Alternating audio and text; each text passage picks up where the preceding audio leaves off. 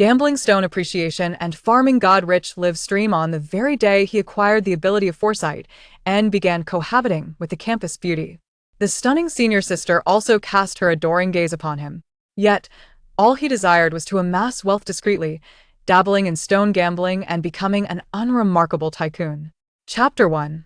I can see through it now. City management is here. Run. Upon hearing these well-meaning warnings, Xiao Xingyun immediately sprang into action, hastily gathering his jade, emerald, and agate artifacts, preparing to flee.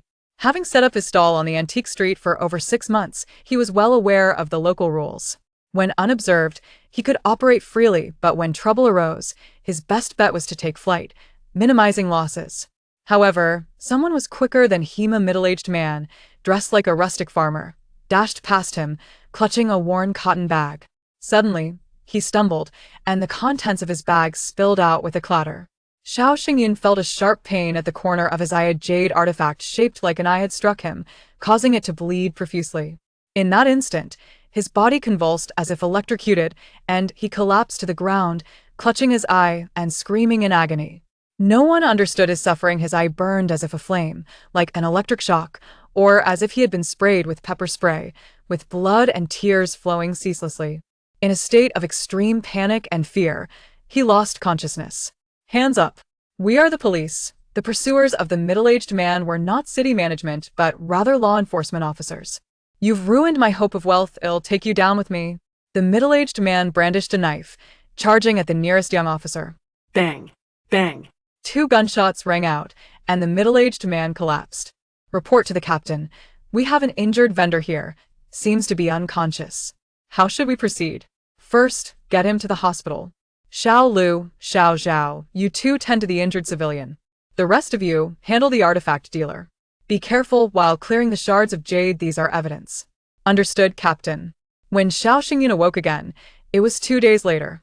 As he opened his eyes, he beheld a young and beautiful nurse attending to his wounds. His cheeks flushed instantly, for in his eyes, the nurse appeared to be clad in nothing at all, her figure ethereal and pure. Who am I? Where am I? What has transpired? Xiao Xingyun, you're awake. Do you feel any discomfort? The nurse asked gently, her demeanor warm. Oh, why the blush? I didn't know you were such a shy man. You certainly are not shy. Your words betray your experience. Rest assured, the police are relieved you can be discharged now. You've been unconscious for 2 days, and Captain Wang was quite worried. The nurse did not elaborate further, swaying her curvaceous figure as she busied herself with his medication. A police officer entered upon hearing the commotion. Xiao Xingyun, you're finally awake. Captain Wang was quite anxious. Oddly enough, you only had a minor injury, yet you were unconscious for 2 days and nights. Hello, officer. What's happening? Just as Xiao Xingyun was about to inquire, he was startled by an even more shocking sight. The middle-aged police officer was also without clothes. This was awkward. Had the wrong scene been broadcast? He found the police officer less appealing than the lovely nurse. The officer succinctly recounted the events leading up to his unconsciousness. Recalling the bizarre circumstances before his fainting spell, he realized that he might have acquired an extraordinary ability of sight. Suppressing his elation, he rubbed his eyes, attempting to control his newfound power and prevent its erratic use. Indeed, it proved effective. Upon glancing at the nurse again, she appeared as she truly was, adorned in a pristine white uniform, even more radiant and beautiful, as if the previous vision had been but a mirage. Nurse, am I truly free to leave? The injury to my eye is no longer a concern, is it? Fortunately, you were brought in promptly. Had it been any later, the wound would have healed on its own. There are no issues now. After 2 days of nutrient injections, the scar is nearly gone. How wonderful. Thank you for your care these past 2 days. Perhaps we could exchange WeChat? I'd like to treat you to a meal when you're off duty as a token of my appreciation. I'd rather not. Your recovery is the greatest affirmation of my work, the nurse replied with a radiant smile, departing with her medication tray to report on Xiao Xingyun's condition. Familiar with rejection, he recognized that many patients likely sought to connect with her. If she declined, so be it. He was accustomed to it. Xiao Xingyun wasn't one to dwell on such matters. Having been single for quite some time, he was quite composed. Half an hour later, after the attending physician's examination, Xiao Xingyun was discharged. No paperwork was required, the police handled everything for him. Earlier, in the hospital room, Xiao Xingyun had already accounted for the contents of his suitcase, finding all his valuable jade, emerald, and agate artifacts intact, albeit in disarray. He felt reassured by the police's professionalism. His rented apartment was not far from the city god temple, chosen for the convenience of his stall, albeit at a steep price, necessitating shared accommodation to afford the expenses of a well-furnished three-bedroom apartment. During the taxi ride, Xiao Xingyun pondered how to monetize his extraordinary vision, not contemplating an immediate move, as he enjoyed a pleasant rapport with his current roommates. One female roommate, Su Qing, was a third-year student at the music academy. Stunning and graceful, she engaged in online live streaming, singing, and dancing, garnering a modest following on the platform. His male roommate worked at an auction house, allowing them to occasionally share insights on high-quality items due to their overlapping interests. Lost in thought, the taxi arrived at the entrance of the community. After scanning the payment, he entered smoothly. Setting up his stall to sell jade and emeralds at the city god temple offered inconsistent income. With good fortune, he could earn 20 to 30,000 a month, yet during lean times he might only make a few thousand. In the bustling city of Shanghai, this income was indeed challenging to sustain. As he opened the door, he heard a terrified scream emanating from Su Qing's room. No help. Landlord, please stop. If you don't, I'll call the police. Chapter 2. A grateful streamer. Xiao Xingyun's heart raced upon hearing this. The landlord was a lecherous old man who often leered at Su Qing and would occasionally intrude into her room under the pretense of inspections, his remarks overtly lascivious and profoundly irritating. Yet, he never anticipated he would dare to act on his impulses. Stop. If you dare lay another hand on her, I will break your legs, Xiao Xingyun shouted, casting aside his suitcase as he charged forward. The door to Su Qing's room was ajar. The landlord had already pinned her to the carpet, intent on his vile intentions. Su Qing screamed desperately, struggling to break free, but the disparity in strength proved insurmountable. Fear contorted her features, tears streaming down her face as she curled up, trembling with dread.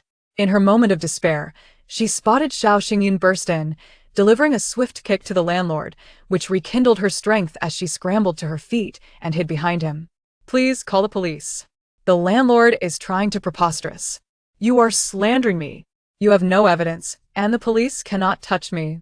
It is you who should prepare to move out. The landlord, brushing himself off, leapt from Su Qing's room and into the living room, his demeanor shifting to one of cunning and malice. An elderly man, likely in his 50s, his skin pale and lined with wrinkles like a withered flower, exuded an air of decay and grease from a life of excess. Move out. Well, see if you can find a place to live with your wealth. But I suddenly recalled something. What is it? The landlord asked, his tone cautious. Since you claim there's no evidence, what would it matter if I kicked you a few more times? With that, Xiao Xingyun abruptly delivered a kick to the landlord once more. You'll pay for this. Just wait. I won't let you have it easy, the landlord retorted, clutching his waist as he fled in disarray. You shan't find peace either. If there were evidence, you'd be behind bars right now. Xiao Xingyun threatened fiercely, regretting that in his haste to rescue, he had not taken the time to record a video. Had he been able to capture the evidence, he could have reported the matter to the authorities without delay. Finally, Su Qing wiped her tears and expressed her heartfelt gratitude to Xiao Xingyun. Thank you.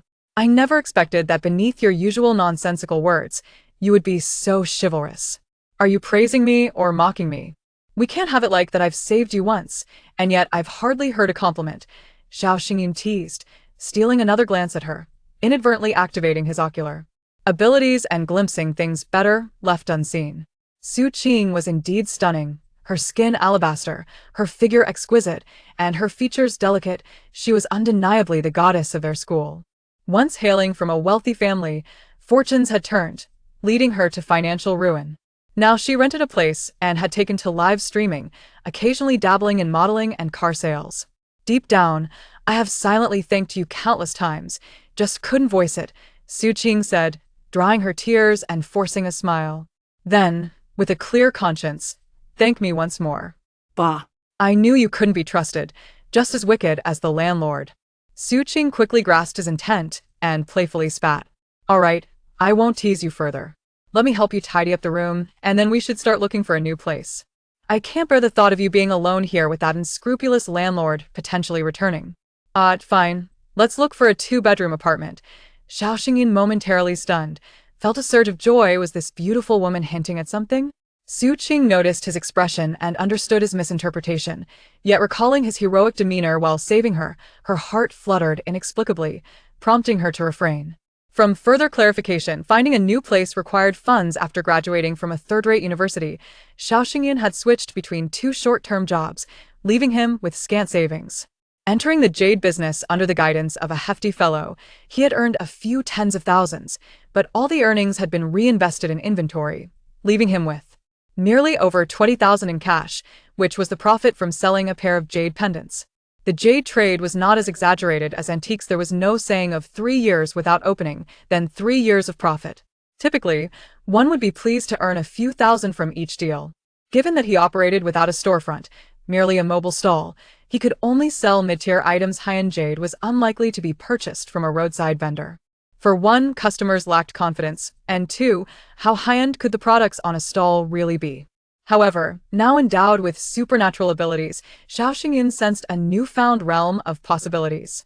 Returning to his room, he began organizing the jade within his box while employing his ocular powers to scrutinize each piece, discovering flaws and imperfections, even hidden markings and damages. Previously, even a somewhat experienced vendor would often misjudge, particularly during initial purchases, having once acquired 2 fake jade items made of milk glass and an overpriced braid jade bracelet.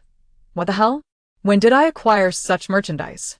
It's all fake. If I hadn't developed this ability, I might have been deceived for much longer. The appearance was too convincing even with a strong flashlight. It remained undetected. Next time I stock up, I must use my powers throughout. After rearranging the jade, Xiao Xingyin took out his phone to search for rental information. Most listings were from agents, rife with deception. Prices listed at 3,000 to 5,000 would vanish upon inquiry, only to be replaced with recommendations for properties costing 8,000 to 9,000, or even over 10,000. After a fruitless round of calls, he contemplated checking local forums for luck when Su Qing knocked and entered. Come on, let me treat you to dinner. We've been living together for 3 or 4 months, chatting often, but we've yet to share a proper meal. Su Qing had changed into a flowing dress, long socks, and short boots, radiating elegance and beauty. You're treating me to dinner? Xiao Xingyin was pleasantly surprised. Had he not saved her today, their relationship would not have been so intimate. Previously, he had been too impoverished to flirt, merely exchanging a few playful remarks, let alone dine together. At times, when she wore revealing outfits, he couldn't bear to gaze at her, for her beauty was too captivating, and he feared crossing a line. At most, he would be a typical viewer in her live stream, enthusiastically shouting 666 while sending small gifts. Zhang Hao, another male roommate, had shown interest in Su Qing, attempting to woo her discreetly, but had been rebuffed on several occasions. Putting on his shoes, Xiao Xingyin followed Su Qing out. How long had it been since he dined with a woman? He certainly did not wish to bring along Zhang Hao, the proverbial third wheel. Since graduating from university, Xiao Xingyin had been single, and now, with a chance to change that, especially with a stunning beauty at his side, he felt a thrill of excitement. Chapter 3. Earning a few thousand. After dinner at a Chinese restaurant adjacent to their complex, the two ordered a couple of dishes and a soup, engaging in casual conversation to learn more about each other's backgrounds. Su Qing's family resided in the Jiangsu Zhejiang region. Her father was a small real estate developer who had either encountered bad luck or been set up, investing his entire fortune in a piece of land that later proved problematic, leaving him buried under a mountain of debt and ultimately leading to the family's financial ruin. Now, Su Qing earned a monthly income of 50,000 to 60,000, which, aside from covering her daily expenses, also went towards repaying her parents' debts. Conversely, Xiao Xingyin's family background was rather straightforward. A so-called phoenix man emerging from the mountains, he graduated from a third-rate university with an older sister already married, and found that conventional jobs offered meager pay. With the support of his hefty mentor, he ventured into the jade trade as a vendor. Post-dinner, Xiao Xingyin and Su Qing felt a newfound familiarity. They had transitioned from mere roommates to something resembling friends. On the way to the music academy, Xiao Xingyin pointed to a nearby lottery shop. I'm thrilled to have properly met you today. I feel incredibly lucky and want to buy a few lottery tickets to test my fortune, Su Qing reproached him playfully. Oh please, I feel utterly unlucky. Where's the fortune in that? However, I've never bought a lottery ticket. Shall we give it a try? As they chatted, they entered the lottery shop. It was already past 8 in the evening, and sales for that day's double color ball and super lotto had ceased, but instant lottery tickets were still available. How does this work? I have no idea, Su Qing remarked, her curiosity piqued as she explored the shop, whispering questions. It's all about luck. There are no tricks. Let's try the scratch-off tickets. They reveal results quickest. Just pick a few and scratch them off right away. Sounds good. I'll buy 2. I want to choose the ones that catch my eye, Su Qing replied, sifting through the array of scratch-off tickets to find those that appealed to her. At that moment, the store was busy with 5 or 6 customers, and the middle-aged shopkeeper glanced at Xiao Xingyun and Su Qing, uninterested as long as they didn't damage the tickets or scratch them prematurely. While Su Qing selected her tickets, Xiao Xingyun discreetly activated his ocular abilities, examining all the scratch-off tickets in the store. Indeed, the advertised grand prizes of 100,000, 200,000, or 300,000 were nothing but a ruse. The largest winning amount was merely 1,000, and only 3 tickets bore that prize. There were, however, over a dozen tickets offering a 200 yuan prize, with many more at 5 or 10 yuan. Most tickets simply bore the message, "Thank you for participating." Su Qing selected 2 lottery tickets that caught her eye. With his X-ray vision, Xiao Xingyun discovered that one ticket was merely a thank you for participating, while the other won 10 yuan. However, each scratch card cost 10 yuan, meaning that if purchased, it would undoubtedly result in a loss. Xiao Xingyun stopped her and advised, "Today your luck seems to be lacking, but mine is favorable. Trust me, let's exchange these 2. Perhaps fortune will smile upon us." The tickets he recommended included one with a prize of 200 yuan and another worth 1,000 yuan, not too extravagant. I am well-read, so do not attempt to deceive me, Su Qing replied skeptically, yet she acquiesced to Xiao Xingyun's persuasion and exchanged her tickets. To enhance the excitement of the lottery experience, she insisted on paying herself, scanning the QR code to give the proprietor 20 yuan, and then eagerly began to scratch. While she was occupied with her tickets, Xiao Xingyun discreetly pocketed the 2 tickets that promised a 1,000 yuan reward. In today's society, prizes of 1 to 2,000 yuan are hardly noteworthy and seldom draw attention from others. However, to ensure a balanced approach, Xiao Xingyun selected 3 additional thank you for participating tickets. Ah, I've won 200 yuan. Xiao Xingyun, come quickly and see. Su Qing's exuberant exclamation captured the attention of other customers in the store. Moreover, Su Qing's striking beauty drew the gaze of several older gentlemen who approached to express their admiration, stealing furtive glances at her. I told you today would be lucky. Keep scratching, who knows, you might hit the jackpot again, Xiao Xingyun encouraged, holding the 5 tickets he had purchased. Yes, yes. You come over and help me scratch, my fingers are sore, Su Qing responded excitedly, making space for Xiao Xingyun to join in the fun. As she leaned down, the revealing nature of her attire nearly left Xiao Xingyun dizzy. He resolved to gently remind Su Qing in the future to dress more modestly, ensuring she was adequately covered to deter prying eyes. Oh my, could it be another win? The pattern is identical to the one for the 1,000 yuan. Xiao Xingyun, pinch me to see if I'm dreaming. Reluctant to pinch, it might hurt too much. A gentle rub will suffice. How annoying, with so many people around. As a popular online streamer, Su Qing was accustomed to playful banter, yet in reality, she maintained a certain decorum, blushing at her own bold words. After all, with such advanced technology, she was well aware of the implications. Xiao Xingyun won 2 additional small prizes of 1,000 yuan, and eventually, the 3 remaining tickets yielded only thank you for participating, alleviating the concerns of the onlookers. Prizes of up to 1,000 yuan could be redeemed immediately within the store. Thus, Xiao Xingyun and Su Qing left, one redeeming 1,200 yuan and the other 2,000, both in high spirits. What luck these young lovebirds have! How curious could it be that today's scratch cards are extraordinarily generous. Boss, give me 20 tickets. I wish to test my fortune too. Su Qing was exuberant, shedding any remnants of gloom, laughing and chatting merrily until they reached the gates of the music academy. Thank you for today, I had a wonderful time. When you have the chance, do come visit me at the academy. And remember, let's keep in touch about any good housing options. Certainly, I will. As she entered the music academy, Xiao Xingyun turned to leave. Seizing the opportunity before the nearby lottery shop closed, he swiftly collected 2 or 3 winning tickets worth 1,000 yuan from each establishment, accumulating a total of over 15,000 yuan. Hey, little brother, our company is hosting a small jade auction the night after tomorrow. Would you be interested in participating? There are both open and sealed bids, ranging from a few thousand to several million. I can't afford that. Let's talk when I've struck it rich. Come on, you're being too modest. I've heard that those who run shops often earn less than street vendors. To be frank, this is a company initiative. We need to bring in more people to liven up the event. I knew it. If something good were to happen, it certainly wouldn't involve me. Unless I win the lottery, what's the point of just adding to the numbers?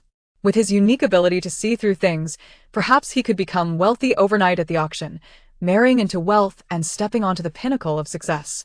Please do me a favor. If you have any friends who might also be interested, feel free to bring them along. I'll call you tomorrow afternoon to confirm. Fine. In light of your earnest request, I shall agree. But remember, you owe me a favor. Get lost. Chapter 4. The grand prize. The following day, Xiao Xingyun wandered through 12 streets, yet he failed to uncover a single grand prize exceeding 100,000. Even the minor winnings of 1 or 2,000 did not entice him. He was apprehensive that frequent wins might draw unwanted attention. Was it possible that his path to prosperity through his clairvoyant vision was fraught with obstacles? Doubt began to creep into Xiao Xingyun's mind. With half a year of experience in jade and jadeite under his belt, he was convinced that within this realm lay abundant opportunities for wealth. Yet he found himself hindered by a lack of initial capital. Just as he was on the brink of despair, he stumbled upon a small shop at the entrance of a vegetable market, where he finally spotted a substantial scratch-off ticket boasting a winning amount of 300,000.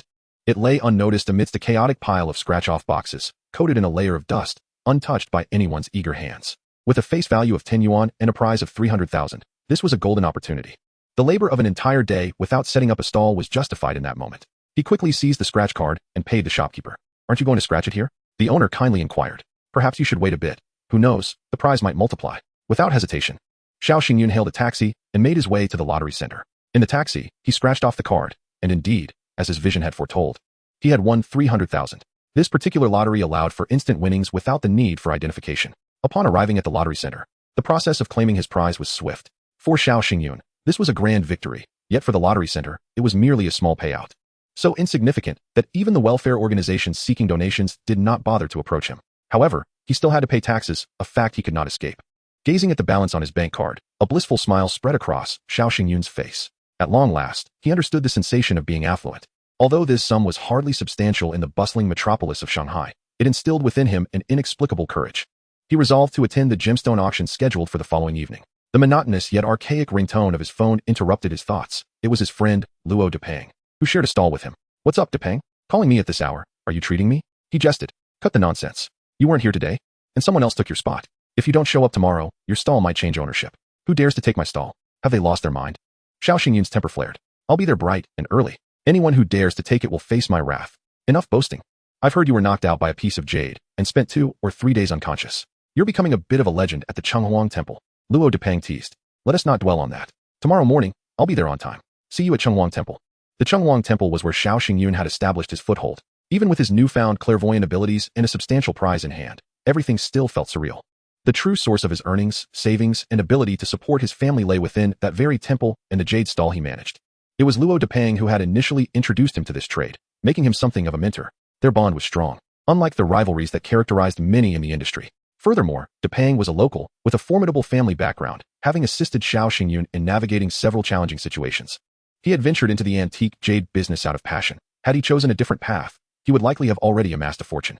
Upon returning to his rented room, Xiao Xingyun noticed his landlord's ominous gaze as he patrolled the premises, harboring an intense animosity that suggested he might evict him at any moment. This elderly man had acquired several properties following a demolition and had divorced his original spouse, leaving him alone with his children abroad. Thus, even if there were insinuations involving Su Qing, they were merely circumstantial, and Xiao Xingyun had no grounds to confront him physically, for an impulsive act could lead to dire consequences. Understanding the situation, Xiao Xingyun resumed his search for housing on online forums, hoping to find a suitable place without incurring agency fees. A night passed in silence, and the next morning, Xiao Xingyun arrived at the Chenghuang Temple Antique Market, dragging his suitcase. Since he lived nearby, he arrived early, and at that hour, the market was still relatively quiet.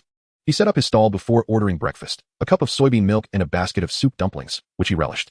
After a while, Luo Depeng arrived, also dragging a suitcase. His large, robust frame raised concerns about his health. "Ah, brother, you finally made it. Are you all right? I heard you were hospitalized after being knocked out." He greeted cheerfully. "It was just a minor incident. Let us not dwell on it. By the way, there's a gemstone auction tonight featuring jade and jadeite raw stones. There's no entry barrier, and a few friends have extra invitation slots. Interested in joining? Betting on stones? An auction? Wow, brother, you've really stepped into the big leagues. Of course I'm in. Let me tell you, I've always dreamed of betting on stones. Today might just be my lucky day." As he spoke, he pulled a washed apple from his suitcase and presented it to Xiao Xingyun like a prized possession. Xiao Xingyun graciously accepted the offering. It was a delicious, authentic Fuji apple. Soon after, other stall owners began to arrive. Given the flexibility of the stalls, it was essential to arrive early. Otherwise, they risked losing their spots. Xiao Xingyun polished the jade he had displayed with oil, enhancing their sheen and luster. At that moment, a burly man approached, his heavy regional accent evident as he bellowed at Xiao Xingyun. "You've taken my stall. I was here yesterday. Get out of my way, or I'll slap you silly." Xiao Xingyun's anger flared at the audacity of the man. "How dare you shout at me? Do you have any idea how I've grown up? I hail from a small village where I've faced countless friendly rivalries among peers. Standing at 1.80 meters and sporting six-pack abs. Can you see that? No? Well, that's understandable. Say that again, and I'll teach you some manners. You've got the gall to claim this spot. I've been here for a year. Who do you think you are?" Xiao Xingyun, with his handsome and cultured demeanor, appeared easy to intimidate while seated. Yet when he stood, his stature was imposing enough to momentarily quell the burly man. "I don't care how long you've been here. I was here first yesterday, and I will be here today. If you don't let me set up, I'll cause enough trouble so you can't make a single sale." The burly man, equally imposing, squeezed between Xiao Xingyun and Luo Depeng, dumping his wares haphazardly and hollering, "Big discounts, big clearance, all authentic Hitian jade. Today's lowest prices. If you pay more than a dime, slap me." Xiao Xingyun glanced at the pile of goods and nearly laughed. "Seriously? Just a few pieces of Qinghai stone and some Korean material. The rest is all counterfeit glass. You dare call this authentic Hitian jade? Today, I shall show you the righteous fist of a fine young man from Huaxia." Chapter 5. Your uncle will always be your uncle. The two men had initiated a challenge, leaving onlookers dumbfounded. Luo Depeng and the neighboring stall owners rallied to support Xiao Xingyun, but the foreign burly man remained resolute, intent on making his mark. Luo Depeng exchanged glances with Xiao Xingyun, silently asking if they would confront the man. Before long, an elderly gentleman appeared, resembling a retired cadre, his hair white yet youthful, exuding an extraordinary presence. He immediately took a liking to the jade guanyin pendant positioned by Xiao Xingyun. This piece, made from Russian jade, was palm-sized, featuring a delicate texture in a white, lustrous hue with a faint oily sheen. Although it fell short of the genuine Hitian jade by a considerable margin among ordinary gemstones, it could be regarded as a prized centerpiece, a treasure worthy of a street vendor's display. "Young man, how much for this Russian jade guanyin?" The elderly gentleman inquired with a warm smile. It was evident he was an informed customer, as he directly identified the type of jade, effectively safeguarding himself against exorbitant pricing by the vendor. It's overpriced. In today's market, it's worth at most 20,000. The old man's negotiation indicated his genuine intent to purchase. Otherwise, he would not have bothered to haggle.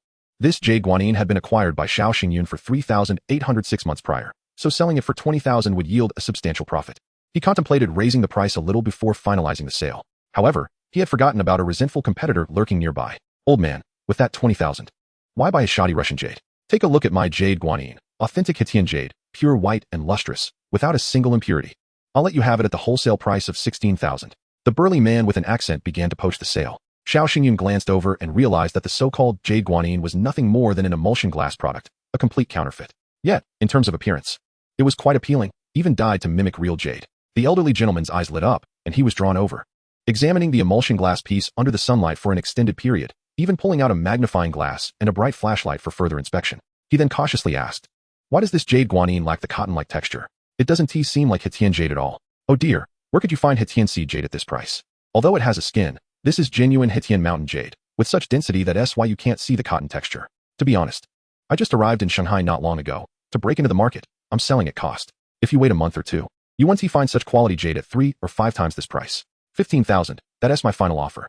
If you agree, we have a deal. If not, then forget it." The old man, a mere amateur jade enthusiast, was easily swayed by the man's ruse.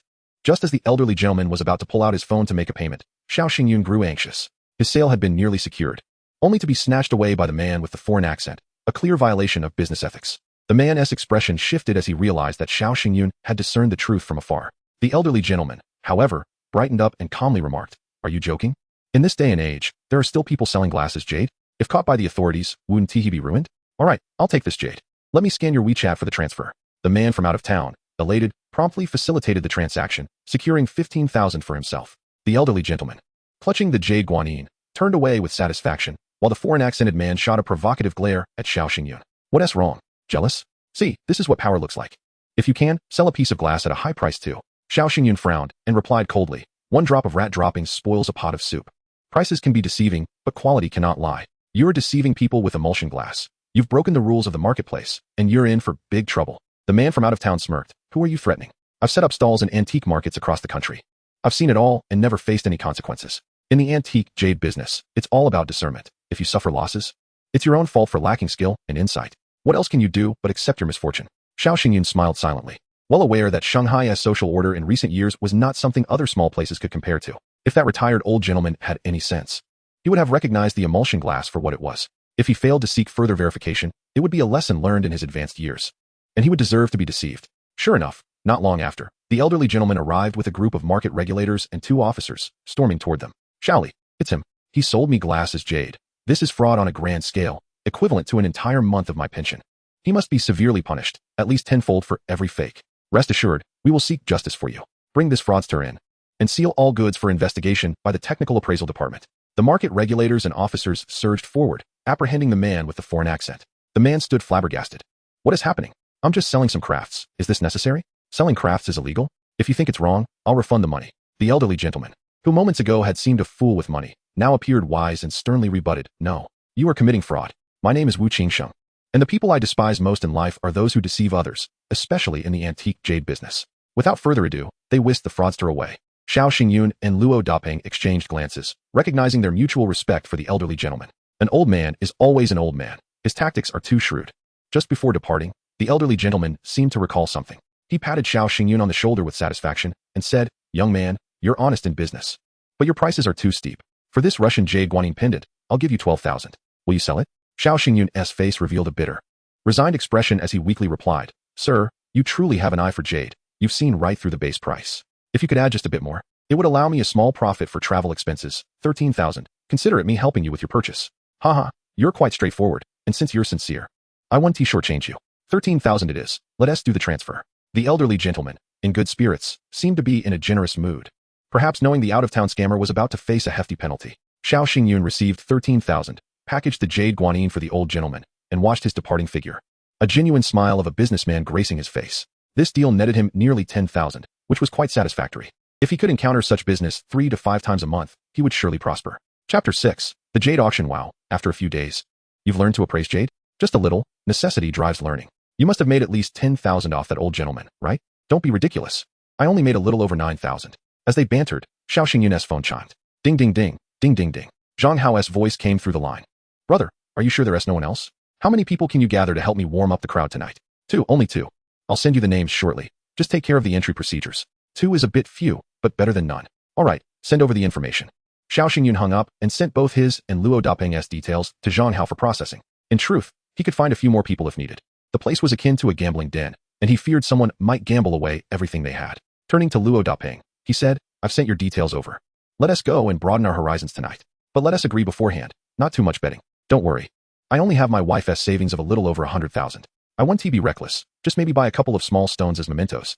Luo Dapeng assured him. A few hours later, Xiao Xingyun completed several small transactions, selling a jade piece pendant, a jade ring, and a Qinghai jade Buddha pendant, netting just over 1,000, which paled in comparison to the earlier larger transaction. As dusk approached, he finally packed up by 7:30 p.m., ready to enter the auction. When Xiao Xingyun and Luo Pengzi arrived, others were already registering to enter. Upon entry, they displayed their identification and provided their phone numbers. The security personnel assigned them seat numbers and allowed them to proceed. Luo Pengzi's real name was Luo Dezhao, but due to his considerable girth, consistently weighing around 200 pounds, he was affectionately dubbed Luo Dapeng or Luo Pengzi by those who knew him, with few addressing him by his true name. Xiao Xingyun and Luo Pengzi enjoyed a good rapport in the antique market, having previously learned from him the ways of setting up stalls and sourcing goods. Thus he considered Luo a semi-mentor. Whenever there was something worthwhile, he would summon Luo to accompany him. Otherwise, in such circumstances, it would be more profitable for Xiao Xingyun to discreetly amass wealth on his own. The auction hall on the first floor was resplendent with lights. The auction items meticulously numbered and displayed in designated areas, with staff present to oversee and allow customers to take photographs and conduct on-site appraisals. The piece d'arrestance of the auction was the 10 large jadeite rough stones, but they were to be sold via silent bidding. Each rough stone was accompanied by a concealed starting price and a semi-enclosed box, into which one could only submit a slip of paper with their bid. Once the open bidding concluded, the staff would tally the silent bids, awarding the one with the highest bid the corresponding item. My heavens, these are jadeite rough stones. This one is enormous, weighing at least 200 to 300 pounds, heavier than I am. Can you guess the starting price? 35 million. I couldn't afford it even if I sold my house. Luo Pengzi exclaimed, wide-eyed as if he had just entered a grand paradise, astonished by everything around him. Xiao Xingyun, with a sense of exasperation, cautioned, please refrain from shouting. I have eyes, I can see. We have no chance with those silent bids.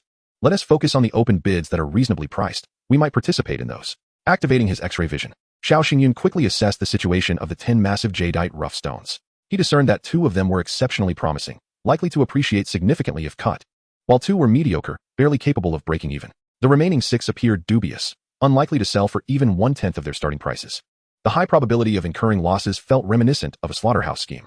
Frowning, Xiao Xingyun pondered this, yet as it was his first time attending such an auction, he was uncertain of the typical market conditions and dared not jump to conclusions. In the area designated for open bids, Xiao Xingyun began his inspection from item number 1, slowly progressing backward, jotting notes in a small notebook he carried, using special symbols to mark the rough stones he deemed likely to experience substantial appreciation. In addition to jadeite rough stones, he was surprised to find some raw jade stones. The gamble associated with jade was less pronounced, but certain thick-skinned pieces still held ambiguity, requiring high skill to determine their potential for appreciation or depreciation. The auction was scheduled to commence at 8:30 and conclude by 9:30. The remaining half hour would be allocated to addressing any unsold items, which could be directly purchased at bid prices. Look ahead. There's an incredibly beautiful woman. A true femme fatale. My goodness, just one glance at her makes this trip worthwhile. Luo Pengzi exclaimed, eyes bulging as he fixated on a particular area, nearly drooling. Xiao Xingyun's eyes lit up as well. The woman was fair-skinned, stunningly beautiful, and exuded an extraordinary aura. Countless men present were captivated by her presence, their expressions blank as they fell under her spell. Accompanying her were a female assistant and a male bodyguard, all clad in high-end designer attire, which Xiao Xingyun recognized solely from luxury advertising magazines. He confirmed that she was a goddess beyond his reach, rumored to be Gu Qingqing, the daughter of a prestigious family in the capital who was purportedly preparing to venture into the jade and stone business. This seemed to validate the rumors, as several young members of the Gu family had already publicly participated in similar auctions. Given the rampant speculation in the antique market, which had reached a bottleneck, their transition into the realm of jade and gemstone jewelry was understandable. However, the appearance of the Gu family's daughter at the Qing's jewelry auction might signal a potential collaboration between the two major factions. Gu Qingqing lingered only briefly in the silent bidding area, yet her presence drew a throng of admirers, akin to a celebrity, making it nearly impossible for outsiders to approach. Xiao Xingyun was disinclined to join the commotion. A distant glance sufficed. He feared that a closer inspection, especially with his X-ray vision, would lead to embarrassment. He scrutinized items from number 1 to 500, all of which were jade and raw stone pieces, with some weighing dozens of pounds, and others merely 2 or 3. After item 500, he was surprised to find finished sculptures and ancient jade pieces. The quality of the finished products depended on both the material and the skill of the sculptor, typically found in jewelry store displays rather than auction houses.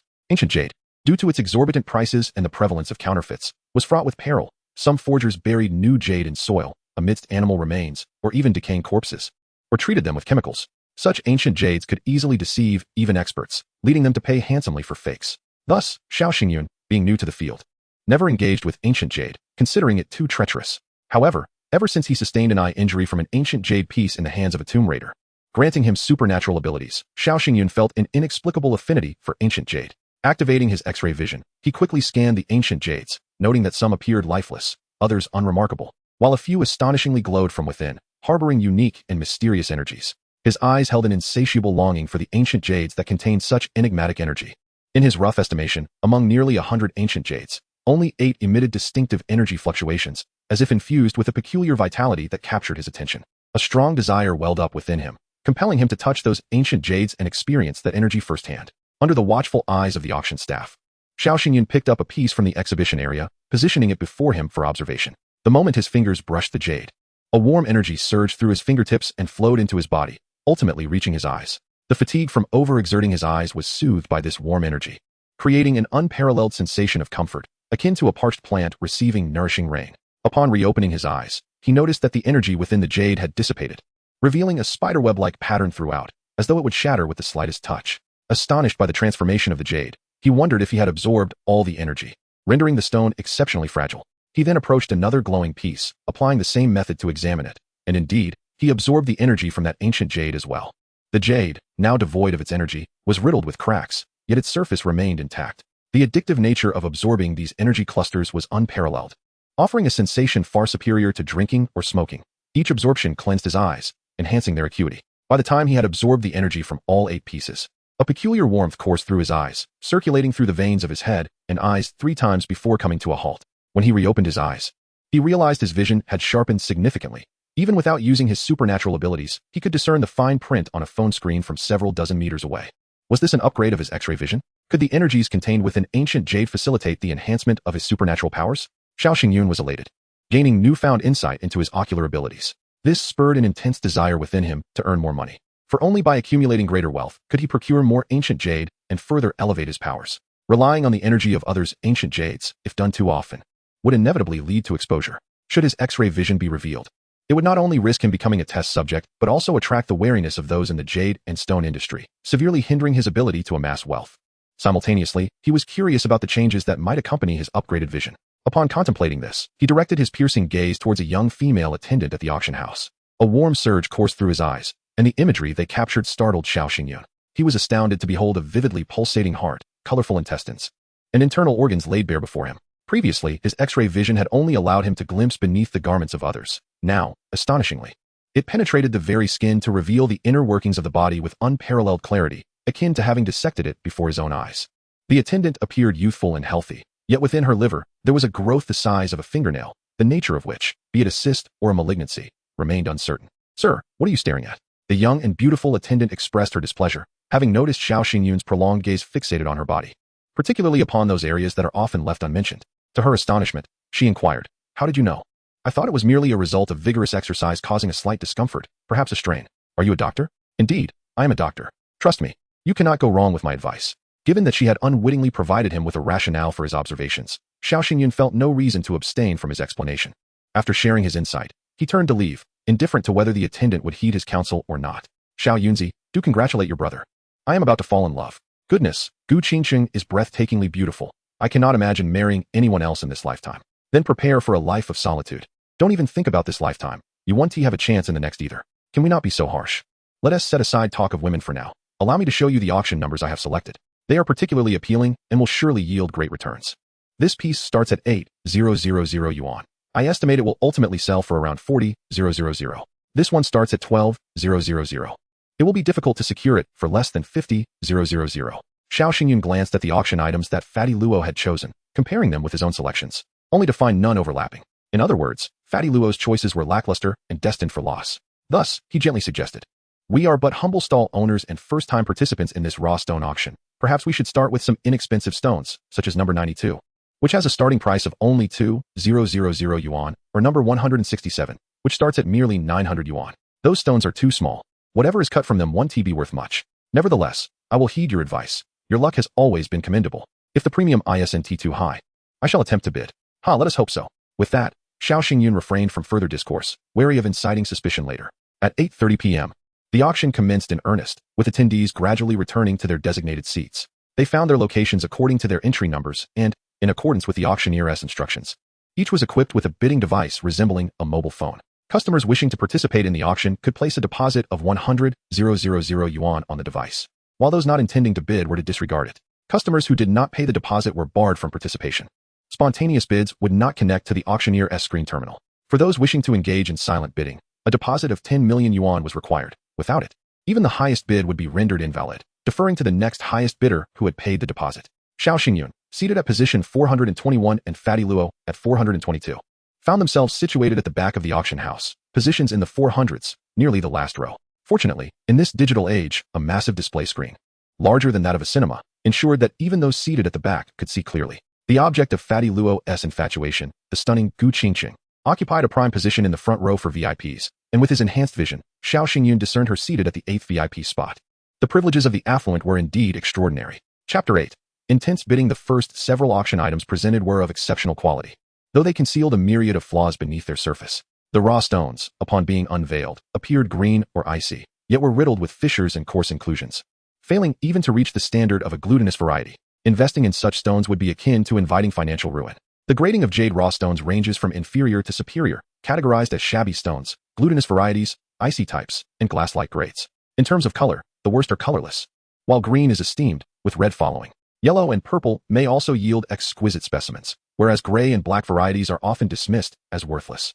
The final auction price typically ranges from 3 to 5 times the starting bid. For instance, a lot starting at 1,000 yuan often concludes between 3,000 and 5,000 yuan. Rare pieces with exceptional appearance, or those that incite fervent competition, may see premiums of 8 to 10 times their starting price.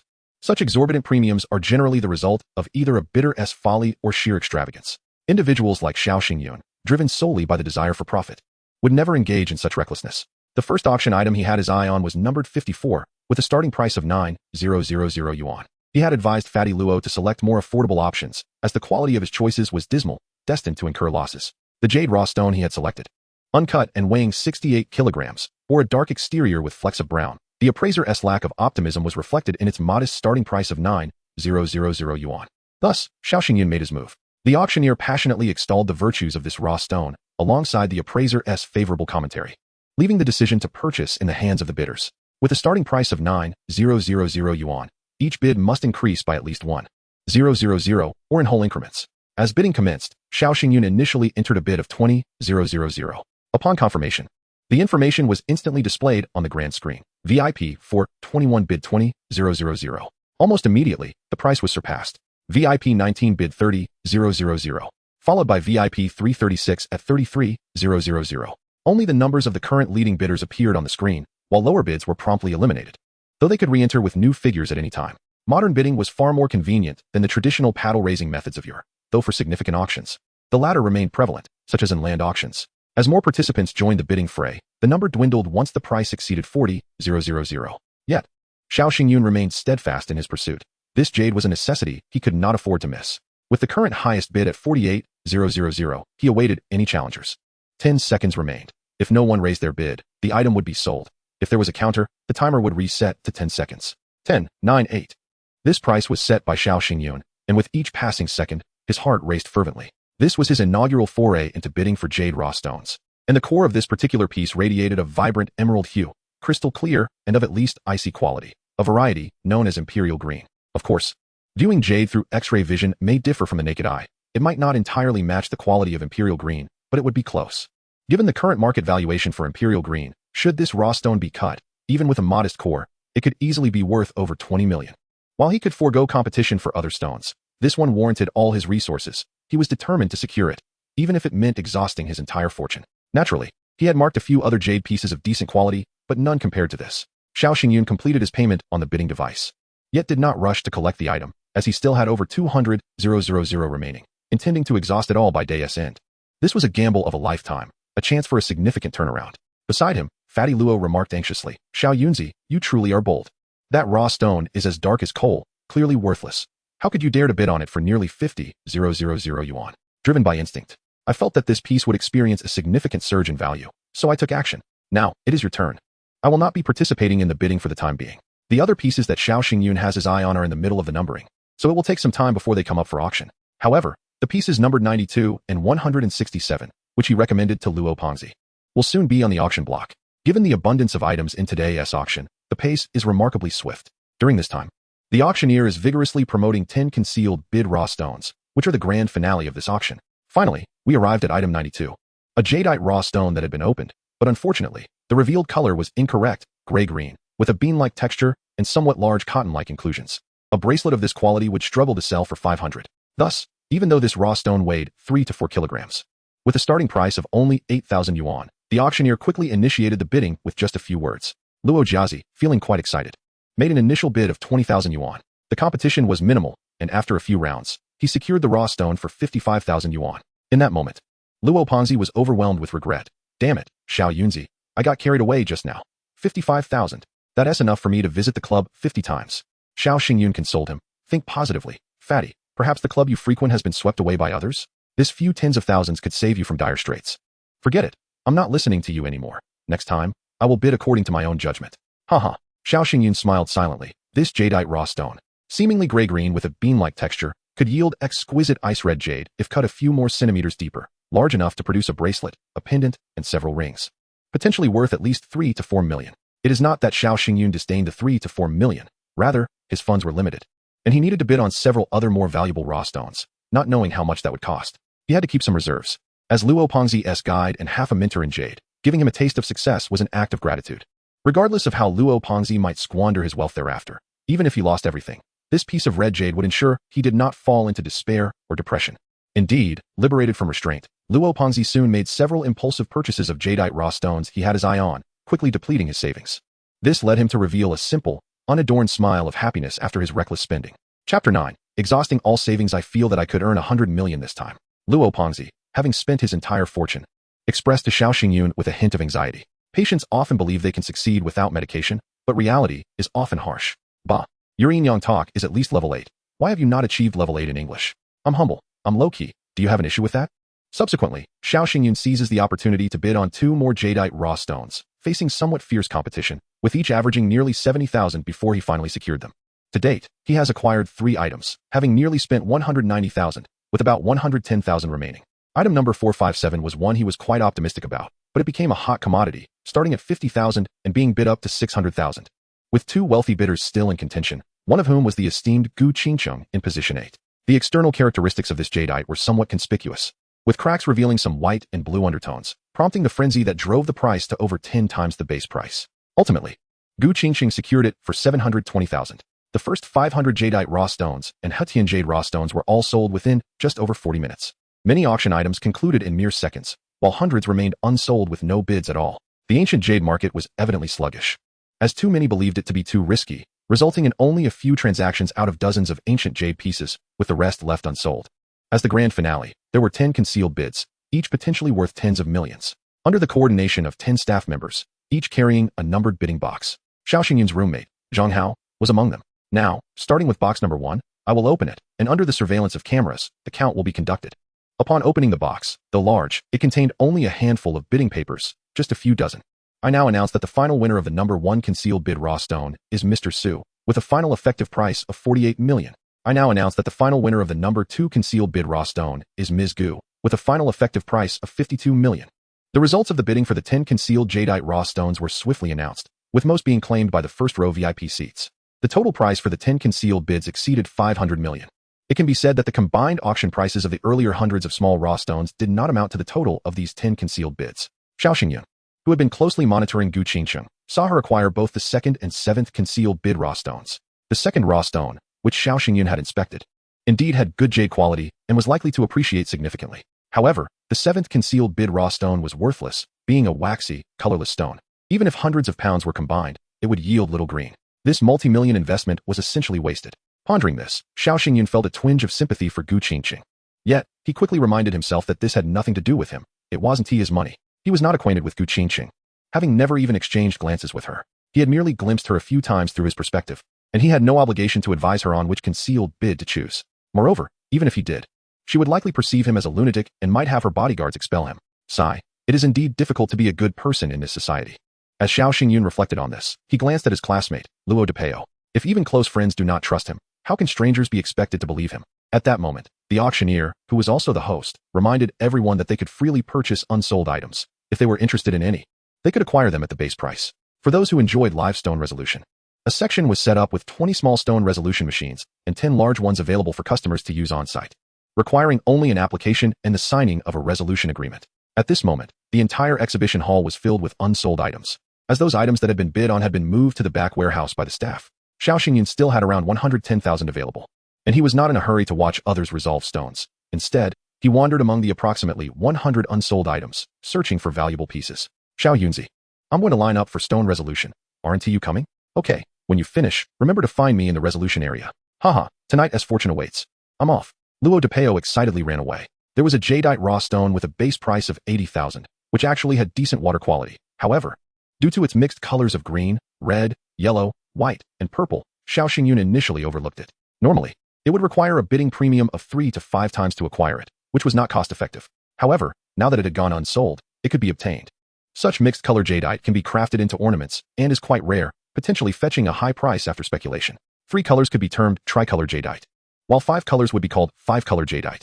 To be frank, tricolor jadeite is common, but 5-color jadeite is extremely rare, especially in such a large piece with all colors mixed together, making it even scarcer. It is possible that during the public stone resolution, This seemingly unwanted unsold raw stone might elevate him into the millionaire club. Without hesitation, Xiao Xingyun acquired this 5-color jadeite raw stone, completed the payment, and received a purchase certificate. The staff informed him that he could combine it with other items he had won. Xiao Xingyun nodded in agreement, then hurried towards the next opportunity. Why is it called Little Leak? Because it is a piece of rough jade weighing several dozen kilograms, but its skin is excessively thick, and the color lies somewhere between a deep red and a golden speckled surface, which appears quite peculiar, leading many to believe it is fake. Beneath the thick, deceptive skin, it is impossible to discern the true color of the jade beneath, whether it is white, green, black, or yellow, is entirely indiscernible. Who would dare to acquire it? Its base price is set at 50,000. Should Xiao Xingyun wish to purchase it, his expenditures today would soar to nearly 320,000, exhausting all his savings, even requiring him to transfer his pocket money from Alipay to make ends meet. Although he possesses a lottery winning of 300,000, 20% must be paid in taxes. Utilizing his discerning eye, he examined the rough jade stone once more, revealing that within, there lay a jadeite of exquisite, fine, and creamy quality, potentially reaching the level of mutton fat jade. Acquiring it for 50,000 could yield returns of 100-fold. This piece of rough jade, I am betting on it. I am all in. The deposit from the auction had already been refunded, and after transferring his pocket money to his bank account, he managed to scrape together the 50,000.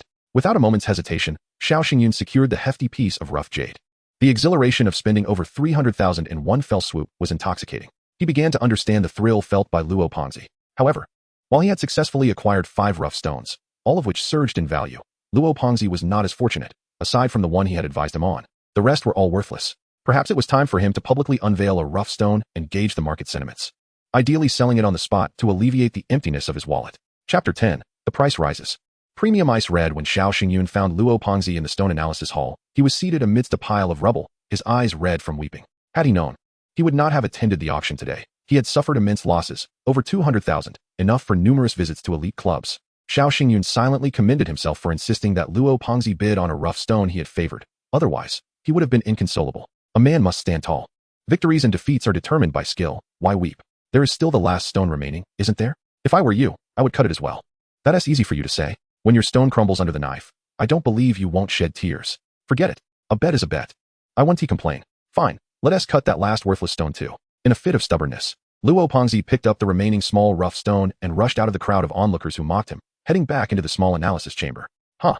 This poor fellow, having invested hundreds of thousands, all down the drain. But his mindset is poor. He clearly lacks experience. To cry out loud in public. What can he expect? When I was gambling in Myanmar, I lost over 10 million without flinching.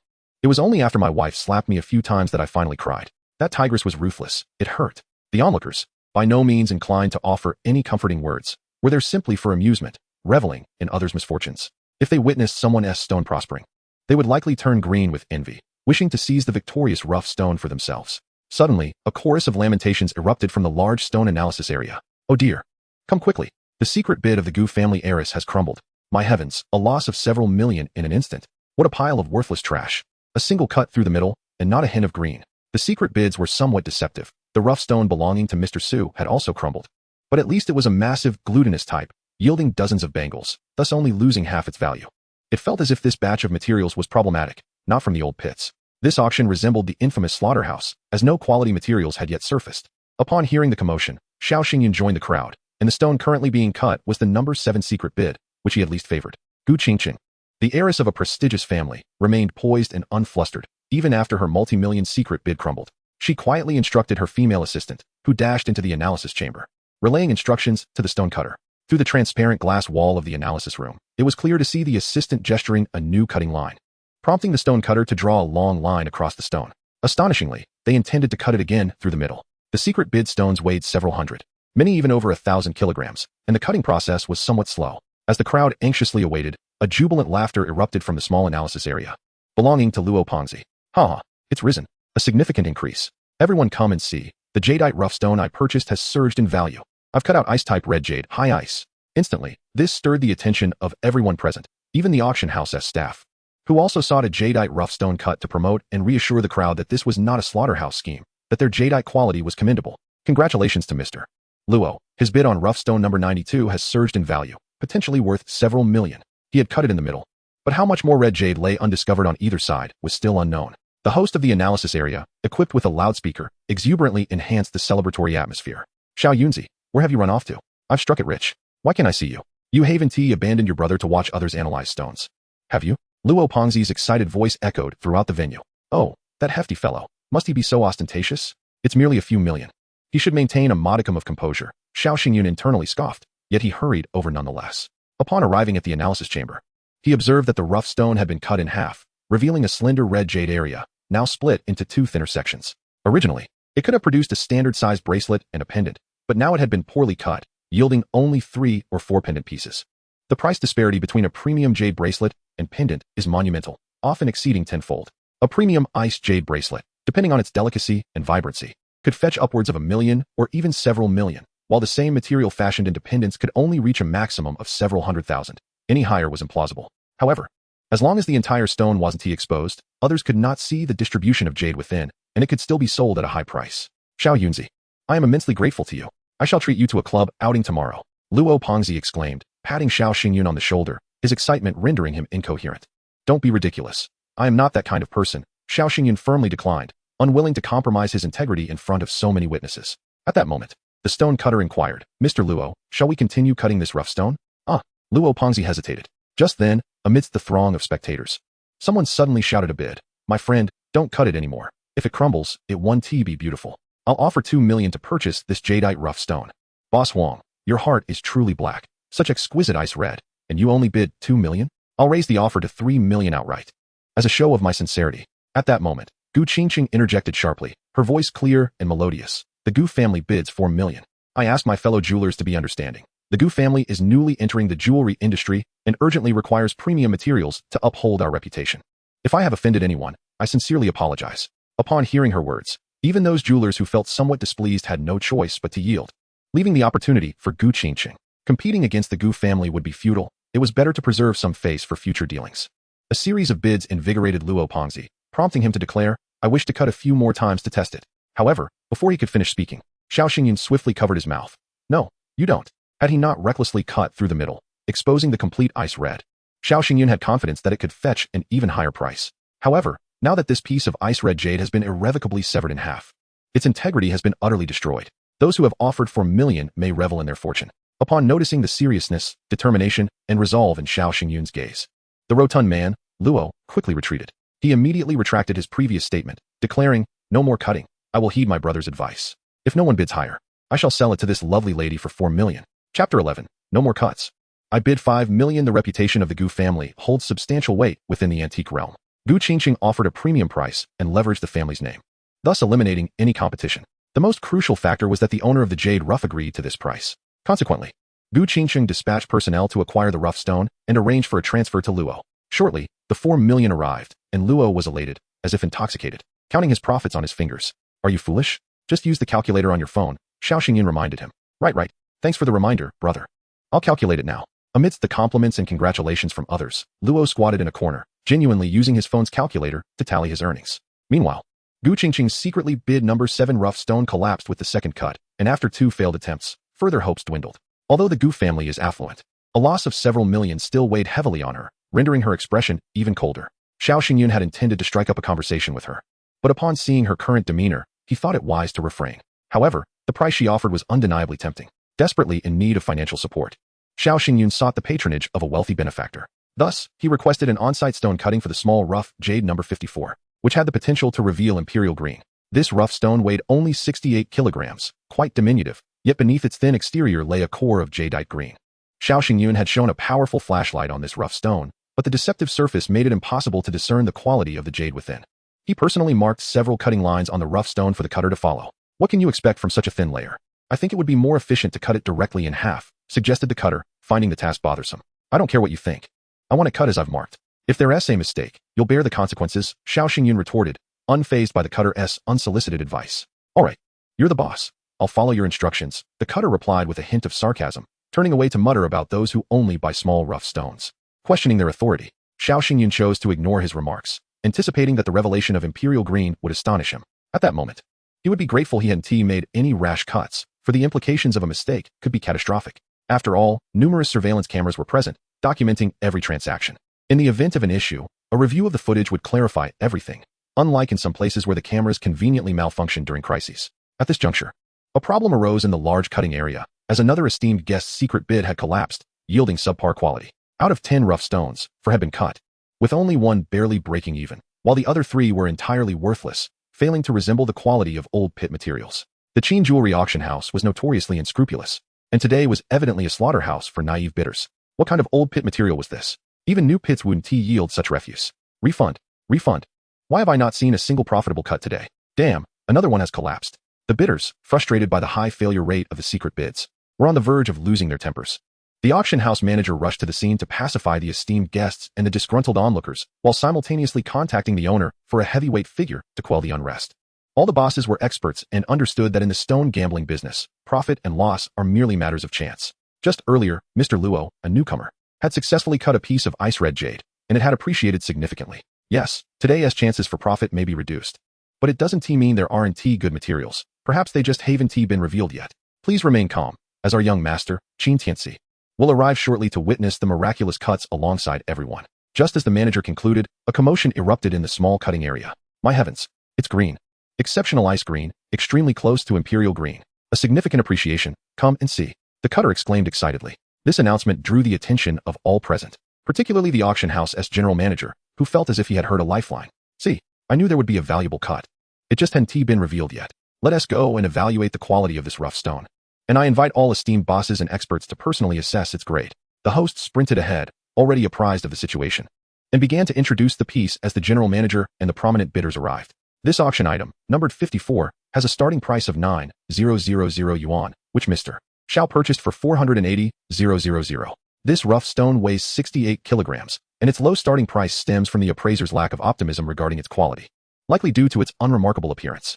The bidding process was not competitive, indicating the appraiser's evaluations were indeed accurate. By the way, I'd like to take this opportunity to interview Mr. Xiao. What considerations led you to bid on this rough stone? The host held the microphone in front of Xiao Xingyun. Xiao glanced at the crowd, unfazed by their scrutiny. The more spectators, the fiercer the competition would become, ultimately driving the final sale price higher. Mr. Xiao, your luck is astonishing, the host exclaimed, addressing not only Xiao but the audience. Indeed, it seems you've struck it rich, muttered the crowd, realizing the ice green's superior quality compared to the previously cut ice red, larger, more valuable. You've hit the jackpot. This green piece will be worth millions once fully revealed. In their eagerness to listen to the host's praise, they momentarily forgot about the cutter still at work. Would he cut another window? Stop cutting. I'll offer 5 million. One of the jewelry tycoons interjected. Patience. Since the cut has begun, it must be completed. Stopping midway is not my style, Xiao Xingyun declared resolutely. Huh, youngster, though you're not old. You drive like a seasoned pro. I admire you, chuckled a middle-aged man, grinning widely. Drive? I'm merely stating facts. Just then, the cutter shouted excitedly. It's green again. Ice green, double-sided. This cut will appreciate at least threefold compared to the last one. Chapter 12. Cut, cut, cut. Appreciate, appreciate. Appreciate. The first bid was at 5 million, and if the second cut appreciates threefold, it could reach at least 15 million. The cutter may not have had the sharpest eye, but after cutting numerous jade rough stones, he was well aware of the market's dynamics. The cameras in the cutting room zoomed in, ensuring everyone could see the double-sided cut clearly. Indeed, it is a piece of exquisite ice green jade, barely qualifying as Xinjiang green. However, the color distribution is somewhat uneven. Overall, it still falls short of the standard of imperial green. 15 million, I shall take it. Mr. Xiao, what are your thoughts? Gu Qingxing suddenly interjected, this time proactively offering a high price without waiting for others to bid, seizing the opportunity. Before Xiao Xingyun could respond, other jewelers beside them gasped.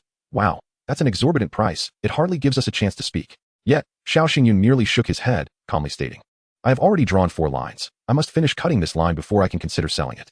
If the price rises, naturally, I shall rejoice. If it falls, it will simply be a tuition fee for experience. Since Mr. Xiao has made such a decision, we shall wait and see. Gu Qingcheng maintained a cool demeanor, neither insisting nor persuading. The onlookers had various opinions. This bravado deserves a 9 out of 10. I'll keep the remaining 91 for myself. Charging such exorbitant tuition. How audacious. I doubt the price of his entire outfit exceeds 1,000. Enough chatter. Setting aside everything else, I must admit, this calm demeanor is impressive. If I were to present a raw stone worth over 10 million, regardless of size, I would be overjoyed. At that moment, Luo Fatty, who had just calculated his earnings, suddenly grasped the situation. He rushed over and embraced Xiao Xingyun. Brother, from now on, you shall be my true brother. How incredible are you? Our first stone gamble. And you managed to acquire a piece of imperial green? Only a small portion can reach the level of imperial green. The majority is ice floating green. Xiao Xingyun corrected Luo Fatty's misunderstanding. Yes, you are handsome, so whatever you say is right. Luo Fatty beamed, immediately comprehending Xiao Xingyun's intent. It's all about keeping a low profile, understood perfectly. At that moment, the stone cutter excitedly cried out again. It has increased again. The third side has revealed green, with the same quality, the same ice green. My heavens, I suspect we won't need to cut the last side. All 4 sides are green. Continue cutting. When I say 4 sides, I mean all 4 sides. If one side is missing, it doesn't count. Xiao Xingyun's aim was not to boast, but to observe the actual jade as it was cut, comparing it to what he had seen with his X-ray vision. This was a crucial experience for him. He was resolute. Irrespective of others' opinions, he would proceed with the cutting. 20 million. The price has now risen. I bid 20 million. Mr. Xiao, I believe you should seriously consider the sincerity of Gu's jewelry. Gu Qingqing stepped closer, extending her delicate hand to offer a pink, exquisite business card, which bore a fragrance akin to her own. Xiao Xingyun took it and glanced at it. It simply bore her name and a phone number. He was already aware of her name, and the phone number seemed genuine. Xiao Xingyun humbly replied, I fear this may be my only stroke of luck in this lifetime. However, should fortune smile upon me again, and if the price offered by Ms. Gu is suitable, I shall contact you. Minutes later, the stone cutter finally removed the skin from the 4th side. Green it remained, albeit of slightly lesser quality than the other 3 sides. However, with all 4 sides cut, the jade's volume was fully revealed. It weighed approximately 2 kilograms, predominantly featuring yang green with scattered inclusions, and a small area achieving the standard of imperial green. With such a large cross-section, only minor cracks were present, allowing for the crafting of at least 2 perfect bangles, potential treasures for the store. Currently, the market for ice-type yang green bangles is excessively inflated. It cannot be judged solely by average market prices. A small piece of imperial green for a ring can be acquired for tens of thousands, but a small pendant often commands prices in the hundreds of thousands, with premium brands reaching millions. An imperial green bangle, entirely green, could fetch tens of millions from affluent collectors. Naturally, even within the realm of imperial green, there exist distinctions based on the jade's hue, uniformity, and water quality. The piece in Xiao Xingyun's possession is of a slightly lesser ice type. If it were of glass type yang green, it would command top-tier pricing. For the same volume, such material could be valued between 20 to 30 million, while glass type Xinjiang green might be worth 2 to 300 million. Furthermore, exceptional imperial green bangles have been known to fetch auction prices in the tens of millions, a fact tacitly acknowledged within the industry. The crowd was left in astonished silence, some with envy evident in their reddened eyes. A jade stone with green on all 4 sides, combined with the ability to estimate the actual weight and size of the imperial green area, drew the attention of many jewelers, despite Gu Qingqing's bid. I bid 22 million. Mr. Xiao, please consider our Lao Fengxiang jewelry. How stingy. All 4 sides are green, and you only offer 22 million? I, Zhongjin Jewelry, bid 23 million. Our Gu's jewelry offers 25 million, sincerely wishing to purchase, thus maintaining the highest bid. This was the pride of the Gu family and the confidence of Gu Qingqing. Our young master bids 26 million. At this moment, a staff member from Qin's Jewelry, accompanied by a suave young gentleman, entered the stone-cutting hall. It was the young master Qin Tianxi. From a distance, Qin Tianxi called out, This piece of jade is of good quality. I just received related reports from my staff, and I am quite satisfied. Moreover, our Qin family is currently preparing for an international jewelry competition and urgently requires some exceptional materials, so I couldn't resist competing with you esteemed guests. As for the jade's potential value once fashioned into jewelry, its current market price already surpassed Xiao Xingyun's expectations. Yet, as the owner of the raw jade, and a veritable pauper, the higher the bids, the better. This was his chance for overnight wealth. Qin Tianxi's bid of 26 million made a striking entrance, startling everyone. Isn't it inappropriate for the young master, as both the owner of the auction house and a participant, to take such a stance? Gu Qingqing furrowed her brow, surprised to see the Qin family also vying for the piece. This is not about judging the relationship between referees and players. I simply have a personal fondness for this jade and wish to acquire it for my private collection. If your Gu family seeks to enter the jewelry industry, you cannot hinder others from conducting normal business. Qin Tianxi's words carried an underlying message, indicating that negotiations between the Qin and Gu families had not concluded satisfactorily. Then let us adhere to the rules of business. 300 million. This jade shall belong to Gu's. Gu Qingqiang, with her gentle exterior belied by inner strength, displayed a hint of temper as she raised the price to the threshold of 300 million. Wow! Xiao Xingyun gasped. This price was astonishingly high and exceeded normal market ranges. Even if the funds were readily available, they would be burdensome. 30 million. We could never earn that much in our lifetime selling on the street. Perhaps we should concede? Luo Fatty, more excited than Xiao Xingyun, cheered from the sidelines. Xiao Xingyun dismissed Luo Fatty's enthusiasm and turned his gaze toward Qin Tianxi. He had heard that this young master was from the Qin family, and he indeed appeared remarkable, tall and handsome, only slightly less so than Xiao Xingyun himself. He gave a subtle look, encouraging Qin Tianxi to gauge the situation. Ms. Gu is quite generous. I cannot match that price. My pocket money is insufficient. If no one else bids, this jade will belong to you. Unexpectedly, amidst the warm-up of the Qin family auction house, a rare imperial green emerged, surprising everyone. As the crowd anticipated a fierce competition, Gu Qingqing's bold move seemed to leave Qin Tianxi momentarily stunned. The scheme was exceptionally slick, akin to a seasoned con artist. The implications of his words were clear to all present, serving as a transparent excuse for the Qin auction house. He suggested that among the waste materials we used to warm up the auction, we could still unearth a piece of imperial green jade. If an unforeseen incident occurred, it would simply be a matter of bad luck on your part. The auction house would bear no responsibility.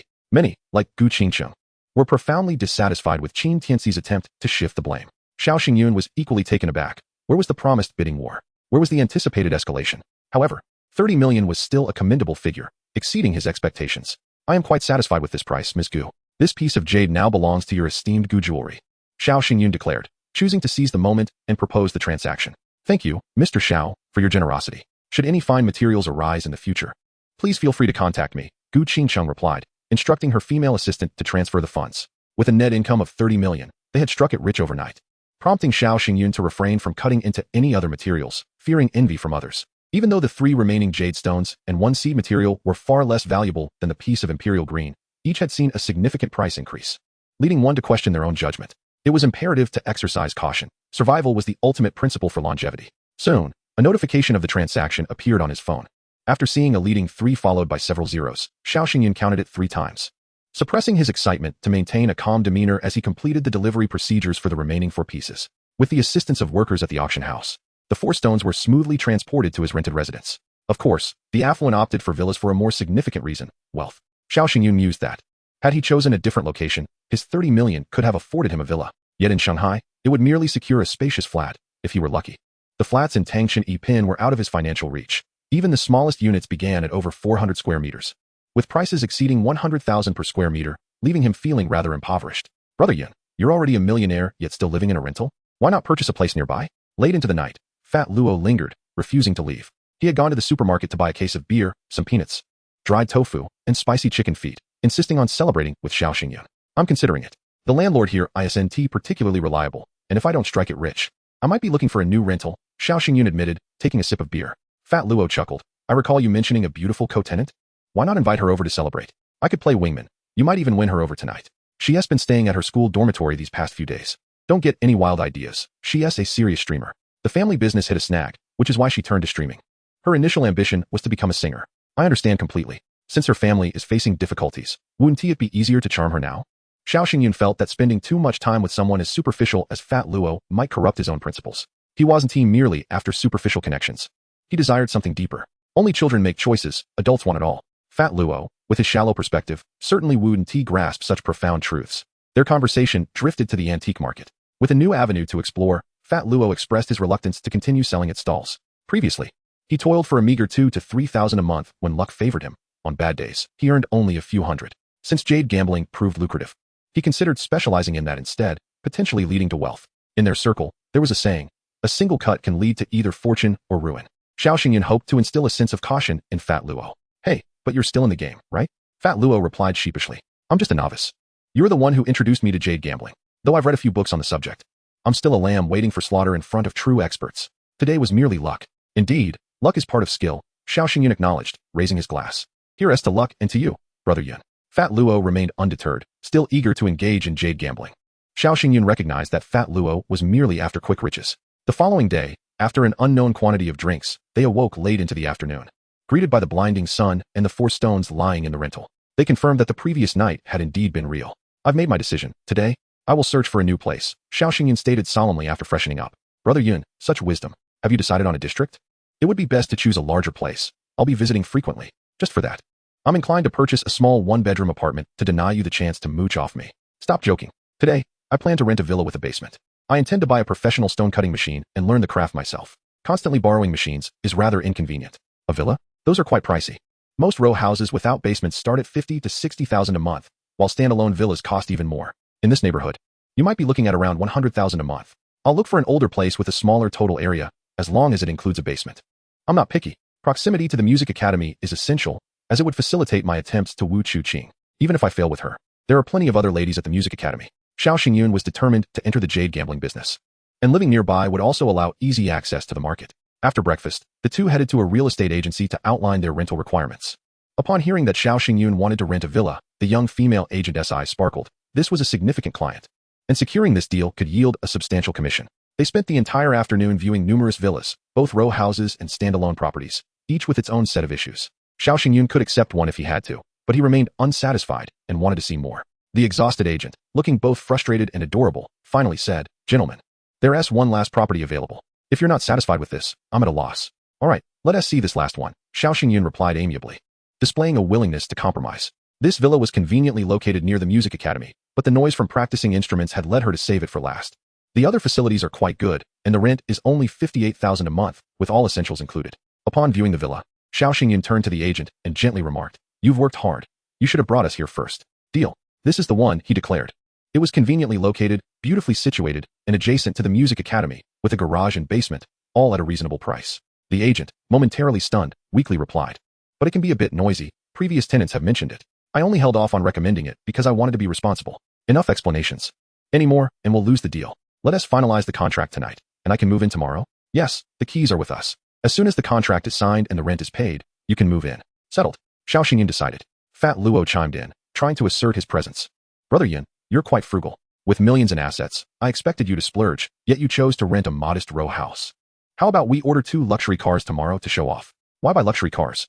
Isn't a shared bicycle just as delightful?" Xiao Xingyun resolutely refused, prioritizing the transfer of several tens of thousands of yuan to alleviate his parents' anxiety regarding their financial hardships. Living in Shanghai, driving was exhausting, and finding parking was even more so. Taxis and shared bicycles were far more convenient. Pretentiousness. I, Xiao Xingyun, am not that type of person. After signing the contract at the agency, he noticed a parallel import car company nearby. With the intention of merely glancing inside, he ended up ordering a Mercedes-Benz, complete with upgraded options, totaling over 2 million yuan. His friend, the rotund Luo, chose a striking red Porsche 911, the flamboyant hue reflecting his exuberant spirit. It was only after being escorted out by the sales manager and 2 saleswomen that Xiao suddenly came to a realization. "Luo, I must have had my intelligence diminished by your influence. How else could I have made such a costly purchase?" He quipped. "Brother Yun, you were the one who initiated this. You even recommended the Porsche 911 to me. I initially only intended to indulge in a Mustang, and I had plans to invest in Jade raw materials with the remaining funds." "Nonsense. Just because you're handsome doesn't mean you can disregard reason," Xiao retorted. Feeling a pang of conscience, he acknowledged that the Mercedes was indeed his long-desired model, and now that he had money, the sight of it stirred him to the point of losing control. Yes, he remembered that it was indeed his own decision to make this purchase. A black Mercedes 550 was available in the showroom, and after securing it, he learned it would take 2 days to prepare with additional accessories and decorations before he could take it home. As for the Porsche 911, he had indeed recommended it to Luo, and now that it was purchased, he could occasionally indulge in the thrill of driving a sports car, killing 2 birds with 1 stone. Certainly, that was the case. He resolved to remain low-key, refraining from posting any photos. Otherwise, his university, high school, and even primary school friends would bombard him with questions, which would be quite bothersome. Everyone knew he was a university student from a humble background. If he suddenly became wealthy, they would not attribute it to his abilities but instead suspect he had become complacent or was relying on a wealthy partner. Soon enough, the class monitor from university, Hu Guoqiang, announced in the WeChat group that there would be a gathering the night after tomorrow, and all classmates remaining in Shanghai were invited, with free entry for both boys and girls. In the group, there were no secrets. Everyone was aware of Zhao's side business selling jade. 2 classmates had even purchased jade pendants for their girlfriends from him. "Xiao Xingyun, don't bother setting up your stall the day after tomorrow. Come to the gathering early.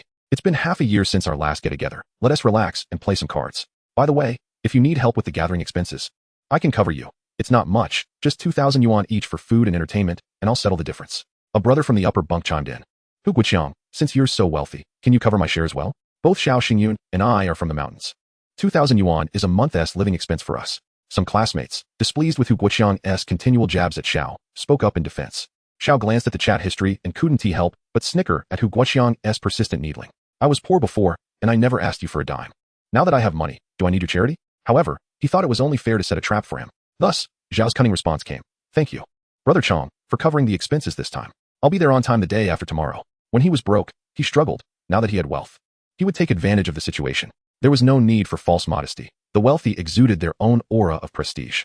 Chapter 15. A true man never hesitates. Hu Guoqiang felt as though he had swallowed a fly, utterly perplexed by Xiao Xingyun's sudden change in demeanor. 2,000 yuan was a significant amount. Why should he cover it? Didn't this rascal realize that he was mocking him? Xiao then added in the group chat, "Indeed. It's quite dire, which is why I'm seeking the monitor's assistance. How about sending a large red envelope to help us impoverish classmates?"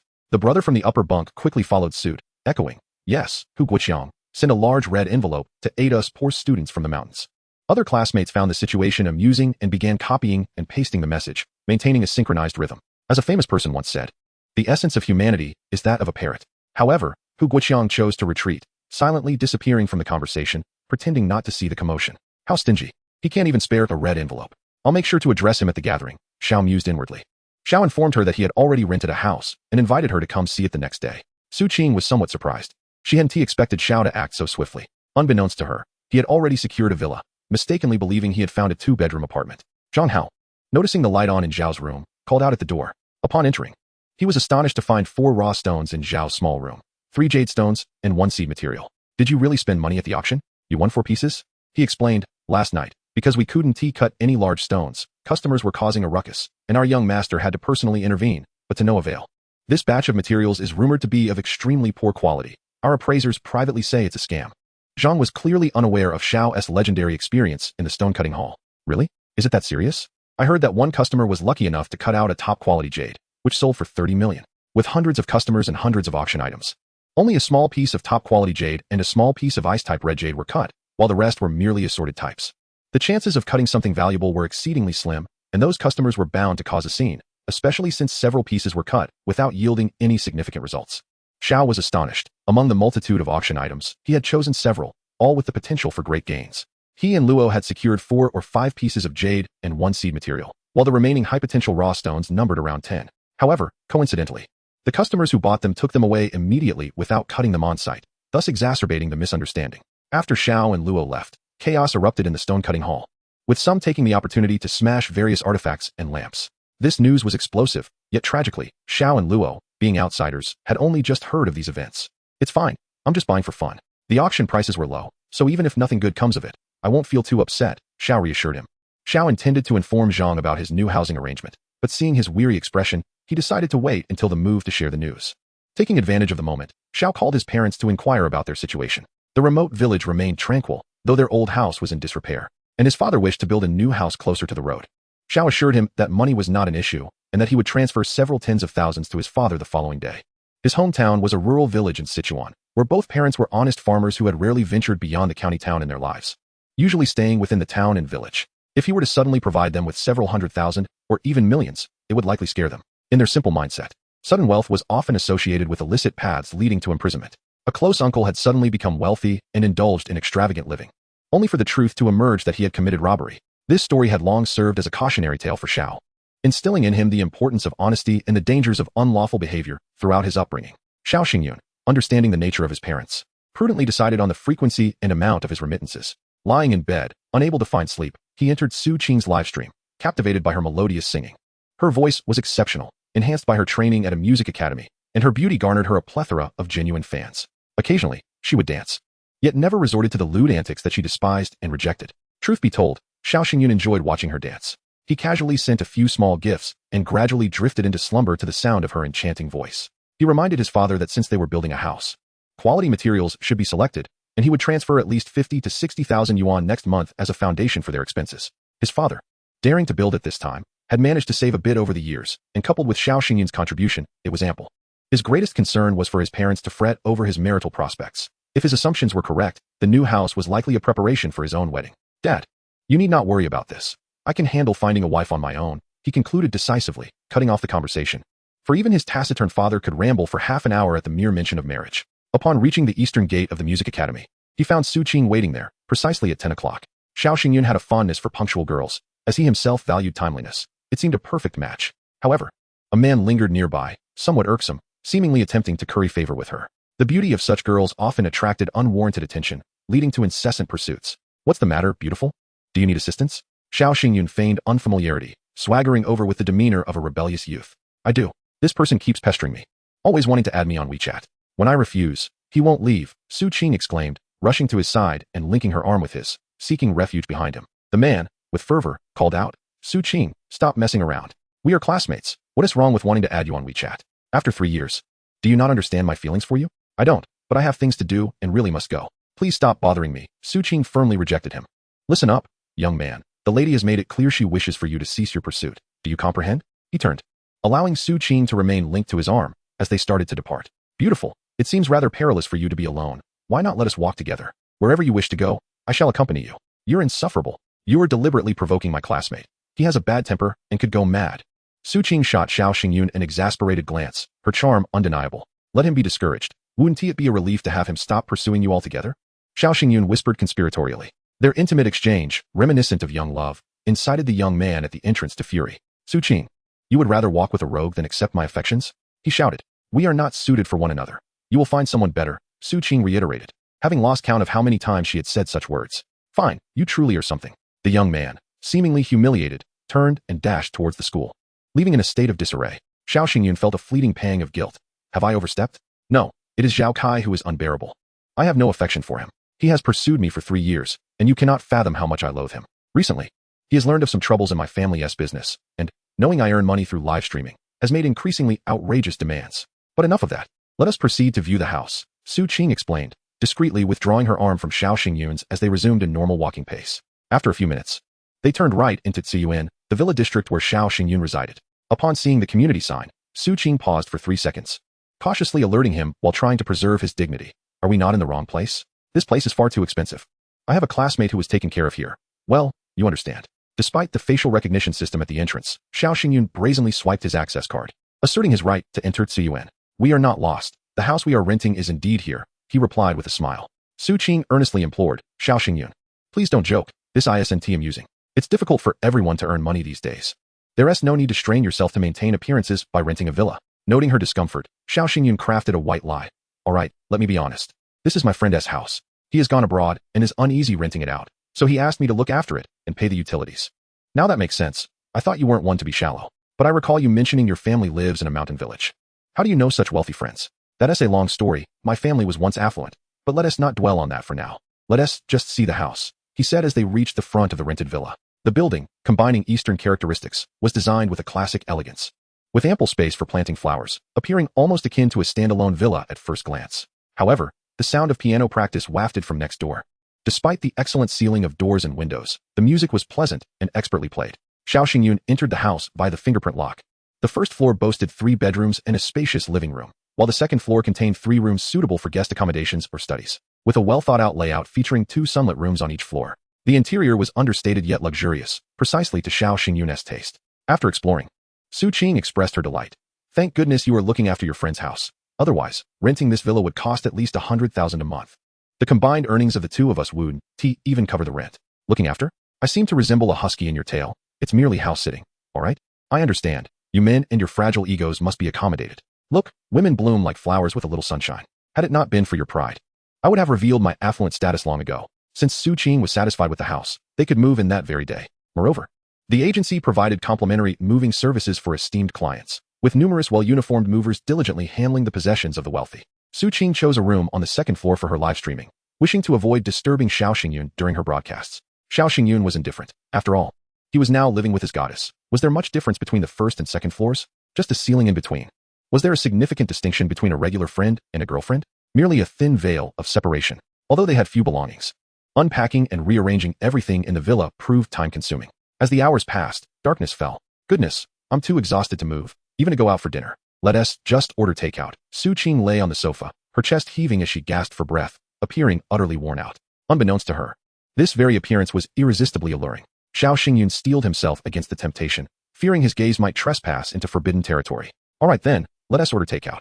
My cooking skills are rather lacking, and even if I forced myself to cook, it likely wouldn't suit your palate, he remarked, retrieving his phone to order 2 meal sets from the bestseller list.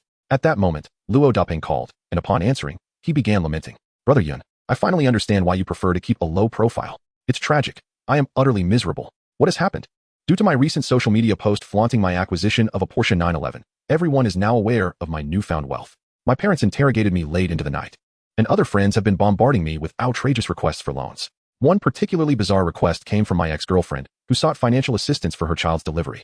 Insisting that if the child were mine, I had to lend her money. In a feigned rage, I retorted, get lost. If the child were mine, would I be willing to share? My face turned green with disbelief, but I digress. Let us not discuss my ex any further. By the way, I couldn't help you move today due to my hectic schedule, but tomorrow I will host a celebratory feast for your new home along with the esteemed streamer Sue. Chapter 17. Watch how I deceive you. Xiao Xingyun politely declined. Let us skip the formalities between brothers. There's a class reunion tomorrow night, and we'll surely indulge in drinking. I need to conserve my strength during the day, so I can't join you for drinks. No way. I must treat you to lunch tomorrow. Otherwise, my conscience will not allow me to face you again while mooching off your hospitality. Spare me. When my female roommate is around, I pretend not to hear your knocks. Come on, you heartless fellow. Can't you make an exception? Huh, absolutely not.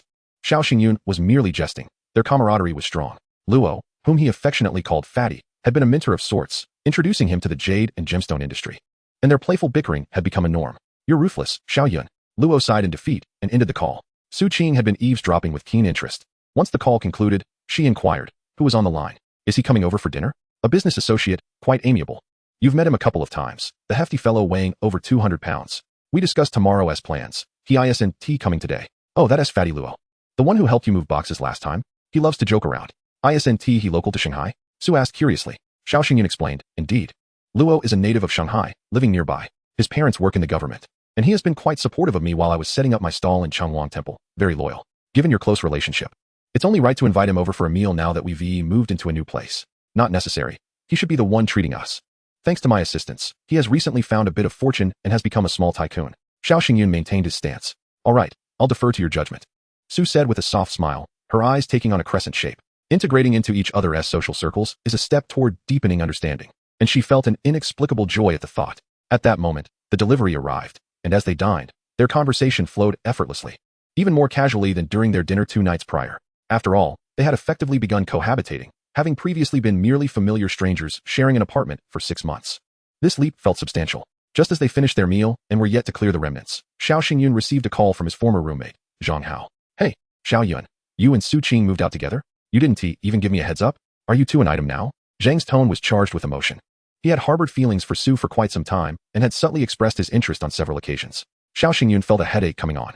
Zhang Hao was a decent guy, but he had refrained from informing him about his relationship with Su out of concern for Zhang's feelings. Now that he had discovered the truth, he was quick to confront him. Su Qing, sitting across the table, listened intently, her beauty accentuated by her curious demeanor. What? That old landlord dared to force Su? If I had been there, I would have dealt with him. Zhang's attention was effectively diverted by this shocking news. Xiao Xingyun explained further that Lecher has been divorced for ages and lives alone. His children are all abroad. If there were to be a ruckus, without direct evidence, he would only face a few days of detention, but Su's reputation would be tarnished. Hence, I opted not to involve the police and merely gave him a few kicks. Well, even if such an incident occurred, you ought to have informed me. You shouldn't have moved out without telling me, leaving me all alone. Today has been rough for me. I mentioned before that Xiao Lu from the auction house has feelings for me, but I've always liked Su, so I never accepted Xiao Lu's advances. Today, I found out she has liver cancer. Early stage, but the treatment is exorbitantly expensive. Liver cancer? Doesn't your company provide her insurance? Xiao Xingyun recalled the young waitress from the auction house he had seen through his special vision a couple of nights ago, realizing that she must be Xiao Lu. Xiao Xingyun consoled, a wise person once said, where there is hope, there is life. Encourage her. With today's advanced medical technology, especially in the early stages, the chances of recovery are very high. Don't let her do anything foolish. Which sage said that? Are you making things up? Nonsense. What do you mean making things up? I'm speaking from the heart. Huh, I'm impressed. Let us have a meal together when you have time. It's too sudden for you to just leave after living together for so long. Stop right there. What do you mean just leaving? Your words sound a bit odd. Are you sure you aren't speaking in riddles? Zhang, feeling down, didn't wish to engage further and abruptly hung up, rolling over to sleep. Su Qing, observing Xiao Xingyun during the call, remarked, so this is how men converse. It's quite interesting. We should converse like this too, without being overly formal. Xiao Xingyun shook his head in refusal. That won't do. With the way women think, if I spoke to you like I would with a man, within 3 days, you would sever ties with me. You underestimate me. I am quite magnanimous. Su retorted defiantly. Xiao Xingyun gazed at her with a serious expression. While large may describe certain aspects, I cannot ascertain whether your heart is equally generous. Ugh, you're insufferable. Su blushed slightly, rising to head upstairs as it was time for her daily live stream. See, it hasn't even been 3 days, just a single remark and you're flustered. I was merely complimenting you. Can't you tell? I can't tell, nor do I wish to hear it. She shot back, slamming the door to her room. Oh, women are all so contradictory. Xiao Xingyun sighed, shaking his head, feigning the wisdom of someone well-versed in life's intricacies. In truth, he had only had one girlfriend in college, beautiful and well-shaped, but they parted ways upon graduation. Class monitor Hu Guoqiang had also pursued her, but could not compete with Xiao Xingyun, which had brewed resentment that lingered for 4 to 5 years. Thus, he believed the adage that women are a source of trouble holds some truth. Yet, every normal man, when faced with such trouble, invariably hopes to be ensnared by them. Chapter 18. All speed demons. The following day, Su Qing had class in the morning and left for school early. By the time Xiao Xingyun awoke, she had already departed.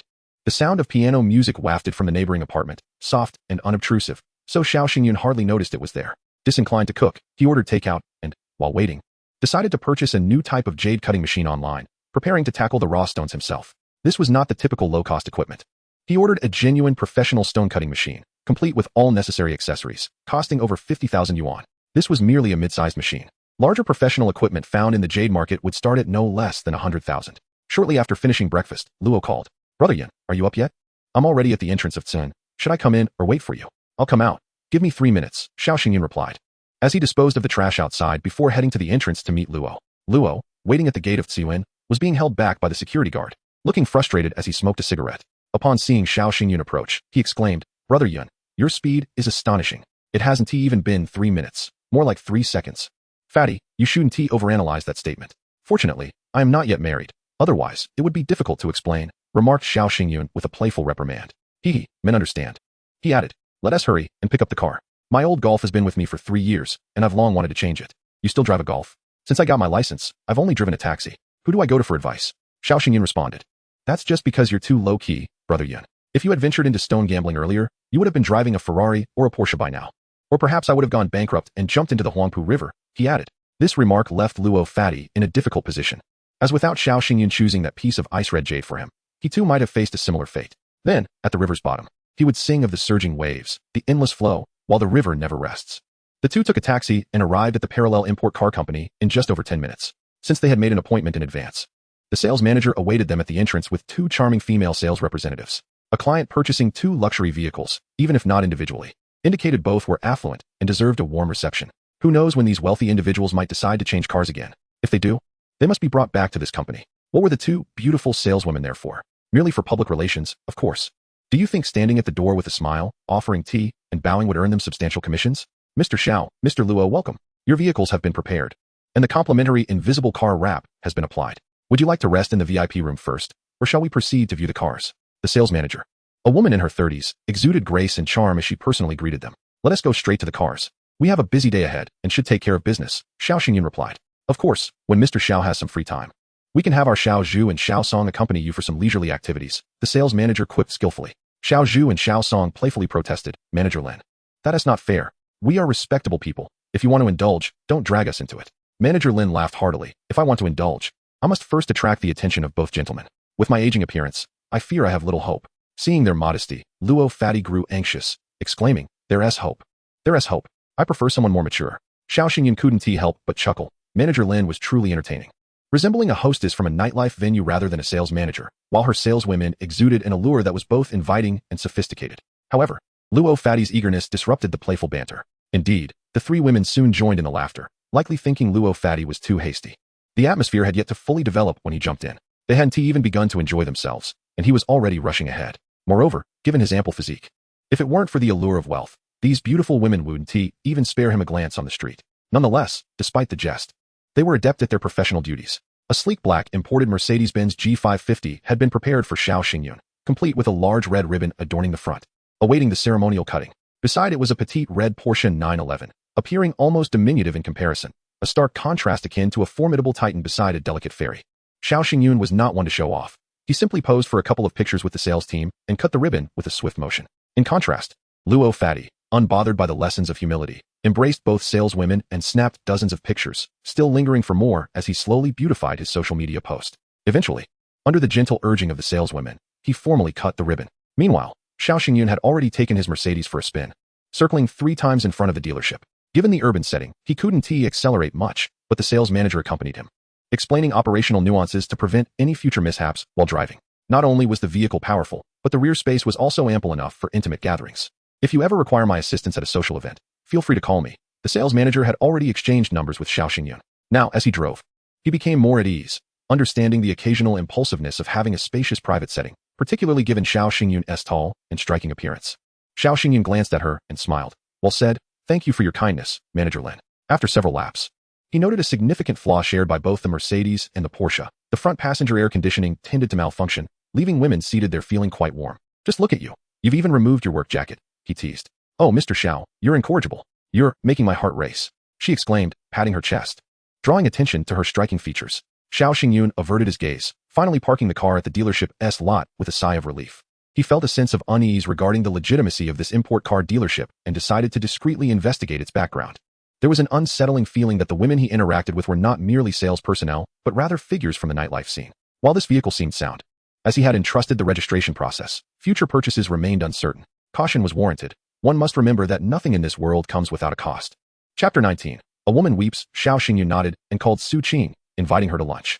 Su Qing declined, citing an afternoon exam that required her review, leaving him disappointed. "Brother Yuan, your influence seems insufficient. If you revealed your wealthy identity, The women might flock to you like little birds, Luo Fatty joked from the side. Just say the word, and they transform to fit your desires. All right, I'll follow your lead, Xiao Xingyun replied as Luo Fatty drove the Porsche 911. Trailing behind Xiao Xingyun's Mercedes. The Mercedes G550 Xiao Xingyun purchased was not a sports car, but rather a robust SUV. Featuring a wheelbase of 3,075 millimeters and a maximum ground clearance of 306 millimeters, equipped with sporting components and 21-inch wheels to enhance its athleticism.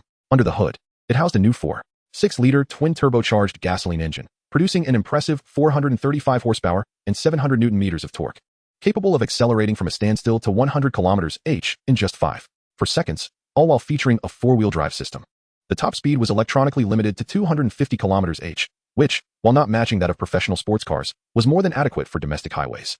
Exceeding this limit would only invite trouble. Thus, on the bustling Shanghai Ring Highway, one could witness a striking red Porsche overtaking the black Mercedes on both sides, as Luo Fatty reveled in his moment of superiority. Meanwhile, the speed of the Mercedes remained steady at around 130 km/h, reaching the maximum legal limit.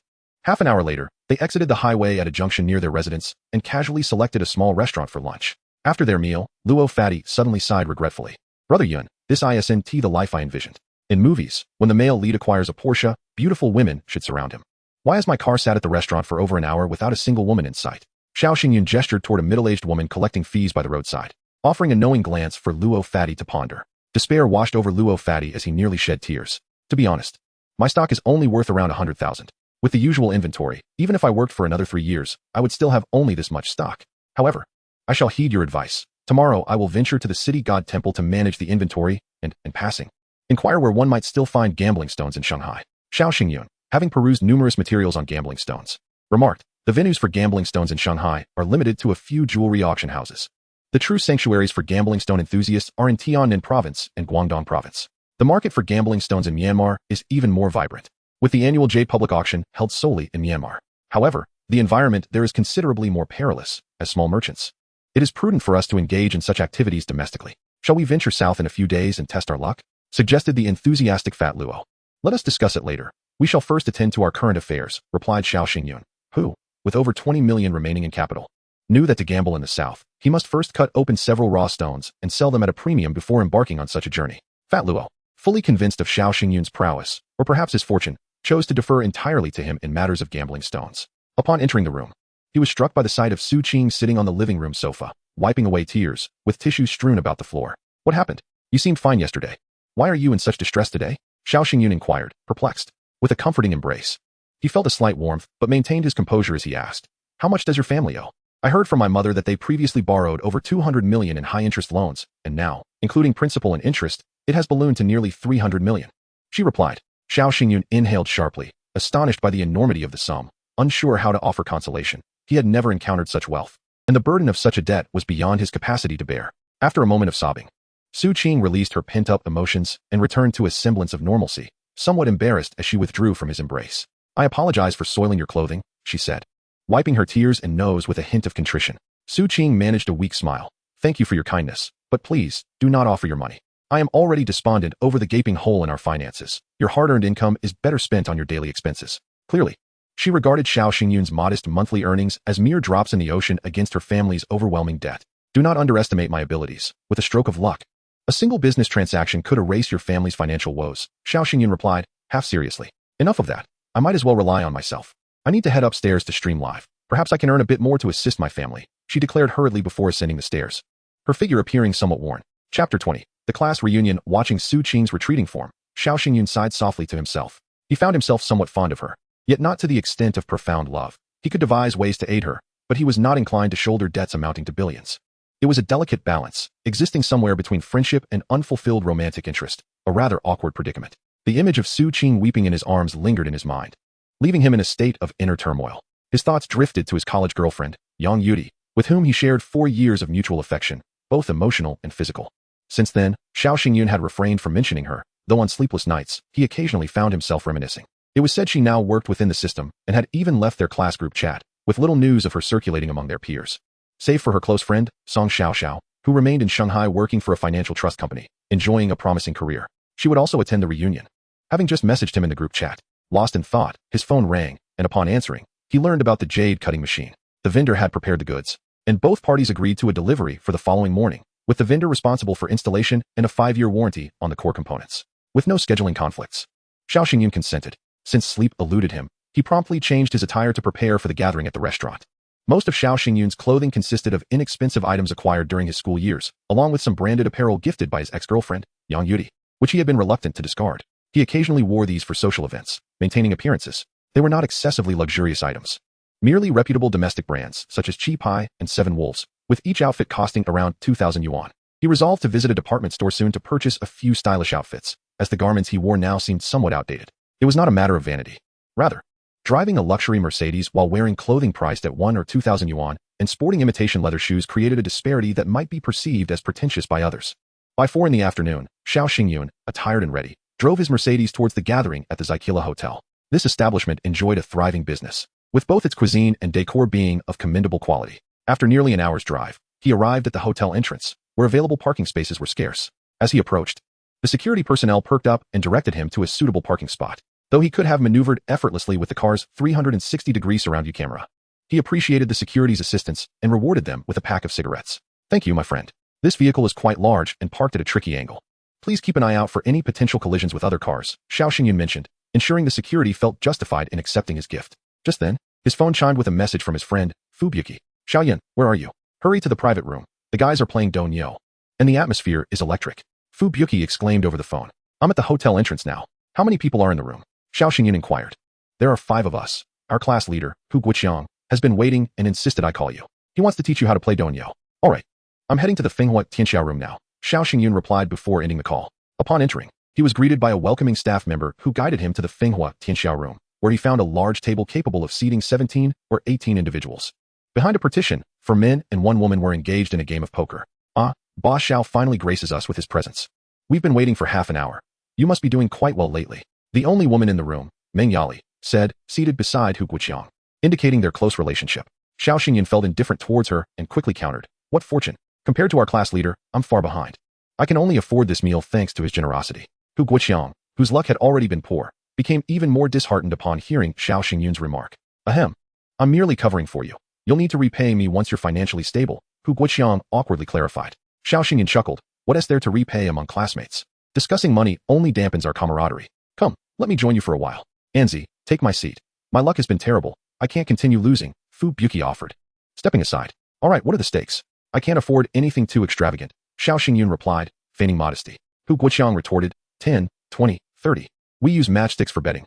Each stick represents 10 yuan. You know the rules. I recall you played before, although you often lost.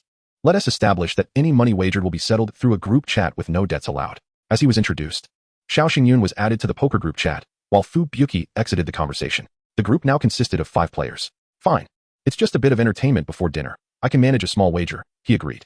Xiao Xingyun had previously played and was taught by Hu Guoqiang, yet he always ended up losing. The losses were not substantial, typically around 5 or 600, which was somewhat painful given Xiao Xingyun's income at that time. Although the game of Don Yo is often described as relying purely on luck, it indeed requires a certain level of skill. With fewer players, a single deck of 54 cards is used. With more players, 2 decks totaling 108 cards are employed. Players can keep track of the cards and calculate probabilities, adjusting their bets accordingly. Betting 1 matchstick equates to 10 yuan, 2 matchsticks to 20 yuan, and so forth, with the final odds determined by the size of the bets placed. Xiao Xingyun, with a habitual flicker of his perceptive gaze, quickly scanned the cards to ensure they were in order. Once confirmed, he proceeded to draw a banker, and Hu Guoqiang, having drawn a 5-point card, was designated as the banker. The betting commenced. If Xiao Xingyun were not the banker, it would have been challenging to navigate the game, but since it was his turn, he felt no hesitation. Therefore, he confidently placed 3 matchsticks down, representing a bet of 30 yuan. Observing that a vendor from the Chengwang Temple had bet 30, the others felt compelled to match him, resulting in everyone placing a wager of 30 yuan. As the banker, Xiao Xingyun began dealing the cards. In local Don Yo games, there is a custom that allows the banker to deal cards in any order, provided that each player receives 5 cards. Utilizing his perceptive abilities, he first dealt 3 cards to each player in the usual order. However, for the final 2 critical cards, he deviated from the seating order. If a player was missing a 9 or a 10, they could form a Niu-Jiu or Niu-Niu, but Xiao Xingyun only dealt 1 card, allowing them to end up with a Niu-Yi, and another card that transformed into a Niu-Wu. Consequently, in the first round, Xiao Xingyun achieved a Niu-Niu, which is nearly the highest hand possible. Locally, there are 2 special card combinations that surpass a standard Niu-Niu, 5 cards of the same number, known as a Jia Zi Niu, and 5 face cards, termed Wu Huan Niu. These 2 combinations boast a 5-fold payout. However, in this round, None of the 4 players had a special hand, with the highest being Meng Yali's Niu Wu. This was a deliberate distraction by Xiao Xingyun to create a strong hand for her, but regardless of how impressive her hand appeared, it was still inferior to the bankeress. When all the players revealed their cards, Xiao Xingyun calmly announced, Niu 3 times. Wow, your luck is remarkable today. I have Niu Yi, Hu Guoqiang said, somewhat disgruntled. Though he had not lost much, losing to Xiao Xingyun was particularly irksome. I have Niu Wu, such a strong hand. And I still lose? This is outrageous. Meng Yali pouted, feigning indignation. With each player having bet 30 yuan. The payout for a Niu at 3 times meant that each person owed 90 yuan, allowing Xiao Xingyun, as the banker, to collect a total of 360 yuan from the 4 players. While the amount was not substantial, it was immensely satisfying. The thrill of feeling as if he had an unfair advantage over them was exhilarating, perhaps due to the pent-up frustration from being bullied by Hu Guoqiang for so long. In the subsequent rounds, Xiao Xingyun orchestrated the game with clarity, including a round with a Wu Huan Niu and a Jiazi Niu, yielding a 5-fold win ratio and a total of 600 yuan from the 4 players. However, such occurrences only fueled the ire of the others. I refuse to accept this. Why does only the banker have strong hands while we, the players, don't even get a chance to claim a Niu? Hu Guoqiang's forehead glistened with sweat. He owned a small company with a monthly income of several hundred thousand, and while losing this amount was trivial, the humiliation was unbearable. I believe Xiao Xingyun is cheating. How could he consistently have such luck without it? Meng Yali expressed her frustration. Others considered accusing Xiao Xingyun of cheating. Yet they knew it was customary to play this way, and it was rare for a banker to dominate without leaving anyone else a chance. Furthermore, the cards were provided by the restaurant, so it was difficult to find a legitimate reason for suspicion. They were all classmates, who didn't know each other. Xiao Xingyun had once been taught by Hu Guoqiang and had always lost before. It seemed natural for him to win occasionally. Normality, my foot. Our wallets are nearly empty. In mere seconds, the rounds passed, and in half an hour, they had no idea how much they had lost. Fortunately, at that moment, other classmates arrived, including Song Xiaoxiao and several female classmates who unexpectedly gathered together and entered the private room simultaneously. Playing Donyo again. You have been bullying Xiao Xingyun. Is this appropriate? Song Xiaoxiao, a Jiangnan beauty with delicate features and fair skin, entered the room and immediately stood up for Xiao Xingyun. My dear Song, it's unjust. Today, Xiao Xingyun's luck is astronomical, and he has been tormenting us. We can hardly endure it. Hu Guoqiang seized the opportunity to stand up, eager to escape the game, as he had drawn a poor hand without a Niu. I don't believe it, Song Xiaoxiao retorted, showing no regard for Hu Guoqiang's feelings, and walked straight to Xiao Xingyun to inspect the cards he had just revealed, instantly astonished to see 5 face cards. Is this a Wu Huan Niu? She noticed that Hu Guoqiang and Meng Yali were already plotting their exit. Enough, enough. Xiao Xingyun, you're not allowing us to survive today, she exclaimed. I just checked the transaction record, and in just half an hour, I lost several thousand. The losses were evenly distributed among everyone, as Xiao Xingyun, the banker, had won every hand. What was I thinking? How did I forget to lower my bets? After settling the last round's payments, everyone stood up, unwilling to continue playing cards. They then gathered around the larger dining table, discussing daily anecdotes, while only a few of the losers remained in a gloomy mood, particularly Hu Guoqiang, who was typically frugal and was now particularly displeased after losing several thousand. Xiao Xingyun, since you've won money today, I suppose I won't have to cover the cost of the meal for you? Hu Guoqiang, unable to shake the thought, publicly stated. Xiao Xingyun chuckled. It was you who initially offered to cover for me, and now you're saying you want tea? When will you change your miserly ways? As the class leader, you should be more generous. We are all classmates. Discussing money can strain our relationships. By the way, most of us have arrived. Let us call the waiter to order food, and also urge those who haven't tea yet come. Even after graduation, Hu Guoqiang still clung to the title of class leader, swiftly diverting the topic to avoid dwelling on the issue. Before long, the food and drinks were served, with a total of 14 classmates present, a few of whom had promised to come but ultimately had other commitments. At the table, the female classmates subtly gravitated around Song Xiaoxiao, while the male classmates centered around Hu Guoqiang. Only Xiao Xingyun and Fu Buqi were exceptions, standing together in solidarity. Aside from differences in toasts and compliments, seating arrangements also held significance. Xiao Xingyun, indifferent to such matters, relaxed after a few rounds of drinks, but Hu Guoqiang soon initiated a confrontation. Xiao Xingyun, you and Yang Yudi have been broken up for a year. Since there is no hope for reconciliation, why haven't you found a new girlfriend? Your income from selling goods is low, so don't aim too high. With some effort, you might find a girlfriend. Xiao Xingyun's expression hardened as he glared at Hu Guoqiang. You provoke me online, and now you dare to push your luck in real life? Have you lost your mind? Just as he was about to retort, he heard Song Xiaoxiao angrily interject, who says they have no chance of getting back together. What do you know about their relationship? Her outburst left everyone bewildered. While Xiao Xingyun's anger was understandable, the reason behind her fury was perplexing. Did she believe Xiao Xingyun and Yang Yudi still had a chance for reconciliation? Hu Guoqiang, taken aback by Song Xiaoxiao's fierce demeanor, stammered. I'm merely concerned about Xiao Xingyun's love life. As class leader, it's my duty. You should focus on your own affairs. Xiao Xingyun and Yang Yudi's relationship is none of your business. Song Xiaoxiao maintained a stern expression, her tone noticeably stiff. All right, I won't worry about it. Let us all enjoy our drinks. Hu Guoqiang, whether out of respect for appearances or fear of Song Xiaoxiao, surprisingly chose to remain silent. Xiao Xingyun found no opportunity to interject. Ignoring Hu Guoqiang's suggestion to raise a toast, he simply gave Song Xiaoxiao a thumbs up and remarked with a smile, "Master Song, you are formidable. After knowing you for years, this is the first time I've seen you truly angry. What is the matter? Is there news from Yudi?" Song Xiaoxiao's gaze flickered with unease. "No, there is no news. I just can't stand others discussing matters concerning you and my good sister. I believe Yudi must have her reasons. Otherwise, she would not have left without a word." Reasons? Let us not dwell on her. Let us drink," Xiao Xingyun said, raising his glass in a toast to her. Relieved, Song Xiaoxiao exhaled softly, fearing Xiao Xingyun might pursue the topic further. She clearly demonstrated her support for him. And Hu Guoqiang, recognizing this, adjusted his demeanor, refraining from provoking Xiao Xingyun any further. He also realized that Xiao Xingyun was not to be trifled with. His imposing height of 6 feet made him quite intimidating. However, the frustration within Hu Guoqiang only intensified as he yearned to make Xiao Xingyun uncomfortable. After dinner, Hu Guoqiang suggested they go karaoke to lighten the mood, acknowledging that the earlier meal had felt rather stifling. With 14 people present, all having consumed alcohol, a designated driver was necessary. For individuals per vehicle meant they needed just one driver. Yet, ultimately, 2 people were left without a ride, Xiao Xingyun and Fu Buqi. At the restaurant's entrance, Hu Guoqiang had his driver bring over his BMW 5 Series and stated before everyone, "Xiao Xingyun and Fu Buqi, I'm afraid you two will have to take a taxi. I can reimburse your fare." "No need. I drove here as well. A designated driver will suffice," Xiao Xingyun replied calmly. "Did you buy the car or rent it? I must warn you, there are many scams with rentals these days. Don't get deceived. It's a purchase. Otherwise, I wouldn't be so broke, relying on the class leader to cover the meal expenses."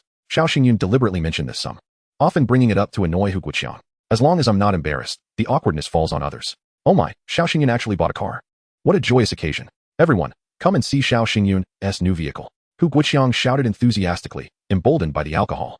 Xiao Xingyun gestured to a nearby designated driver, pressed the key fob, and the lights on a black Mercedes-Benz illuminated from a distance. He then instructed the driver to bring the car over.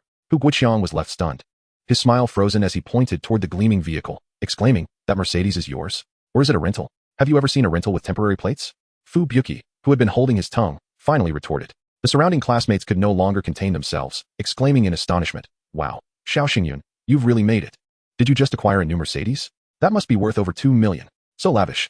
Class leader, are you sure about your information? Who said Xiao Xingyun was selling trinkets at the Chenghuang Temple? What vendor could afford a Mercedes?"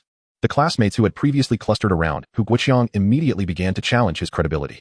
Especially Meng Yali, who had always looked down on Xiao Xingyun, was now utterly shocked, even questioning whether his claims of coming from a rural background were genuine. At that moment, the designated driver parked the Mercedes before Xiao Xingyun, lowered the window, and respectfully said, "Boss, please get in." Xiao Xingyun nodded and addressed everyone. "All right, Fu Buqi and I will head out first. We'll meet at the carnival later." Internally, he felt like he had consumed a bushel of lemons, overwhelmed by sour emotions. Upon arriving at the karaoke room, the atmosphere shifted dramatically. Male and female classmates frequently raised toasts to him, starkly contrasting the earlier meal's ambience. Only Song Xiaoxiao remained tucked away in a corner of the sofa, secretly messaging someone, "My dear sister, if you don't resolve your family troubles soon, the man you fancy will truly be taken away. He has struck it rich. Will he lack for female companionship in the future?" The gathering continued until dawn. As they departed, Xiao Xingyun expressed his gratitude. "Thank you all. I had a wonderful time today, and of course, I also appreciate the class leader for covering the expenses. Therefore, I will send out 2 red envelopes in the class group as a token of appreciation." Subsequently, Xiao Xingyun sent 2 red envelopes of 10,000 each in the class WeChat group. With 50 individuals in the class, each envelope averaged 200 per person. However, since Xiao Xingyun set them as luck-based envelopes, some individuals claimed over 300, others over 700, while some only snagged a mere 3. Indeed, that unfortunate individual was class leader Hu Guoqiang, who only managed to grab 328 yuan. The second envelope was even worse. He received a mere 169 yuan, signifying his ill fortune that day. Xiao Xingyun's ability to see through things could not alter his luck, such was fate. "Thank you, boss. You're incredibly generous. May you change brides daily and be a groom every night," Fu Buqi sincerely praised. The subsequent messages echoed this sentiment, inundating the group chat. Some, while on their way to the restroom in the middle of the night, stumbled upon the hefty envelope, seizing hundreds before realizing it was from Xiao Xingyun. They curiously inquired, "Did Xiao Xingyun get hacked? Why is he suddenly sending out 20,000 in red envelopes? Dear friend, are you filled with questions? Let me clarify. Xiao Xingyun has struck it rich. He is now a wealthy man. His ride is a Mercedes." After sending the red envelopes, Xiao Xingyun entered the Mercedes and had the designated driver take him away. Among his classmates, he held no special feelings, even though Song Xiaoxiao was quite attractive. His heart remained untouched. While on the road, Xiao Xingyun sent Fu Buqi a separate transfer of 2,222 with the note, "You should quit gambling, young man." Chapter 23. The arrival of the stone-cutting machine brothers in the same room can occasionally indulge in mischief. Xiao Xingyun chuckled, pocketed his phone, and hoped that Fu Buqi could truly quit gambling. Otherwise, no amount of family wealth would suffice to cover his losses. As for his own dealings with stones, possessing the ability to see through them rendered it less gambling and more akin to gathering wealth. Exhausted, Xiao Xingyun collapsed into bed and was awakened the following morning by the ringing of his phone. Upon answering, he realized it was the delivery personnel for the stone-cutting machine. They were quite professional, indicating they would arrive at 9:30, only 3 minutes late, which was commendable. The security guard called Xiao Xingyun to confirm the arrival of the delivery workers before granting them access. Moments later, 4 workers entered the basement, where they began assembling the equipment. After about an hour of effort, they completed the installation of all components. A middle-aged man, resembling a foreman, then provided Xiao Xingyun with an explanation of the basic operations and safety precautions, with a complete manual and instructional videos. The workers' explanations focused solely on the most critical aspects. Xiao Xingyun listened intently, committing the instructions to memory. 10 minutes later, the workers tidied up the basement, leaving before bidding farewell. Xiao Xingyun then carried 4 pieces of rough stone down from the first floor, selected one, and decided to start with the seed material. This particular piece was the easiest to cut, as it was large and beneath its thick exterior lay jade of the highest quality. A single cut could yield significant profits. This piece was estimated to be worth 5 to 6 million at market value, and if competition arose, the price could soar even higher. This was Xiao Xingyun's first time operating the stone-cutting machine. Following the manual carefully, he placed the rough stone in front of the cutting wheel and secured it. As the wheel began to turn, water sprayed automatically to prevent overheating. In just a few minutes, the seed material was sliced open. As expected, his ability to see through the stone had proven accurate. Beneath the thick outer layer, the jade flesh was of the highest quality, pure white. Profits were assured, and they promised to be substantial.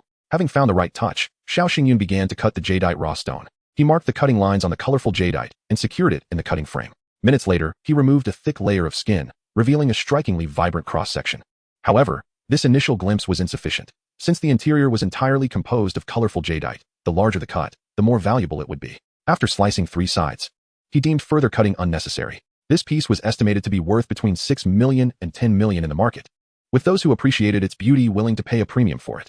Conversely, merchants who disliked the colorful hues would only press for lower prices, adhering strictly to market value. The jadeite's colors were multicolored, and while its texture could only reach the level of glutinous ice, certain areas approached the ice variety, introducing some uncertainty in the valuation. Among the remaining 2 pieces, one was a glass variety jadeite, albeit with a light green hue and some impurities, and slightly smaller in size, estimated around 10 million. The other was larger but remained within the glutinous ice category, predominantly white with green flecks, and its core contained a patch of solid green, capable of yielding 2 fully green bracelets and several pendants. If cut in half, it could be sold for about 4 million. By the time lunch arrived, Xiao Xingyun had finished cutting the 4 raw stones, estimating their total value at around 26 million. Though the final outcome depended on the buyers, Xiao Xingyun's entry into the jade industry began at a low point. He was only acquainted with small wholesalers at terminal markets and had no connections to any major players. Just 2 days prior, at an auction, the only significant figure he met was Gu Qingcheng, who had placed a notably high bid, leaving him hesitant to seek contact information from other mid-level jewelers. After lunch, Xiao Xingyun retrieved Gu Qingcheng's business card and, after much deliberation, decided to call her.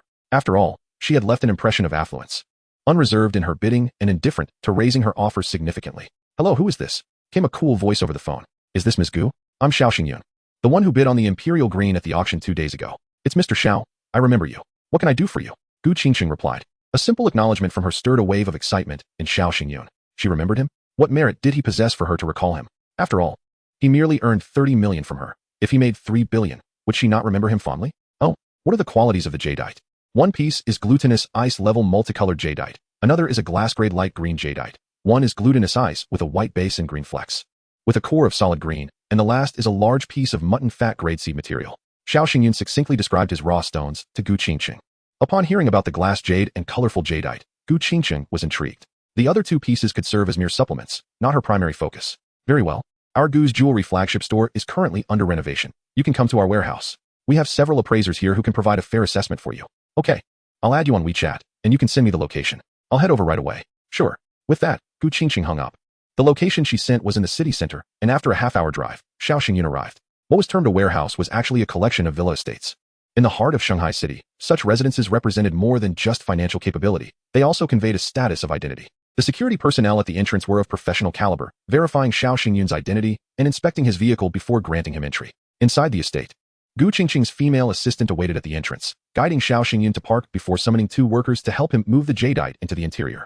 Inside, Gu Qingqing and several elderly masters were examining a massive jade piece. Upon closer inspection, Xiao Xingyun realized it was the dark bid she had acquired at the auction just days before.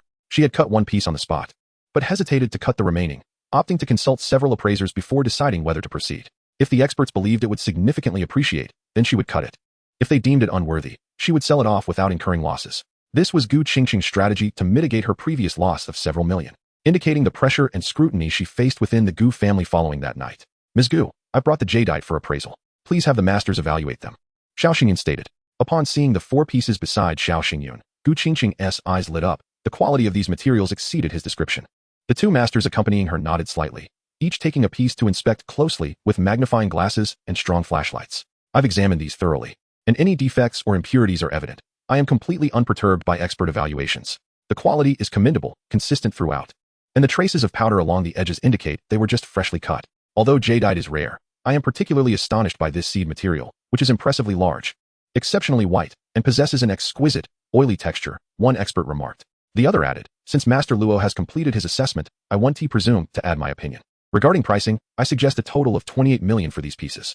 Xiao Xingyun was taken aback, his mouth agape. He had not anticipated such a price. Higher than his own estimate of 26 million. Am I undervaluing my pieces? As a newcomer in the gambling stone industry, have I been overly modest? Have my valuations been too conservative? Noticing Xiao Xingyun's peculiar expression, Gu Qingqing promptly remarked, Mr. Xiao, we are very satisfied with your jadeite, and the valuation aligns with market standards. If you find our offer unsatisfactory, we can discuss it further. Well, I invested considerable time in acquiring these materials, having sifted through a plethora of subpar stones to finally uncover these gems. Given that this is our first collaboration, might we negotiate a slightly higher price? Xiao Xingyun hadn't expected his astonishment to be misinterpreted by Gu Qingqing, who promptly raised the offer by 1 million. Wow, a Porsche 911 just emerged. So, he decided to seize the opportunity. Maintaining a composed demeanor, he replied, All right, Ms. Gu, your generosity and decisiveness are commendable. I shall not be stingy. Let us settle on 29 million for the transaction. Soon, Gu Qingqing arranged for her assistant to transfer the funds to Xiao Xingyun. While awaiting the transaction, she invited him to observe the dark bid jadeite she had acquired just days prior, as the 2 other experts continued their measurements. Miss, we both believe this raw stone should not be cut. The risk of it failing is too high. Look at this black vein and this crack. Through spectral analysis, we conclude that it is improbable for any quality jadeite to be present within. After much deliberation, the 2 experts concluded their assessment. However, Master Luo, who had previously appraised Xiao Xingyun's stones, shook his head and countered, I disagree with your conclusion. I believe this black vein is an indication of quality jadeite. Akin to the surface coloration of ancient jade, it can be cut. While it may not yield a significant increase, at the very least, it should break even. The 4 experts, clearly not accustomed to each other's company, soon erupted into a heated discussion, with some suggesting to sell it off, others advocating for an immediate cut, while others remained uncertain. Gu Qingqing found their bickering tiresome, and, through the decorative mirror in the hall, noticed Xiao Xingyun's amused expression, resembling that of someone watching a circus act, which slightly furrowed her brow. This smile, though somewhat annoying, also exuded a mysterious confidence, as if he possessed complete control over the situation. Mr. Xiao, what is your opinion on this raw stone? Will it appreciate or depreciate? Gu Qingqing suddenly inquired. You're asking me? I am merely a novice in the realm of stone gambling, lacking in knowledge and relying solely on luck, unable to discern accurately. Xiao Xingyun is modest and prudent, preferring to avoid trouble. Mr. Xiao, your humility is commendable. How about this? If you can provide an accurate prediction, regardless of the outcome after the cut, I shall grant you 1 million as a consulting fee. What do you think? 1 million as a consulting fee? Xiao Xingyun was taken aback. Is the life of the wealthy truly so unpretentious, where casual remarks carry such weight? Indeed, the condition is that it must be accurate. Regardless of whether it appreciates or depreciates, Gu Qingqing reiterated her request. Very well, I believe it will appreciate. How much? I cannot be certain. But it will certainly exceed your purchase price, Xiao Xingyun blurted out. Why? The young man was prompted. I am merely relying on my instincts. After all, I am a newcomer in the stone gambling field, and my theoretical knowledge pales in comparison to that of the esteemed masters. Xiao Xingyun replied calmly and respectfully. How amusing. We have spent our lives appraising jade, and yet we are to be outdone by the intuition of a youth? Absurd. Ridiculous. One of the masters exclaimed, clearly incensed. Master Luo interjected. In assessing raw jade, one relies on vision, experience, and luck. Age has no bearing. If we were to consider age, I surpass you all. Yet I have not witnessed you heed my counsel. The other 2 masters, silenced by Master Luo's rebuke, could scorn the young Xiao Xingyun, but dared not speak ill of the renowned Master Luo. Masters, please do not quarrel. The barrier between layers is akin to a mountain, regardless of the outcome. I appreciate your efforts. I have asked Mr. Xiao to assist in the appraisal, not for technical reasons, but to have another justification for cutting the stone. Now that we have our reason, let us proceed. Very well, since Miss Gu insists, let us cut it. We have done our utmost. Should it fail, We cannot be held accountable for unanticipated outcomes. The two masters who were opposed to the cut sighed in resignation. Now that the decision to cut had been made, the method and location of the incision became pressing concerns. Mr. Xiao, what do you suggest? I believe this is a more prudent approach, Xiao Xingyun replied. Having secured the 1 million, he decided to share some insights. He traced a line on the upper right corner of the jadeite raw stone, aligning it with a natural crack, thus revealing the stone's advantages in totality. The masters gasped, puzzled as to why Xiao Xingyun chose a diagonal cut. They yearned to inquire but hesitated, unable to shed their pride. Gu Qingqing voiced their unspoken question. Mr. Xiao, why this method of cutting? What is your reasoning? I believe there exists a natural fracture here, extending from the surface crack. By cutting this way, we can save a blade and minimize material waste, he explained. Very well. I trust you. Let us proceed with this cut. Gu Qingqing nodded slightly, instantly sealing the fate of the jadeite worth tens of millions. Chapter 25. I am just fortunate the workers received orders to hoist the massive jadeite raw stone onto the large cutting machine using a pulley. The machine roared to life, filling the room with a low rumble. Despite the machine's effective noise cancellation, it still caused frowns among the onlookers, making conversation difficult. The professional cutting room must be established promptly, especially with regard to soundproofing. Gu Qingqing instructed her assistant loudly. Yes, Ms. Gu, it will be arranged by tomorrow, the assistant assured her. As time passed, more than 20 minutes elapsed. The cutting master signaled to the crowd, indicating that the first corner had been cut. He rinsed it briefly, inviting everyone to view the sliced jadeite. Gu Qingqing felt a surge of anxiety. This was her first major transaction since taking charge of Gu's jewelry. The first stone had failed, and if the second followed suit, no matter how much her grandfather favored her, the entire family would cast blame upon her. How is it? Did it appreciate? Gu Qingqing inquired anxiously even before arriving at the viewing position. In truth, everyone was hurrying to the cutting machine. No one had yet seen the results except for the cutting master. Understanding the young lady's anxiety, he remained silent even if he had glimpsed the jade's color and quality.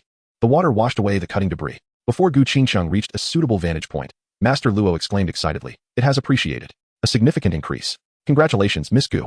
Before her eyes lay a brilliant icy green, interspersed with abundant milky white. Although the green did not form a continuous mass, the jadeite's substantial size promised ample material.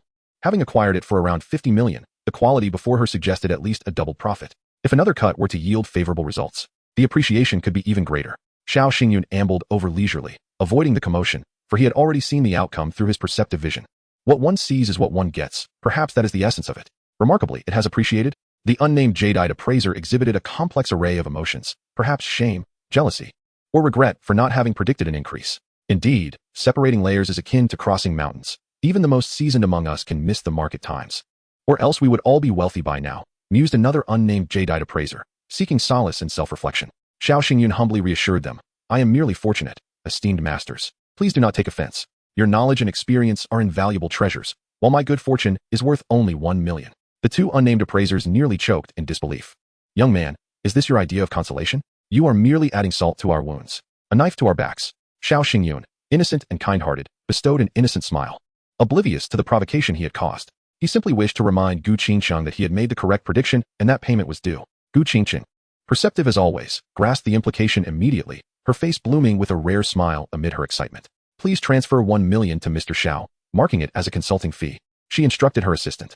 "Yes, Ms. Gu, I will attend to it right away." The assistant responded and promptly moved to her desk to process the transfer. Before long, Xiao Xingyun received the 1 million consulting fee, while the sale of the jadeite raw stone for 29 million had already been credited.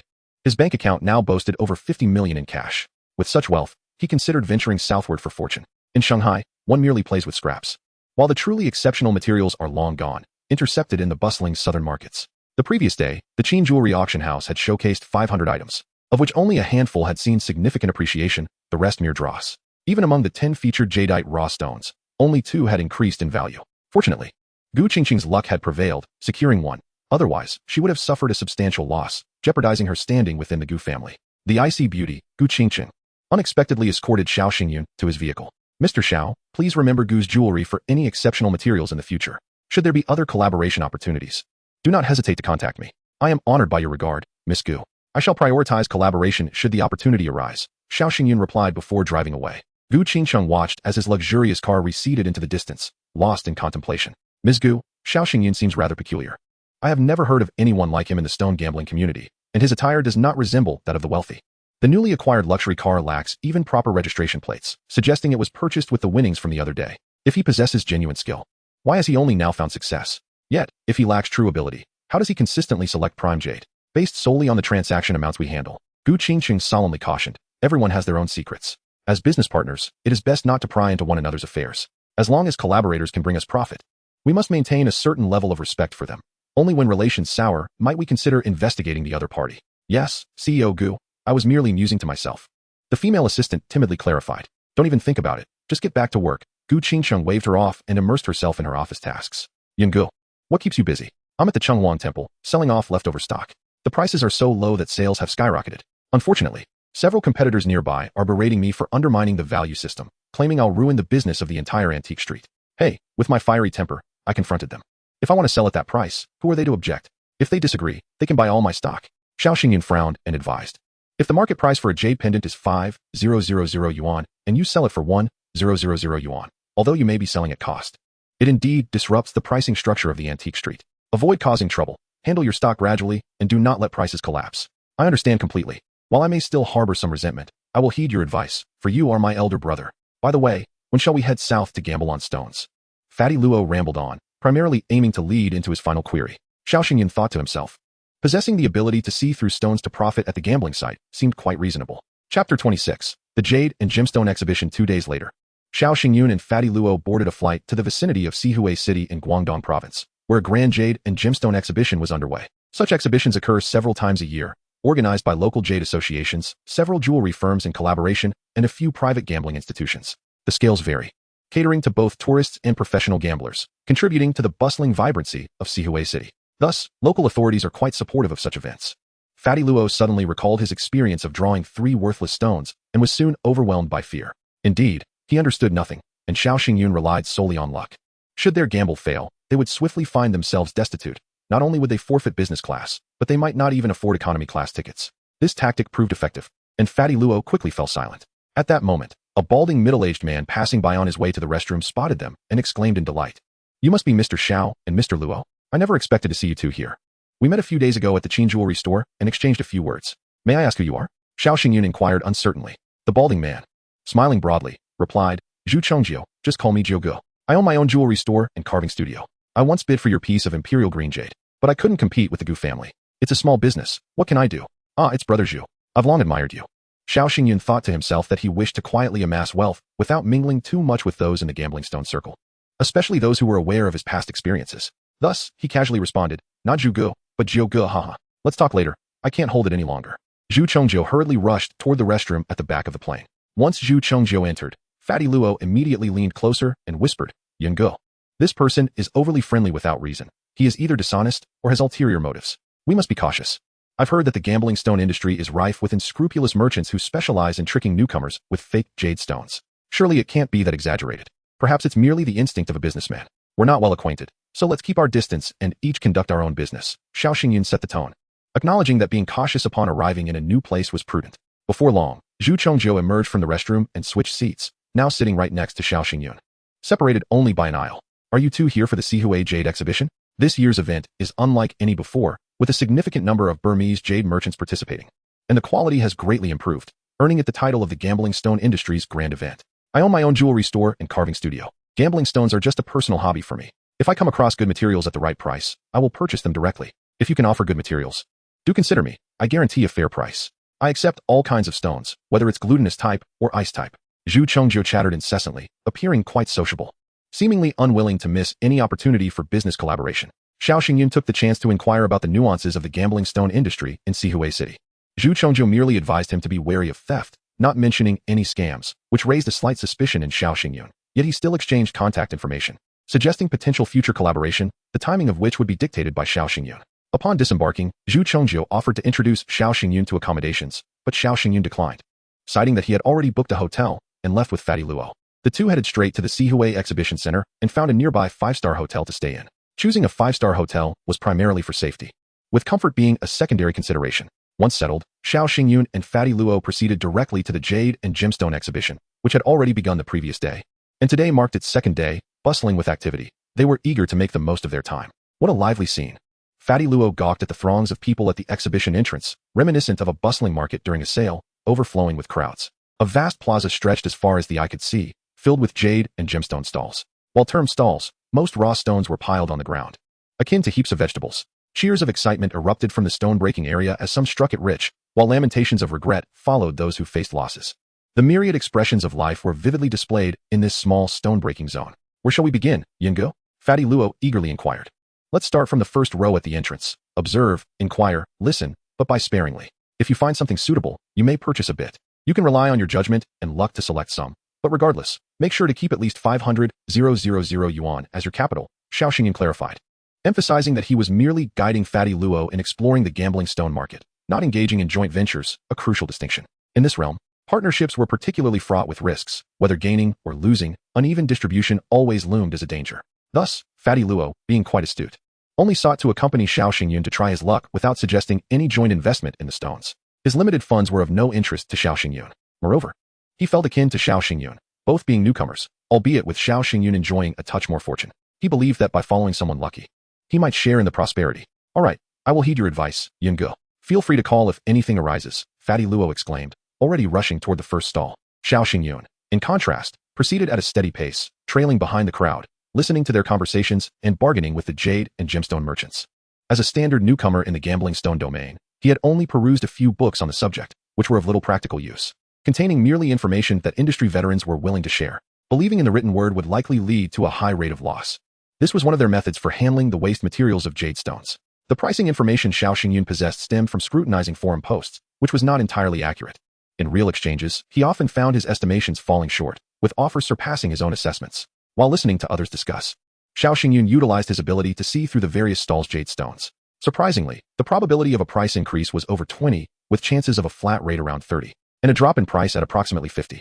This reflected the overall gambling material scenario. Those semi-gambling materials, which are akin to a window partially opened, have a greater likelihood of appreciation, though their prices are inherently elevated. Chapter 27. Greener yet a few days ago, during the auction of raw stones at the Qin's jewelry, the starting prices were surprisingly modest. 4 jadeite raw stones of equal weight from the same mine. The base price set by Qin's jewelry was around 50,000, ultimately selling for between 150,000 and 200,000. When inquiring at the stalls, the vendors quoted prices ranging from 250,000 to 350,000, or even higher. From the first stall to the last, there were approximately 60 to 70 booths, showcasing thousands of jadeite raw stones. Among them, at least a dozen stones had experienced significant price increases, yet Xiao Xingyun remained unhurried in making a purchase. He contemplated the safest and quickest method to discreetly acquire these exquisite jadeites without drawing attention. Publicly unveiling the stones and prompting bidding is the fastest way to generate revenue. However, repeatedly presenting premium jadeites would raise suspicions even among the most naive onlookers. Would the local titans of the jade gambling world not investigate? Would they not take action? The hidden darkness beneath the surface often proves more terrifying than one can imagine. It appears that bringing along the corpulent Luo serves its true purpose. With him shielding me from scrutiny, I can at least share the burden of attention. Regardless, the immediate goal is to secure the first pot of gold from this exhibition. A man with wealth can stand tall. Indeed, it was not long before I received a call from Luo. Brother Yun, guess how many pieces of jadeite I've just purchased? And at what cost? He exclaimed excitedly over the phone. Xiao Xingyun replied, I cannot guess how many you bought, but I surmise you have exhausted your funds. I advised you to retain at least 500,000 as a backup. If you can manage to keep 200,000, I might hold you in higher regard. Huh, you know me well, Brother Yun. I still have 100,000 left, but the stones I bought are exceptional. I have a good feeling about them. I'm currently in line at the freestone unveiling area. Alright, I'll come over shortly and bring a couple of raw stones to mix with yours, saving us from waiting in line again. Great, I'll be waiting here. Luo responded. Xiao Xingyun promptly returned, renting a handcart to purchase a piece of new pit waste stone for 200,000 and an old pit jadeite raw stone for 1.6 million. In terms of size, both pieces were comparable, weighing several dozen kilograms. Yet, their price differed by a factor of 8. However, upon cutting, the disparity could escalate to thousands of times. The waste stone was intentionally acquired by Xiao Xingyun to obscure his true intentions, even confusing Luo in the process. The old pit jadeite was his genuine target, the most valuable piece selected after evaluating thousands of stones. Soon, he located Luo, who had 4 jadeite raw stones of various sizes in his cart. Xiao Xingyun instinctively employed his X-ray vision and discerned that only one of the 4 was of decent quality, albeit slightly smaller, estimated to be valued around 1 million. The others were rather lackluster. Even combined, they would not amount to 10,000. Thus, if Luo had drained his resources, he was destined for a loss.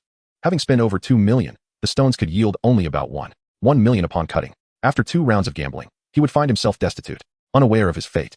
Luo excitedly called out to Xiao Xingyun, Brother Yun, you arrived just in time. It's my turn next. Are your 2 stones at the front or the back? At the back, Xiao Xingyun replied, marking the cutting lines with a pen, anxious that the stone cutter might miscut and ruin the highly valuable jadeite. In this area, 3 free cutting machines operated simultaneously. Luo selected 3 raw stones he fancied, and moments later, all 3 collapsed, draining the color from his face and causing his body to tremble. Shall we continue? The stone cutter asked, accustomed to such reactions. Yes, cut it all, he replied. As he was left with only 1 stone, retaining 1 was of no significance. The remaining stone, slightly smaller, was the first to be cut open. The stone cutter remarked. Congratulations, it should have appreciated. By the way, how much did you buy this stone for? 90,000, Luo responded. What's the verdict? Hurry up and tell me. I'm anxious. 90,000, huh? It likely won't rise much. You can see for yourself, the cutter replied, washing the cut to reveal it more clearly.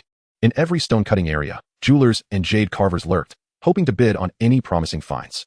The translucent ice green with minor cotton patterns detracted from its beauty, and with the stone's small cross-section, someone promptly offered 1,000,000, ensuring a modest profit above the cost price. Luo hesitated, glancing at the other onlookers, hoping for competitive bids, but after a 10-second wait with no further offers, he resigned.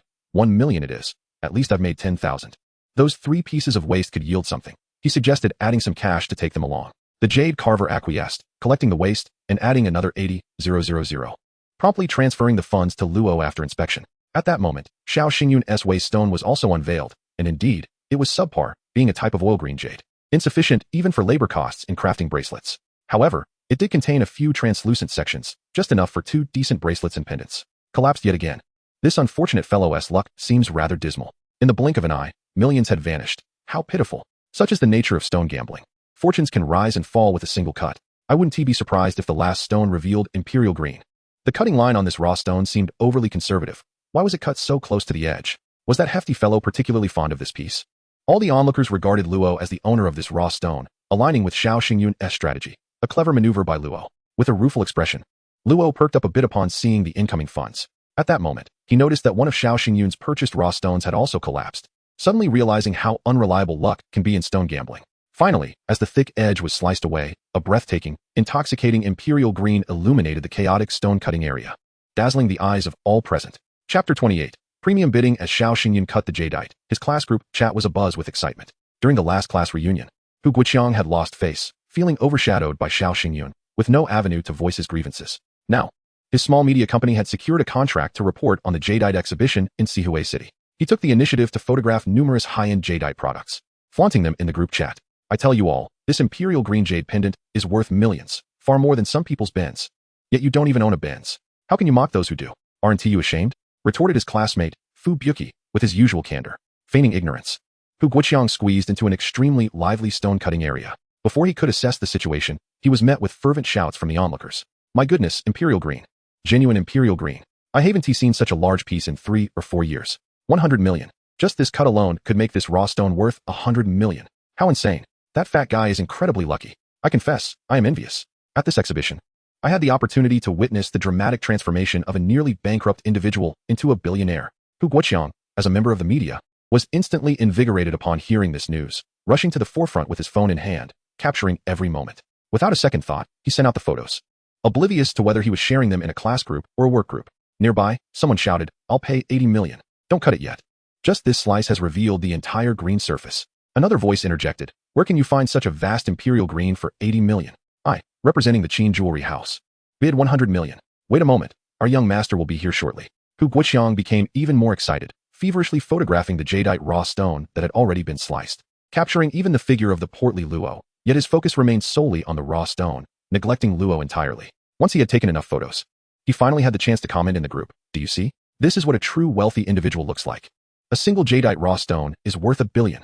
Those nouveau riche who treat their Mercedes as treasures are at least 10 streets behind in comparison. At that moment, someone informed Hu Guoqiang that the person standing next to the jadeite raw stone was indeed Xiao Xingyun. Stunned, Hu Guoqiang finally recognized him. Xiao Xingyun, what are you doing here? He demanded, rushing forward to confront him. I'm here with friends to purchase some jadeite raw stones. What about you? Xiao responded, already having instructed the stone cutter to make a second cut, ignoring the clamoring merchants. Is this jadeite raw stone worth $1 billion yours? Hu Guoqiang's tone dripped with jealousy, which even Luo could discern. And if it is, what of it? Why are you so concerned about my affairs? Xiao retorted coldly. We're classmates. I'm merely expressing concern for you. What is wrong with that? Hu Guoqiang replied awkwardly. Luo, overhearing their exchange, felt a surge of irritation and snapped. Get lost. You're just an eyesore here. Can't you see that Brother Yin and I are busy? With Luo's fierce demeanor, Hu Guoqiang instantly fell silent. As more onlookers gathered, drawn by the news of the imperial green being cut, Xiao Xingyun frowned, realizing that even with Luo acting as a shield, Public stone cutting could no longer be an open affair due to the high risk of exposure. Qin Tianxi, the young master of the Qin jewelry house, was already attending the exhibition when he received reports about the extraordinary imperial green and immediately rushed over. That day, Xiao Xingyun had cut a smaller piece of imperial green at Shanghai, which, while inferior to true imperial green, was still sought after due to the newly opened Gu family jewelry store needing quality materials, resulting in a premium acquisition. At that time, Qin Tianxi had refrained from competing with Gu Qingqing, deeming the premium too high and unprofitable. Today's imperial green, however, was of superior quality and larger size, prompting him to seek out Luo to express his desire to purchase the jadeite. Luo, having already received Xiao Xingyun's instructions to negotiate, knew that after the second cut, a total price of around 1.4 billion would suffice for a sale. Therefore, when Qin Tianxi extended an olive branch, Luo dismissed it, boldly stating, "Mr. Qin, you need to wait until the second cut is made. We won't sell to anyone. Are you not afraid it might be ruined?" Qin Tianxi retorted, "If I feared that, why would I gamble on the stones?" Luo, undeterred, reveled in the moment, feeling emboldened since the jadeite did not belong to him. Xiao Xingyun observed like an outsider, arms crossed, fixated on the jadeite being cut. With a sharp snap, the second cut revealed another edge. The green remained a blinding imperial green, perfectly colored, translucent, and substantial. The first cut confirmed the area, while the second confirmed the thickness. No further cuts would be made. This was a significant increase in value. Qin Tianxi's expression shifted slightly, yet he confidently declared, "Excellent. This cut has increased the value. Qin Jewelry, offer 1.2 billion. With a smirk, a gentleman in his 30s suddenly joined the bidding, saying, "You think you can secure such a material for 1.2 billion? The Qin family must have spent too much time in the lower-end market to forget the high-end market rates." Defu Jewelry bid 1.4 billion. The crowd gasped, recognizing the procurement manager of Defu Jewelry, a powerful figure in the jade industry. With Defu Jewelry controlling half of the national jewelry market, the Qin family appeared insignificant in comparison. Seeing this new contender, Xiao Xingyun felt a thrill. The procurement manager was akin to a deity in the jade industry, and today promised to be lucrative. The same piece of jade could fetch 1 billion. With fierce bidding, a few million more was certainly within reach. Zhou Ziqi, your price increase is quite excessive. Such premiums will inevitably trigger a new round of price hikes in the raw stone market, making it impossible for us to profit. Qin Tianxi remarked, frowning. Zhou Ziqi replied with a dismissive smile, excessive? No, Mr. Qin, your understanding of Defu Jewelry is lacking. I believe this jadeite is worth this price, no premium at all.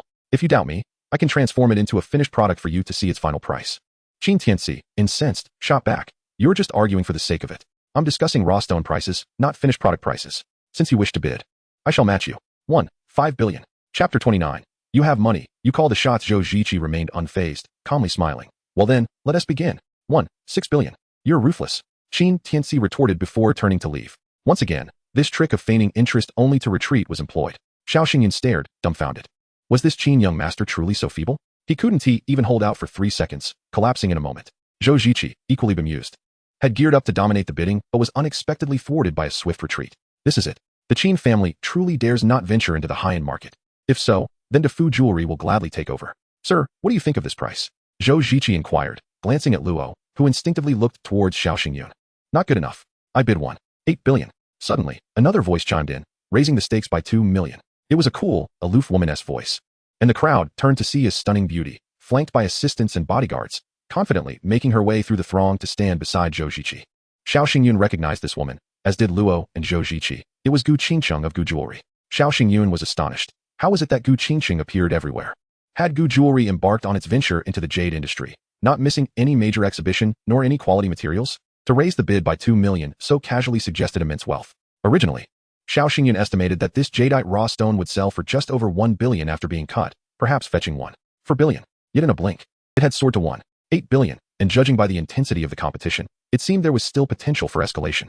As a newcomer in the jade industry, Gu Jewelry was pitted against the established titan, Defu Jewelry, setting the stage for a fierce clash between the old and new forces.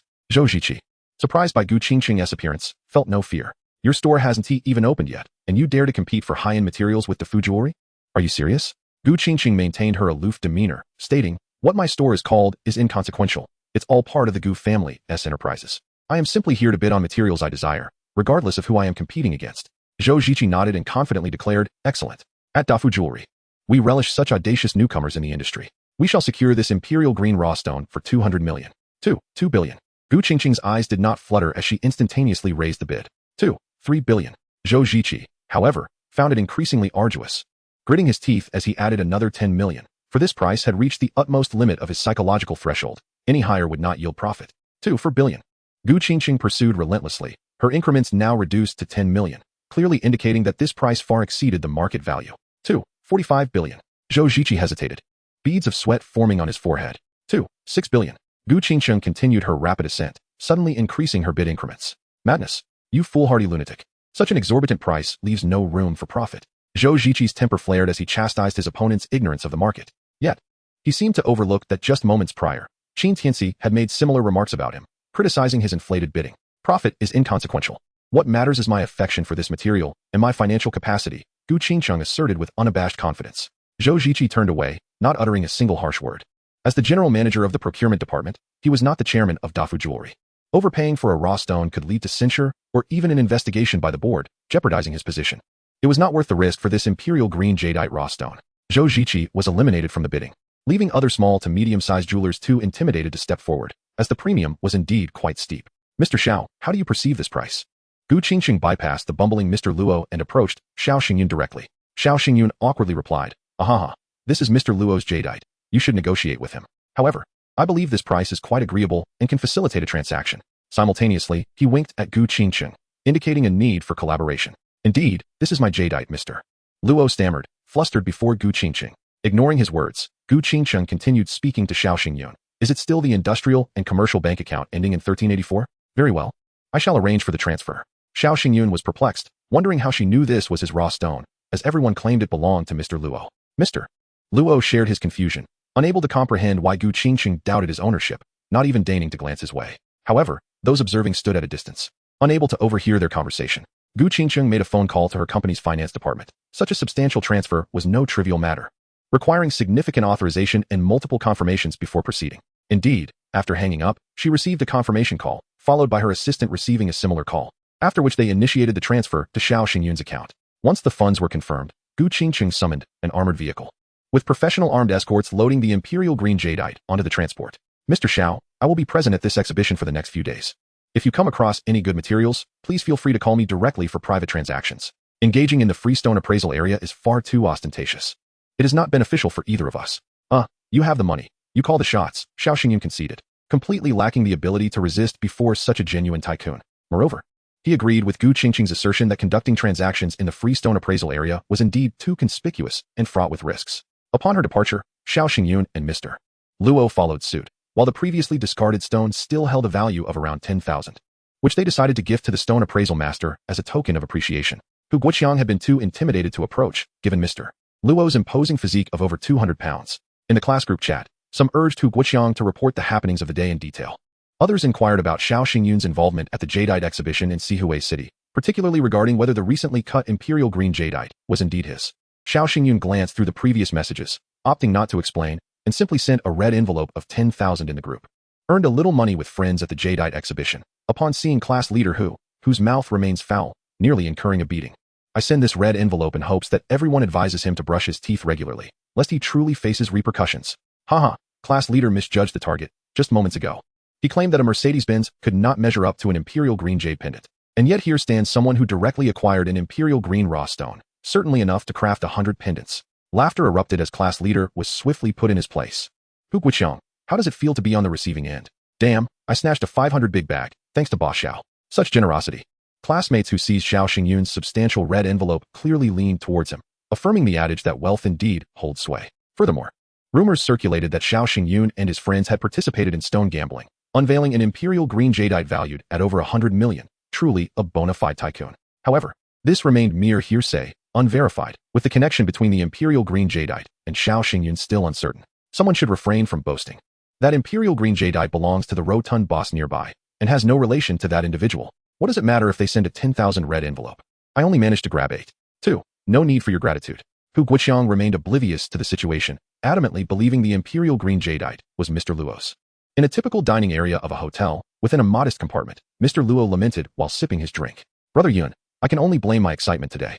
I was too caught up and ended up spending over 2 million in one go. What a terrible loss. Brother Yuan, am I simply unfit for stone gambling? Why is my luck so abysmal? Yet you managed to unveil imperial green each time. Last time I made 30 million, this time over 200 million. If only I could retire comfortably." Xiao Xingyun gazed calmly at Mr. Luo until he ceased speaking, then replied, "The risks of stone gambling are exorbitant. Relying on luck alone cannot sustain one's livelihood. Today's profit could very well evaporate tomorrow. All I can say is that I will do my utmost to assist you, but I cannot guarantee your profitability. I understand. Here is a toast to you. I trust you for tomorrow, Mr. Luo humbly responded. Sigh. I will do my best, Xiao Xingyun replied, sipping the bitter drink, suddenly regretting having introduced Mr. Luo to the stone gambling auction. Was it a mistake? Just then, a man's voice rang out with laughter. Ah, what a coincidence. Are these not Mr. Xiao and Mr. Luo? It's wonderful to see you again. Zhu Zhongjiu and a middle-aged man from Myanmar passed by, catching sight of Xiao Xingyun and Mr. Luo in the compartment. Ah, it's Boss Zhu. Have you not eaten yet? My friends and I have nearly finished, Xiao Xingyun remarked, wishing to limit his interactions with Zhu Zhongjiu, feigning readiness to depart. No matter, even if I've eaten, we can still sit and converse. Allow me to introduce you. This is Mr. Dan Tao from Myanmar, a renowned jadeite merchant with his own jadeite mines. Pleasure to meet you. Xiao Xingyun politely shook hands. Though he felt indifferent toward the merchant with mines, as the entire world's jadeite raw stones could belong to his quarry if he so desired. With a mere glance, he could discern the highest quality jadeite within. Greetings, I also own a jadeite raw stone shop in Sihue City. If you are interested in playing a few rounds, I could offer you a discount, Dan Tao stated directly, his candor seeming quite forthright. Mr. Luo understood and stood up alongside Xiao Xingyun as they exited together. Observing the departing figures of Xiao Xingyun and Mr. Luo, Zhu Zhongjiu turned to Dan Tao and remarked, this individual is quite guarded. However, he possesses wealth and is a newcomer. With the right setup, I am certain we can extract all the money from his hands. Deceiving these newcomers lacks significance. My mining pit is nearly depleted, and I can no longer extract jadeite. I require a few gullible individuals to take over. You can help me with this, and you won't regret it, Dan Tua said. Rest assured, this matter is in my capable hands, Zhu Zhongjiu replied with a grin. Brother Yun, what does it mean that Boss Zhu is still lurking around? Should I take care of him? Don't be deceived by my size. My family's martial arts are quite formidable, said Fatty Luo, striking a pose reminiscent of Baguazhang. Albeit somewhat comically. Do not jest. Given your physique, you wouldn't be able to walk without gasping for breath, let alone fight, Xiao Xingyun scoffed. The fat man boasted. I sustained grave injuries during my time in the military, and the medication I took contained a plethora of hormones, causing me to uncontrollably gain weight and thus retire. However, my martial foundation remains intact, and I can easily handle 3 to 5 opponents of equal caliber.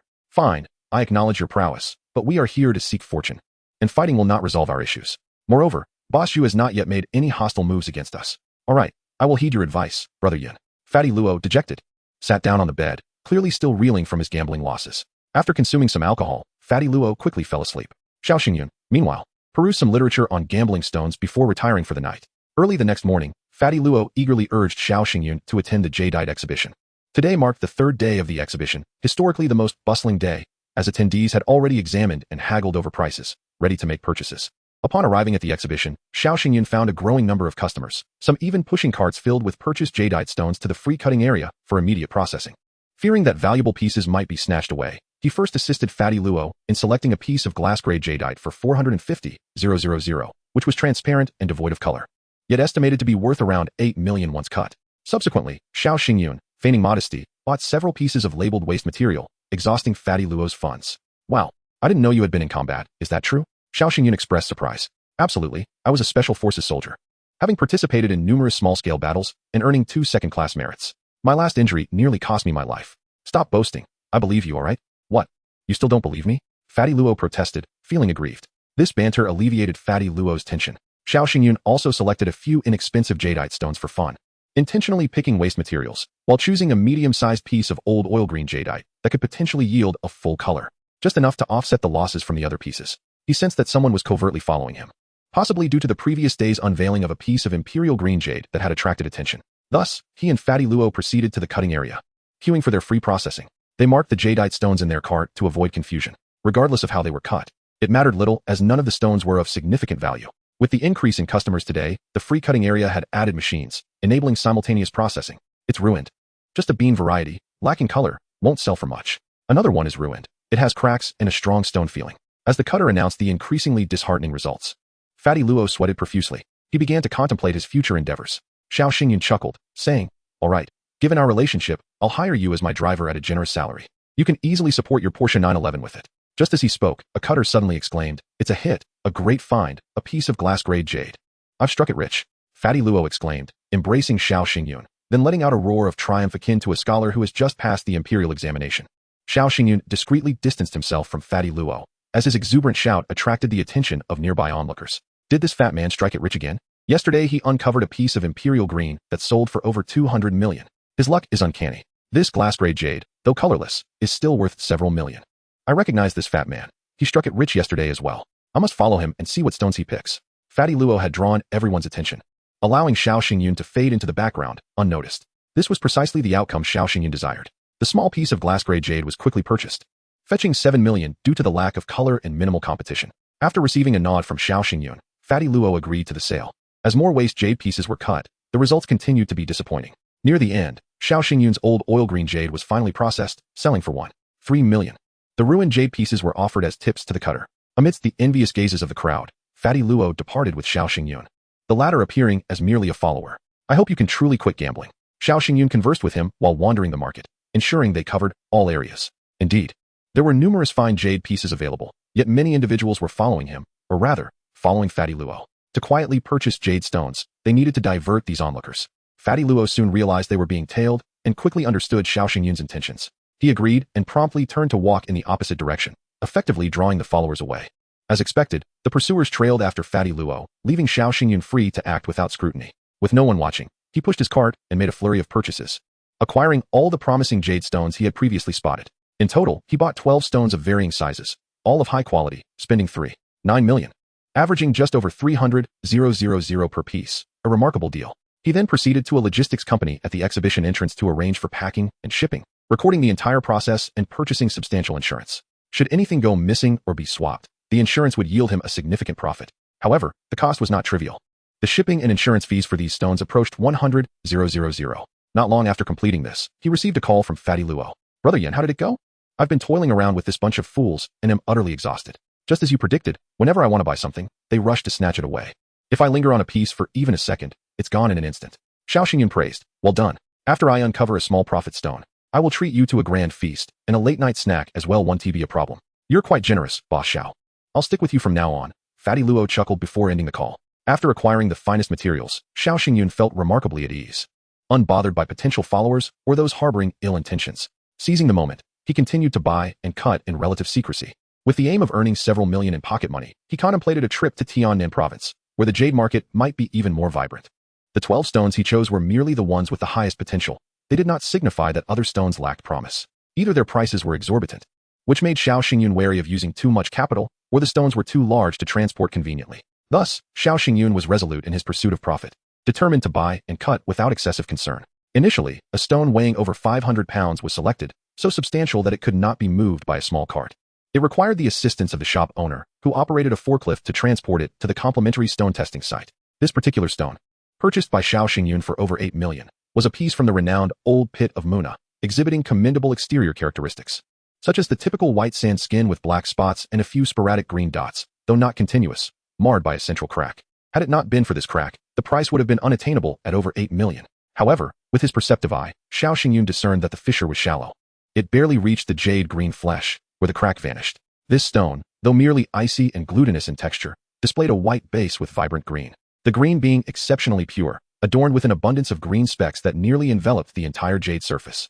Xiao Xingyun conservatively estimated a potential increase of 5 to 6 times its value. While the forklift was en route to the stone testing site, Xiao Xingyun suddenly recalled a matter that Gu Qingcheng had entrusted him with, prompting him to make a phone call. Ms. Gu, I have acquired another piece of jadeite that appears promising. It remains uncut, but the likelihood of appreciation is significant. Do you have a private stone testing location? Ah, Mr. Xiao, as I mentioned previously, I certainly have access to a private stone testing site. Where are you currently?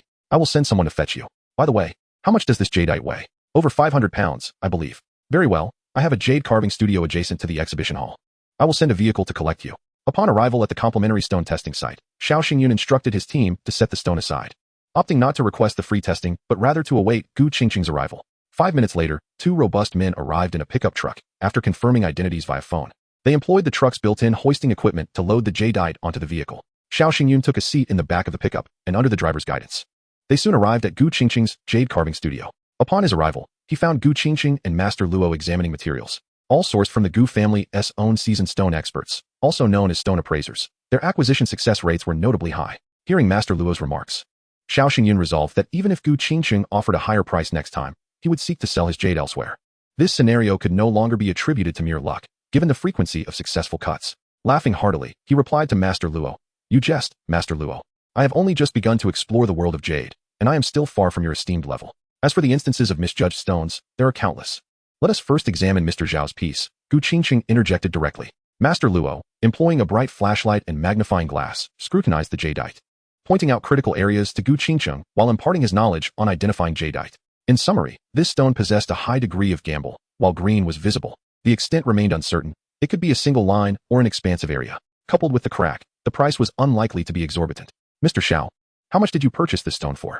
Master Luo inquired. You certainly have a knack for negotiation. While the owner's initial asking price was indeed high at 10 million, I must admit that I hesitated to make a bid, given the 50-50 risk of appreciation or depreciation. Hence, I would prefer to invest in stones with more certainty. Xiao Xingyun replied with a smile.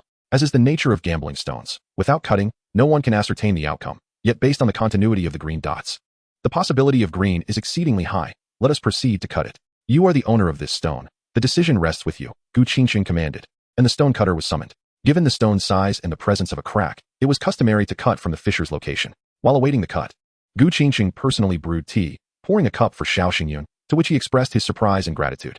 Mr. Xiao, you are too courteous. I appreciate your trust. The jadeite you have sold to Gu Jewelry has been well received by our sculptors, and I hope for increased collaboration in the future. We welcome all high-quality materials. Though Xiao Xingyun verbally concurred, he remained steadfast in his principle of maintaining a low profile, mindful of timing to avoid raising suspicions. After a light conversation, they listened to Master Luo recount amusing anecdotes from the industry, and before long, 10 minutes had passed, and the large stone was sliced open. The cutter, rather taciturn, displayed the two halves of the stone after cleaning them, beckoning them to examine. One half revealed a delicate white base, adorned with a multitude of green specks, sunny green in hue, of glutinous ice quality, with exceptional water content, devoid of flaws or coarse cotton. Master Luo was left speechless, muttering, "How extraordinary! It is rare to unveil such a vast expanse of green specks. Mr. Zhao's fortune leaves me without words." The crack vanished as it approached the green flesh. Gu Qingcheng's eyes sparkled as she gazed at the jadeite, her feminine nature drawn irresistibly to the exquisite gem. How beautiful! Such pure and even specks are truly uncommon. Its allure lies in its uniformity, clarity, and luster. Master Luo, please appraise it, Gu Qingcheng exclaimed. Ah, Ms. Gu, this is merely the first cut. Should we not inspect the two edges to assess further? Master Luo responded in astonishment. That won't be necessary. I have faith in Mr. Zhao's judgment.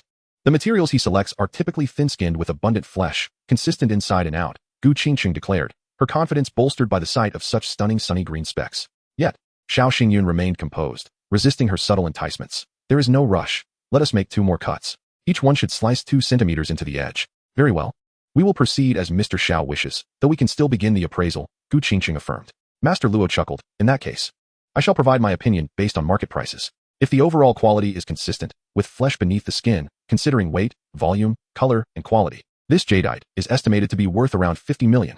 However, due to its exceptional water content and lack of impurities, we may justifiably add a premium.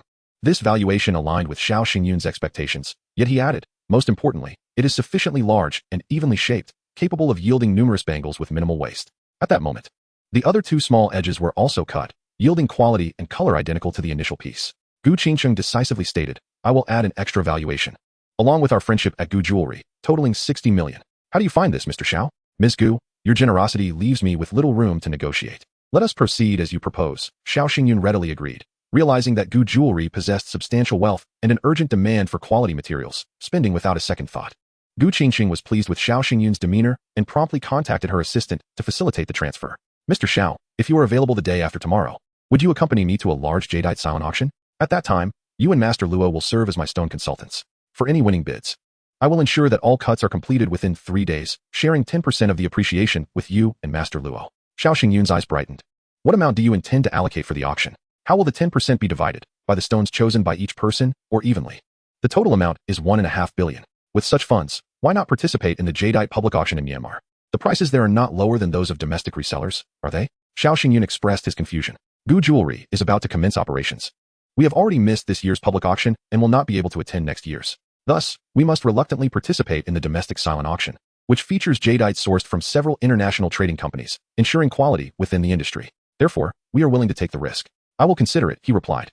Xiao Xingyun did not immediately acquiesce. As a newcomer in the realm of stone gambling, he was reluctant to entangle himself too deeply with these affluent families. Gu Qingcheng remarked, I understand your hesitation, but I urge you to consider the sincerity of Gu's Jewelry. Should you decide to proceed, please feel free to call me at any time.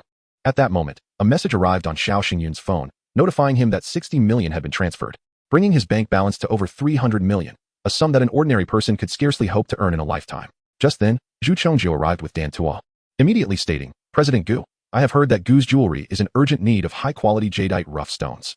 I can introduce you to a businessman from Myanmar who possesses a batch of premium old pit material. If you engage in a large transaction, it will undoubtedly be cheaper than the market price. Xiao Xingyun was surprised to encounter Zhu Chongjiu here. His wariness towards this individual grew, as he not only mingled with someone of his modest stature, but also connected with affluent figures like Gu Qingqing. Clearly, Zhu Chongjiu had not anticipated meeting Xiao Xingyun either. Yet he casually nodded in acknowledgement, saying, "Ah, Xiao brother is here too." After all, Zhu Chongjiu and Dan Tua had come to seek out Gu Qingqing, not him.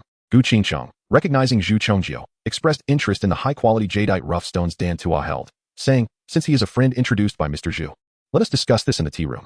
Mr. Xiao, if you have no other matters to attend to, please join us to hear their quotes. It will be beneficial for you to understand the jadeite market." Xiao Xingyun hesitated for a moment before responding, "All right, thank you."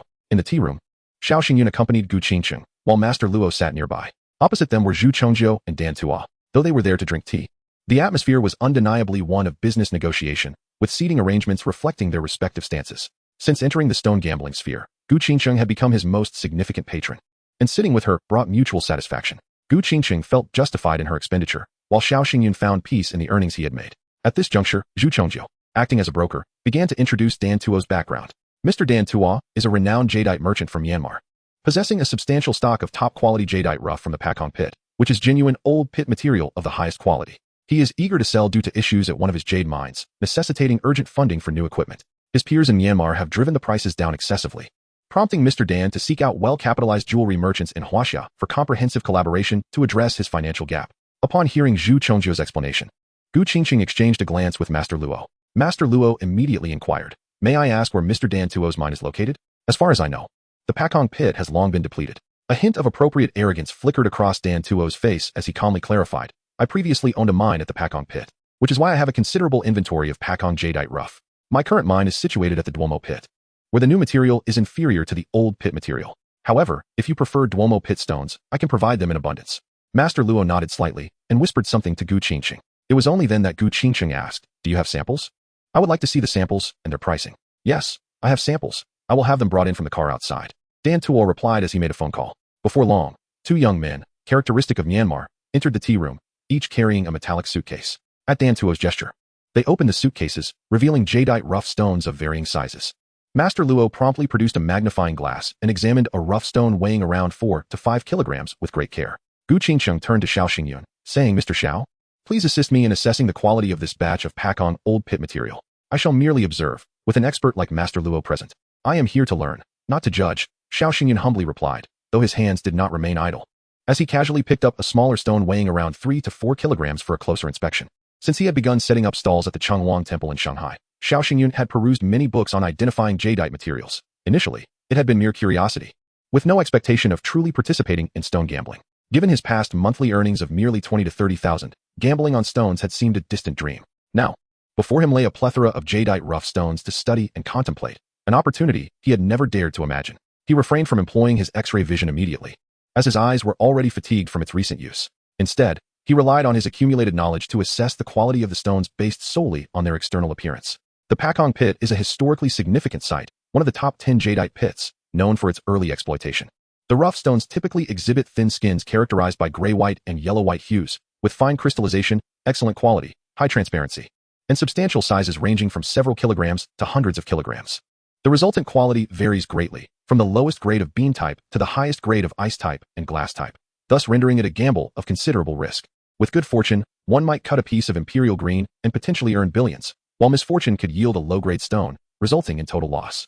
As Xiao Xingyun meticulously examined over a dozen stones, he found that this batch indeed matched the descriptions in his books, confirming it to be genuine Pakong old pit material, with skins predominantly in gray-white and yellow-white, alongside some black, coal-like skins. When he shone a powerful flashlight on the rough stones, the light penetrated deeply, indicating excellent internal moisture and a high probability of significant gains upon cutting. Yet, observing only through the outer skin felt like scratching an itch through a boot.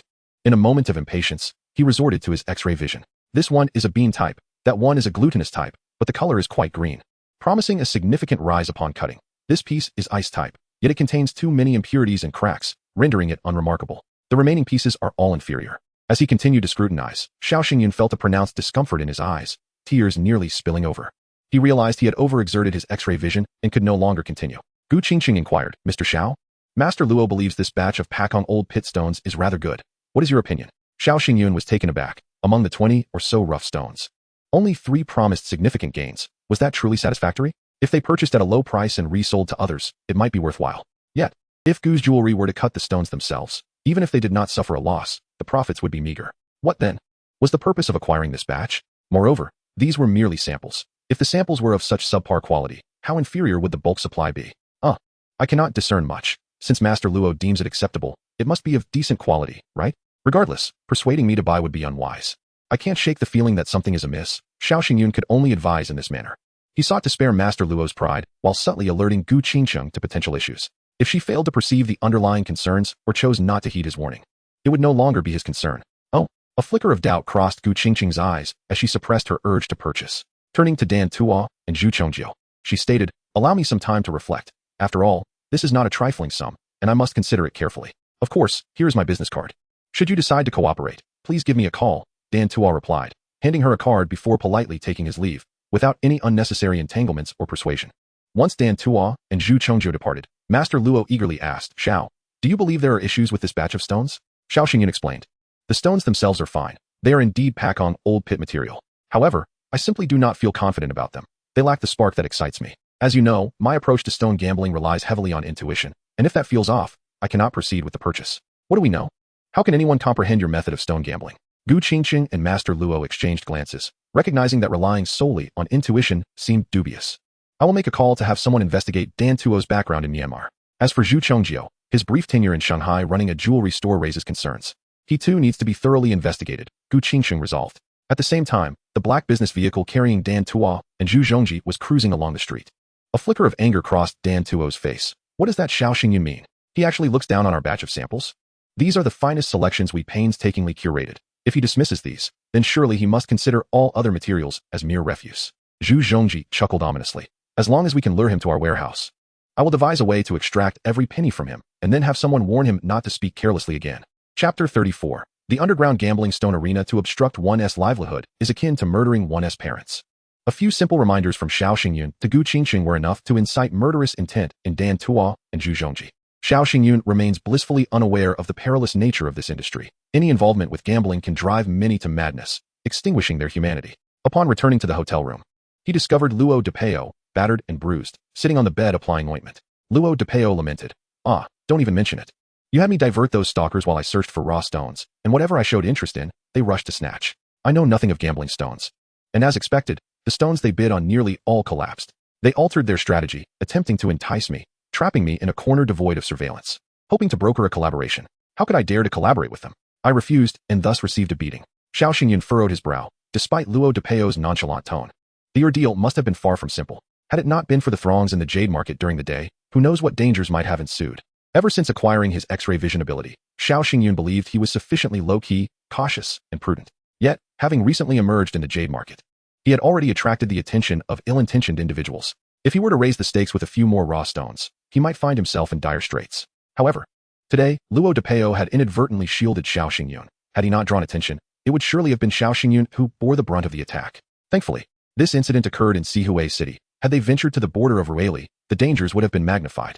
As newcomers in this trade, they were alone in this city, and they must exercise greater caution in the future. Otherwise, if they faced misfortune, retaliation would be impossible. As Xiao Xingyun spoke, he took the ointment from Luo de Peo's hands and began to apply it. Fortunately, the injuries were merely superficial, and Luo de Peo's tough exterior meant that, once treated, he would suffer no lasting harm.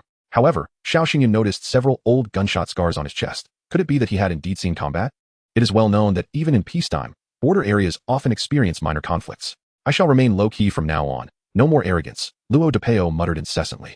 He had been contemplating whether to become a consultant for Gu's jewelry, earning a 10% commission. But now it seemed wiser to forego that for the sake of safety. Too hot to handle. Ding dong, ding dong. At that moment, the doorbell rang. Xiao Xingyun exchanged a wary glance with Luo de Peo, a look of tension flashing across their faces. Approaching the door, Xiao Xingyun peered through the peephole, spotting a calm hotel waitress standing outside with a food cart. "Who is it?" Xiao Xingyun inquired. "Hello, sir, I'm the hotel staff. Today is Saturday, and we are offering free late-night snacks." "No need, we're not hungry. Sir, this is part of our job. The late-night snacks require feedback collection.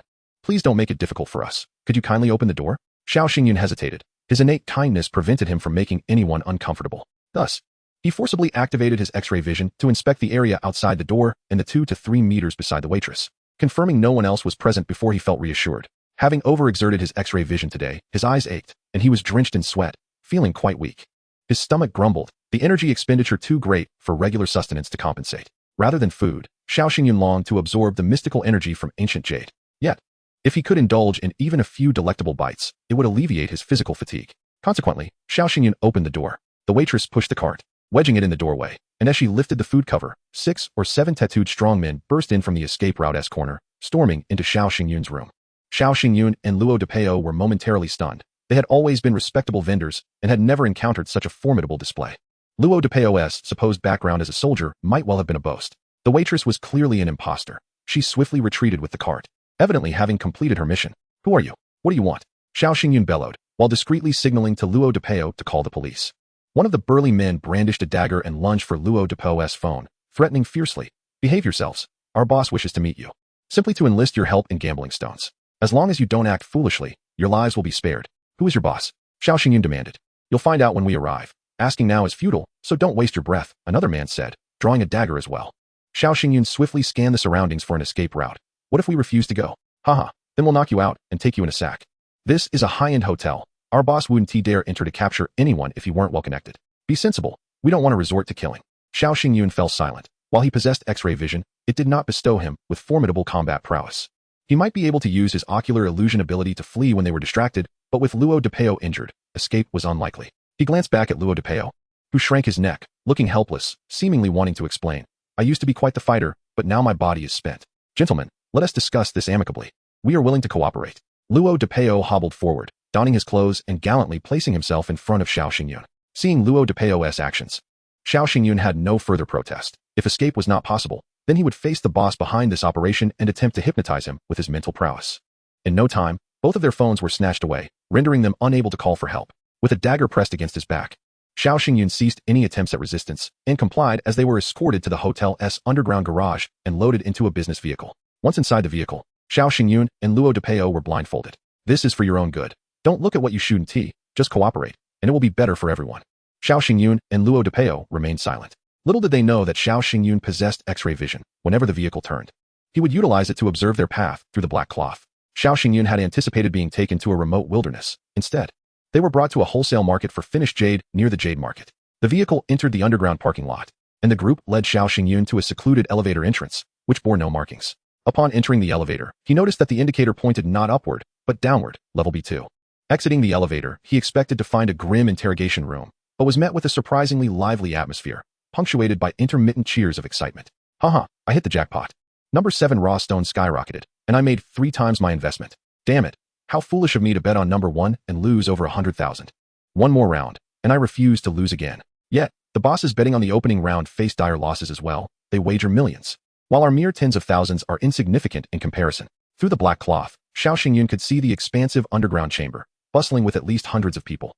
Alive with the energy of an underground fighting arena. Several hundred individuals waved their betting tickets around a brightly lit display, where a row of jade rough stones was affixed with numbers. A few stone gambling masters of varying ages stood alongside the rough stones, either nervously or anxiously holding magnifying glasses and powerful flashlights, scrutinizing the surface features of the jade.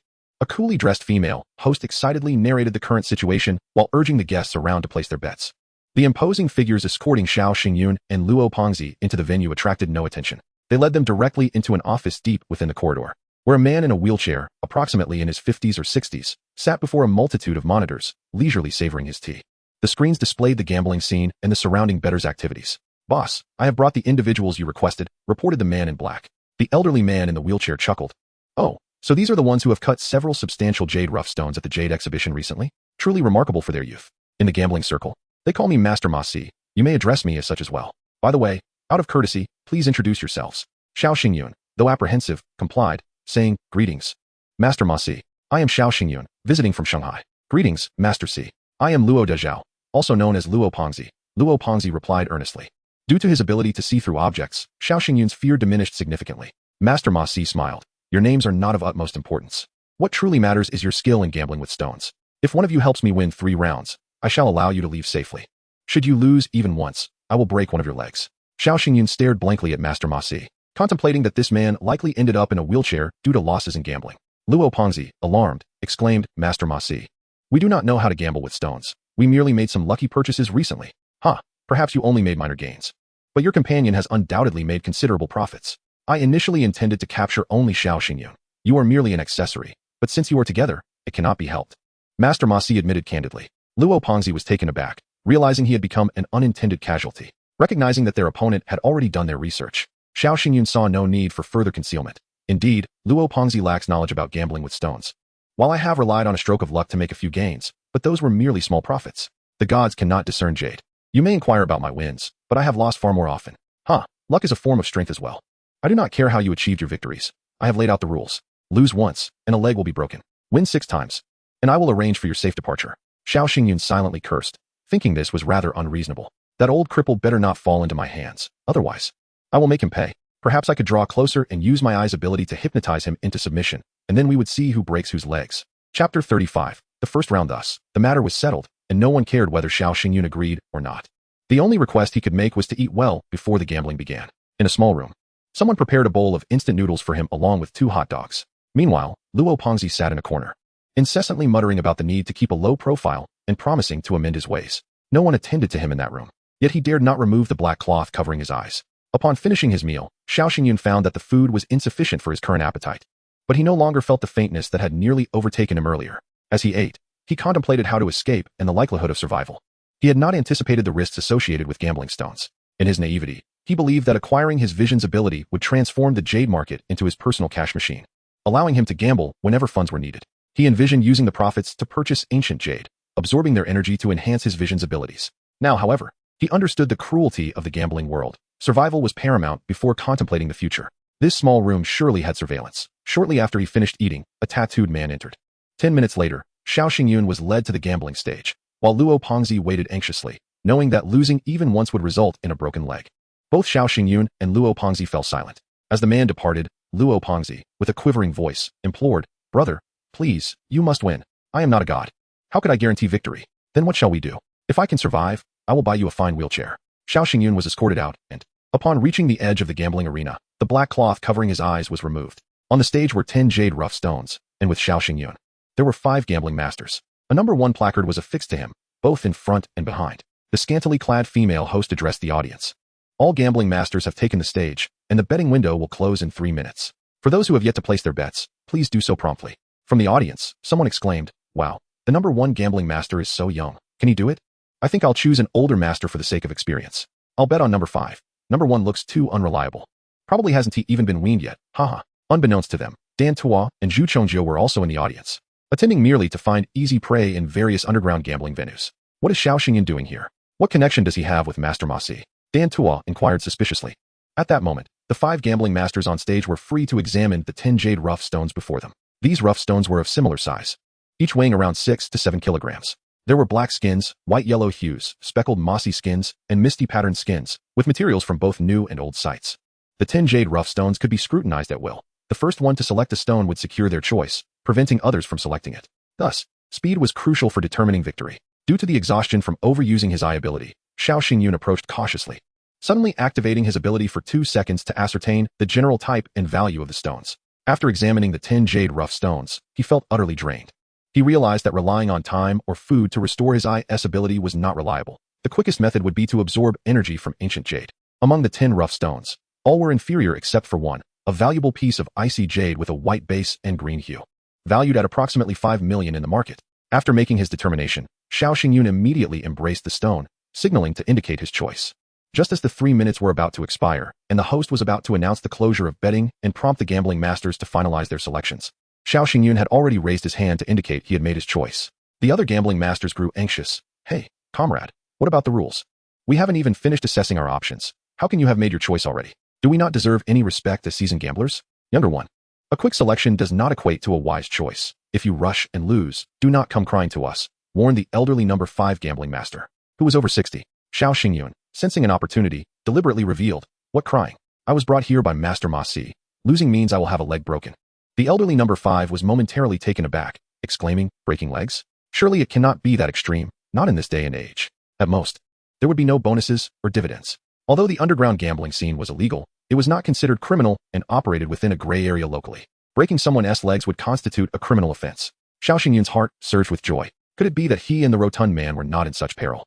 Merely victims of intimidation? A false alarm, perhaps? As he contemplated this further, the host announced, "There is only 1 minute remaining. All stone gamblers, please finalize your selection of jade raw stones." Upon hearing this, the elderly man number 5 grew anxious, disregarding Xiao Xingyun, and began his final assessment of 2 chosen stones with a magnifying glass and a powerful flashlight. Time's up. With the host's proclamation, all 5 gamblers had settled on their jade raw stones. Without excessive embellishment, they swiftly marked their selections with pins and proceeded to the stone unveiling.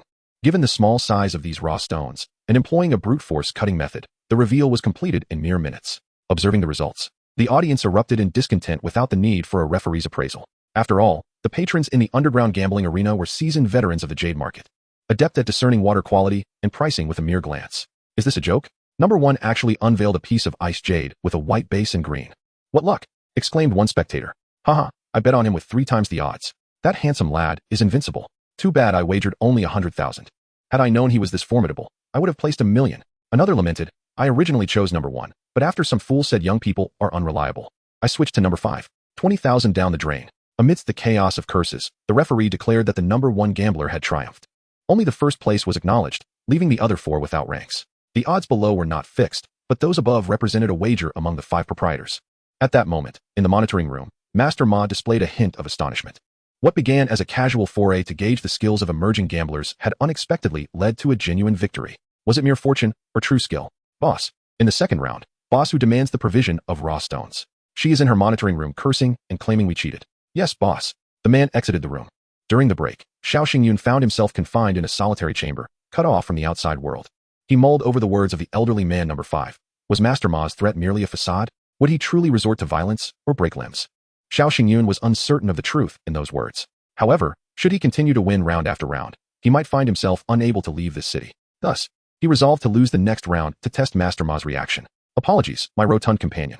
As the second round commenced, Xiao Xingyun selected a decidedly poor stone, and upon cutting it, he lost instantly. The third round ended in defeat as well. This prompted Master Ma, seated in the monitoring room, to erupt in expletives. Indeed, this is sheer luck. Gambling on stones is not that simple. Time to teach that fat man a lesson and instill some fear in Xiao Xingyun. Yes, boss. In the fourth round, as Xiao Xingyun was led out of the small room, he caught sight of the rotund man, his legs wrapped in white bandages, being wheeled out. His mouth was stuffed with rags, and he shook his head frantically, unable to express himself. Xiao Xingyun's eyes narrowed. Was the rotund man truly so unfortunate, having had his legs broken so swiftly? Xiao Xingyun, if you lose again, that fat man won't keep his arms, threatened a muscular man adorned with tattoos. Xiao Xingyun scanned the rotund man's legs. The bones were unbroken, merely wrapped in bandages. The threat of losing a limb was, indeed, just a menace. A wave of relief washed over Xiao Xingyun, though he feigned utmost terror, explaining, I wish to win as well, but the divine cannot sever Jade, who can guarantee victory in every round. The men disregarded his justifications, completed their threats, and wheeled the rotund man away. The guards urged Xiao Xingyun to return to the stage and continue gambling. In the fourth round, Xiao Xingyun wagered and won. The raw stone revealed a good material, though it was not the highest profit, resulting in another loss. The fifth round saw Xiao Xingyun victorious, yet in the sixth round, he lost again. Overall, he had won 2 out of 6 rounds, a commendable success rate. Master Ma, in his wheelchair, addressed them. Your gambling skills are passable, 2 wins out of 6 rounds. A winning rate of 33. With another 10 to 8 years of practice, your skills might stabilize, and you could try your luck at public auctions in Myanmar. I will now release you, but remember to keep your mouth sealed. If you speak carelessly after leaving, you will bear the consequences. With that, Master Ma waved his hand, signaling for their departure. Xiao Xingyun and the rotund man appeared stunned, unable to utter a word as they were escorted out. In a secluded corner of a street, the men tossed Xiao Xingyun and the rotund man onto the ground, returning their phones with a warning. Be smart, don't speak recklessly if you wish to stay alive. Once the vehicle had driven away, Xiao Xingyun and the rotund man removed the strips of cloth from their eyes, revealing expressions of relief. Are your legs all right? Weren't they just broken? Xiao Xingyun feigned surprise. They were deceiving me. They merely struck my legs a couple of times, wrapped them in bandages, and made me pretend my legs were broken. Xiao Xingyun realized that without any background or power, engaging in the jade market while consistently winning would eventually lead to trouble. Despite his attempts to remain low-key over the past few days, he had still attracted unwanted attention and narrowly escaped with his life. Boss, who was a woman named Hu Lily, her age indiscernible, perhaps in her 30s, yet possessing a remarkable figure and poise, rendering her a woman of considerable allure. Her office resembled Master Ma's room, filled with numerous monitoring screens that surveyed every corner of the gambling arena. Master Chi. Did number 1 say he was captured by Master Ma? Indeed, that is correct. He seemed to be under immense pressure while gambling, and he quietly informed me that he was staying in room 1908 at Feng Yuan Hotel, requesting my assistance should any missing person cases arise. That old scoundrel, Master Ma, only knows how to intimidate novice stone gamblers, scaring one after another without even offering a share of the profits. It appears to be a game to him. Eventually, he will stumble. A winning rate of 33. 33 is not low. With further experience in the Jade market, he might eventually attain a master-level skill of around 50. The number 5 gambler side. Boss who? You jest. There are countless stone gamblers. How many reach a master-level skill of 50? I am already in my 50s or 60s and have gambled my entire life, yet my overall winning rate is merely around 41. In this trade, it ultimately comes down to luck. At that moment, Hu Lily's phone rang, and upon glancing at it, she immediately answered. Mr. Wong, calling me at this hour? Aren't you afraid of disturbing my beauty sleep? I dare to call at this hour precisely because I know you are awake. Mr. Wong's network spreads across the globe. It's truly formidable. Indeed, formidable, Hu Lily chuckled, yet her laughter bore no mockery, instead carrying a hint of alluring charm. I won't jest with you. The case of the three-eyed evil Buddha has concluded. Shanghai has transferred the confiscated artifacts to the Imperial Capital Museum. Yet the evil Buddha is missing the central jade vertical eye, which reportedly shattered during the pursuit. What a pity. I wish to see this legendary and enigmatic artifact with my own eyes. So many lives were lost, and so many went mad just to excavate the three-eyed evil Buddha from its tomb, only to benefit the Imperial Capital Museum. I have photos I can send you. Now that it has been returned to the Imperial Capital Museum, I truly have no means to retrieve it, so we can terminate our collaboration. Remember to clean up any traces. It must be so. After their conversation concluded, Hu Lily received 2 photographs on WeChat. The first depicted a golden Buddha, half a person's height, crafted with 3 eyes, the third eye embedded in the center of its forehead, a piece of exquisite mutton-fat jade, etched with mysterious symbols. The eyes, seemingly unremarkable, resembled orbs carved from obsidian, while the central vertical eye exuded an aura of eerie mystique. A mere glance at its photograph could induce a sensation of dizziness. The second image depicted the same golden Buddha, albeit lacking the white jade vertical eye. Without this peculiar feature, it appeared entirely normal, devoid of any disconcerting effects. Chapter 37. The depths of the antique trade. Hu Lily closed her eyes, yet her mind was consumed by the visage of the three-eyed malevolent Buddha, as if 3 eyes were perpetually fixated upon her. Suddenly, a notification chimed on her phone, startling her into opening her eyes, only to discover her face drenched in sweat. No wonder those who encountered the three-eyed Buddha either went mad or met their demise. I merely glanced at a photograph and nearly lost my composure. Regaining her composure, she patted her heaving chest before checking the message. Boss Hu, I heard you're interested in this item. Please take a look at the photograph and provide an estimate. A stranger had sent a colorful image, showcasing fragments of jade arranged in the shape of an eye, the shattered third eye of the three-eyed Buddha, broken into approximately 100 pieces. Boss Hu, a raspy voice echoed from the other end of the line. Who are you? How did you come into possession of these jade fragments? Are they legitimate? Hu Lily inquired. Just call me Big Gold Tooth. The third eye of the three-eyed Buddha has garnered much attention within our circles. It should have been sent to the museum in the capital alongside the statue. But now it rests in my hands. Do you think its origins are questionable? Indeed, if its origins were legitimate, it wouldn't be so clandestine, she replied. Let us skip the pleasantries. What is your price? 10 million. We can finalize the transaction at the Panjiayuan market. Are you foolish, or am I? A total of 108 fragments, 100 million at Shanghai. Once you arrive in Shanghai, I will disclose the transaction location. Impossible. What is the worth of the entire three-eyed Buddha? With the third eye shattered beyond recognition, what purpose does it serve? I'll give you at most 20 million. Not a penny less. I will wait for you in Shanghai for a day. After that, I will contact other buyers. With that, Big Gold Tooth hung up. Hu Lily held her phone and pondered for a moment before bursting into laughter. Big Gold Tooth. There are at least 10 individuals in the tomb raiding community with that name. Who knows which one you are? However, his ability to reach me indicates a connection to Wang Banxian. Just moments ago, he advised me to erase traces, and now he has sold me out.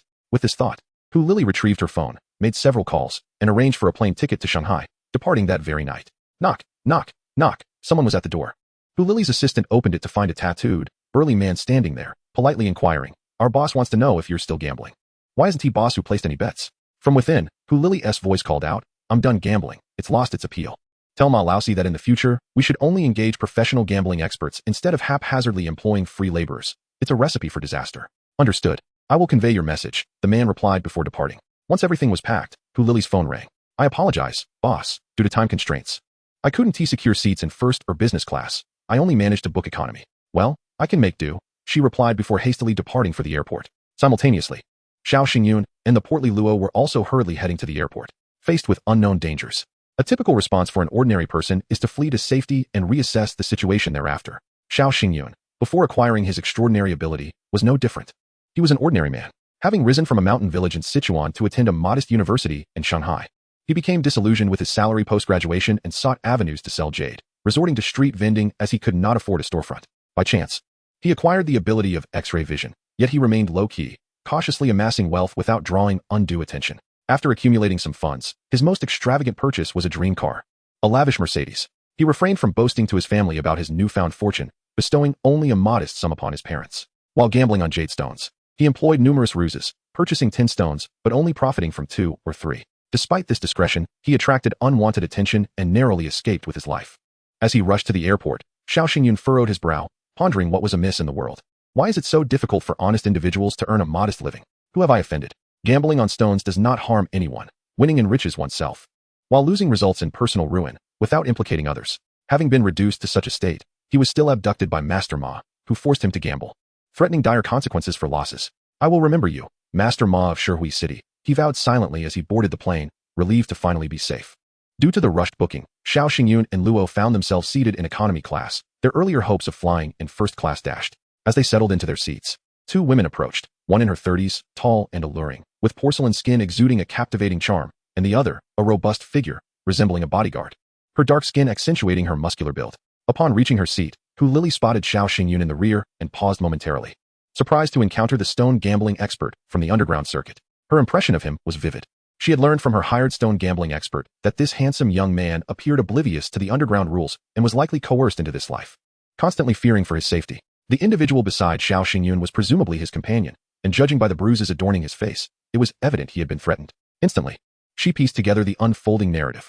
Mr. Xiao, I believe I've seen you at the Jade Market. You possess remarkable skills, Hu Lili remarked with a slight smile, extending her hand for a handshake. As Xiao Xingyun contemplated his survival strategies, he was momentarily taken aback by her soft, delicate hand. Hello, do we know each other? He blurted, immediately regretting the question, realizing she must have learned his surname from others at the Jade Market. Even if they had not met before, they were acquainted now. I am Hu Lili, she introduced herself, producing an elegant card that seemed to appear as if by magic. The card bore her name, Hu Lili, Treasure Pavilion, along with 2 capital city phone numbers, their auspicious endings suggestive of wealth. With just these 2 numbers, an air of opulence surrounded her.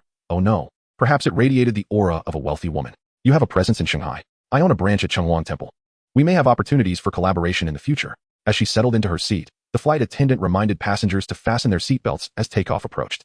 Xiao Xingyun examined the card, its background adorned with intricate patterns of antique porcelain. Having only entered the jade industry for less than a year, he knew little of the deeper waters of antiques. The plump Luo, sporting a battered face, perked up at the sight of the enchanting Hu Lili, momentarily forgetting his fears and pain. The owner of the Treasure Pavilion? My goodness, that's the largest antique store at Chenghuang Temple, known for high-quality jade. It must be immensely profitable, more so than our gambling, he whispered excitedly to Xiao Xingyun, though his exuberance was loud enough for those around to overhear. Xiao Xingyun felt a wave of embarrassment wash over him. He could almost feel his toes digging into the plane's floor. Fortunately, just then, the plane ascended, and the sudden pressure change silenced many conversations, allowing for a brief respite. Once the flight stabilized, Hu Lili turned to Xiao Xingyun and inquired with a smile. Are you interested in the antique trade as well? I can have the master in the shop guide you. Xiao Xingyun shook his head gently, declining. The depths of your profession are too profound for ordinary people like us to grasp, which could lead to unforeseen troubles. The true depth can only be revealed through personal experience. What others say is not necessarily true. It ultimately depends on the strength of your own abilities. Hu Lili's smile held a hint of mischief, captivating in its allure. Xiao Xingyun felt as though he were not on an airplane, but rather on a highway, with a vehicle rushing past him at breakneck speed. Chapter 38. The purchase of ancient jade. Their vehicle was parked at home, not at the airport, and there were no bodyguards or assistants to greet them. This trip to Guangdong province for stone gambling left both of them with profound impressions. Having witnessed both opulence and peril, Su Qing, clad in jeans and a floral patterned shirt, her high ponytail exuding youthful exuberance, showcased a figure that was particularly enticing. All right, Xiao Qing, have you had breakfast? Off to school so early? Xiao Xingyun set his suitcase aside and changed into slippers. Goodbye. He settled onto the living room sofa, closed his eyes, and remained there motionless for quite some time. Exhausted, drowsy, and hungry, he found solace only in the familiarity of his home, which offered a semblance of safety he had long missed. If only my X-ray vision possessed offensive capabilities, I could protect myself. With such a power, why would I gamble on stones? What could I pursue for profit instead? Perhaps international casinos? That would be even more perilous. Winning tens of millions, or even billions in one go would likely trap me within the venue. My X-ray vision craves enhancement, which necessitates an abundance of ancient jade. Acquiring such stones undoubtedly requires substantial funds. The more he pondered, the more his mood soured. Unable to sleep, he casually switched on the television. The screen displayed the news from Shanghai, showcasing images of several stolen antiques, including a bronze incense burner, a plain porcelain vase, and an enigmatic eye crafted from jade fragments. Upon seeing that peculiar eye, Xiao Xingyun's heart raced, and a wave of greed surged within him, as if he wished to devour the jade shards with his gaze. Indeed, not his stomach, but his eyes, as if those jade fragments contained a substance exceedingly rare for the eyes. Was this the jade eye that had injured my vision at the city god temple? What significance does it hold? Xiao Xingyun was now wide awake, ready to head to the kitchen for a snack, when he noticed a flurry of messages in the city god temple jade enthusiast group. Did you all see the news? The jade eye of the three-eyed evil Buddha has been stolen again. I wonder, are the officers just idly standing by? They can't even protect such a significant artifact. The three-eyed evil Buddha? Is that the golden Buddha unearthed from Qianling? I heard that since its excavation, over 100 individuals with ties to the evil Buddha have met untimely ends. Are you joking? Isn't Qianling the tomb of Wu Zetian? How could such an eerie Buddha be found in her mausoleum? Moreover, I haven't heard any reports of the tomb being robbed. This jade enthusiast group primarily consisted of vendors selling jade and jadeite at the city god temple, along with some purveyors of counterfeit antiques. Their sources of information were varied and eclectic. While they lacked in-depth insights, Xiao Xingyun was aware that this jade eye originated from the three-eyed evil Buddha. Whether it was unearthed from Qianling was inconsequential, at least for now. His eyes were too fatigued to linger on such thoughts. He opted to return to his bedroom, where he slept until the afternoon. After a light meal, he made his way to the city god temple, hoping to acquire a few more pieces of ancient jade that might aid in upgrading his X-ray vision. Boss Xiao, why haven't you and Fatty Luo been around to set up your stall these past few days? A familiar vendor inquired. After perusing the stalls, he found all the antiques and jade to be counterfeit, his X-ray vision detecting not a shred of energy. With no other option, he ventured into a shop, hoping to encounter some genuine items. The first establishment was Su Yuzhai. Welcome, sir. Modern antique shops had begun to employ sales assistants, each tall, fair-skinned, and strikingly beautiful. Do you have any authentic ancient jade? Xiao Xingyun inquired directly. Upon hearing this, the sales assistant's smile brightened. A customer who initially claimed to be merely browsing suddenly exhibited targeted intent, significantly increasing the likelihood of a sale. Certainly. Please follow me to this display case. The sales assistant led him to a glass cabinet filled with ancient jade. The shop was bustling, with 7 or 8 customers in various areas, each accompanied by different sales assistants, selecting items of interest. Xiao Xingyun glanced over the jade displayed. Out of dozens of pieces, only 4 were genuine, emanating a potent, mysterious energy. The rest, despite their convincing colors, patina, craftsmanship, and blemishes, lacked that elusive energy. Although he could identify new jade and jadeite, his expertise in ancient jade and antiques was limited. He had to rely on his X-ray vision for selection. Each piece in the cabinet had a price tag, and the cost of the 4 authentic pieces were surprisingly close to those of the fakes, listed at 400, 000, 260, 000, 150, 000, and 390, 000. The pricing of ancient jade is influenced by numerous factors. The presence of marked prices in the shop indicated adherence to market standards. Please set these aside for me. I might purchase 4 or 5 pieces. Xiao Xingyun casually pointed out several items, including the 4 genuine and 3 fakes. The sales assistant, without a second thought, complied and retrieved all 7 pieces. Feigning deliberation, Xiao Xingyun ultimately selected the 4 genuine pieces, stating, I will take these 4. No need to wrap them. I'll pay directly. Certainly. This way, please. The sales assistant felt a surge of joy. The combined total of these 4 pieces amounted to 1,200,000, with no haggling involved. This truly was a wealthy customer. Although the prices were marked, negotiation was still possible at the point of purchase. As the transaction concluded smoothly, Xiao Xingyun slipped the 4 pieces of jade into his pocket. Feeling the mysterious energy dissipate quickly, the once fatigued and strained eyes were now revitalized, akin to a refreshing eye exercise. While absorbing the energy, he roamed the shop, eventually arriving at the antique shelf and pointing at a half-foot-tall ceramic vase, asking, May I hold this vase to examine it? Of course. Aware of the etiquette surrounding antique handling, the sales assistant donned white gloves and laid a velvet cloth on the counter before retrieving the vase and placing it delicately upon the surface. What dynasty does this vase belong to? What is its price? Xiao Xingyun inquired while simultaneously drawing upon the mysterious energy emanating from it. Indeed, not only did ancient jade possess such energy, but other authentic antiques did as well. He speculated that this might be a special substance derived from historical sedimentation. The energy contained in antiques varied, with older pieces harboring greater quantities. This is a Song Dynasty Yaozhou carved celadone vase, priced at 4.8 million. After absorbing the energy, the vase remained visually intact, albeit with fine cracks internally. What price do you think is appropriate? We can negotiate, the sales assistant suggested, hoping to secure a substantial commission. No negotiation, it's unaffordable, Xiao Xingyun replied, turning to leave. Apart from this vase and the 4 pieces of jade, the entire shop was filled with fakes. It was indeed a den of deception. Acquiring the Song Dynasty vase from this dishonest establishment felt like a small act of justice.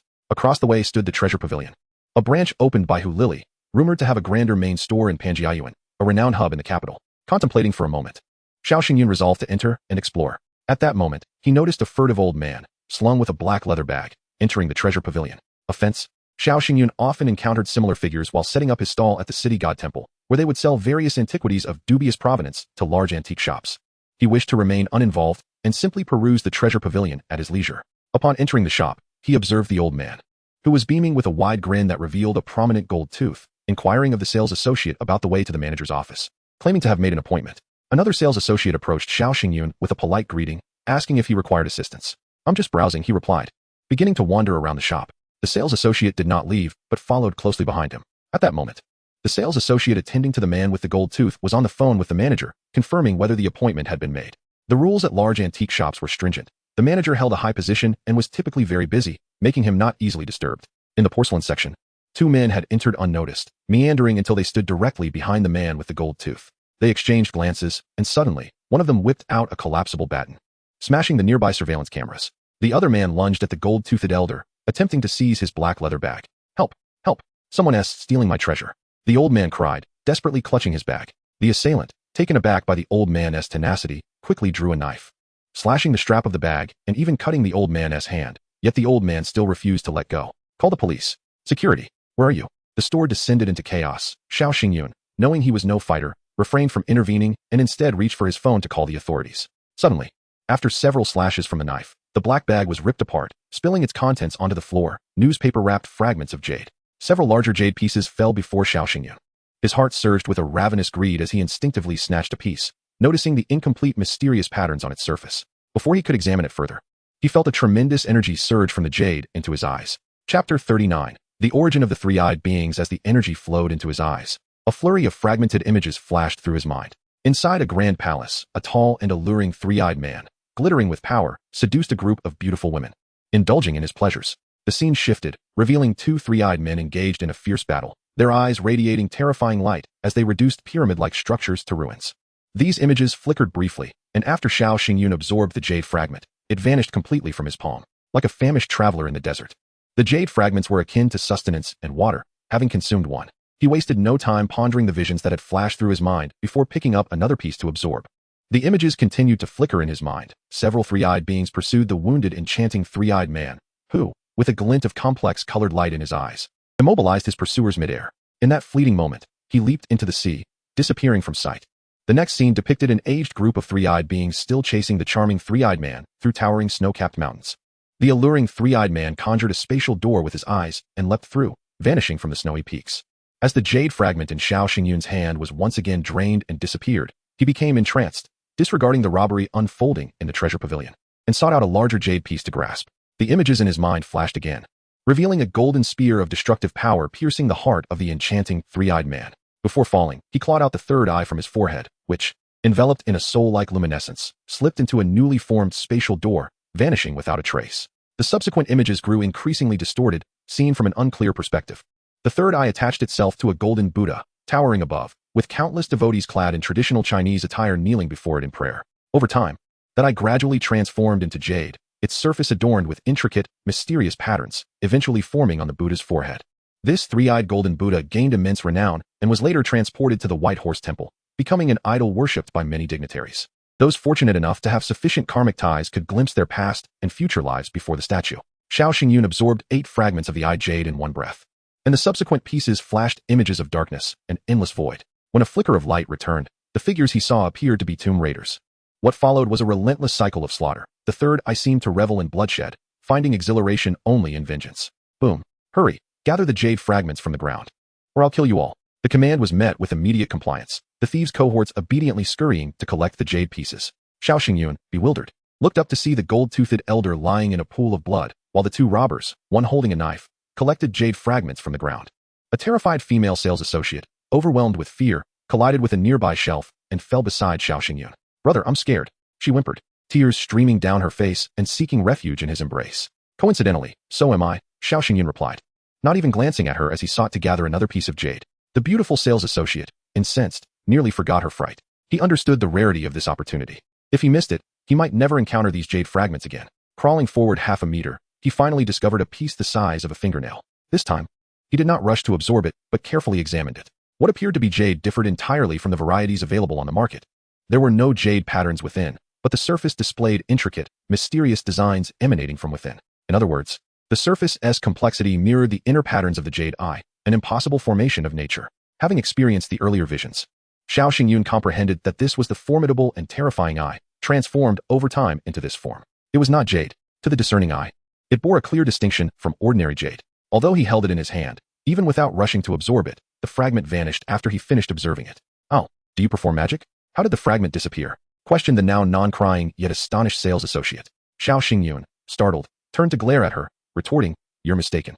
It crumbled into dust and vanished. Xiao Xingyun was taken aback, uncertain why the sales associate's expression seemed off. Ugh, ugh. Outside, urgent police sirens blared. The robbers, now frantic, shouted, "Put all the jade fragments you have into my bag." One robber held out a bloodied, torn leather bag in front of the crouching sales associates and customers collecting jade fragments. One of the robbers spotted Xiao Xingyun, thrusting a knife before him while extending his other hand, laden with a dozen jade fragments. He barked, "Where are the jade fragments you picked up? Hand them over, or I'll slit your throat." Xiao Xingyun jumped in surprise and quickly explained, "I didn't pick up any jade fragments. You must be mistaken." In moments of fear and tension, a flicker of light shone again in Xiao Xingyun's eyes. The robber, momentarily dazed, stammered, "Right? You didn't pick up the jade fragments. I must have been mistaken. Brother, let us flee. The police are almost here. What are you dawdling for?" Suddenly realizing his folly, the robber echoed his own words and attempted to escape. However, he neglected to notice the fallen shelf, tripping over it with a thud, scattering the jade fragments all over the ground. "What on earth is happening to me?" he cursed as he rushed out without a second thought. At that moment, the security personnel finally descended from the upper floor, wielding rubber batons and electric rods, pursuing the two robbers who had just fled through the door. The timing of their arrival was impeccable, rivaling that of the police. Xiao Xingyun silently marveled, seizing the opportunity to gather another jade fragment, holding it in his palm to absorb its energy. 3 seconds later, authoritative shouts echoed at the entrance of the treasure vault. "We are the police. You are surrounded. Surrender immediately." Chapter 40. A scheme within a scheme. The female sales associates were utterly distressed, wiping away tears as they exclaimed, "Two robbers escaped, and our security went after them." Despite their protests, the police cautiously entered the treasure vault to conduct a search. Simultaneously, several officers were dispatched in the direction indicated by the sales staff to chase the robbers. Both the sales associates and customers underwent inquiries, with designated personnel taking statements and collecting the jade fragments scattered on the ground. Xiao Xingyun was also questioned by one of the officers. "I just purchased 4 pieces of ancient jade from the shop across the street for 1.2 million. Hearing that the treasure vault had even better items, I came here to buy more. But shortly after entering, I witnessed a robbery and was so frightened that I crouched down. By the way, I was also struck by a shelf, and I'm still in pain," Xiao Xingyun recounted, intending to produce the ancient jade as evidence. However, upon reaching into his pocket, he discovered that the 4 pieces had shattered. It seemed he had absorbed all the mysterious energy within them, rendering the jade brittle. It was only natural that they broke upon the slightest impact. After all, he had not requested a packaging box, only a velvet bag, which contained a receipt from the shop. Displaying the broken pieces, Xiao Xingyun winced in pain. "Look here, I've lost 1.2 million. Who will compensate me for this?" A beautiful female sales associate standing nearby took 2 steps back in fright, recalling that she had accidentally knocked over the shelf that had struck Xiao Xingyun. She feared he might attribute the loss of the jade to her. Yet, Xiao Xingyun was not so petty as to torment a lovely sales associate. A shopkeeper in his 50s then descended from the 2nd floor to attend to the police. The premises were under constant surveillance, and to grasp the entirety of the incident, scrutinizing the footage was essential. Unfortunately, the robbers had damaged several cameras before their assault, resulting in blind spots, particularly in the area where Xiao Xingyun had crouched, making the ground invisible. At that instant, voices from the doorway reached his ears as the security and police conversed. "We caught one, but the other got away. The items they stole are in that black leather bag. We have no idea what's inside. It belonged to an old man who brought it to our store for sale," the security explained to the officers, while a beaten and nearly unconscious robber was securely bound and tossed at the roadside by the entrance. The police called for an ambulance. Capturing one robber was a feat in itself and could yield valuable testimonies. Besides the half-dead robber, the lifeless old man with golden teeth also required transport. After the shopkeeper bid farewell to the police, he addressed the still-shaken crowd. "I sincerely apologize for the events that transpired in our store today. To ease your distress, I am providing each of you with a red envelope containing 10,000 yuan, whether you are staff or customers." The announcement was met with enthusiastic cheers and applause.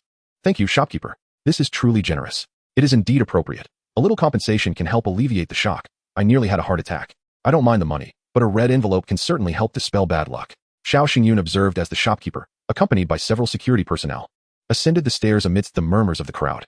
However, his eyes narrowed, sensing something peculiar in the pocket of one of the security guards. Activating his vision, he discovered that the guard's pocket was filled with numerous jade fragments, at least 70 or 80 pieces. Hadn't he, the guard, just claimed that the stolen items were in the black leather bag taken by the fleeing robber? Why were they now in his possession? This was too coincidental. Could it be a trap? Was the deceased old man with the golden teeth merely a pawn in a larger scheme? Xiao Xingyun pondered this, realizing he had absorbed only 10 fragments, while the guard possessed about 80, and the numerous fragments on the ground had already been collected by the police as evidence. Altogether, there were nearly 100 fragments. Shortly thereafter, the shopkeeper returned downstairs with a box of cash, each bundle containing 10,000 yuan. With a warm smile, he distributed the money to everyone, sincerely apologizing. I'm sorry to have caused you distress. Both customers and sales associates expressed their gratitude towards the shopkeeper. If Xiao Xingyun were not so suspicious, he too might have been immensely thankful. However, seeing the shopkeeper's affable grin sent a chill down his spine. The world was indeed terrifying, filled with traps. One misstep could lead to a fate as grim as that of the old man with the golden teeth. After receiving the money, Xiao Xingyun hurriedly departed, anxious that lingering too long might expose his secrets, and even more fearful of an ambiguous demise. In his haste, he inadvertently collided with something soft and springy, akin to a cotton ball. Ouch! How do you walk? Hu Lily exclaimed, clutching her chest, her brow furrowed in dismay. The towering female bodyguard beside her felt a sense of failure, raising her fist as if to strike Xiao Xingyun. Xiao Xingyun, unmindful, was about to apologize when he sensed the bodyguard's menacing demeanor. He looked up to glare at her, thinking, you dare to strike me in Shanghai? I'll just collapse on the ground and contemplate whether to buy a spacious flat or a duplex. You won't be able to extort me. The bodyguard, poised to strike, was caught off guard by Xiao Xingyun's gaze, which seemed to foretell disaster should she proceed. For a fleeting moment, confusion clouded her mind, and fear gripped her heart, preventing her fist from descending. Stop! Hu Lily, having calmed down from her initial irritation, recognized the person who had bumped into her as Xiao Xingyun, whom she had just met on the plane the previous night. Feeling a sense of familiarity, she hesitated to lash out. Yes, boss, the bodyguard exhaled in relief. Stepping back to stand beside Hu Lily, Xiao Xingyun offered a sincere apology. Oh, it's you, General Hu. My apologies. I just experienced a robbery incident in your store and was startled, leading to my clumsiness. Hu Lily responded hurriedly. I must go into the treasure vault. Xiao Xingyun scrutinized her retreating figure, feeling uneasy about the uncanny timing of her arrival right after the incident. Could she be eager to examine those jade fragments? Was today's entire affair orchestrated by her? Chapter 41. The three-eyed inheritance. On his way, Xiao Xingyun received a call from Gu Qingcheng, inquiring whether he had made a decision about serving as a gambling stone consultant for Gu's jewelry. Gu Qingcheng sounded somewhat disappointed, but given their lack of familiarity, she refrained from pressing further. After a brief conversation, she ended the call. What constitutes good and evil? What is true and what is false? Living in a world governed by science, yet encountering an abundance of fantastical events. The phantasm of the three-eyed divine clan swirled chaotically in his mind, blurring the line between past events and a potential mental breakdown. This singular eye was terrifying, possessing the ability to see through and scan the human body, ensnaring souls with its allure, radiating lethal beams, capable of moving mountains and shifting seas, constructing spatial gateways, and halting time itself. A mere glance could determine life or death. A single gaze could reverse the cosmos. Could his own eyes ascend to such heights, mirroring the powers of the three-eyed divinities? You cannot do this to me. I am merely a student. How could I possibly repay you? He implored. Please, grant my parents some time. They will certainly repay you. The phone call ended with Su Qing's voice quivering with tears. Xiao Xingyun sighed, acknowledging that every family has its burdens, and life is a struggle for all. Have the debt collectors found you? He inquired. Yes, my parents warned me this day would come. But while I am at school, I fear them not, she replied. How do your parents plan to tackle the debt? Procrastination is not a solution. I can assist with some minor debts. But the two largest ones, one from the bank and the other from a loan shark, are insurmountable. Even if they sold me, it would not suffice. Currently, the only problematic asset we have is a piece of land, as all other properties are temporarily seized by the court. Xiao Xingyun had once considered aiding Su Qing's family with their debts, yet he soon realized that gambling on stones was fraught with peril and not a guaranteed profit. Thus, he cherished his substantial funds, earned through great risk. Such selfless acts were beyond him. If he could invest, garner profits, assist her family in resolving their financial woes, and perhaps even cultivate a romance, that would be his ideal outcome. Alas, perfection is a rarity in this world. One cannot expect to seize all the good fortune. Beauty captivates men, and handsome men ensnare women, creating an inescapable allure. Previously, Xiao Xingyun, without adornment, ranked around an 80, merely an attractive individual among many. Yet with his robust stature, he could easily attract the affections of numerous girls. After absorbing the enigmatic energy from the jade shards, his eyes now possessed an irresistible charm, akin to the depths of the ocean, profound and bottomless, drawing others into their abyss. Now, many would involuntarily blush and rate him above 95. After conversing for a while on the sofa, Su Qing elaborated on her family's predicament.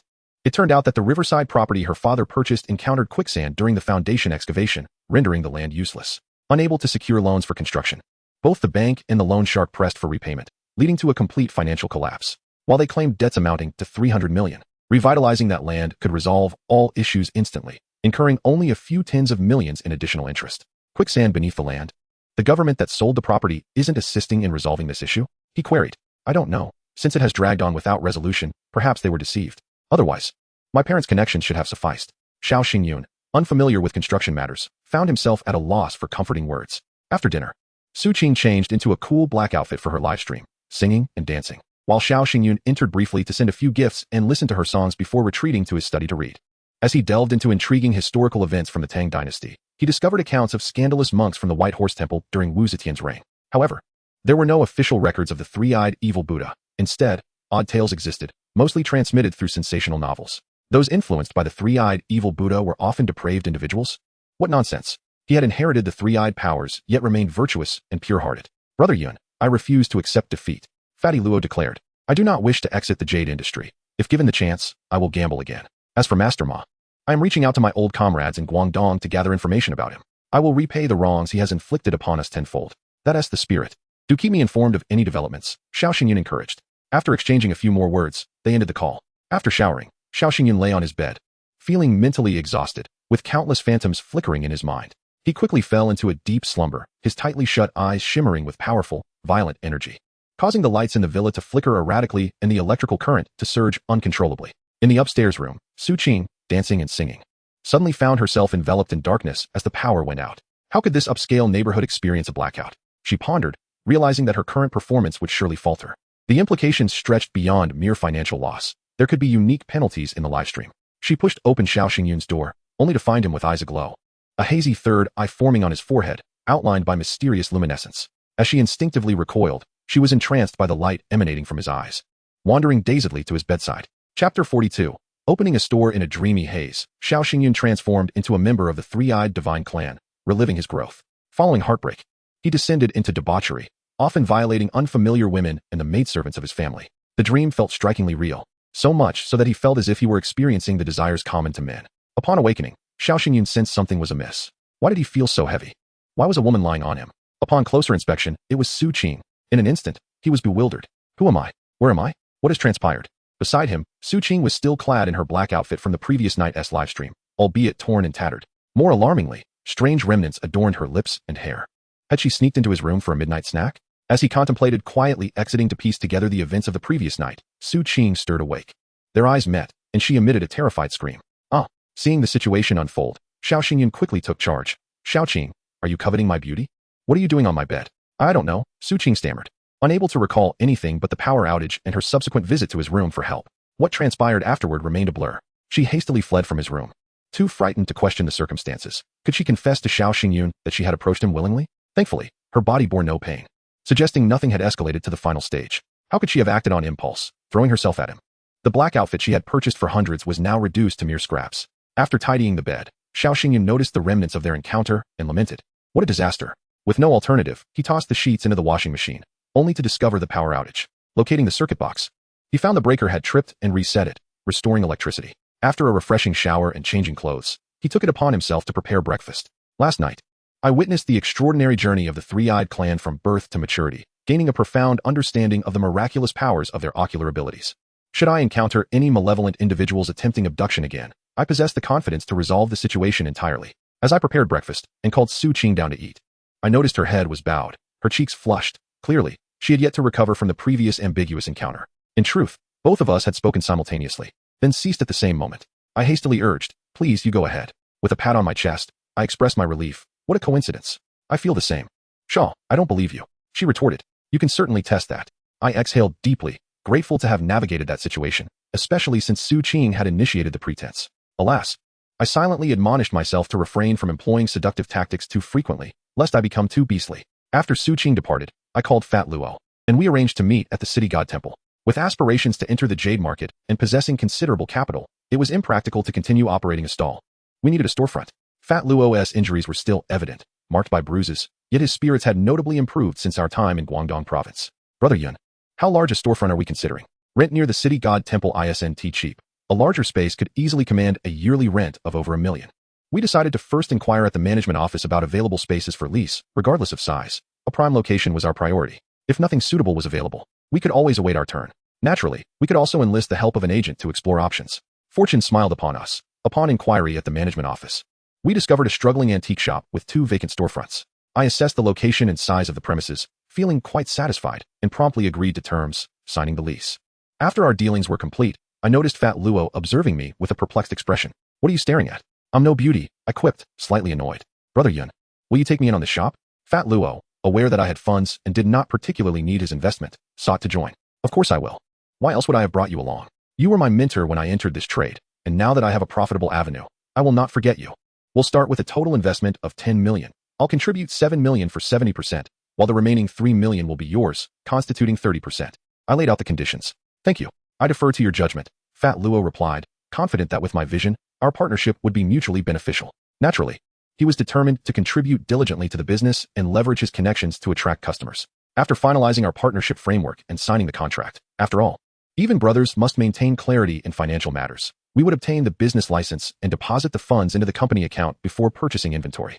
The shop would be named Golden Jade Bond, a rather cliché title in the jade industry, but I was indifferent. This venture was merely a pastime for me, as my primary focus remained on the stone gambling sector. After an intensive 3 to 4 days, I finally managed to complete various trivial tasks.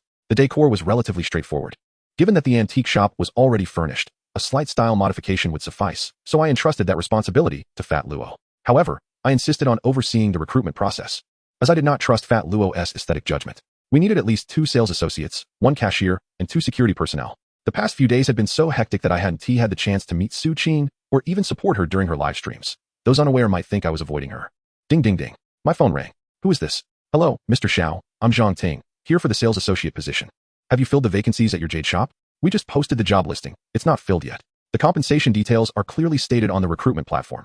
If you're interested, please come to our store for a discussion. Thank you, Mr. Xiao. I'm nearby at the City God Temple and can be there in about 10 minutes. All right, I'll wait for you in the store. After hanging up, I felt a sense of familiarity in her voice, soft and magnetic, befitting a customer service representative. After approximately 6 or 7 minutes, a tall, voluptuous beauty entered the shop, dressed in an elegant black uniform. Upon seeing her, I recognized her from the Treasure Pavilion incident, when she had accidentally knocked over a display, landing right on me. It's you, I exclaimed. Zhang Ting also recognized me. Recalling the robbery incident vividly, my lack of gentlemanly comfort during that moment had left a mark on her mind. So, you are Mr. Xiao? What a coincidence, she said, hesitating, clearly still perturbed that I hadn't consoled her during the crisis. Indeed, quite the coincidence. What happened to your position at Treasure Pavilion? She lamented. The manager dismissed me, claiming I was clumsy and toppled the display, shattering 6 pieces of porcelain, resulting in a loss of over 1 million for the shop, though I wasn't required to pay for the damages. I was barred from working there. Chapter 43. Saving a life. I inwardly sighed at her misfortune. She truly seemed clumsy. Thankfully, our shop did not have shelves. Only a few glass counters, ensuring safety from such mishaps. Well, since you have sales experience, I'll hire you under a base salary plus commission, with full insurance benefits. Do you have any other requests? I proposed. After a moment's contemplation, she asked, if we encounter another robbery, will you protect me? What an odd question. I'm not your boyfriend. Nevertheless, I assured her, certainly. From this moment onward, you are my employee, and it is my responsibility to protect my staff. Then I have no objections, Zhang Ting replied, her face lighting up as if a great burden had been lifted. Let us proceed with this. Please submit the necessary documents in the next couple of days, and you should be able to start work in about a week. Thank you, Mr. Xiao, she said, bowing slightly before departing. Just as I was about to close the door behind her, I noticed an elderly man, around 50, approaching, coughing heavily and striking his chest. As he neared the entrance, he suddenly collapsed, his face turning crimson as he clutched his throat, seemingly choking on something. Bystanders gasped in horror, some jumping back while others frantically dialed emergency services, murmuring concerns about his condition. Goodness, what's wrong with that old man? Is it a stroke or a heart attack? Is there a doctor nearby? Someone please help. I wouldn't dare intervene. What if I get blamed? I'd rather wait for the ambulance. My bank account is empty. Another bystander lamented. Alas, has morality decayed to such an extent that no one dared to assist an elderly person in distress? Instinctively, I activated my X-ray vision and discerned that the man had a chunk of food lodged in his throat, likely inhaled while eating. If the ambulance took its time, he would surely perish. Recalling the Heimlich maneuver I had learned previously, I rushed over, lifted him, and positioned my hands just below his ribcage, applying upward thrusts as instructed. With a series of violent coughs, the man expelled a mass of food, then collapsed to the ground, gasping for air, tears and mucus streaming down his face. He had been mere moments from death. How do you feel? I asked, scanning him with my X-ray vision and confirming no significant internal injuries before relaxing. Young man, thank you for saving my life. I was on the brink of suffocation, the man, now in his 50s, expressed with palpable gratitude. He retrieved a tissue from his bag to wipe his face clean before formally introducing himself. My name is Lu Cheng, hailing from Jiangsu in Zhejiang. Let us connect on WeChat. Kindness does not require acknowledgement. Should you find yourself in need of my assistance in the future, I shall certainly do my utmost to help. This man was particular about his appearance. Judging by his attire and demeanor, he was likely of considerable wealth or status. Xiao Xingyun had added numerous customers on WeChat for convenience in his micro-business, so he swiftly added Lu Cheng, saying, I am Xiao Xingyun, and this jade shop behind me is mine. We primarily deal in jadeite and gemstones. If you ever need anything, feel free to refer your friends. Lu Cheng inquired. Do you have any Hitian jade piece pendants? I was wandering around the Chenghuang temple, hoping to buy one for myself. But I haven't found anything suitable yet and almost choked in the process. A master once foretold that I would face a calamity this year. Quite the digression. We do have some, Xiao Xingyun replied, inviting Lu Cheng into the shop. However, our store is still under renovation, and we have only a limited selection available. If nothing piques your interest, you may return in 10 to 15 days when we will have a substantial stock of high-quality jadeite and gemstones. The jadeite on display was stock that Xiao Xingyun and his partner, Fat Luo, had acquired during their previous street vending days. The quality could only be described as mediocre, with only a few premium pieces scattered among them. Piece pendants were particularly popular, and both jadeite and Hutian jade had excellent stock available. Upon entering the shop, Lu Chen glanced at the disorganized counter but showed no disdain. He pointed to a gold-flecked seed jade piece pendant and asked, "What is the price for this? Please take it out for me to see." "It's 16,800 for the authentic seed jade," Xiao Xingyun quoted, retrieving the item. Lu Cheng made no further comments on the price. Instead, after examining it in the light and feeling its texture, he remarked, "This is quite reasonably priced. And it is indeed genuine. You are a straightforward man, Boss Xiao. I will take this piece pendant." To express his gratitude for Xiao Xingyun's timely assistance, even if the pendant had been priced at 168,000, Lu Cheng would have purchased it. However, Xiao Xingyun's price was surprisingly lower than those at other shops, which greatly pleased Lu Cheng. He intended to wear it immediately. Xiao Xingyun was taken aback that Lu Cheng did not attempt to haggle during his street vending days. When he quoted 16,800, customers typically negotiated down to around 9,000, which he considered a successful transaction. After all, he had only paid a little over 3,000 for such a seed jade piece pendant. Seeing Lu Cheng prepare to wear it, Xiao Xingyun quickly interjected, "Typically, newly purchased jade pieces should be rinsed with clean water before wearing, as a way to cleanse past associations." With that, he opened a bottle of purified water, rinsed the piece pendant, dried it with a tissue, and then handed it back to Lu Cheng. "Is that so? Quite interesting," Lu Cheng responded with delight. Having narrowly escaped a perilous situation, he now found himself quite attentive to such peculiar customs. Once adorned, he immediately felt a distinct difference, as if something were genuinely protecting him. This was a psychological suggestion. Anyone wearing a pendant or ornament often experiences a similar sensation initially. Feeling reassured, Lu Cheng promptly pulled out 20,000 yuan in cash from his satchel and pressed it into Xiao Xingyun's hands. "Boss Xiao, no need for change. Consider the remainder as my treat for a meal. Since our unit has an event, I cannot stray from the group for too long. I shall return to invite you for a proper meal when time allows." "How can I accept this?" Xiao Xingyun protested. "Kindness is one thing, but business is another. I must give you the correct change." "Mr. Lu, please slow down, don't trip." Just as Xiao Xingyun attempted to return the change, Lu Cheng had already dashed away. Holding the 2 stacks of crisp bills, Xiao Xingyun contemplated pursuing him but realized it was futile. In this day and age, mobile payments were exceedingly convenient, and few people, aside from the elderly, used cash. Reluctantly, Xiao Xingyun accepted the cash and placed it into his bag. He took out his phone to examine Lu Cheng's WeChat moments, deducing that he was likely a leader within the Jiangsu and Zhejiang Water Conservancy Department, as his photographs frequently appeared alongside shared news links. "Oh, so he is a civil servant. No wonder he prefers cash," Xiao Xingyun mused. At that moment, Fat Luo called, excitement evident in his voice. "Brother Yun, I've gathered information on Master Ma from Guangdong Province. He is merely a gambling addict running an underground jade betting operation. I initially thought he was a major player in the underground world. Next week, there is going to be a jade exhibition in Ruili, and he will have his betting table there." Hearing Fat Luo's report, Xiao Xingyun felt no thrill. Instead, he doused him with cold water. "Since the valiant soldier, Luo de Zhao, has uncovered the target's information, shall we take action? Shall we sever his limbs or annihilate his entire family?" I lack such power," Fat Luo replied, bewildered. "Aren't you the one who wanted revenge? Very well. I, the Dragon King, will summon 10,000 subordinates tonight to march on Ruili, shatter Master Ma's limbs, and eliminate his entire family. Does this plan meet your satisfaction?" Fat Luo was stunned and took a moment to respond. "I don't care. I've sent you the information. You can either hire a hitman or call your old subordinates. It's entirely up to you." With that, Fat Luo hung up. Xiao Xingyun feigned disinterest in revenge. But after ending the call, he promptly opened WeChat to review the information sent by Fat Luo. The details revealed that Master Ma was cunning and cruel, having deceived many newcomers in the jade betting arena. He had once thrived in Myanmar's public gambling scene, but, due to his lack of skill, lost everything and suffered a broken leg. Recently, he had set up underground betting operations in places like Sherwi City and Ruili, earning the disdain of the gambling community for frequently kidnapping skilled gamblers. Among the documents, there were 2 addresses for Master Ma's underground betting operations, along with his phone number and recent photographs. Obtaining such information was commendable, indicating that Fat Luo had formidable connections in Guangdong Province. "Master Ma, Ma Donghua, how delightful. I shall see you in Ruili," Xiao Xingyun thought, though he had not yet devised a plan for retaliation. Breaking his limbs once again would be the least he could do. Later that afternoon, Xiao Xingyun interviewed several prospective employees before summoning Fat Luo to oversee the shop's renovations. During their handover, Xiao Xingyun recounted the sale of a seed jade piece pendant earlier that day. Although the shop had yet to officially open and no profits had been recorded, he assured Fat Luo that the share of the profit would not be overlooked. On his way home, passing by the treasure pavilion, Xiao Xingyun was taken aback to find the glass doors and walls covered with graffiti proclaiming vengeance against treacherous merchants. Although the staff had attempted to obscure some of the writing with other colors, it was evident what the words conveyed. Indeed, the robbery of the jadeite fragments was no simple matter. Was it a case of black eating black? Xiao Xingyun merely glanced and showed no interest in entering to inquire further.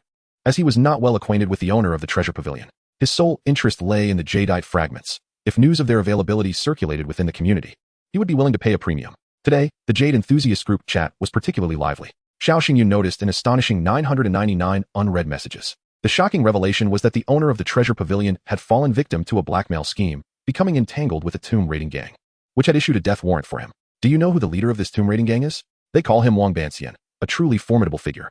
It is said that he can discern the location of ancient tombs merely by glancing at the feng shui and celestial phenomena in the wild. This incident was indeed related to the three-eyed evil Buddha, as the third jadeite fragment had been stolen. Someone had approached the owner of the treasure pavilion, resulting in a robbery within the store, and the victim, a man with a prominent golden tooth, was one of Wang Banxian's subordinates. Xiao Xingyun was astonished. He had not anticipated that this small-time vendor group chat would harbor such hidden talents, capable of uncovering such clandestine information. The jadeite fragments. Have others discovered their mysterious efficacy as well? A veil of concern enveloped Xiao Xingyun's heart. Upon returning to the villa, Su Qing had already prepared dinner. She sat at the dining table, phone in hand, grappling with whether to call Xiao Xingyun. Days had passed since that incident, and she had initially thought a mere explanation would suffice. However, after several days of not seeing him, she found herself yearning to see him again, even wondering if he was deliberately avoiding her. Was he unable to handle the situation? As a woman, she had managed to let go of her emotional burdens. How could he, a grown man, choose to evade her? What did it mean? Upon catching sight of Xiao Xingyun, Su Qing could not help but recall that night. Her bold and reckless behavior. The mere thought of it caused her to blush and her heart to race, a wave of warmth coursing through her, compelling her to squeeze her legs together. That night felt like a dream. In her reverie, Xiao Xingyun appeared as a deity, aloof yet handsome, commanding her with a voice devoid of emotion, chastising her. She felt a mix of humiliation and fascination, unable to extricate herself from the experience. Xiao Xingyun noticed Su Qing's slightly flushed complexion, surprised that she had prepared a meal, 4 dishes and a soup, clearly enough for 2. Wow, not bad at all. I'm quite famished, he remarked, not pondering further, as his memories from that night were muddled, overshadowed by the illusions he had indulged in, where countless women had besieged him.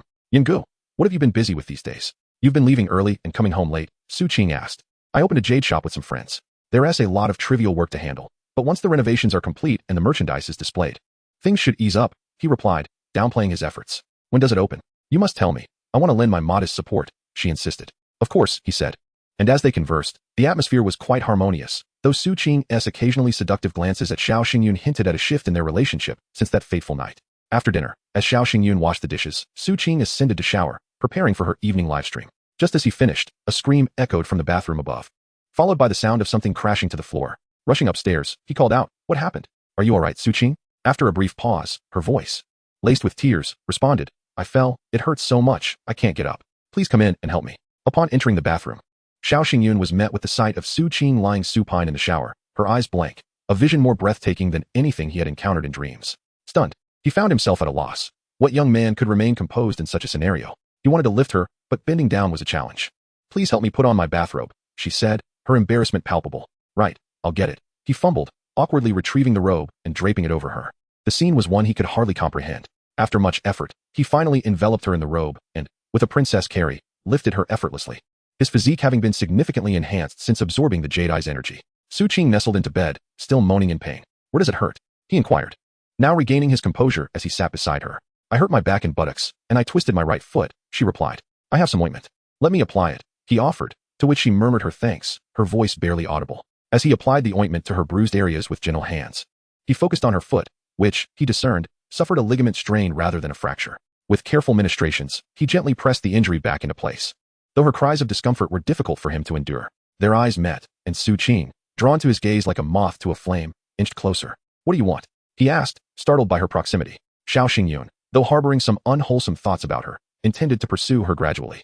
Little did he know, Su Qing, who appeared aloof, was ablaze with desire. Since graduating from university, he had not dated, and the pent-up longing had reached a breaking point. That night, they succumbed to their passions, erupting like a volcano, igniting the entire room. Meanwhile, in Su Qing's livestream room, numerous loyal fans awaited her arrival, including a significant contributor who had already pledged substantial support. It's 8 o'clock. Why hasn't she started yet? She typically begins warming up at 7:50. One fan lamented. Su Qing, however, was in her bedroom, serenading Xiao Xingyun while dancing fervently, nearly losing her voice in the process. The night passed without further incident. And the next day, they awoke late. How did it come to this? Xiao Xingyun pondered, bewildered by how quickly their relationship had escalated. Meanwhile, Su Qing questioned her own behavior, wondering why she had cast aside her principles upon seeing Xiao Xingyun and acted so recklessly. Was she truly a woman of such loose morals? She felt she should be angry, should say something. But the clarity of the previous night's events lingered vividly in her mind. Since she had taken the initiative, how could she possibly scold him? Stealing a glance at him, she found Xiao Xingyun looking back, and in that moment, her resolve melted away. Darling, are you tired?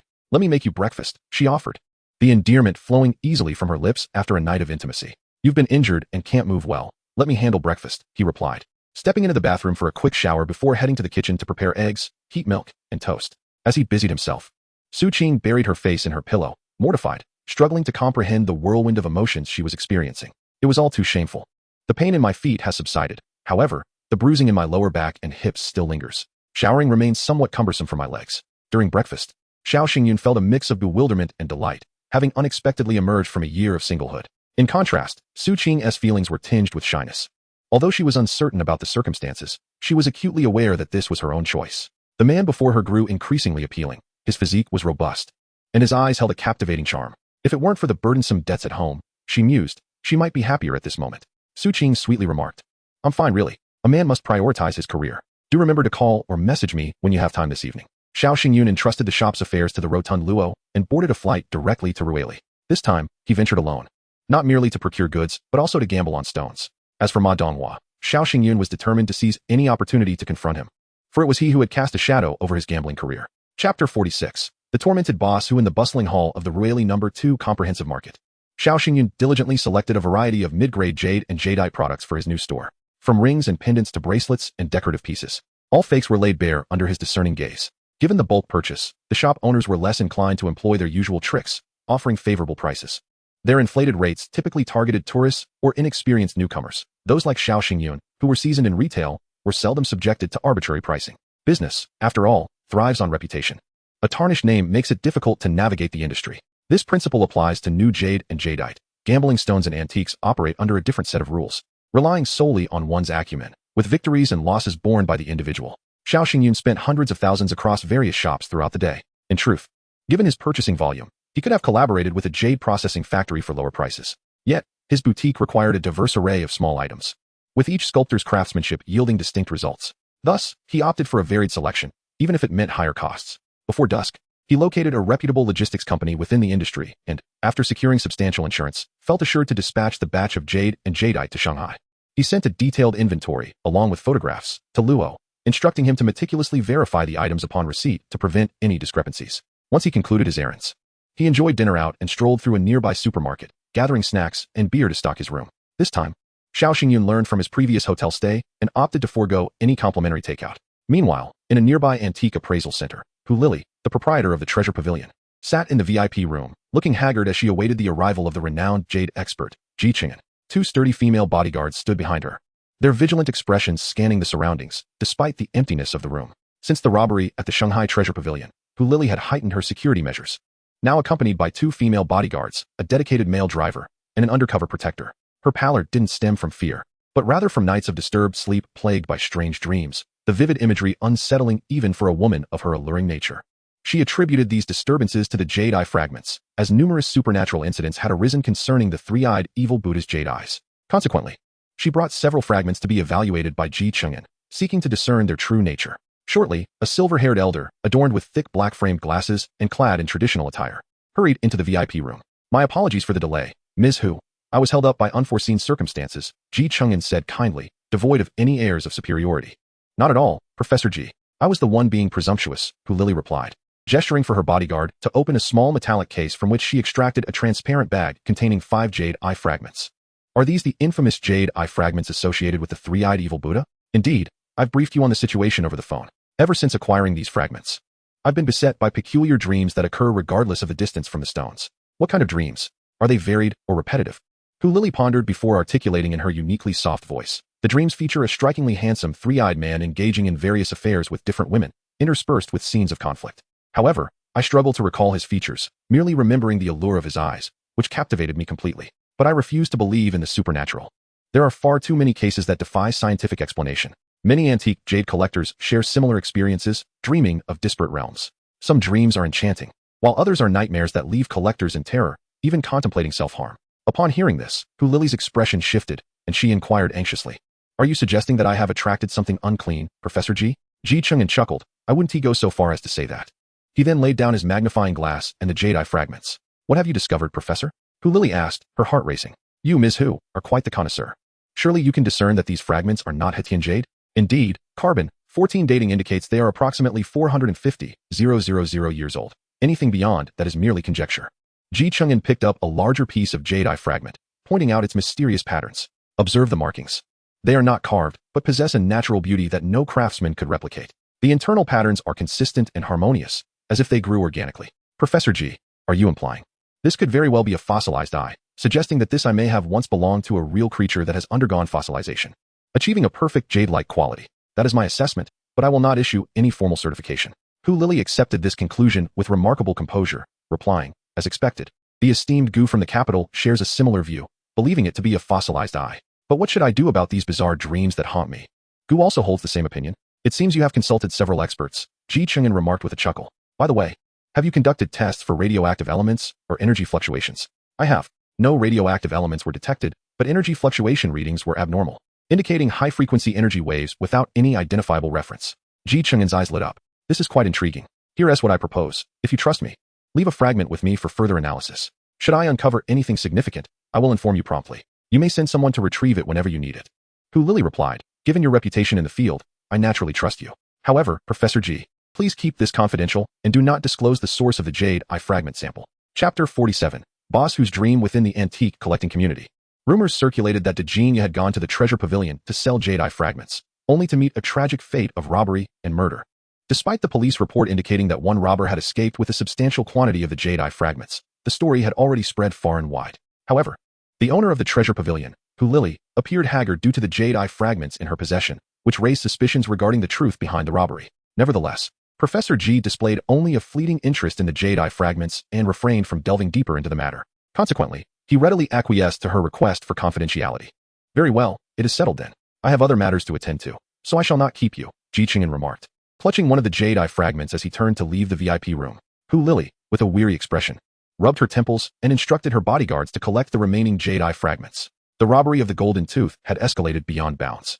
Who could have anticipated that they would ultimately decide to conduct business within the treasure pavilion? Those two fools, despite my repeated warnings to avoid causing any fatalities, had still brought about such a tragedy. The jadeite fragments bore an ominous aura. Had I known I could not manage these peculiar items, I should have refrained from taking them on and allowed my subordinates to sell them to other collectors instead. With this thought in mind, Hu Lily rose, gracefully stretching her alluring form, her movements serpentine as she swayed her curvaceous hips, departing the VIP room. She resembled a ripe peach, leaving a trail of enticing fragrance in her wake. Seizing the moment, he swiftly pressed the button for the upper floor.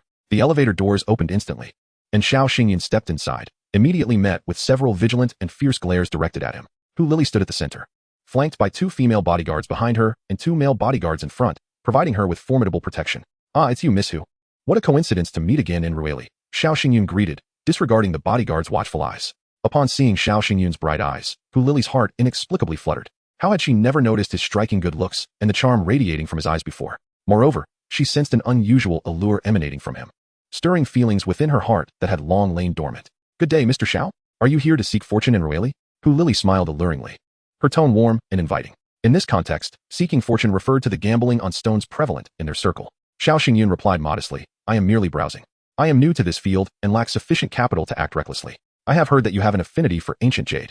The last time you visited my treasure pavilion, an incident occurred. When the opportunity arises, I shall have the manager prepare several pieces of high-quality ancient jade for your appraisal."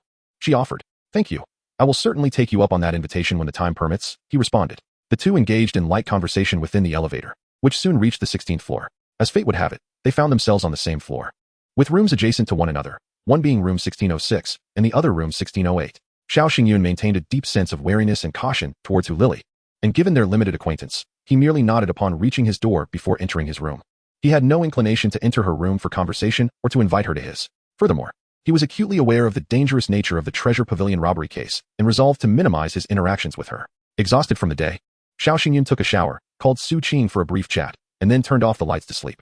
He intended to scout out Ma Laoxi's underground gambling establishment the following night. As he drifted into slumber, he began to dream, his eyes faintly glowing as the ethereal outline of a third eye formed at his brow. However, this dream diverged from his previous experiences, no longer set within the familiar societal environment of the three-eyed clan. Instead, he found himself in a dimly lit basement, where the sounds of a man's furious shouts mingled with a girl's sobs. Crack, crack. A whip lashed against the body of a curvaceous young woman clad only in black lace lingerie, her delicate, fair skin marked with crimson welts from the blows, mercifully unbroken. A burly man with a brutish countenance wielded the whip, striking the girl with palpable force. Your father owes me hundreds of thousands and has fled. I have no choice but to bring you in as a replacement. You dare injure my esteemed guest. If it weren't for your innocence, I would have long since had several men take turns with you. The girl, her hands bound, dangled precariously from above, her toes barely grazing the ground. She writhed and struggled, pleading, please, let me go. I am a university graduate. I will work hard to repay every penny my father owes you. Huh? You think your honest work will ever repay me? You'll never manage it in a lifetime. Tonight, another esteemed guest is arriving. If you dare to harm anyone again, I'll have you killed. The brutish man cursed vehemently before discarding the whip to answer a phone call. Please, no. Help. I refuse to sell myself. I will repay you. The girl struggled, her hair flying wildly, revealing her stunningly beautiful face. It was none other than the 20-year-old Hu Lili. Xiao Xingyun stood at the entrance of the basement, bewildered by the scene unfolding in his dream. The scene shifted to a filthy hotel room, where Hu Lili lay half reclined on the bed, her hands and feet bound. A corpulent man approached her with a lewd grin. No, please, let me go, she begged. The fat man struck her in the abdomen, yanked her hair, and snarled, I paid $1,000 for your first time. The owner said if you don't serve well, no one will know if I kill you tonight. Hu Lili, fiercely proud, would rather die than submit. But the blows from the man left her battered. In the midst of the assault, she managed to free her hands. As the man prepared to pounce on her, Hu Lili swiftly retrieved a spring knife from the pocket of his discarded pants and plunged it into his abdomen. Terrified, she curled into a corner, gripping the knife and staring fearfully at the door. At that moment, the ruthless owner stormed in with several henchmen, shouting, You lot, break her legs. She is ours tonight. Soon, the room echoed with Hu Lili's agonized screams, yet she proved to be a fierce opponent, even managing to stab the merciless owner in the neck during the chaos, blood gushing forth like a fountain. Let me go, or I'll kill him. Hu Lili snarled, pressing the knife against the owner's throat, who, having lost a considerable amount of blood, could barely stand. Xiao Xingyun glanced at his hands, and then at his reflection in the hotel room mirror. He was not the three-eyed clan, but his true self. What did this mean? Was this my dream, or Hu Lili's? If it was Hu Lili's dream, what did it have to do with me? If it was my dream, why could I not control everything? The more he pondered, the angrier he became, particularly at the cacophony of screams and chaos within the dream room. The merciless owner lay on the ground, unconscious, as the henchmen regrouped around Hu Lili, their clubs poised to strike again. Enough. You all shall perish. Xiao Xingyun bellowed in an unexpected fit of rage, unleashing a beam of light from his brow that shattered the barrier of the dream. In an instant, he transformed from Xiao Xingyun into a member of the three-eyed clan, and the figures within the dream turned in terror to face the sudden apparition of the three-eyed being. Die, he spat through clenched teeth, his eyes radiating divine light as he obliterated the men before him into ash, leaving only a stunned Hu Lili. Are you a god? The injured Hu Lili knelt before Xiao Xingyun, her demeanor reverent and humble. Chapter 48. Show him a bit of color in the adjacent room, though it was a suite. Hu Lili's sleeping position was merely separated from Xiao Xingyun's bed by a single wall. In her slumber, she tossed and turned restlessly, evidently haunted by some terrifying ordeal. She awoke, recalling everything that had transpired in her dream, and instinctively covered her face in shame. How utterly disgraceful. He was no deity, he was a devil. She longed to scream and curse the handsome, three-eyed man who had rescued her in the dream, only to assault her more viciously than any villain, discarding her with a kick that sent her tumbling from the bed. Indeed, the humiliation was profound. He treated her as if she were less than human, using her and then casting her aside. The first half of that dream was, in fact, a nightmare that Hu Lili had endured in her life. A series of events that had truly occurred. After she had wounded her merciless loan shark boss, she had been beaten to near death by his thugs. Fortunately, the situation escalated severely enough that an ambulance and the police arrived, rescuing her from further degradation. No, Hu Lili suddenly sat upright in bed, remembering vividly. She had never been able to recall the features of that three-eyed man before, yet tonight, she recognized him. He bore an uncanny resemblance to Xiao Xingyun. The man who had tormented her in her dreams was indeed Xiao Xingyun. With this realization, her heart raced uncontrollably, not from fear, but from humiliation. Oh Fox, you have always been known as a woman of venom and resolve, yet here you are, stirred by a mere young man. After only 2 or 3 encounters with Xiao Xingyun, you find yourself dreaming of him. How shameless. All the men who had once bullied her were now gone. And this man who had tormented her in her dream should not be spared either. How could he be so wicked? With thoughts swirling, Hu Lili's breathing gradually steadied as she made her way to the bathroom for a wash. At that very moment, Xiao Xingyun also awoke, troubled by the chaotic scenes from his dream, rubbing his temples in frustration. This was not who he was. His temperament had changed drastically, and the chaos in his dreams was surely a consequence of the negative influence from the three-eyed clan. It was only 3:30 in the morning, time for a shower before returning to sleep. The following day, Xiao Xingyun breakfasted at the restaurant of the five-star hotel. Aside from the chaotic dream, he had slept reasonably well. He intended to inquire discreetly about how to enter Ma Laoxi's underground gambling den. He had recently acquired some ocular abilities that could be used offensively. If the plan proved feasible, dealing with Ma Laoxi would not pose much difficulty. As he pondered over his meal, he felt a waft of fragrance and looked up to see Hu Lily, accompanied by 2 female bodyguards, seated directly across from him. Hu Lily appeared impeccably made up, her complexion more vibrant than the previous day, dressed in a black lace low-cut camisole beneath a fitted white blazer, exuding both professionalism and feminine allure. "Mr. Xiao, it's a pleasure to see you again. I hope my presence here does not disturb your meal," she purred. Though framed as a question, it was merely a formality, as she had already settled in regardless of his consent. In a public dining area, with a buffet breakfast, any seating arrangement posed no disruption. Xiao Xingyun glanced at her briefly before returning to his meal. What an enigma. This woman resembled a perfectly ripened melon. More alluring now than in her youthful 20s. If she had once been an 85, her matured charm now elevated her to a 95. She was a rose with thorns. Xiao Xingyun had tried to avoid her, yet she persisted in her proximity, wearing that revealing top as if to tempt him. However, he had to admit, she was strikingly fair. Hu Lily initiated the conversation. Mr. Xiao, you speak with such insight. By the way, from whom did you learn your gambling skills? I have mingled in this circle for over a decade and have encountered numerous renowned masters. Perhaps I know your mentor. She shot him a seductive glance, her words sharp, stinging like a thorn. Even without a mentor, could he not express himself more gently? For reasons unknown, Hu Lily, normally fierce, found herself devoid of anger towards him, instead feigning surprise. Oh my, to be so skilled without a mentor. With some guidance from a true master, you could undoubtedly become a luminary in the world of gambling. Her implication was clear.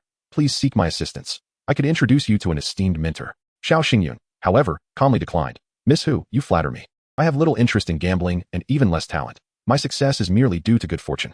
His meaning was clear. He did not wish to apprentice. He held no interest in gambling or wealth. Hu Lily's frustration mounted. She had genuinely wanted to assist him, yet he had rebuffed her twice. But why should she help him? He had been so cruel in her dream. She ought to teach him a lesson. No, she thought, as soon as she saw him. Her heart went awry. This was certainly not normal. When had she become so infatuated? Taking a deep breath, she adjusted her low-cut top, suppressing her irritation, channeling her emotional turmoil into her appetite. She devoured bacon, steak, eggs, and sausages with fervor, as if she were biting into Xiao Xingyun himself. Xiao Xingyun grimaced slightly. What was the matter with this woman? It was as if she held a grudge against the sausage. Miss Hu, please continue your meal. I have matters to attend to, he said, hastily finishing his food and making an abrupt exit. Hu Lily glared at his retreating figure, seething. Other men swarm towards me like flies to fresh meat. Yet you treat me like a viper? Very well, this is not over. Let us see where you can hide. One of her bodyguards seized the opportunity to inquire, Boss, shall I teach him a lesson to remind him of his place? Hu Lily shot her a cold glance, admonishing, why should you concern yourself with my affairs? Does he not know his own standing? The bodyguard sensed something amiss, but could not articulate her unease. Chapter 49. Infiltrating the underground gambling den, the jadeite rough stone exhibition in Ruili was far more vibrant than the market in Guangdong province, both in scale and liveliness. Upon entering the market, Xiao Xingyun was met with a sea of people. Here, genuine jade merchants, expert gamblers, numerous online streamers, and tourists congregated. The market featured many areas for free stone analysis, and within the larger rough stone shops, complimentary services were available. There were also dedicated analysis shops catering to visitors and casual buyers, albeit for a fee. After the stones were analyzed, design and carving services were offered. Once polished and adorned with decorative cords, visitors could wear their pieces immediately. In essence, this market provided a comprehensive suite of services related to jade rough stones, covering all aspects of the business. Xiao Xingyun, upon entering the market, promptly rented an electric tricycle, purchasing quality stones and loading them onto the vehicle. Once the tricycle was filled, he transported it to a professional logistics company within the market, taking photographs, securing high insurance, packaging the items, sealing them, and arranging for shipment. This entire process was second nature to him. The tricycle laden with jadeite rough stones was just enough to fill a sealed logistics box. Xiao Xingyun bought 10 loads in one go, and after completing the shipping, he found himself exhausted, his eyes stinging with fatigue as he rested in a tea house. The finest jadeite rough stones were endless, although he possessed the ability to see through them. Utilizing his powers required considerable energy and time to sift through heaps of worthless debris to find the coveted high-value stones. This one was worth 300,000. That one 80,000, and the large stone in the corner was 5 million. Buy. With over 300 million in cash assets. He spent 100 million in just one morning. Thus far, he had only navigated half of the market. If his ocular abilities did not falter in the afternoon, he might just manage to explore the rest. Seated in the tea house's main hall, he ordered a pot of premium tea guanyin. sipping tea while listening to the chatter of fellow patrons. Most of those who rest and sip tea here are jade merchants, taking a moment to recuperate from their labor and ponder their accounts, while also inquiring about the quality of jade roughs from various sources. Today, while mailing some rough stones, I overheard an employee mention a young jade trader who, throughout the morning, had procured 4 or 5 trucks of jade roughs, all packaged for shipment. However, it turned out to be not just 4 or 5 trucks, but rather 7 or 8, akin to the type of electric tricycles we rent. This individual had purchased 7 or 8 trucks, spending at least 100 million. TCH, I suspect he is merely a wealthy second-generation heir, indulging himself here, who buys rough stones as if they were mere cabbages, one truck after another. Such behavior is fit only for a foolish heir of a landlord. At this point, everyone erupted in laughter, clearly disapproving of such a method of selecting jade roughs. Subsequently, they conversed about several jade roughs that had appreciated significantly in value, going from hundreds of thousands to tens of millions upon being cut, a thrill surpassing even the excitement of winning the lottery. Now, they wished to remain low-key and amass wealth quietly, thus refraining from revealing their stones in public. Observing others cutting stones in the market proved to be uninteresting, as the chances of significant appreciation were exceedingly low. If one were to engage, it would be more exhilarating to participate in underground stone gambling venues, where the select few who choose the stones are seasoned gamblers. Watching them cut stones is truly exhilarating, and if luck is on one's side, one could earn several million, or even tens of millions, overnight. Suddenly, someone inquired about the underground gambling venue, asking who operated it and whether it was safe. The individual proudly boasted, "Have you heard of Master Ma? He has established underground gambling venues in both Sihui City and Ruili, with a solid reputation within the circle. At his venue, no untoward incidents have ever occurred." Nearby, a jade merchant chimed in, as if rehearsed, "Oh, so it's Master Ma's place. That's reassuring. By the way, how does one gain entry? Is there a ticket required?" The individual replied, "No tickets are necessary. Any merchant purchasing over 10 million worth of jade in the market today can enter by simply providing relevant transaction records or receipts. Tonight at 8, right here at this tea house, there will be a dedicated vehicle for transport, and the tea house owner can vouch for the safety." Xiao Xingyun's heart stirred. Earlier in the morning, he had inquired about the underground venue from several jade rough shop owners, all of whom claimed ignorance, perhaps out of fear of trouble. Just as he was struggling to find a way to infiltrate Master Ma's underground gambling venue, he discovered that this tea house was, in fact, a contact point. Thus, his plans for the evening were solidified. After lunch, Xiao Xingyun visited a nearby antique shop to purchase ancient jade pieces and, while touching a few genuine antiques, absorbed their mysterious energy, alleviating his weary eyes. In the afternoon, he scoured shops and stalls on the other side of the market, making a frenzied purchase of 10 trucks of jade roughs. However, this time he opted for a different logistics company, shipping all 10 trucks discreetly to avoid drawing attention. It was not that he wished to switch logistics companies frequently. Rather, there were only a few reputable firms for valuable items, and Xiao Xingyun simply chose the 2 nearest ones. He had no time to waste on distant logistics companies. Before nightfall, he had thoroughly swept through the entire market, selecting only the finest jade roughs, dismissing those of ordinary or even mediocre quality. After a long day, he was nearly too exhausted to stand straight.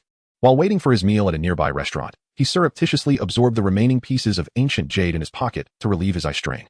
At 8 o'clock that evening, Xiao Xingyun arrived at the tea house, donned in a mask and a cap, just in time to find a gathering of several jade merchants. Their attire mirrored his own, as they all took great care to conceal their identities, fearful of being recognized by acquaintances. Should they lose money in the underground gambling venue, it would be a tremendous embarrassment. Soon, a coaster bus arrived, and prior to boarding, someone verified the proof of expenditure from the jade market, allowing everyone to enter the vehicle. Names, appearances, and identities were all rendered irrelevant. Xiao Xingyun then realized that the previous kidnapping incident involving himself and Luo Pongzi in Sihui City was an intentional intimidation tactic by Master Ma's crew. The coaster swiftly transported them to a commercial building several miles away, where the ground floor housed a supermarket, while the upper levels featured a cinema and dining establishments. Bustling with activity, their vehicle entered an underground garage, drawing little attention. As before in Sihui City, there was a concealed area in a corner of the basement where an elevator led to a sublevel, its decor and arrangement strikingly similar to the underground gambling venue in Sihui City. Besides Xiao Xingyun and his companions, there were already over 100 individuals seated at the gambling tables below, with ample space awaiting other gamblers. Xiao Xingyun found a corner seat and discreetly surveyed his surroundings. Indeed, not far from the elevator, he spotted Master Ma's office. He was seated in a wheelchair, wheeled in by 2 bodyguards as he exited the elevator. Chapter 50. The Triple Arrangement. Quintuple rewards. Having located Master Ma's office, Xiao Xingyun felt confident that the plan for the day was already half successful, allowing him to gamble comfortably below and perhaps earn a little profit. He had a preliminary understanding of the underground gambling venue, where 5 dealers engaged in bets, each round starting at 10 million, with the first to succeed claiming victory. Observers could place bets on 5 choices, receiving triple odds. Thus, a wager of 10,000 would yield 30,000 in winnings. Alternatively, one could bet on the precise arrangement of the top 3 outcomes, achieving correct order for quintuple odds. For instance, a wager of 10,000 would return 50,000 if successful. Such gambling methods were notoriously exploitative. The 5 dealers had selected their jade roughs, placing them before themselves, and the audience was granted 3 minutes to place their bets. The betting process was exceedingly convenient. There was no need to exchange for paper tickets at a service window. One simply scanned the QR code at their seat, accessed a betting page, and completed the wager online. Xiao Xingyun placed a bet on the arrangement, wagering 1 million with the sequence of 531. If the judge had keen eyesight, the order he had bet on would correspond to the pricing of this particular round of gambling. Soon, the betting concluded, and the judges began to unveil the stones. Throughout the process, a troupe of attractive stone unveiling girls performed on stage, their sultry dances eliciting whistles from the audience. As the final jade rough was revealed, showcasing its mysterious jade flesh, the unveiling girls, clad in minimal attire, heightened the atmosphere to a crescendo. As the judges assessed the open jade roughs, cameras zoomed in closely on the stones, with a large screen behind them ensuring that even those with less than perfect vision could see clearly. Oh no, I misjudged. I should have gone with number 5 to get rich. It turned out to be ice type. Why on earth did I foolishly choose number 3? Lamented one. What a loss. Why the hell is number 2 a bean type? I'm ruined. My 20,000 wager is down the drain. Another side, I went with number 1, thinking it was the largest piece, believing it would win, but it turned out to be glutinous type, with a dark base and cracks. As the high-definition lens unveiled 5 meticulously cut jade rough stones before the audience, there was no need for the judge to declare the results. The seasoned jade merchants had already surmised the outcome in their minds. Subsequently, the judge publicly announced the order of ranking and briefly stated the valuations, ensuring that everyone accepted the results with satisfaction. The prices of the jade stones, arranged from highest to lowest, were 5, 3, 1. Congratulations to the fortunate winners among the audience. During the intermission, attendees could redeem their bets at the betting page, while we would present an exhilarating dance performance for everyone. As the captivating jade stones were brought forth, workers were assigned to remove the displayed jade roughs and replace them with a fresh batch for exhibition. At this moment, within the office of the 5th dealer, who Lily's triumphant laughter echoed, it is often said that one may find success in gambling while facing disappointment in romance. And this proved true. I triumphed in the first round. How exhilarating. 2 female bodyguards stood silently behind Hu Lily, exchanging glances without uttering a word. These bodyguards had been loyal to Hu Lily for many years. They had never witnessed her suffer from romantic failures. Oh no, when had she ever contemplated men? Perhaps it was that Xiao Xingyun, the iron-willed man who had once made her boss roll his eyes in frustration? At that moment, an assistant delivered a summary of the crucial data for the event. President Hu, each of the 5 dealers placed a bet of 10 million. And after deducting our own capital, we collectively profited 40 million. The audience wagered 26,800,000, and after subtracting 16 million in payout bonuses, our profit stood at 10,080,000. Excluding the venue's commission, our gross profit for this event reached an impressive 50,800,000. Hu Lily raised an eyebrow, a hint of skepticism and dissatisfaction flickering across her face. It seems the audience has won rather excessively this round. Indeed, several individuals correctly predicted the trio, with one lucky winner taking home a staggering 5 million. What was his seat number? I checked earlier. He was seated in that corner at number 99. Hu Lily swiftly operated the surveillance equipment, directing several cameras to focus on seat number 99 where Xiao Xingyun sat. Though he donned a mask and a cap, his robust physique and the identical attire he wore during breakfast made Hu Lily recognize him at once. Oh, it's him? Heh. Initially perturbed, Hu Lily's mood lightened upon realizing that Xiao Xingyun had won 5 times the prize for the trio. Indeed, a man who could stir her heart possessed remarkable abilities. However, a fleeting thought struck her. Xiao Xingyun had reappeared at Ma Laoxi's venue, having been brought there against his will the first time. Was he here to stir up trouble today? Furrowing her brow slightly, Hu Lily knew that Ma Laoxi was not to be trifled with. His bodyguards were seasoned fighters, and provoking Ma Laoxi could endanger even Xiao Xingyun's safety. Xiao Xingyun, sensing an unsettling gaze upon him, feigned a stretch and glanced upward, catching sight of several cameras aimed in his direction. Just as he felt a wave of suspicion wash over him, the cameras swiftly redirected, as if merely conducting a routine sweep. Winning the trio and earning a few million had drawn the attention of the shadowy dealers. He chuckled to himself, pondering whether they were simply incapable of handling the stakes. Yet, his true intention was to draw their focus toward him. At the entrance to Ma Laoxi's office hung a sign declaring number 1. He was the primary dealer and the mastermind behind the underground betting operation. Thus, when the number 1 Jade dealer won, Xiao Xingyun intensified his bets on the trio. In the second round, the number 3 dealer emerged victorious, while Xiao Xingyun casually placed $1 million on the trio, treating it as a mere diversion. Finally, in the third round, the number 1 dealer claimed victory, and Xiao Xingyun boldly wagered 10 million, reaping a prize of 50 million, with a net profit soaring to 40 million, rivaling that of the dealers. Xiao Xingyun aimed to inflict pain on Ma Laoxi, compelling him to take notice. Indeed, when Ma Laoxi received the summary of the third round, he slammed his hand down on the table in fury. Ma Laoxi had ample reason for his anger. The 40 million he had won from the other 4 dealers was entirely paid out to Xiao Xingyun. Meanwhile, the audience's wagers had only netted him a profit of 8 million, with his losses totaling 20 million from the first 2 rounds. As he continued to incur losses that night, how could he remain calm? Yes, boss, leave it to us. The two bodyguards responded and exited Ma Laoxi's office to locate Xiao Xingyun. Sir, our boss wishes to speak with you. It would be wise to cooperate. As they spoke, they deliberately displayed the high-voltage stun guns in their hands. Xiao Xingyun feigned fear, appearing helpless, yet a glint of determination flashed in his eyes, instilling a sense of disorientation within the two bodyguards, accompanied by a commanding voice resonating in their minds. I am your master. You shall do as I command without question. Chapter 51. What are you laughing at? The two bodyguards, dressed in black, received their orders and blankly replied, Yes, master. Call me Daddy. Xiao Xingyun tested the efficacy of his command. Daddy. The two bodyguards responded without hesitation, as naturally as if calling their own father. Satisfied, Xiao Xingyun commanded, Lead the way to office number 1. The bodyguards complied respectfully, guiding Xiao Xingyun into the number 1 office. Meanwhile, Hu Lili in office number 5 had set up surveillance, secretly observing Xiao Xingyun. As she contemplated, she adjusted a camera to focus on the entrance to Ma Laoxi's office. Should Xiao Xingyun emerge, she would be the first to know. If he did not return within 10 minutes, she would venture in to speak with Ma Laoxi, seizing the opportunity to rescue Xiao Xingyun. At this moment, Xiao Xingyun had already entered Ma Laoxi's office. One of the black-clad bodyguards announced, Boss, I have brought Daddy. Xiao Xingyun nearly burst out laughing, finding their charm skills utterly lacking, devoid of any adaptability. What did you say? Ma Laoxi paused, believing he had misheard. As the charm skill began to take effect, Xiao Xingyun felt a connection in his mind, allowing him to correct and control the thoughts of his targets at will. He quickly issued a revised command. Just call me number 99. Boss, I have brought number 99. The bodyguard repeated. Ma Laoxi found this more acceptable, adding, Pour me a cup of tea. I wish to have a proper conversation with number 99. Ma Laoxi felt that this term of address was somewhat peculiar, akin to requesting a technician for an extra session. Yes, boss. The bodyguard replied and went to prepare the tea. Seizing the opportunity, Xiao Xingyun scanned the room. Noting the numerous surveillance cameras scattered throughout, it seemed he could not take matters into his own hands, which was somewhat disappointing. Number 99, your eyesight is quite impressive. Consistently predicting the trio. Join me on stage to gamble on Jade. Win a round, and I will reward you with 100,000. Lose a round, and I will break one of your legs. Xiao Xingyun inquired, What if I refuse? Heh. Then I shall kill you and toss you into the river to feed the fish. Ma Laoxi threatened with a cold smile. Heh. Xiao Xingyun chuckled, grinning like a fool. What are you laughing at? Ma Laoxi sensed something was amiss. He had threatened many, but none had ever remained so composed as number 99. At that moment, a bodyguard entered, carrying a freshly poured cup of hot tea. As he stumbled, the entire cup spilled onto Ma Laoxi's lap. Ma Laoxi, seated in a wheelchair, yelped in pain, unable to rise. Xiao Song, are you trying to scald me to death? Ma Laoxi exclaimed, both pained and furious, grabbing an ashtray from the table and smashing it over the head of bodyguard Xiao Song. Blood immediately streamed down Xiao Song's face. Another bodyguard, Xiao Wang, received Xiao Xingyun's command and stepped forward, firmly advising, Boss, please calm down. Violence is not the answer. Consequently, Ma Laoxi shook off bodyguard Xiao Wang's grip and seized a sandalwood incense burner from the table, striking it against his head. Ma Laoxi's aim was precise. This blow similarly fractured bodyguard Xiao Wang's skull, causing blood to flow profusely. Two bodyguards, seemingly incited by the bloodshed, shouted furiously, Damn it.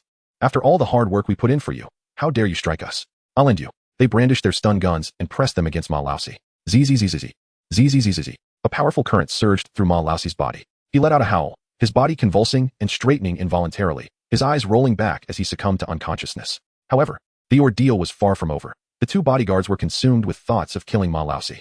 They retrieved baseball bats from the corner of the room and struck relentlessly at his legs and arms. Awakening in agony, Ma Laoxi was horrified to see the bloodied faces of his once trusted bodyguards mercilessly assaulting him. What are you doing? Are you too revolting? Have you forgotten who pays you? He cried out, only to hear the sickening crack as his right leg broke again. Crack. The left leg shattered once more. Both arms were broken as well. Ma Laoxi writhed in pain on the ground, overwhelmed by the brutality he hadn't endured in years, especially from those he had trusted the most. Why was this happening? What could provoke such an insurrection from them? He had beaten them before, and they had always knelt and admitted their wrongs, seeking his forgiveness. What was different this time? Xiao Xingyun suppressed his growing excitement and exhilaration. At last, he had his revenge. How audacious of Ma Laoxi to dare kidnap him. Recently, having absorbed several shards of jade eyes and experienced the awakening of the three-eyed clan in his dreams, he had acquired numerous eye-based abilities. Who else but you should die? Though exhilarated, he remained alert, aware that the room was under constant surveillance. Modern monitoring systems are primarily cloud-based, making it nearly impossible to erase recorded footage. Thus, Xiao Xingyun feigned the demeanor of a terrified bystander, retreating slowly towards the door. Upon reaching the threshold, he issued a final command to the two bodyguards, kill Ma Laoxi. Then confess. With that, he turned and exited. The muffled sounds of Ma Laoxi's desperate wails and the frenzied shouts and blows of the bodyguards echoed behind him. At that moment, Hu Lili caught sight of him just as he emerged. 5 minutes. My favorite man is out already? That was quick. She had expected him to last at least 10 minutes. Yet, something felt amiss. Xiao Xingyun emerged alone, with no sign of Ma Laoxi following him. which was atypical of Ma Laoxi's usual methods. Xiao Xingyun had consistently placed winning bets in the lottery, and when Ma Laoxi was dominating, he had wagered 10 million, seizing all of Ma Laoxi's profits.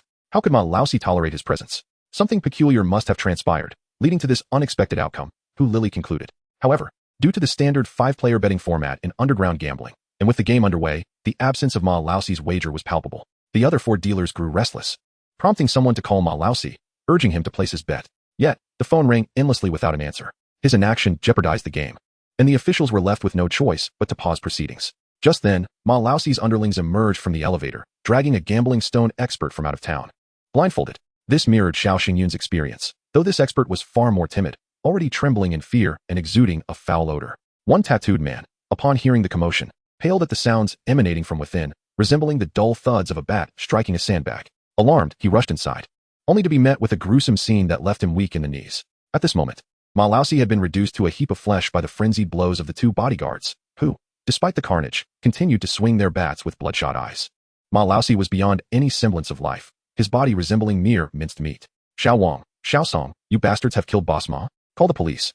We must report this. A life has been lost. His loyal subordinates clamored, quickly devising a plan. The other 4 dealers at the door, witnessing the horror of Ma Laoxi's demise, were equally frightened and eager to avoid trouble. They exchanged a few pleasantries before hastily departing. Someone called out, due to unforeseen circumstances, today's gambling event is temporarily halted. Please exit in an orderly fashion, no pushing. As Xiao Xingyun mingled with the crowd, he observed the tattooed men grapple with the frenzied Xiao Wang and Xiao Song. One of the tattooed men, filled with rage, interrogated them. Xiao Wang, Xiao Song, why did you kill Boss Ma? Were you incited by someone else? All right, you've got guts. But now that you've killed Boss Ma, who will we follow for our meals? Xiao Wang and Xiao Song, seemingly invigorated, defiantly replied, who cares? We don't owe you anything. The tattooed man, his expression darkened, signaled for his associates to leave a lasting impression on Xiao Wang and Xiao Song before the police arrived. As the car window rolled down, Hu Lili's alluring visage emerged. Mr. Xiao, it appears fate has brought us together again. It's difficult to get a taxi around here. Where are you heading? I can have my driver take you. Thank you, but I'm not going anywhere. I overindulged earlier and merely wished to stroll and digest, he replied. What a coincidence. I was just thinking of taking a walk as well. Let us go together. With that, Hu Lili exited the vehicle and approached Xiao Xingyun. She had changed into a different outfit, one that accentuated her curves more than the morning attire. The black tank top was snug, enhancing her silhouette, while the white casual suit with exaggerated puffiness accentuated her figure. Her red high heels added the perfect touch, making her walk captivating. While she was by his side, it was impossible not to notice her. Xiao Xingyun frowned. Although he had made her suffer in his dreams, he had no desire for contact with her in reality.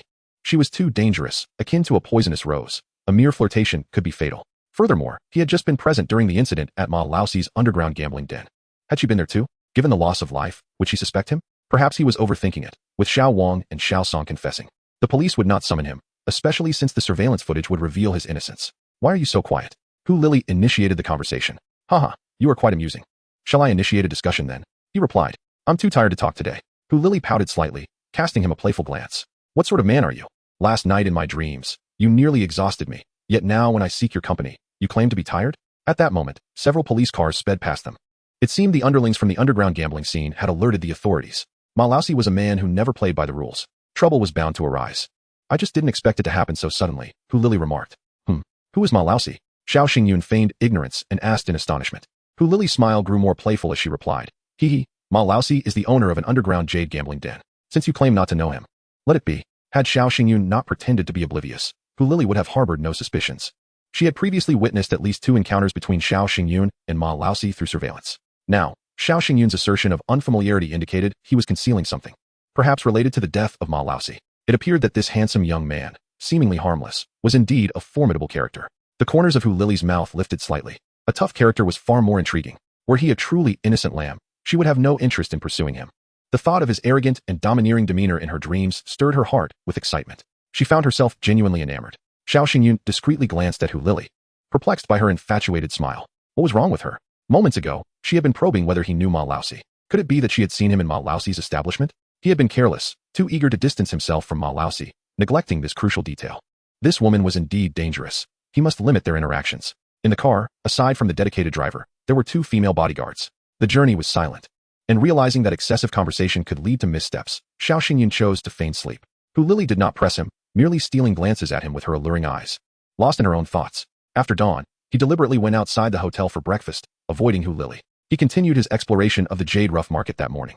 In truth, he had already scoured the finest jade roughs in the market, and his visit today was primarily driven by guilt. He intended to linger, hoping to evade the police's inquiries. With time to spare, he rented a tricycle, casually selecting a few medium-quality jade roughs, intending to cut them at the market's free cutting area to earn some pocket money. Upon arriving at the cutting area, he heard a voice, tinged with surprise, call out, "Mr. Xiao, are you here in Rueli to strike it rich as well?" Turning around, he saw Gu Qingqing accompanied by Master Luo, watching the cutting of stones from a prime location. What a coincidence. Madam Gu, I didn't expect to see you here. Did you not find suitable jade roughs in Guangdong? We bought some, but it's far from enough. Moreover, I have an appointment with Mr. Dantawa to inspect the goods here. Several masters believe his jade roughs possess excellent quality, and I intend to purchase a portion first. Xiao Xingyun was at a loss for words. He had warned Gu Qingqing explicitly that the quality of the jade roughs with Dantawa was subpar, yet she seemed unwilling to heed his advice. Chapter 53. I offer 3 million for you, and you only need 3 minutes? Was this wealthy beauty truly naive with too much money? Knowing there was a pitfall, she still chose to leap into it? If that were the case, it would be better to benefit himself than Dantawa. No, that was immoral. Xiao Xingyun suppressed his wicked thoughts. Noticing his expression, Gu Qingqing seemed to understand his thoughts and explained, during the second negotiation, Dantawa asked me to find more appraisers to test the sample's gamble increase rate using on-site cutting methods. Xiao Xingyun raised an eyebrow and inquired, so the gamble increase rate is quite high? Indeed, it exceeds 60%. Do you consider this probability normal? Gu Qingqing hesitated, glancing at Master Luo. He smiled and said, initially, I felt the surface was acceptable, but after cutting a batch of samples, the gamble increase rate was indeed very high, which is why we came to Rueli for further verification. If there are no issues and the price is reasonable, we have no reason to refuse this batch. Xiao Xingyun sensed there was likely a trap involved, yet he was too inexperienced to identify its location. However, since he and Gu Qingqing were not well acquainted, and she had already made her decision, he felt no need to elaborate further. He merely sought to earn a little money to support himself. At that moment, Zhu Zhongjio and Dantawa arrived, both appearing somewhat disheveled. Apologies for our tardiness. We just had a truckload of goods shipped from Myanmar, and we've just finished directing the workers to unload. It's currently a chaotic mess in the warehouse, Zhu Zhongjio said.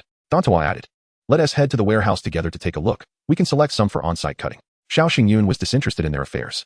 He intended to cut the jade roughs on his tricycle and sell them. However, Gu Qingqing interjected, Mr. Xiao, let us go together. I will pay you a consultation fee. I told you before, you didn't listen. I feel unworthy of the consultation fee. Please seek someone more qualified. Xiao Xingyun politely declined. Gu Qingqing sensed his impatience and earnestly said, listen, I will definitely heed your advice. Otherwise, I wouldn't have conducted multiple appraisals and tests. I will offer 1 million. And it will only take up an hour of your time.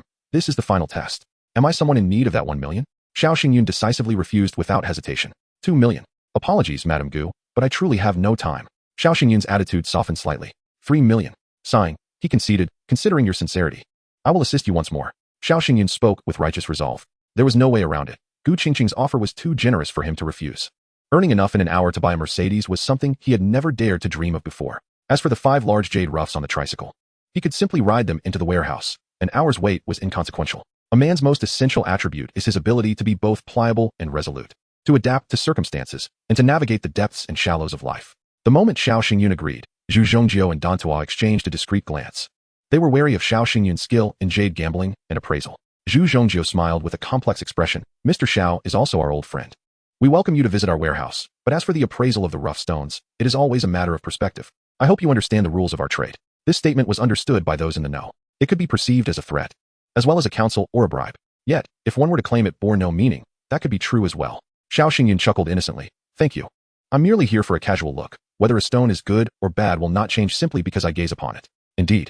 Zhu Zhongjio replied with a sinister smile, making an inviting gesture as he and Dantawa led the way for everyone. It seemed Gu Qingqing did not grasp the underlying tension in their exchange. With her graceful figure, she moved in tandem with Xiao Xingyun and the tricycle, maintaining the same level. Would you like to hop on? Is that allowed? Surely, a few unremarkable stones can fit in the vehicle. What is stopping a beautiful woman like you? Those stones are hardly unremarkable, Gu Qingqing replied with a smile, gracefully taking a seat beside Xiao Xingyun. Having worn high heels for much of the day, she was utterly exhausted. Sitting on the electric tricycle for a brief respite was undoubtedly a rare delight. This marked Gu Qingqing's first experience riding an electric tricycle since childhood. She felt no shame, just as she felt no remorse in offering 3 million to Xiao Xingyun for his assistance in examining the jade roughs. Dantawa's warehouse was located in a corner of the jade market, designated as a loading area, bustling with large trucks coming and going.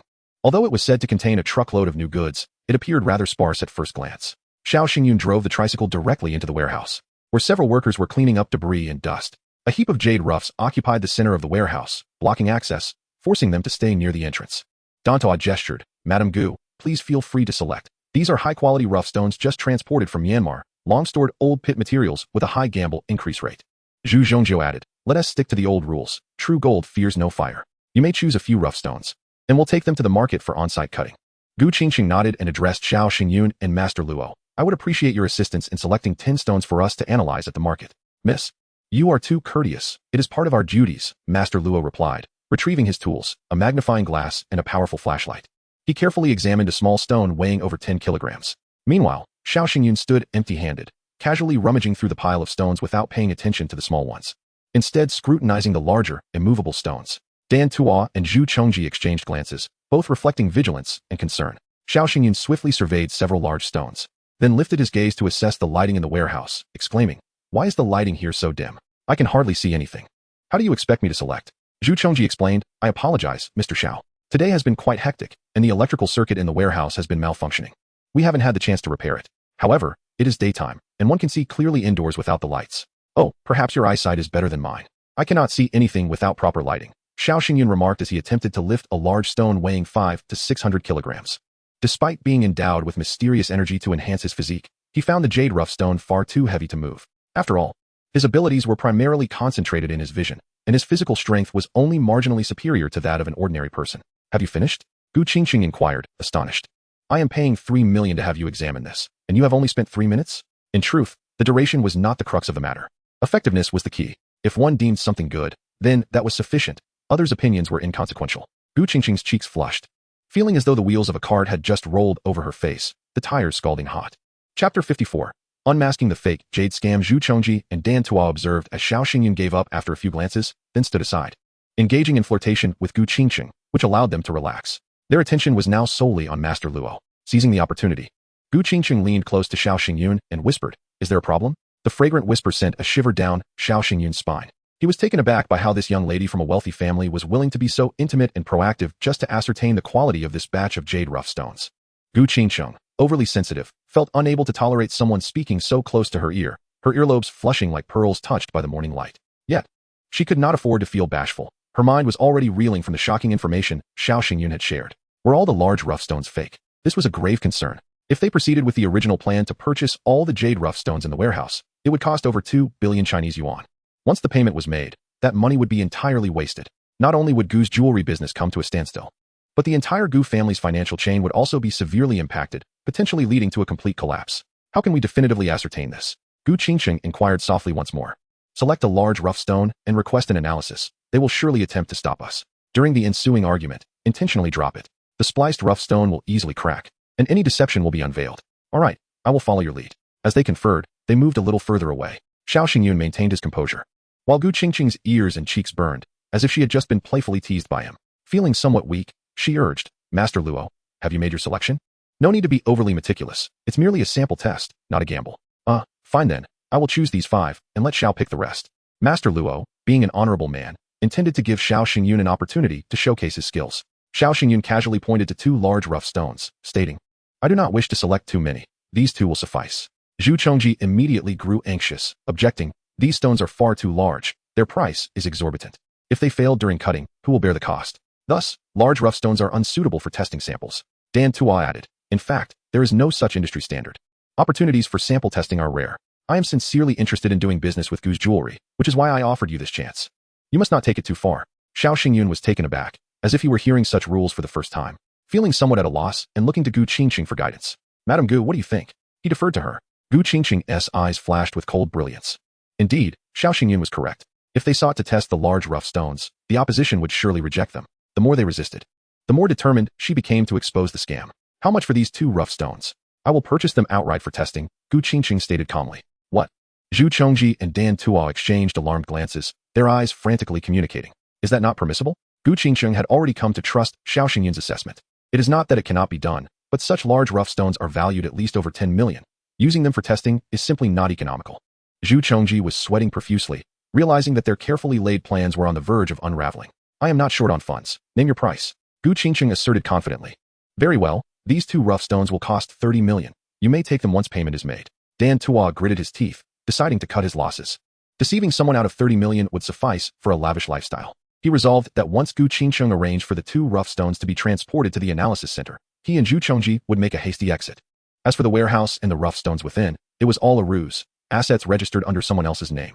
By the time Gu Qingcheng sought to retrieve them, she would find herself unable to take even a single stone, not even a counterfeit. All right, Mr. Xiao, Master Luo, please assist in moving these 2 large stones out. What? Master Luo was bewildered, unable to comprehend how testing samples had transformed into a direct cash purchase. Meanwhile, Xiao Xingyun had already pried open a corner of the large stone and, with considerable effort, lifted it, his face turning red and veins bulging. Boss Zhu, come help me.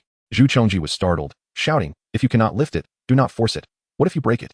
He rushed to stop Xiao Xingyun. However, as soon as Zhu Chongji's hand brushed against Xiao Xingyun's arm, Xiao Xingyun released his grip on the stone. Simultaneously, he exclaimed, do not touch my arm. I cannot hold on. Bang. The seam between the two has revealed a ring of strong adhesive and false skin particles. There were smooth cutting marks between the 2 halves of the rough stone, with a considerable area hollowed out, filled with a mixture of resin and lead blocks. These fillers were intended to mimic the weight and feel of genuine rough stones. Master Luo's eyes widened as he shone the flashlight onto the surface, furiously shouting, this is a spliced fake rough stone? You are counterfeiting? Gu Qingcheng felt as if she had been reborn after a calamity. Had it not been for Xiao Xingyun's final scrutiny, they would have undoubtedly fallen victim to deception. After all, they had come determined to make a transaction, with funds already mobilized. She cast a brief glance at the cracked jade rough stone before turning her gaze back to Xiao Xingyun. He appeared stunned, his expression blank as he stared at the fractured stone, repeatedly uttering, how could this be? How could this be? Gu Qingcheng could hardly suppress her laughter. His acting was somewhat exaggerated, yet at this moment, it was perfectly timed. Zhu Chongji and Dan Tuo stood frozen, their expressions contorted and shifting like the tide. Gu Qingcheng had never seen anyone's expression change so rapidly and with such complexity. Our rough stones must have been swapped. I will confront the shipping driver. I will go too. We must demand an explanation from the shipping party. Zhu Chongji and Dan Tuo declared before turning to flee, racing to their car and speeding away. The workers who had been tidying up moments ago had vanished without a trace. Have we encountered a scammer? Master Luo finally realized. Xiao Xingyun, still caught up in the performance, murmured in disbelief. They were actually con artists? Luckily, I dropped and cracked one of the rough stones. Gu Qingcheng forcefully quelled her tumultuous emotions, expressing gratitude to Mr. Xiao and Master Luo for exposing the true nature of the fraudster. But what should be done now? Should they report it to the authorities? Master Luo, still seething with anger, asserted that reporting was essential. Otherwise, these swindlers would continue to harm others. He was right. A report was indeed necessary. As Xiao Xingyun spoke, he noticed that the warehouse lacked surveillance cameras, prompting him to load several genuine jadeite rough stones onto a tricycle. Among the 20 or so stones, 6 were of outstanding quality and poised for a significant increase in value. Xiao, what are you doing with those rough stones? Master Luo asked, astonished. That is a good point, but let us leave it at that for now. You all wait here for the police. I will head to the stone-cutting area to alleviate my tension, Xiao Xingyun replied, riding away on the electric tricycle. Watching his departing figure, Gu Qingcheng felt an inexplicable sense of relief. Hiring this gambling stone consultant for 3 million was indeed a wise investment. Furthermore, he was a true master of the craft, far surpassing Master Luo. He could discern the authenticity of these rough stones with just a glance. Chapter 55. A satisfied smile. Xiao Xingyun, having accepted Gu Qingcheng's 3 million consultation fee, felt an obligation to inform her that this was a scam. The potential consequences with Zhu Chongjiu and Dan Tuo, including possible retaliation, were not within his realm of concern. In the past, lacking the means for self-defense, he would endure danger with quiet frustration. Now, having discovered methods for both offense and protection through his unique abilities, he would respond decisively should danger arise again. If Zhu Chongjiu and Dan Tuo dared to send someone to harm him, Xiao Xingyun would retaliate without hesitation. Upon reaching the stone-cutting area, he queued for a number and marked cutting lines with a marker, instructing the stone cutter to follow the lines. He was eager to show off before leaving Rueli that night. While waiting, he noticed several gamblers from the previous night's underground betting session. One balding middle-aged Jade merchant sighed heavily, lamenting, "Last night, I lost over 10 million and encountered all sorts of troubles. If I don't get some good materials today, my Jade workshop in the capital will run dry." His companion consoled him, suggesting they refrain from betting and instead purchase good materials if they became available at a reasonable price. The balding man reluctantly agreed. At that moment, the first of Xiao Xingyun's jade rough stones was cut open. The stone cutter joyfully announced, "Congratulations to this esteemed gentleman. It has appreciated. This is a creamy white jade with slight cracks, worth at least several million." The cutter was an expert, able to provide an immediate valuation. Following industry practice, after delivering good news, the owner would typically present a red envelope to the cutter, the size of which depended on the owner's generosity. "I'll offer 5 million. Sell it to me." The balding middle-aged merchant did not mind the mid-range material, since its size and minimal cracks meant it could yield many bracelets. "I'll offer 5.5 million. 5.6 million. What is wrong with you all? Fighting over a piece of creamy jade as if it's a scarce commodity. I'll bid 5.8 million. Finally, the balding man gritted his teeth and made a last bid. 6 million. This price was already quite high, causing the competition to dwindle. As soon as 6 million was announced, there were no further challengers. The balding merchant approached Xiao Xingyun and handed him a business card. Young man, you have quite the luck. Do you agree to my price? If so, I can transfer the funds immediately. The rough stones Xiao Xingyun selected that day were mostly of medium to high quality, and after cutting, they would not incite wild enthusiasm. He had purchased the original piece for just over $1 million. The true treasures were the 6 pieces he had taken from Zhu Chongjiu's warehouse. The name on the balding merchant's card read Hua Liuyi, with his workshop and shop located in Panjiayuan, the capital. Xiao Xingyun shook hands with him. Mr. Hua, your offer is generous, and I am not one to quibble over details. Let us finalize the deal at your price. Thank you. Let us connect on WeChat. In the future, if I have suitable materials to sell, I will reach out to you, Hua Liuyi said, delighted. Xiao Xingyun was indeed interested. As he knew he could not rely on a single buyer for his jade stones, occasionally switching buyers would help conceal his brilliance.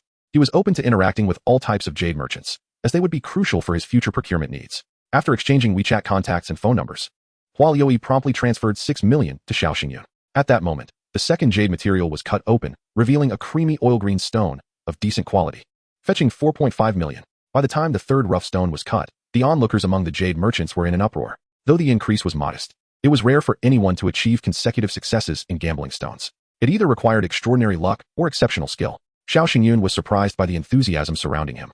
Regardless of the modest gains, people were eager to pay attention to his progress. He amassed a stack of business cards, added numerous contacts on WeChat, and was invited into various gambling stone groups. Understanding that he could no longer cut further jade rough stones, he realized it was best to cease cutting before complications arose.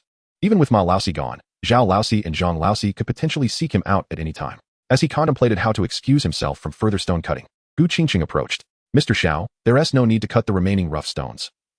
Gu's jewelry, will purchase them all. Each time Gu Qingqing appeared, she radiated an aura reminiscent of golden light, constantly reminding Xiao Xingyun that she was a wealthy woman. Is everything settled? He inquired. Yes, I've signed the documents. Master Luo will explain the remaining details, Gu Qingqing replied. How will you purchase these rough stones? Xiao Xingyun asked, as he needed clarification on the potential price differences between uncut and cut stones. Gu Qingqing explained, previously, Gu S was in the antique business. Before transitioning to jade, we established our workshop and shop in the 4 major jade capitals, so these rough stones can be processed at my store. Excellent. Xiao Xingyun, no longer wishing to hide his capabilities, decided to reveal his true skills to her. After all, showcasing his talents could lead to more lucrative opportunities in the future. Thus, he rode the electric tricycle with Gu Qingqing, exiting the jade market. While the merchants in the stone-cutting area felt regretful, they did not dwell on it. Especially as Xiao Xingyun's bank account had seen an increase of over 100 million. At Gu's jade processing workshop, Gu Qingqing remained in awe and admiration. Every single piece appreciated, not one failed to perform. Xiao Xingyun is truly remarkable, far surpassing any gambling stone master I have encountered. She regretted not having personally invited him to that clandestine auction meeting, realizing it was her lack of respect that had led to his refusal. As these thoughts crossed her mind, she felt both regretful and fearful. Regret for not having invited him sooner, and fear that had she not insisted on hiring him as her gambling stone consultant at a high price, she would undoubtedly have fallen victim to Zhu Chongjiu's scheme. Thank the heavens. Gu Qingqing patted her chest, feeling fortunate. Another significant reason for her relief could be that the 2 bodyguards had confessed. Failing to recall what role Xiao Xingyun had played, he had merely stood in Ma Laosie's office for a few seconds, donning a hat and mask. And upon witnessing the 2 guards resorting to violence, he had slowly retreated. The authorities could never have imagined the part he played in the unfolding events. Xiao Xingyun had just finished packing his belongings and was preparing to leave when he suddenly heard 2 muffled gunshots coming from the adjacent room occupied by Hu Lili. Startled, he instinctively activated his X-ray vision to peer into the neighboring space. As he glanced over, he found 3 individuals sprawled on the floor, 2 of Hu Lili's female bodyguards, bloodied and seemingly lifeless, and another woman dressed in a hotel staff uniform, brandishing a gun, clearly an assassin. Only 2 figures remained standing, a man clad in hotel work attire and Hu Lili herself, draped in a silk robe. The man, wielding a silenced pistol, pointed it at Hu Lili's head and calmly remarked, I can grant you 3 more minutes to contemplate where you concealed the stolen jade fragments. No, you misunderstand. I have never stolen anything. You may search me, Hu Lili protested, her pink silk robe revealing her fair arms and thighs, her bosom prominent and her movements enticing as she spoke. The armed man, however, wore a sardonic smile. Boss Hu, spare me your charms, they hold no power over me. Since you refuse to cooperate, I shall find the answers myself. With that, he delivered a forceful kick, sending Hu Lili crashing onto the bed. Ah, she cried, clutching her abdomen, the severity of the blow leaving her drenched in sweat. The man approached the bedside table, where a small metallic box awaited, equipped with both an electronic lock and a fingerprint mechanism. He lifted the box and turned to Hu Lili, demanding, will you open it for me? Or shall I blow your brains out? I'll do it. Hu Lili, clearly terrified, offered no resistance as she entered a sequence of numbers and pressed her fingertip against the fingerprint scanner. With a click, the box opened, revealing stacks of cash and several exquisite jade pieces, with 4 jade eye fragments prominently displayed in the center. The fragments, pristine and luminescent, stood out even among the finest jade, drawing the gaze of all who beheld them. The man pointed at the transparent bag containing the jadeite fragments, sneering. What do we have here, boss? Who? Still denying that you stole the jadeite fragments from Big Gold Tooth? At this juncture, Lily could no longer feign innocence. She suddenly ceased her cries, enduring her pain as she calmly stated, "You were sent by Wang Banxian, weren't you? I assure you, this was not my directive. It was one of my subordinates who acted on his own. If you contact Wang Banxian, I can compensate him for his losses, including Big Gold Tooth's life." Too late. A flicker of derision crossed the man's face as he slowly aimed his gun at Lily. "In your next life, learn to be wiser and refrain from provoking those you cannot afford to offend." Just as he prepared to fire, he felt a sudden wave of dizziness wash over him. Startled, the armed man turned to assess the situation, only to be struck with excruciating pain in his groin. The seemingly frail Lily had delivered a swift kick between his legs and, in a graceful leap akin to that of a female leopard, lunged at him in an attempt to seize the gun from his grasp. Before him appeared a myriad of illusions, as if countless Lilies were charging at him. Yet, being a professional assassin, he relied on instinct, throwing a powerful punch toward the side. The blow landed squarely on Lily's chin, rendering her unconscious as she collapsed at his feet. In the aftermath of that strike, the assassin too began to falter, his mind swirling with confusion as a chorus of voices echoed within him, urging, "You should sleep now." And so he succumbed to the command, collapsing to the ground. Xiao Xingyun, who had nearly succumbed to exhaustion himself, had used his powers from a distance to hypnotize the assassin. Had he been closer, he could have compelled the man to end his own life. His motivation was not to save Lily, but rather to seize the 4 jadeite fragments that ignited his insatiable greed. Upon witnessing the assassin's fall and Lily's unconscious form, Xiao Xingyun wasted no time. He pushed open the door to the adjacent room, which had conveniently remained unlocked. Otherwise, the silenced gunfire would not have been so audible. He rushed into the room, his eyes gleaming as he approached the box, swiftly grasping the 4 jadeite fragments. Interestingly, through the transparent plastic bag, he absorbed the fragments entirely. As he did so, peculiar images of combat flashed through his mind, revealing that the power of the jade eyes could form an immense energy shield capable of levitating in midair, even allowing brief flight. This was astonishing. The third eye appeared to be all-powerful, granting him access to a plethora of strange abilities: X-ray vision, seduction, flight, interdimensional travel, and deadly energy beams. With this third eye, it seemed nothing was beyond reach, except perhaps the act of procreation. Upon absorbing the 4 jadeite fragments, Xiao Xingyun felt an overwhelming surge of energy coursing through his eyes, enhancing his abilities. The excess energy radiated outward, benefiting his entire being. However, once he regained his senses, he was left pondering how to explain the absence of the jadeite fragments to Lily. Should he resort to silencing everyone present? The thought of such a horrific act sent shivers down his spine. He shook his head, banishing the notion from his mind. He was an ordinary person and could not commit such heinous acts. To do so would lead to a fate similar to that of the powerful 3-eyed deity in the illusions, relentlessly pursued by its own kind due to its misdeeds, ultimately meeting its demise. But how could he rationalize the disappearance of the 4 jadeite fragments? What to do with the unconscious assassin on the floor? As he wrestled with these dilemmas, he suddenly noticed the assassin stirring slightly, indicating he was regaining consciousness. Panicked, Xiao Xingyun knew he couldn't afford to waste a moment. He concentrated, his gaze emanating an eerie brilliance that penetrated the assassin's eyes. "Shoot yourself," he commanded, devoid of any hypnotic suggestion. The assassin, just awakening and surveying the room, abruptly snapped to attention. His eyes glazed over as he pressed the gun against his own temple. Without hesitation, he pulled the trigger, ending his own life in a gruesome manner. Now, Xiao Xingyun faced a singular dilemma. The transparent plastic bag containing the jadeite fragments had vanished, yet his fingerprints remained on it. Thus, he retrieved a lighter from the bedside table, proceeding to the bathroom where he incinerated the plastic bag, flushing the remnants down the toilet. The bathroom's ventilation system soon dissipated the faint scent of burning plastic. However, as he examined the lighter in his hand, he found himself in a quandary. This was no ordinary lighter. It was an exquisite, custom-made piece adorned with gold and diamonds, featuring an intricately carved rose scorpion. It was evident that it belonged to Lily, as there were also feminine cigarettes on the bedside table. Should he take the lighter, now bearing his fingerprints? He sighed, troubled.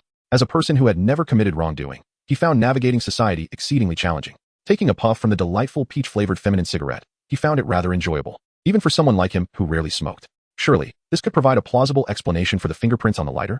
Xiao Xingyun mused to himself as he took out his phone, dialing emergency services and the police. While awaiting the arrival of the police, he noticed Lily sprawled on the ground, her body exposed, and he fetched a thin blanket to cover her. Beyond that, he remained motionless in his place. As a kind-hearted ordinary citizen, Xiao Xingyun's promising life was just beginning. He had no desire to be suspected by the police, nor to face imprisonment. As for the 2 female bodyguards and the female assassin lying in pools of blood, he did not even glance at them. Do not inquire.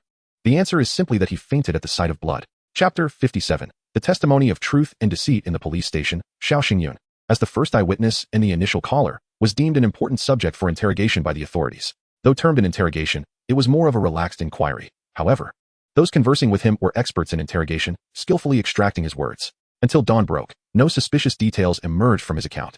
Xiao Xingyun narrated to the police. Out of concern for his friend Hu Lily, he had approached with trepidation, only to discover the door ajar next door. Upon entering, he was horrified to find 3 women collapsed in blood, with Hu Lily lying beside the bed, her fate unknown. Next to her was a male assassin, a gun in hand, with a gaping wound in his head, his survival uncertain. Witnessing such a scene, as a citizen with a sense of justice, he immediately called for the police and dialed for an ambulance. In the midst of his overwhelming fear and anxiety, he picked up a woman's cigarette from the bedside and smoked 2, flavored with peach. Yes, indeed, the blanket on Hu Lily was placed by him. Beyond that, he claimed ignorance, including any enmity between the parties involved.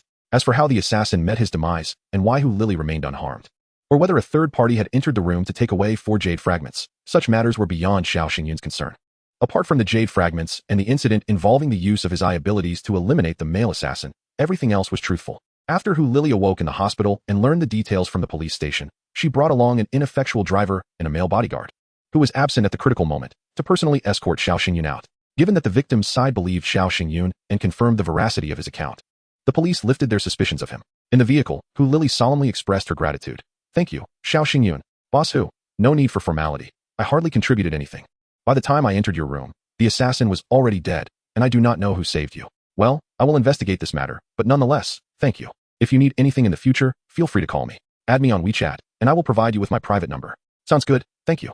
At this moment, Xiao Xingyun felt no hesitation, promptly adding Hu Lily on WeChat and saving her private number in his phone. He felt exhilarated, akin to an ordinary person who has struck a connection with a wealthy woman. A perfect match, indeed. When your business opens, I shall send a floral arrangement. Thank you, Boss Hu. I am in a hurry to catch a flight. I have already rescheduled once, and I cannot afford any further delays. After speaking, Xiao Xingyun exited Hu Lily's Rolls Royce. Well, I have urgent matters to attend to, so I shall not accompany you to the airport. Safe travels. As Hu Lily watched Xiao Xingyun hail another taxi and disappear, she furrowed her brows and murmured, things are certainly not as simple as he claims. Yet the one who acted is undoubtedly Wang Banxian. But what could Xiao Xingyun be concealing? Seated in the front, the male bodyguard, eager to redeem himself, deliberately inquired, Boss, should I investigate Xiao Xingyun? Hu Lily shot him a glare, retorting, what purpose would there be in investigating Xiao Xingyun? What is there to investigate? Instead of pursuing an enemy, you wish to delve into the life of a benefactor? Her anger, too intense, aggravated the injury on her jaw. The assassin's punch had nearly fractured it. Following preliminary treatment at the hospital, the pain persisted, and the swelling had yet to subside. An hour later, Xiao Xingyun boarded his flight. Once airborne, he exhaled a sigh of relief. Why did every trip to gamble with stones entail such perilous encounters? He merely wished to discreetly gamble and amass wealth. Was that too much to ask? During his initial visit to Guangdong province for stone gambling, he was kidnapped by old Ma Si, leaving him terrified. On his second trip to Ruili, he encountered assassins.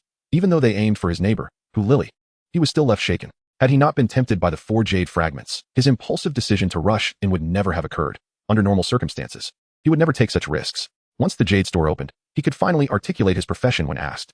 Xiao Xingyun did not aspire to hoard too many exquisite jade stones. He merely wished to convert them into currency. Su Qing, somewhat confused, had inadvertently aided Xiao Xingyun. If possible, he wished to help resolve her family's debt issues. Perhaps due to a lack of sleep the previous night, Xiao Xingyun felt excessively fatigued. And after some idle thoughts, he dozed off in his seat. Seated by the window, his slumber did not disturb others, and when awakened by the flight attendant, he realized the plane had already landed. In truth, only within the small courtyard of the villa could he hear the sound of music upon entering his home. The melody faded into a mere whisper, not overly intrusive. For those who appreciate music, it is not noise at all. The rough stones Xiao Xingyun mailed were received by Su Qing, who had stored them in the basement, arranged by batches. There was no need for him to unpack. A quick scan with his vision confirmed their condition. As for the finished jade pieces procured for the shop, they were received by Fat Luo, who claimed to have labeled them and arranged them in the display case. Having operated a stall at the city god temple for many years, Fat Luo had made numerous acquaintances and could assist in resolving issues Xiao Xingyun had not even contemplated. Granting him a 30% share was no loss for Xiao Xingyun. After taking a shower and changing into a clean outfit, he noticed the sun was nearing its descent. Not wishing to cook at home, he drove his Mercedes to the entrance of the music academy to wait for Su Qing, intending to treat her to a lavish meal. It was Friday, and numerous luxury vehicles were parked outside, Ferraris, Lamborghinis, and Porsches. Xiao Xingyun's car blended in seamlessly. Chapter 58. The debt collector arrives as the main entrance was closest to the Tuan villa. Su Qing entered and exited through this door daily. Before long, Xiao Xingyun spotted Su Qing's figure. A beautiful woman captures attention wherever she may be. Today, Su Qing wore loose black dance pants that accentuated her figure with elasticity and a subtle fluffiness, making her appear more voluptuous and proportionate. On her upper body, she donned a pink cartoon t-shirt, Although loose, her ample curves drew countless fiery gazes as she stepped out of the academy. Xiao Xingyun had not informed her of his arrival, wishing to surprise her. Just as he exited the car, two intimidating middle-aged men blocked Su Qing's path. You are Su Qing, right? Your family owes my boss a considerable sum of money. How do you plan to repay it? Su Qing seemed to have anticipated this day. She remained calm, stating, I do not owe you any money. If someone owes you, seek them out. This was a strategy she had previously discussed with her parents. Given her means, she could not even afford to pay interest. The two men threatened her fiercely. Do you intend to play tricks? Do you believe we will not shout your name at your school daily? We will even consult your teachers and principal to pressure you into repayment. I do not owe you anything, so do as you please. Su Qing was not intimidated, confident in her safety with many onlookers around. Realizing the crowd was too large and hampering their collection efforts, the two men attempted to drag Su Qing away, one on each side. Terrified, Su Qing felt the urge to cry out for help. At that moment, Xiao Xingyun suddenly appeared, shielding Su Qing behind him while simultaneously restraining the hands of the two men. Su Qing, crouched behind Xiao Xingyun, felt an inexplicable sense of security as his tall and robust figure stood between her and the unknown danger. With righteous indignation, Xiao Xingyun loudly commanded, Stop! Do you not realize where you are attempting to abduct a student from the Conservatory of Music? Fellow students, quickly call the police and apprehend these wrongdoers. The onlooking students, initially unaware of the unfolding situation, heeded Xiao Xingyun's call and began dialing for help without hesitation. The two men, clearly nefarious, were attempting to kidnap their junior right outside the music academy, an intolerable act. Was there no law left to uphold? With someone stepping forward to defend justice, the others felt compelled to act as well. Otherwise, how could they face their junior? One of the debt collectors, flustered, explained loudly, We are legitimate debt collection agency employees, not villains. Calling the police will be futile. We are within our rights. Su Qing's parents owe my boss a substantial amount of money, and I am here to collect it, which is entirely reasonable. From the crowd emerged a tall, slender student, Zhao Kai, a classmate of Su Qing. Excitement surged within him as he realized Su Qing's family was in debt to others. This was his moment to shine. If he helped her family settle their debts, would she not become more amenable to him? Unable to contain his exhilaration, he declared, Your family owes your boss money? How much? I will help her pay it. Zhao Kai's expression was filled with arrogance as he spoke. You will help her pay? The two debt collectors regarded Zhao Kai as if he were a fool. The debt was over 180 million. Is your family the richest in Shanghai? You think you can just pay it off? For a woman, is it worth spending over 100 million? With that kind of money, countless stunning beauties would be at your beck and call. Not to mention, aside from the 180 million owed to our boss, there is also over 100 million owed to the bank. Are you going to help her with that as well? Zhao Kai, misinterpreting their expressions as astonishment at his generosity, raised his voice defiantly. Yes, I will help her pay. But remember, once the debt is settled, you must leave immediately and never return to the Conservatory of Music. Otherwise, you will face the consequences. Very well, here is a copy of the debt contract. If you agree to pay, we will leave at once and never set foot in the conservatory again. One of the debt collectors handed the contract to Zhao Kai. Upon glancing at it, Zhao Kai nearly had his eyes pop out in disbelief, exclaiming, 186 million? How can it be so much? Isn't that what it is? Did you think it was only a few 100,000 or 20,000? The collector recognized Zhao Kai's shocked expression and realized he could not afford it. I thought it was just a small debt. Zhao Kai's face flushed with embarrassment as he awkwardly returned the contract, stammering, I'm sorry, but I cannot afford it. With a resounding slap, the debt collector struck Zhao Kai's face, cursing, You can't afford it yet act like a big shot? Who gave you the audacity to demand we leave? Zhao Kai, dazed from the blow, felt not only the sting on his face, but also the humiliation in his heart. He had intended to impress Su Qing with his financial prowess, only to find himself utterly disgraced. How dare you hit me? I will call the police. Zhao Kai nearly burst into tears. The collector sneered, Someone has already reported it. When the police arrive, we might as well pay for your medical bills. This small amount is still within our means. Fearing confrontation with the collectors, Zhao Kai covered his face and approached Su Qing. He glanced at her, then at the strong and handsome Xiao Xingyun, noticing their close demeanor, which made him feel as if he had swallowed a lemon. Xiao Qing, I took that slap for you, and you don't even comfort me? Although my finances are lacking, I am not like some provincial bumpkin who dares not speak a word here. Zhao Kai lamented. Su Qing hesitated, gauging Xiao Xingyun's expression before replying to Zhao Kai. Thank you for your kindness, but please do not involve yourself in my affairs. Also, Xiao Xingyun is my boyfriend, and I hope you can show him some respect. Huh? You want me to respect the country bumpkin? He is not worthy.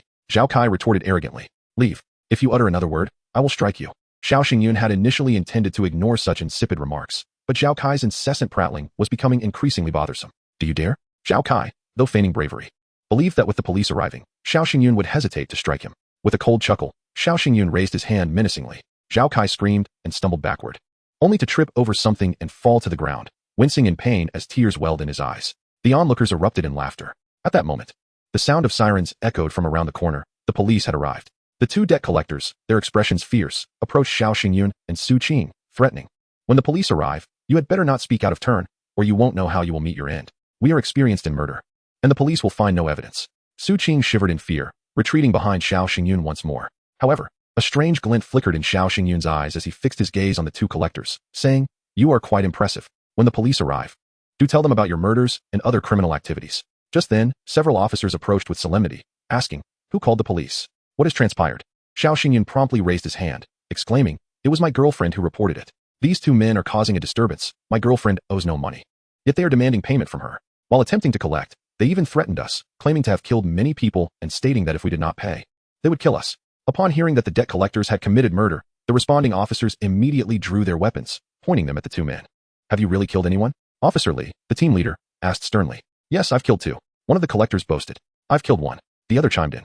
Originally, Officer Lee was merely conducting a routine inquiry, but the unexpected admissions sent shockwaves through the officers. Yes, the responding officers swiftly apprehended the two debt collectors, handcuffing them with ease, as they offered no resistance. Upon searching them, the officers discovered they were armed with daggers. Doubtful.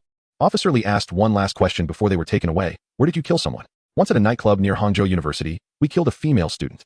We got her drunk, and things went too far. We ended up killing her and disposed of her in a nearby sewer." The second time, the two debt collectors recounted their murderous deeds in meticulous detail, leaving the surrounding officers in shock. These men were exceedingly malicious and brazen, showing no signs of remorse as they confessed. Su Qing nestled against Xiao Xingyun, feeling a chill run down her spine upon realizing that these debt collectors were indeed murderers.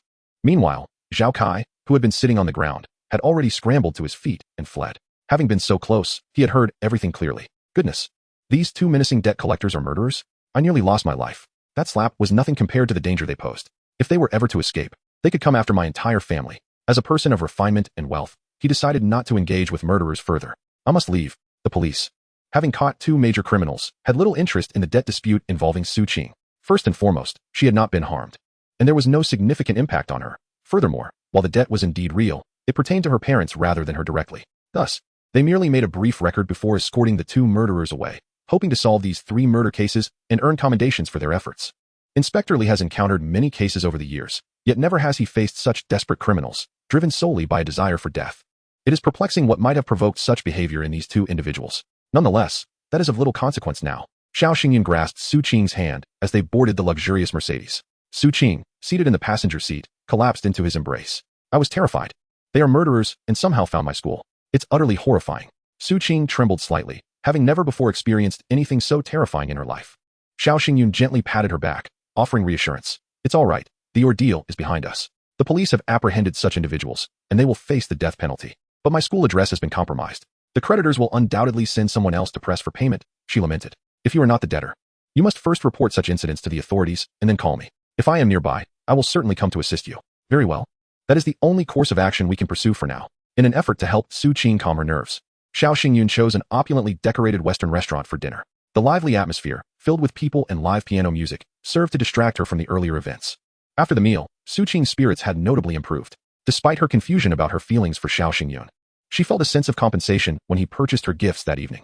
Xiao Xingyun was vaguely aware that his unique abilities had skewed Su Qing's perception, leading her to develop an attachment to him, whether it be love or desire, he could not discern. Regardless, she was clearly enamored, and her enthusiasm surpassed his own. As vibrant music filled the air, Xiao Xingyun found himself experiencing a performance that even the most esteemed patrons would envy. Su Qing not only sang beautifully but also danced with remarkable professionalism and flexibility. Although their communication was minimal, their synergy was flawless. Enchanted by Xiao Xingyun's extraordinary abilities, Su Qing nearly succumbed to the intoxicating illusions of infatuation, passionately striving to impress him with all her talents. The following morning, upon waking, Xiao Xingyun mused to himself, that three-eyed being met a fitting end. It was truly malevolent. Had it not been for the persistent calls from Fatty Luo urging him to come to the store, he might have lingered in bed longer. The merchandise Xiao Xingyun selected was primarily exquisite pieces, and Fatty Luo expressed no objections. His insistence that Xiao Xingyun inspect the shop was merely to review the results of their recent endeavors. With the renovations complete, Fatty Luo had neatly arranged the first batch of jade and gemstone products by category. The marked prices were generally around 5 times the wholesale cost. And when the materials and carving techniques were harmonized to perfection, they produced collectible items of great value. Unique pieces, when presented to discerning customers, could be priced at 10 or even 20 times their cost, and there would still be eager buyers. Upon entering the store, Xiao Xingyun was greeted by Fatty Luo and 3 female employees, all bowing in unison to welcome him, which lent an air of formality to the occasion. Xiao Xingyun felt a sense of satisfaction, finally experiencing a taste of what it meant to be a business owner. The trio of employees, all recruited by him, included Chen Ning as the cashier, while Zhang Ting and Wu Xiaoxua served as sales assistants, each possessing experience in the jade and gemstone industry. Although Zhang Ting had been dismissed from her previous position, the other two were drawn to Xiao Xingyun's generous commission structure. He had initially considered hiring 2 security personnel, but was unable to find suitable candidates. After inquiring with nearby shop owners, he learned that security was unnecessary during the day, as an alarm would summon the police within 5 minutes in the event of a robbery. Even hiring security would not guarantee safety against robbers equipped with rubber batons. After careful consideration, Xiao Xingyun decided that saving on the salaries of 2 security guards was prudent. This seems satisfactory. We can open for a trial run today to gauge the atmosphere. Tomorrow morning, we shall commence formal operations, complete with fireworks and floral arrangements, he declared. Fatty Luo appeared taken aback. Aren't we inviting friends and family to join us in the celebration? He hesitated, revealing his ulterior motive for seeking gifts. Xiao Xingyun frowned. Accepting gifts from those who hardly matter seems pointless. If I were to invite my university classmates, it would likely cause more trouble than it's worth. Fatty Luo hesitated. If you prefer not to host a gathering, then so be it. However, my parents are quite concerned about my current endeavors. They suspect I may be deceiving them. Would you be willing to come to my home and speak with them? Of course. In fact, we have known each other for over a year, and I have yet to visit your home. Today seems as good a day as any, Xiao Xingyun replied. It would also serve as an opportunity to deepen their partnership, ensuring they knew more than just each other's phone numbers and WeChat IDs, as it would be awkward if something were to arise and they could not locate one another. In the car, Fatty Luo confided in Xiao Xingyun that his parents had been apprehensive since he purchased the Porsche. Now that they had learned he was partnering to open a store, their concerns had intensified, compelling them to insist on meeting Xiao Xingyun for reassurance. As they conversed, Fatty Luo's phone rang. Lao Ban, you asked me to inquire about Ma Laosi, and shortly thereafter, he passed away. You didn't have anything to do with that, did you? A weary voice inquired. What? Ma Laosi is dead? You must be joking. Fatty Luo exclaimed in disbelief. Who would joke about something so serious? Life and death are no laughing matter. It wasn't me, and you should consider my current condition. With my half-crippled body, what could I possibly do? If anything, I'm just trying to enjoy my life without being bullied. The vehicle was quiet, and the other party's loud voice reached Xiao Xingyun's keen ears, allowing him to catch snippets of the conversation. Had Fatty Luo truly served in the military? After hanging up, Fatty Luo scrutinized Xiao Xingyun with a look of suspicion. Comrade Xiao, you didn't kill Ma Laosi, did you? Xiao Xingyun laughed heartily. Oh, Fatty, don't jest. Such things can lead to dire consequences. You know my background. I'm just a farmer's son from the mountains, the hope of my village after graduating from university just over a year ago. How could I possibly be capable of murder? Fair enough, I was merely speculating. But if it wasn't you, then who could it be? Indeed. I nearly fell into that fellow's trap, Fatty Luo sighed in relief. As they spoke, they arrived at a high-end residential community, characterized by stringent security and a pleasant environment. Before entering, Fatty Luo instructed Xiao Xingyun, my parents are wonderful people. Just answer their questions honestly. We have no secrets to hide. Understood, Xiao Xingyun replied. Upon changing into slippers, Xiao Xingyun was greeted by 2 elderly individuals in military uniforms, appearing to be in their 50s. The man was stern yet handsome, while the woman exuded kindness and grace. Fatty Luo's parents were both active military personnel? Wow, Fatty, with such a background. Why are you setting up shop at the city god temple? Are you not using your advantages wisely? Fatty Luo's mother smiled. So you must be Xiao. I've heard a great deal about you from Dezhao. You are his apprentice in the jade trade, but with his lack of talent, your skills may go to waste. Auntie, you flatter me. I have learned a great deal about jade from Fatty. He has been my guiding mentor, Xiao Xingyun replied earnestly. This is not mere conjecture. When Xiao Xingyun first entered the industry, Luo Fatty indeed guided him hand in hand for a period. This was also the reason he endeavored to support Luo Fatty after acquiring his clairvoyant abilities. Luo Fatty's father scrutinized Xiao Xingyun with a serious expression, believing this young man exuded integrity, and then said, Xiao, please sit down and chat. Dezhao, go prepare a pot of Longjing tea for our guest. All right. I'll do it, Luo Fatty replied, dragging his hefty 200-pound frame to brew the tea. As Xiao Xingyun conversed with Luo Fatty's parents, he noticed several photographs displayed on the television cabinet. Among them were pictures of Luo Fatty's parents from their youth, in their prime. He was handsome and she was graceful. One could hardly fathom how they produced a son like Luo Fatty. Were they perhaps switched at birth? Yet, there was also a family portrait featuring the 3 of them, with a tall, robust, sun-kissed young soldier standing between them. That strikingly handsome face was only slightly less appealing than his own. Xiao Xingyun was taken aback, profoundly astonished to discover that Luo Dezhao's previous boasts were, astonishingly, all true. Of course, when he claimed to be a king of soldiers, that was certainly an exaggeration. Why not declare yourself a war god? After pouring the Longjing tea, Luo Dezhao observed Xiao Xingyun's expression and, with a smug grin, remarked, So, brother, I wasn't lying to you, was I? Then why do you sell trinkets at the city god temple? With your background, transitioning to a local leadership role should be a breeze. It's merely a personal interest. Let us not dwell on it, replied Luo Fatty, adopting an air of aloofness. When the subject of superstition arose, Xiao Xingyun felt no fatigue. His recent experiences were beyond the comprehension of even a professional ghost catcher. After a pleasant exchange, Luo Fatty's parents revealed that they worked as ordinary grassroots staff in the logistics department of the municipal garrison. Xiao Xingyun shared that he was simply the son of a farmer, having graduated from university, learned a bit about stone gambling, earned a modest sum, and opened a small jade shop to get by. Seeing the sincerity in each other's expressions and words, they chose to trust what was said. After enjoying lunch at Luo Fatty's home, Xiao Xingyun took his leave. Once he drove away from the community in his Mercedes.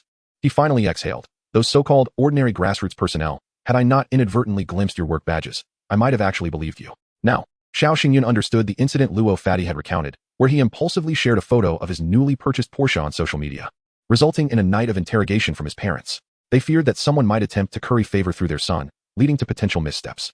After Xiao Xingyun's departure, Luo de Zhao's parents felt immensely gratified and called him over, saying, "This friend of yours is quite commendable, sincere, grounded, and grateful. He is someone you can associate with. Should any insurmountable issues arise at the shop in the future, feel free to give me a call." Chapter 61. The female neighbor next door Xiao Xingyun was taken aback, not expecting to encounter Qin Tianxi, the young heir of the Qin auction house, next door. The two had previously interacted at an auction, exchanging contact information and currently being WeChat friends. Xiao Xingyun recalled that a long-haired beauty lived next door, skilled at playing the piano. Occasionally, they would nod at each other across the courtyard. The drawback of a row house was the low courtyard, with an iron fence on top that had large gaps, allowing a clear view into the neighboring yard. If one wished to conduct private matters, they could only drive into the underground parking and take the independent elevator upstairs. "What brings you here, young Master Qin?" "I thought my neighbor was a beautiful lady," Xiao Xingyun joked. "I'm a friend of Tang Shi, you understand. Today, I arranged a meeting with several seasoned individuals from the music industry to craft a song tailored for her. Those wretched music folks have no sense of time. Half an hour past the appointed time, and they still haven't shown up. I couldn't sit still, so I stepped into the yard for a smoke," Qin Tianxi explained, raising the cigarette in his hand, offering one to Xiao Xingyun. Xiao Xingyun waved his hand and chuckled. "Thank you, but I don't smoke." Suddenly, Qin Tianxi inquired, "By the way, do you still have any premium jadeite? My shop is currently in need of exceptional materials for an upcoming jewelry exhibition in Hong Kong, where I must produce several standout pieces. I have a few pieces of premium material, but it depends on how you price them," Xiao Xingyun replied. He was indeed in dire need of money. If he could convert the jadeite he possessed into cash, he might be able to assist Su Qing's family with their debt issues. "I may not inflate prices recklessly like Gu Qingsheng, but I assure you, it will be above market value. If you're interested, let us schedule a time for an appraiser to evaluate them, and then we can discuss further." "Haha, no need to explain. I trust you," Qin Tianxi said, his eyes wide with frustration, thinking to himself that he wished to assist, but the other party was simply unresponsive. Though he had wealth, Tang Shi's background was no less impressive. Otherwise, with his financial power, he would have long secured her affections. "Why are you crying again? Didn't I say I would find a way to help your father resolve his debt issues once I finish these few days?" Xiao Xingyun sat beside her, pulling her into his embrace, softly comforting her. "Yes, I don't want to cry either, but I just can't help it," Su Qing murmured, nestling against Xiao Xingyun. "You mustn't cry. You'll ruin your voice, and how will you sing in the future? Just listen, it's already hoarse." "I'm not crying. It's just that my throat is sore from last night's exertion. I'll be fine after a bit of rest. It's my fault. I shouldn't have let you strain your voice." Xiao Xingyun immediately took responsibility, holding her soft, delicate body, promising, "From now on, I will walk the straight path and avoid these crooked ways." "You're so annoying," Su Qing said bashfully, playfully punching his chest.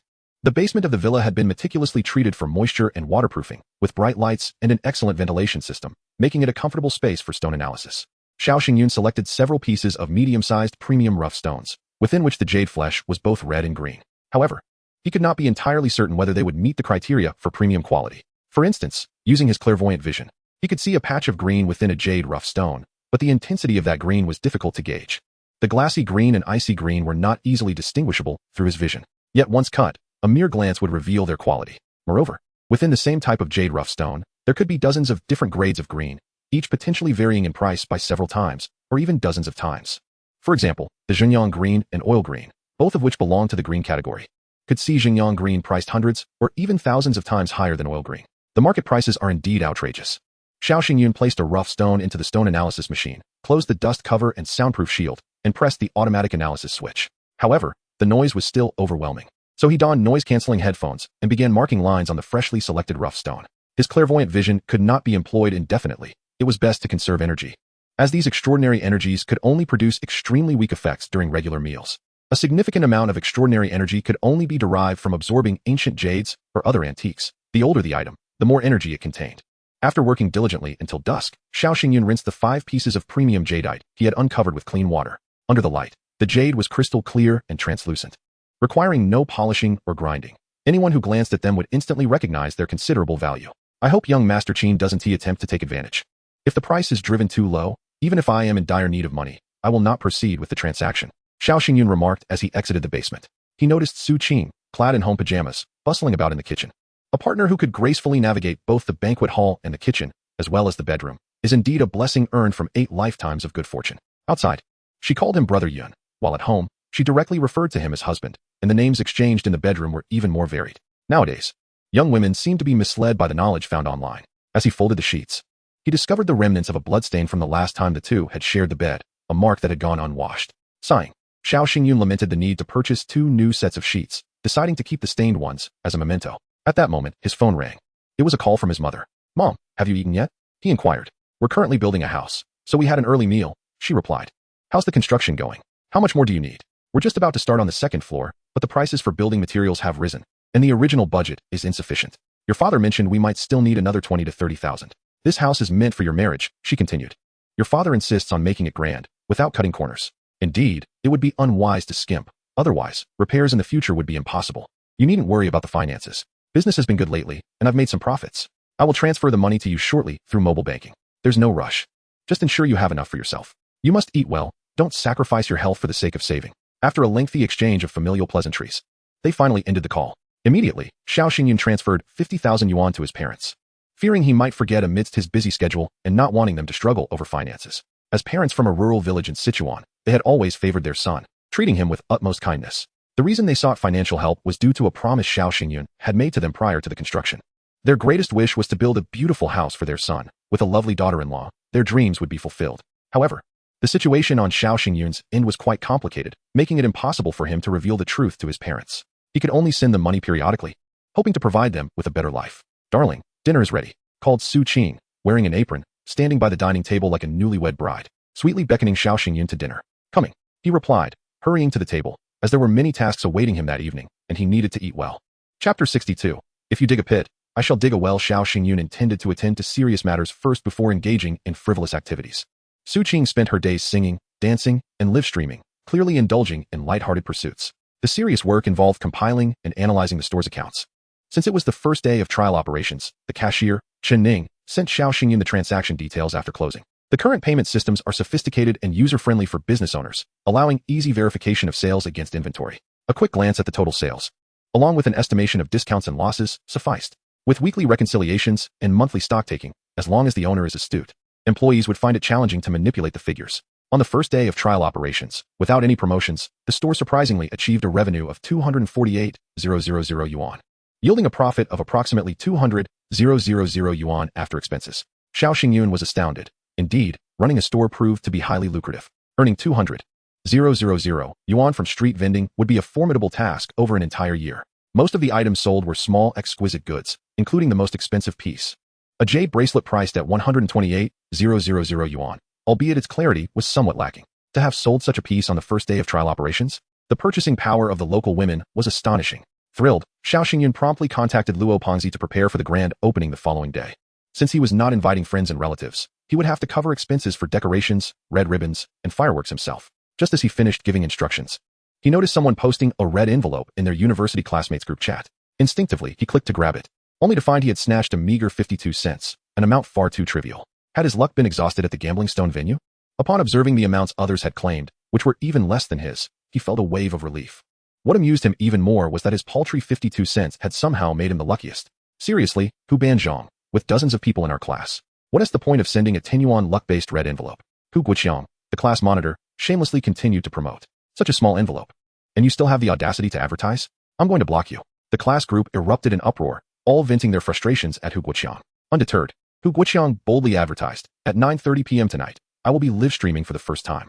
I hope my fellow classmates will come and support me to liven up the atmosphere. Support? No way. I have other plans tonight. I'm not making excuses.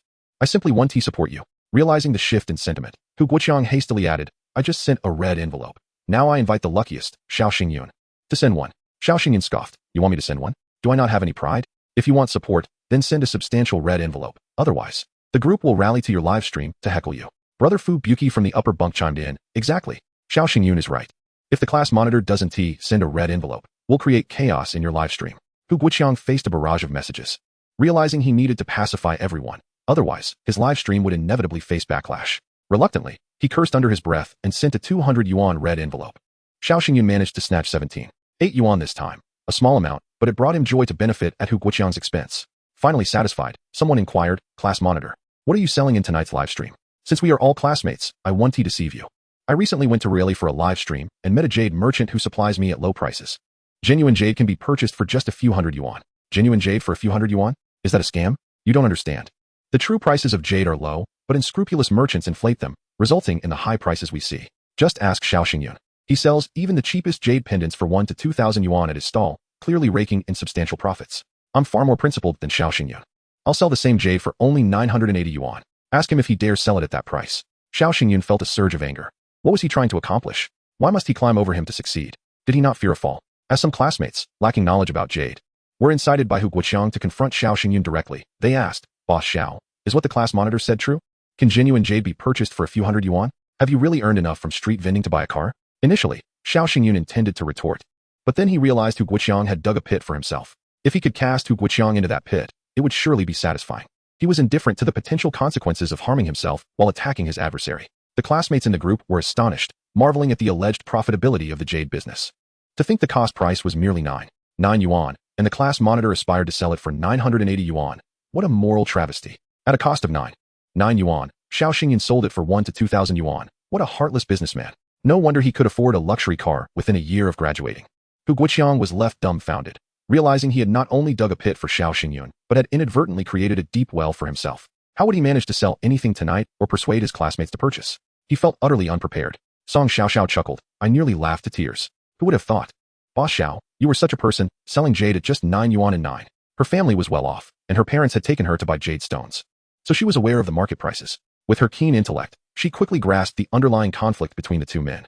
With a smile that soon faded, she pondered why, despite her own worth, no two men fought for her affection. Her friend, Fu Byuki, seized the moment to interject, "Class monitor, get me 10 pieces of your jade for $9.90, and I'll give you $100, no change necessary." Hu Guoqiang, feeling despondent, decided to discreetly stream live, opting to exclude his classmates from joining. Yet, despite having shared the streaming link earlier, many students flooded the live room when the time came to watch him peddling goods. Meanwhile, Su Qing continued her live stream upstairs, while the ruckus from her neighbor, Tang Shi, grew increasingly intrusive. The late-night sounds of bass and drums echoed through the walls, suggesting either a party or a rehearsal. Xiao Xingyun frowned at the noise, recalling why the property had previously struggled to find tenants. Initially, he had thought it was merely the occasional piano tune, but now he was subjected to a cacophony reminiscent of a nightclub, rattling his windows. Resigned, he decided to endure a little longer, as it was not yet bedtime.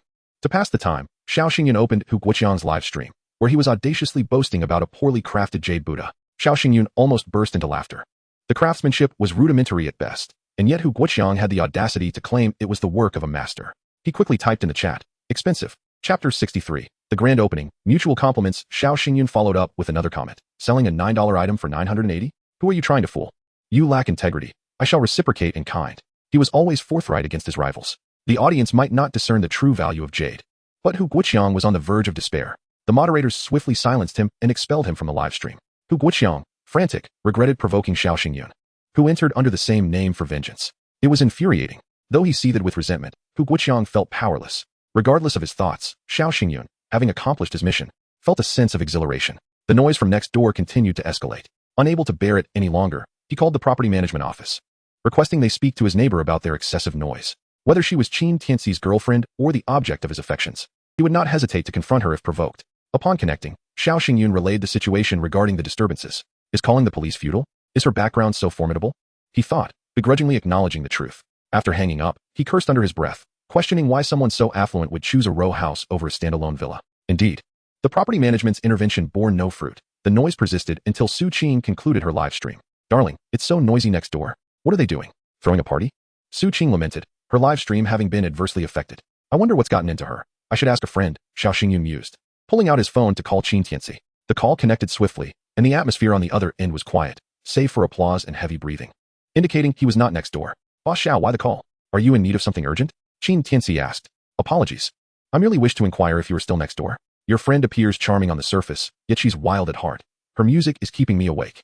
Xiao Xingyun explained. "This afternoon, someone helped her compose an upbeat dance track, but knowing her temperament, I doubt she practiced at a recording studio. You can communicate directly with her. I can provide her number. Gotta go, I'm busy." After ending the call, Xiao Xingyun's irritation only intensified. That scoundrel Qin Tianxi, living it up without a care for the plight of the single. Just then, he noticed Su Qing sitting on the edge of the bed, playfully rubbing her legs with her silky black stockings.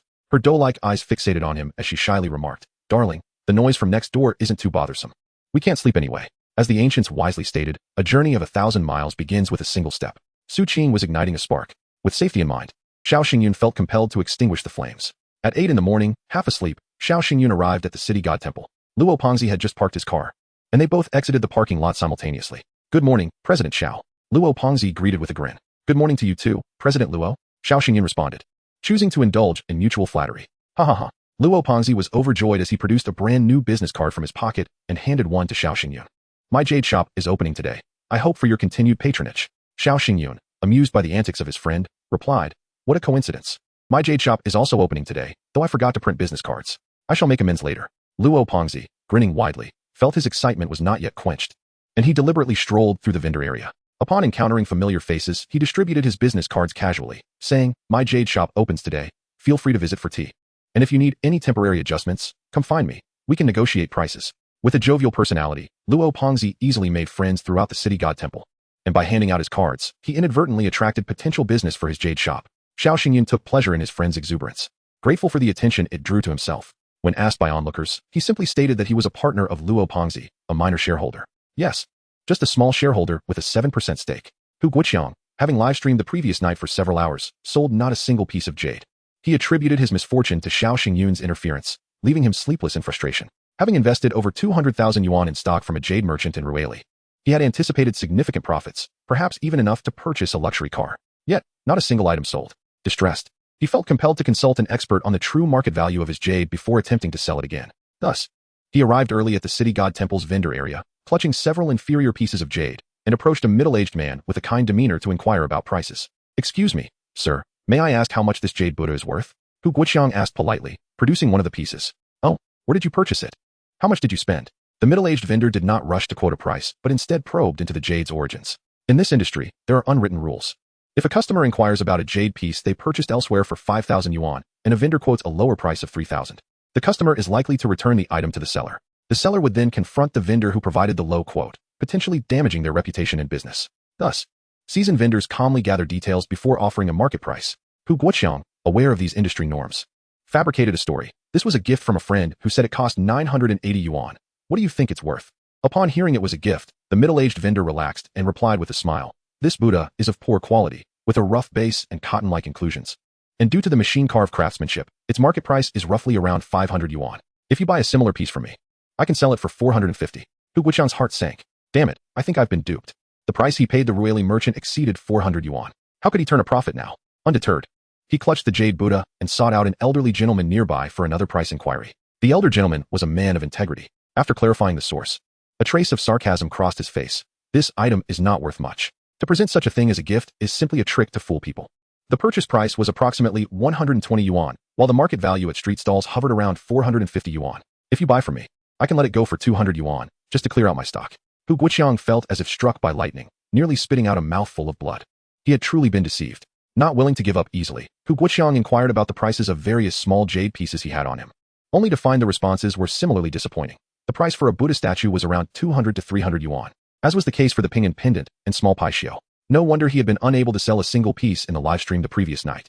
Even after kicking Xiao Xingyun out, there were still people criticizing him for being greedy, mistaking worthless jade for treasure. Bang, bang.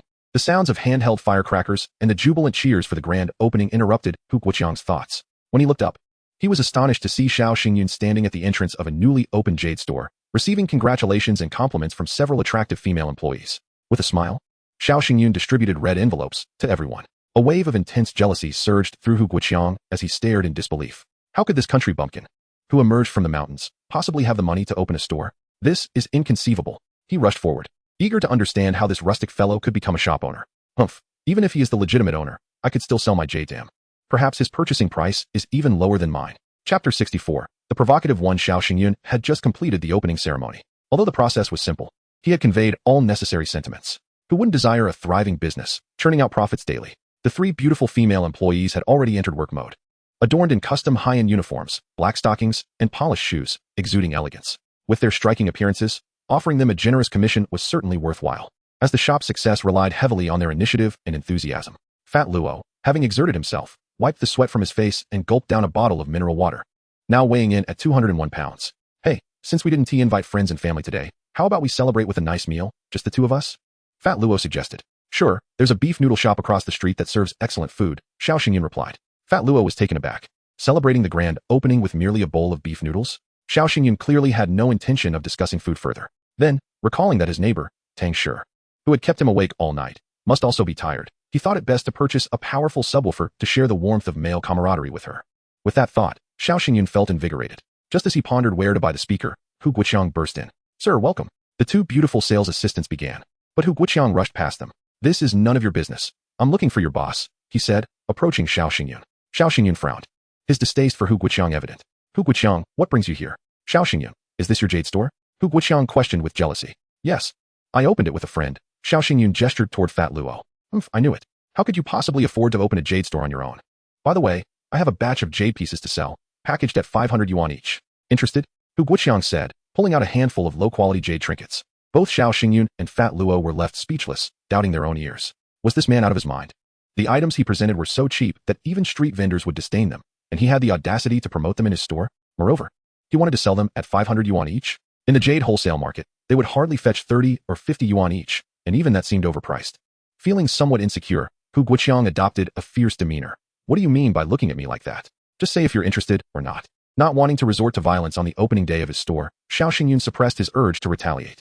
How about you first take a look at the quality of jade in my store before making any comments? Looking is one thing. Don't think I don't know the jade market trends. I work in new media and frequently handle advertisements for jade shops, Hu Guoqiang boasted, but his confidence faltered. As he examined the jade pieces in Xiao Xingyun's store, he was astounded by their brilliance under the lights, revealing the true allure of gemstones. The Avalokitesvara and Buddha statues were solemn and majestic, intricately carved with delicate lines, showcasing superb quality. Each piece had a touch of color that enhanced its beauty. For instance, the Avalokitesvara pendant featured a vibrant green hue at the lotus seat, as if seated upon a real lotus leaf, while the body was a refined, milky white, exuding purity and sanctity. Feeling a sense of inferiority, Hu Guoqiang realized that his own collection was nothing but trash compared to the exquisite pieces in Xiao Xingyun's store. The quality of any single item in Xiao Xingyun's collection surpassed his own by tenfold, if not 100-fold. For example, the Avalokitesvara pendant he had just observed was priced at 19,800 yuan, while a slightly lesser Buddha statue was tagged at 16,800 yuan. Hu Guoqiang gasped in disbelief, exclaiming, your store's prices are outrageous. How do you expect to sell anything at such exorbitant rates? You'll be out of business in no time. This provocation ignited Xiao Xingyun's temper. With a sharp slap, he struck Hu Guoqiang across the face. How dare you speak like that? My store just opened, and you're the first customer to walk in, yet you talk to me like this? Xiao Xingyun cursed, raising his hand, ready to deliver more slaps. Fat Luo, startled, quickly intervened, saying, Xiao, let's calm down. We shouldn't resort to violence, especially on our first day of business. It's bad luck. Fat Luo was concerned that if Hu Guoqiang caused a scene after being hit, it would attract unwanted attention from the authorities on their inaugural day, drawing ridicule from neighboring businesses. Hu Guoqiang, dazed from the slap, lay on the floor, screaming help. The shop owner is attacking me. I'm calling the police. We can't settle this without at least 300,000 to 500,000. The two sales assistants at the door stood in shock, clearly not anticipating such a volatile display on the first day of opening. While they felt that the rude customer deserved reprimanding, they knew that such an incident could adversely affect the store's business. Just then, two middle-aged gentlemen, both in their 50s and dressed in high-end attire, entered the store. Clearly individuals of stature. Welcome, gentlemen. How may I assist you? I can guide you through our offerings, the sales assistants greeted enthusiastically, one on each side. What is going on here? They inquired, noticing Hu Guoqiang sprawled on the floor, howling. The female assistant panicked, unsure how to explain the situation, thinking it was all over. These two customers would surely leave, taking with them any hope of a sale.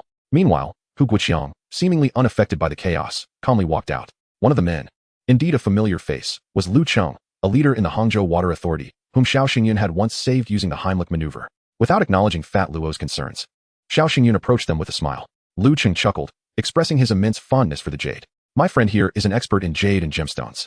Upon seeing it, he remarked on the exceptional quality of the jade and its reasonable price. He specifically asked me to bring him along to select a couple of pieces that resonate with him. Chapter 65, Kindness and Relationships. After some introductions, Xiao Xingyun learned that the middle-aged man Lu Cheng brought along was named Li Hongliang.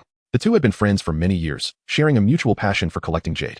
The earlier commotion caused by Hu Guoqiang upon entering did not dampen their spirits as they appreciated the jade artifacts. Given their acquaintance, Xiao Xingyun refrained from involving the sales staff and personally guided them to the jade section, engaging them in conversation while they browsed. Fatty Luo was also busy, stationed behind the counter, assisting with product selection while subtly extolling the high quality and affordability of their jade. Li Hongliang, being a close friend of Lu Cheng and someone who had been invited to support the shop's business, chose a piece of jade that was soon to be recognized and another piece in the shape of a safety talisman. This was, in essence, one of Lu Cheng's ways of expressing gratitude to Xiao Xingyun for saving his life by supporting his business as much as possible. Li Hongliang understood this sentiment, yet couldn't help but comment, "This jade for the recognition piece is decent, though the carving could be better if it were done in Suzhou style. The price would be at least doubled. As for the safety talisman, craftsmanship isn't as crucial. What matters is the quality of the material and personal preference in size and style." The total price for these two pieces was marked at 98,000. Despite his evaluations, Li Hongliang did not haggle. Just as they were checking out, Fatty Luo's parents arrived. Although dressed casually, their military demeanor was unmistakable. "Sir, madam, welcome." The sales staff greeted with a professional smile. However, before they could finish, Fatty Luo's mother interjected, "We are here to see Luo Dezhao. You two young ladies need not attend to us." "Understood," the sales staff replied, though they felt a twinge of disappointment, recognizing that on the first day of business, the owners might not have invited friends and family to celebrate, but those who were aware would surely come to visit. "Well, that person who caused a ruckus doesn't count. Dezhao, are you busy?" His mother called out. "Mom, what brings you and Dad here?" Luo Dezhao was taken aback and pleasantly surprised, quickly emerging from behind the counter to greet them. "Today is your opening with Xiao. We heard about it, and naturally had to come take a look." His mother explained with a smile. His father, Luo Kaiyuan, typically serious, merely nodded. Xiao Xingyun also chimed in. "Uncle, aunt, please have a seat. Let Dezhao prepare some tea for you while I attend to some matters." "All right, Xiao, you focus on your work. We will be fine." Fatty Luo's mother replied with a smile. While checking out, Li Hongliang turned to see Luo Dezhao's father and was momentarily taken aback. He swiftly completed the transaction without even taking the receipt and approached with enthusiasm, extending both hands. "Director Luo, what a pleasure to meet you here. The last time we saw each other was at the military procurement conference in Hangzhou. And you are?" Luo Kaiyuan inquired, clearly unable to recall Li Hongliang's identity. Li Hongliang, undeterred, earnestly introduced himself. "I am Li Hongliang, Deputy Director of the Hangzhou New District Management Committee. After the procurement meeting, we had drinks together." "Oh, it's you, old Li. That day, you all got me quite intoxicated. I barely remember a thing. My apologies," Luo Kaiyuan said warmly as he shook hands with him. Both men held significant positions. However, Luo Kaiyuan controlled procurement while Li Hongliang managed areas housing several military logistics enterprises. With interests at stake, the usual cordiality was tinged with caution. "Haha. Last time we all had such a good time. We lost track of our limits. That was my fault. Are you free for lunch today?" "I, along with my friend from the Water Resources Department, Old Lu, plan to visit Shanghai, and we're unsure what to eat. Being on your turf, Old Lu and I wouldn't dare to get you intoxicated," Li Hongliang offered. Luo Kaiyuan, preferring not to engage with individuals whose interests might intertwine with his, politely declined. "I am very sorry, but I have an important meeting at noon. My wife and I just stopped by to see our son. We must leave shortly." "Very well. Let's catch up another time," Li Hongliang replied, ceasing his pursuit. However, he and Lu Cheng did not depart immediately. Instead, they continued selecting jade and gemstones, claiming they were choosing a few jade cicadas for their children, hoping for their academic success. The cicada, symbolizing a remarkable emergence, is often carved into pendants or small pieces. Intriguingly, having initially selected two pieces out of respect for Lu Cheng, upon realizing that Luo Dezhao was Luo Kaiyuan's son, Li Hongliang eagerly picked out over a dozen jade and gemstone items, totaling more than 200,000. "Indeed, I am in the same boat as old Li," Lu Cheng remarked. Xiao Xingyun smiled in understanding, recognizing the wealth that comes from relocation. However, he couldn't help but ponder why they felt the need to explain things to him. After all, he was merely a small jade shop owner, not a member of the disciplinary committee. Yet, upon seeing Luo Dezhao's parents preparing to leave after just one cup of tea, he grasped the situation. They were likely concerned about Luo Kaiyuan questioning the source of their finances and thus avoiding private interactions with them. After Luo Kaiyuan and his wife departed, Li Hongliang and Lu Cheng followed suit. Before leaving, however, Li Hongliang added Xiao Xingyun and Luo Dezhao on WeChat, suggesting that in the future, if he desired any jade or gemstones, he would contact them directly for assistance with shipping. Xiao Xingyun suspected that he was primarily interested in adding Luo Dezhao on WeChat. With him being merely an accessory to that act, the approach was rather subtle. He quietly admired Li Hongliang's strategy, noting that as a leader, his adeptness in such matters was commendable. This distinguished clientele, due to their unique status, had initially prompted Xiao Xingyun to consider treating them to lunch. However, they departed under the pretense of visiting a friend. Lu Cheng was a man who believed in repaying kindness, hence his repeated purchases from Xiao Xingyun. Yet, due to their differing statuses, he consciously maintained a distance. Xiao Xingyun estimated that the debt of gratitude from the previous life-saving incident would be nearly settled after a few more jade purchases. Both parties were from different worlds, striving to fit into the same circle, which was uncomfortable for them both. Nevertheless, upon discovering Fatty Luo's identity and family background, the timeline for repaying kindness was likely to extend indefinitely. Once the guests had departed, Xiao Xingyun promptly inquired, "Fatty, where is the nearest audio equipment store? I wish to purchase a high-end sound system." "All right, you keep an eye on the store. I have some personal matters to attend to," Xiao Xingyun stated as he prepared to leave. Chapter 66. Who has the stronger backing? This was not only Luo Dejiao's curiosity, but also that of the 3 shop assistants who wished to inquire. The staff stood in stunned silence, astonished at the revelation. Can it truly be so? That old classmate has such peculiar tastes? What a character! They took note of this and secretly resolved that the next time they encountered Hu Guoqiang, they would approach him with a few sharp slaps, intending to be even more formidable than Xiao Xingyun. Upon reaching the electronics building, Xiao Xingyun purchased a full set of Dynaudio speakers and amplifiers, spending over 200,000. Concerned that the volume might not be sufficient, he even requested the owner to include a cheap amplifier, intending to run both systems simultaneously. If one channel can't drown out the noise of Tang poetry, then 2 surely will. The owner dispatched workers to deliver the equipment and install it. A sound system costing over 200,000 was already considered high-end. Although the young man's request for a cheap amplifier puzzled the owner, it did not impede the quality of service provided. Once set up with the lossless sound quality disc, filled with death metal tracks, music that Xiao Xingyun deemed noise, he insisted the owner transfer it. During the sound test, it was perfect, as he cranked up the volume. He nearly lost half his life. There was no need for the cheap amplifier. The entire house trembled in resonance with the death metal melodies. Observing the installation personnel fleeing in haste, Xiao Xingyun recognized the full extent of the sound system's power. Xiao Xingyun closed the door behind him and fled the house. Seeking refuge in the courtyard, he was curious to see how long his neighbor, the young woman next door, could tolerate the noise. 3 minutes, 5 minutes. Suddenly, a window on the second floor next door was flung open, revealing a disheveled and irate face. It's unbearable. Can you not exhibit a modicum of civic responsibility? Your racket is disturbing the neighbor's rest. Do you understand? Tang Shi, whose typically demure and doll-like Eastern features were now contorted with fury, was at her wit's end. She was utterly exhausted. Last night, she had summoned a band with whom she frequently collaborated, and they had rehearsed until dawn, just after she had finally fallen asleep. She was jolted awake by the cacophony of death metal music. She was incensed. How could there be such obnoxious people in the world? Previously, when they had crossed paths in the courtyard, she had nodded in acknowledgement, never imagining he could be such a person. Had she known, she would have refrained from even glancing in his direction. Who are you? Xiao Xingyun shot her a glance, feigning ignorance. I am your neighbor, Tang Shi, the one living right next to you. You need to turn down the noise immediately, or I shall call the property management to have you evicted. Don't think I'm unaware that you're renting this place. Huh, even if you were a song CI, it wouldn't matter. I play music during the day, which is far more considerate than someone who plays it at night. As for the property management, they can't manage you, but can they manage me? Xiao Xingyun retorted with a cold laugh. Fine, just wait. Tang Shi threatened, slamming the window shut with a bang. Shortly thereafter, 4 staff members from the property management arrived, standing at the gate of the villa and ringing the doorbell. Xiao Xingyun stood in the courtyard, observing their approach, but chose not to open the door. Do you need something? He inquired. Mr. Xiao? Hello, we received a complaint from Ms. Tang, your neighbor, stating that you have the volume of your speakers set too high, disturbing her rest. Could you please lower it? Ms. Tang had a band over last night and made a racket until dawn. Did I call you to come and stop it? Our staff did come, but Ms. Tang wouldn't open the door, leaving us powerless. Then I won't open the door either. Do you have any recourse? Mr. Xiao, your stance places us in a difficult position. We are merely the property management, with the authority to advise. If a resident refuses to listen, the other party may resort to calling the police. Well, let her call the police then. I hear Ms. Tang has significant backing. If she truly calls, I fear you may find yourself at a disadvantage. My backing is quite substantial as well. The property management personnel remained rational. For this was a villa district, and whether owner or tenant, those who resided here were not easily accommodated.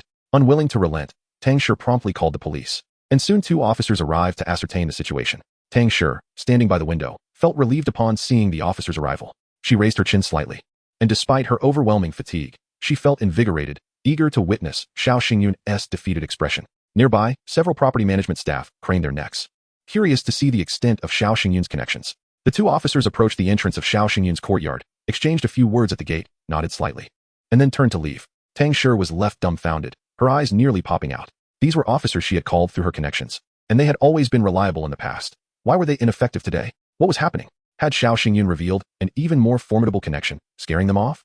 The property management staff were equally astonished. Xiao Xingyun had dismissed the officers with just a few words, indicating his connections were stronger than Tang Shi's. Alas, in the conflict between these 2 households, it was the property management that bore the brunt. They exchanged glances, recognizing the futility of the situation, and departed. As the officers drove away, one remarked, Tang Shi is becoming increasingly unreasonable. Xiao Xingyun's music was hardly loud, yet she called the police. What does she take us for? If we receive another complaint from her, we won't respond. Indeed, her noise is far greater, and she has been reported multiple times. Yet she remains utterly oblivious. Now she seeks to leverage our authority to retaliate against Xiao Xingyun. This is excessive.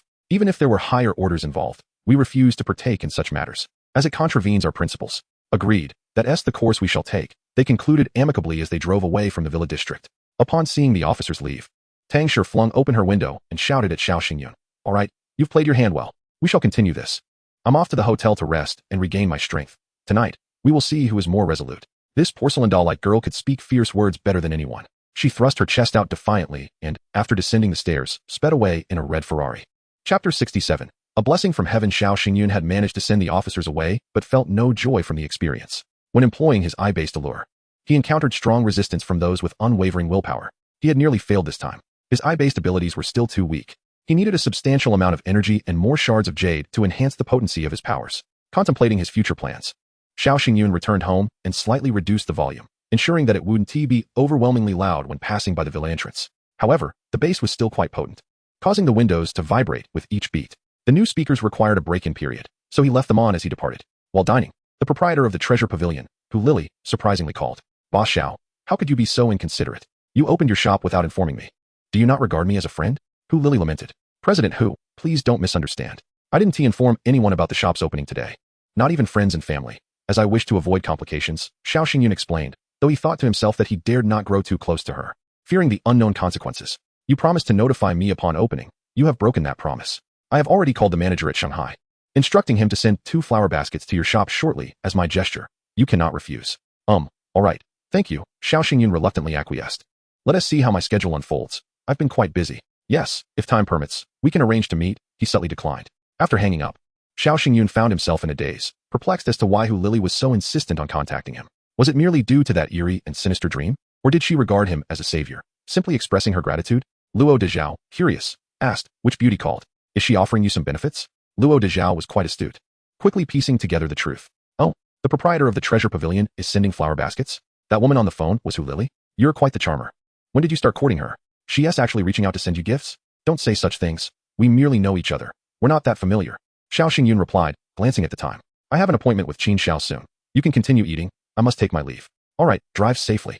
Luo Dezhao continued to speculate about Xiao Xingyun's relationship with Hu Lily. Once Xiao Xingyun had distanced himself, he smacked his forehead, realizing, wait, you're the big boss. Shouldn't you be treating us today? Why am I the one left to pay? Who told you to eat so slowly? Xiao Xingyun's voice echoed from a distance. Luo Dezhao suddenly found the beef in his bowl unappetizing. He reflected on how Xiao Xingyun was no longer that naive university student who had pestered him for jade knowledge after purchasing a piece of Qinghai jade. The growth rate of Xiao Xingyun is utterly incomprehensible to me. In just a brief year, I find myself needing to trail behind him to earn a meager living. In every profession, there are prodigies. It appears that fortune smiles upon him, and he is destined for prosperity. Before long, the old proprietor of the treasure pavilion approached, accompanied by 2 charming female sales associates, each cradling a large floral arrangement. With a warm smile, the old proprietor addressed Fatty Luo. You must be Boss Xiao. Indeed a young achiever, establishing your own jade shop at such a tender age. You are bound for great success. Fatty Luo awkwardly replied, Boss Xiao is not here. I am his partner, Luo Dezhao. I am unsure how to address you, but you may place the flower basket at the entrance. Let us retreat inside for tea. A flicker of realization crossed the old proprietor's eyes as he muttered, no wonder, my own boss has always held himself in high regard. How could he show such attentiveness to this hefty fellow? It turned out he had mistaken me for someone else. With a bow, the proprietor turned to leave. The 2 beautiful sales associates, recognizing their former colleague Zhang Ting from the Jin Yuliang Yuan store, exchanged hurried words before hastily following the proprietor out. As I escorted them to the door, I sensed that while the proprietor feigned politeness, he harbored a deep-seated arrogance and had no desire to engage with me.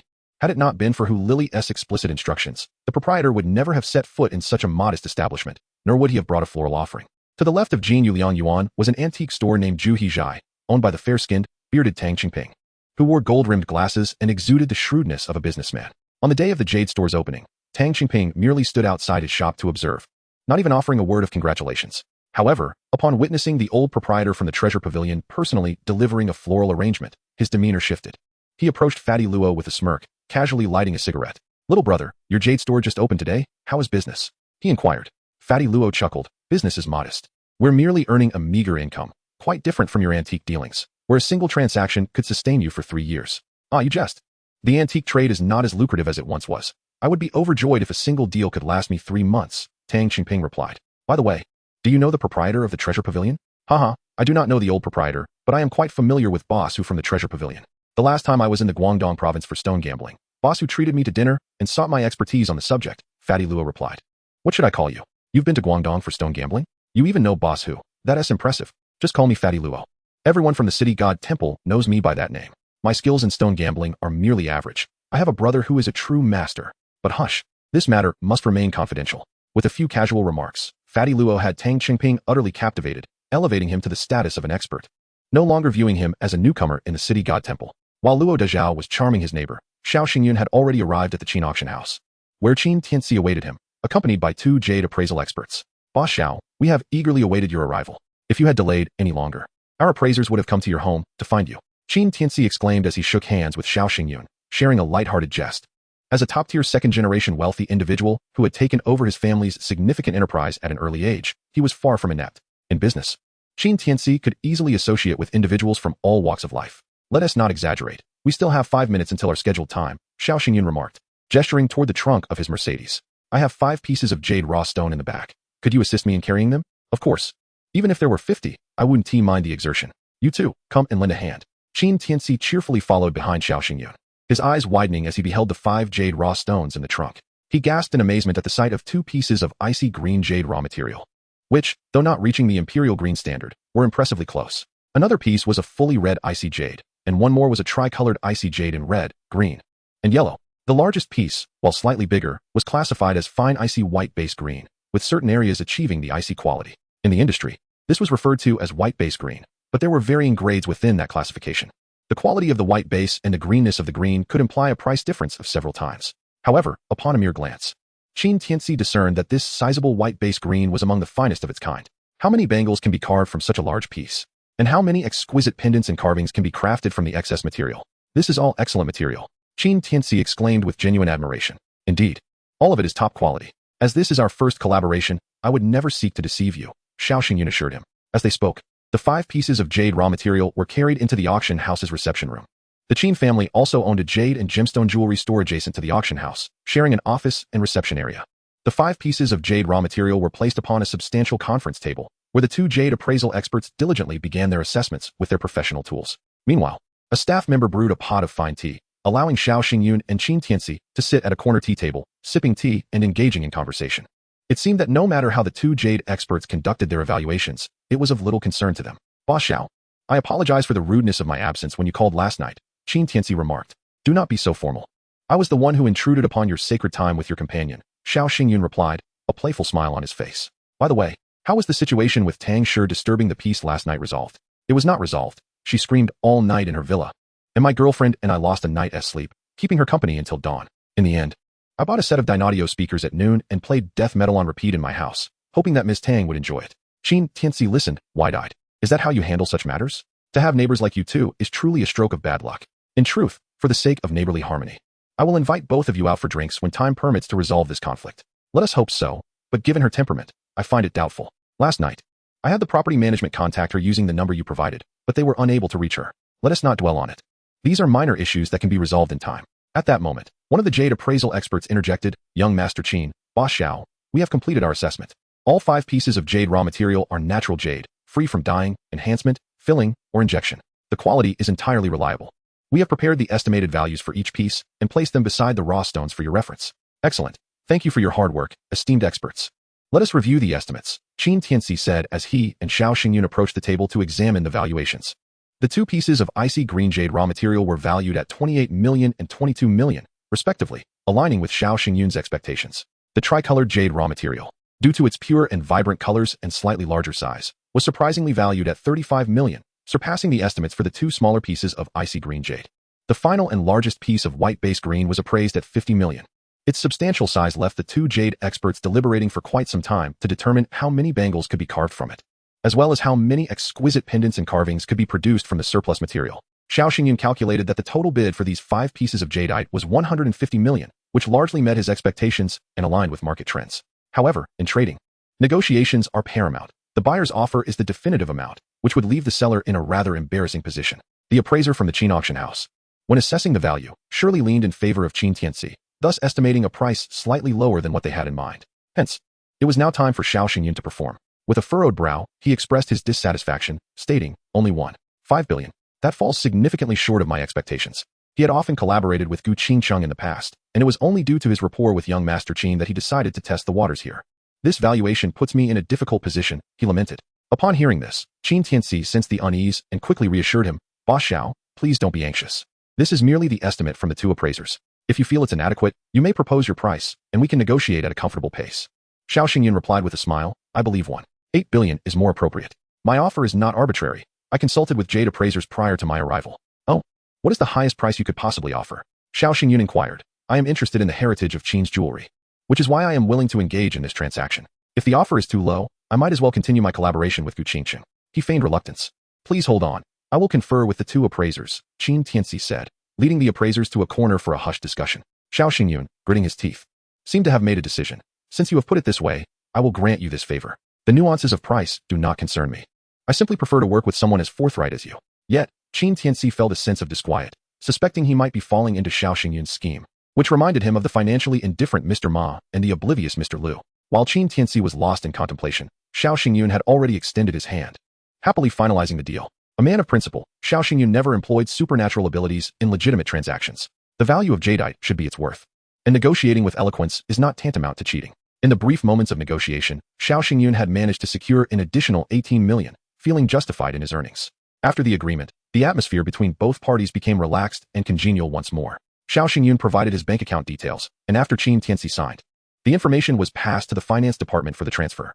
Feeling he had not performed to perfection, Qin Tianxi continued to share his business philosophy and the esteemed position of Qin's jewelry within the industry. Our family, the Qins, is an established name in the jewelry business, flourishing steadily over time. Regardless of when you choose to sell jade roughs, we can absorb a substantial quantity of high-quality materials, offering prices that reflect market standards without arbitrary inflation or deflation. Stability is key. In contrast, he noted, the Gu family previously specialized in antiques and has only recently ventured into the jewelry sector, with their flagship store yet to be fully furnished. Although Gu Qingqing's current prices are steep, should she face difficulties in operations, her business could collapse at any moment. Even if it doesn't, once she overcomes the initial shortage of materials, her acquisition prices will inevitably align with market rates. Choosing to collaborate with us, the Qins, is undoubtedly a wise decision. Xiao Xingyun listened to Qin Tianxi's boastful discourse, feeling compelled to leave before the funds were deposited. Seizing a moment while Qin Tianxi took a sip of tea, Xiao Xingyun interjected, by the way, young Master Qin, are you aware of the origins of the treasure pavilion? Recently, whispers in the circle suggest they have seized the jade eye fragments of the great gold tooth. Is there any truth to this? Qin Tianxi's expression shifted subtly. He glanced around before responding in a hushed tone. You are correct to inquire. However, the depths of this matter are profound. It would be prudent for you to refrain from delving further, lest you attract trouble. That woman, who Lily of the Treasure Pavilion, is notoriously ruthless. Anyone who collaborates with her tends to encounter misfortune. I shall say no more. Those who understand will comprehend, and those who do not, I cannot assist. Xiao Xingyun was taken aback. Was this not the rhetoric of a seasoned speaker? I merely wish to ascertain who Lily's background, and whether the jade eye fragments have surfaced in the antique market. What is the meaning of your elaborate discourse? Chapter 69. What a coincidence. You both favor Guanyin upon receiving the notification of the transaction. Xiao Xingyun promptly took his leave, no longer wishing to endure Qin Tianxi's ramblings. He suspected that the latter was deliberately withholding information regarding the treasure pavilion. Qin Tianxi escorted Xiao Xingyun to the entrance of the auction house. And as Xiao Xingyun waved goodbye, he made his way to the parking lot.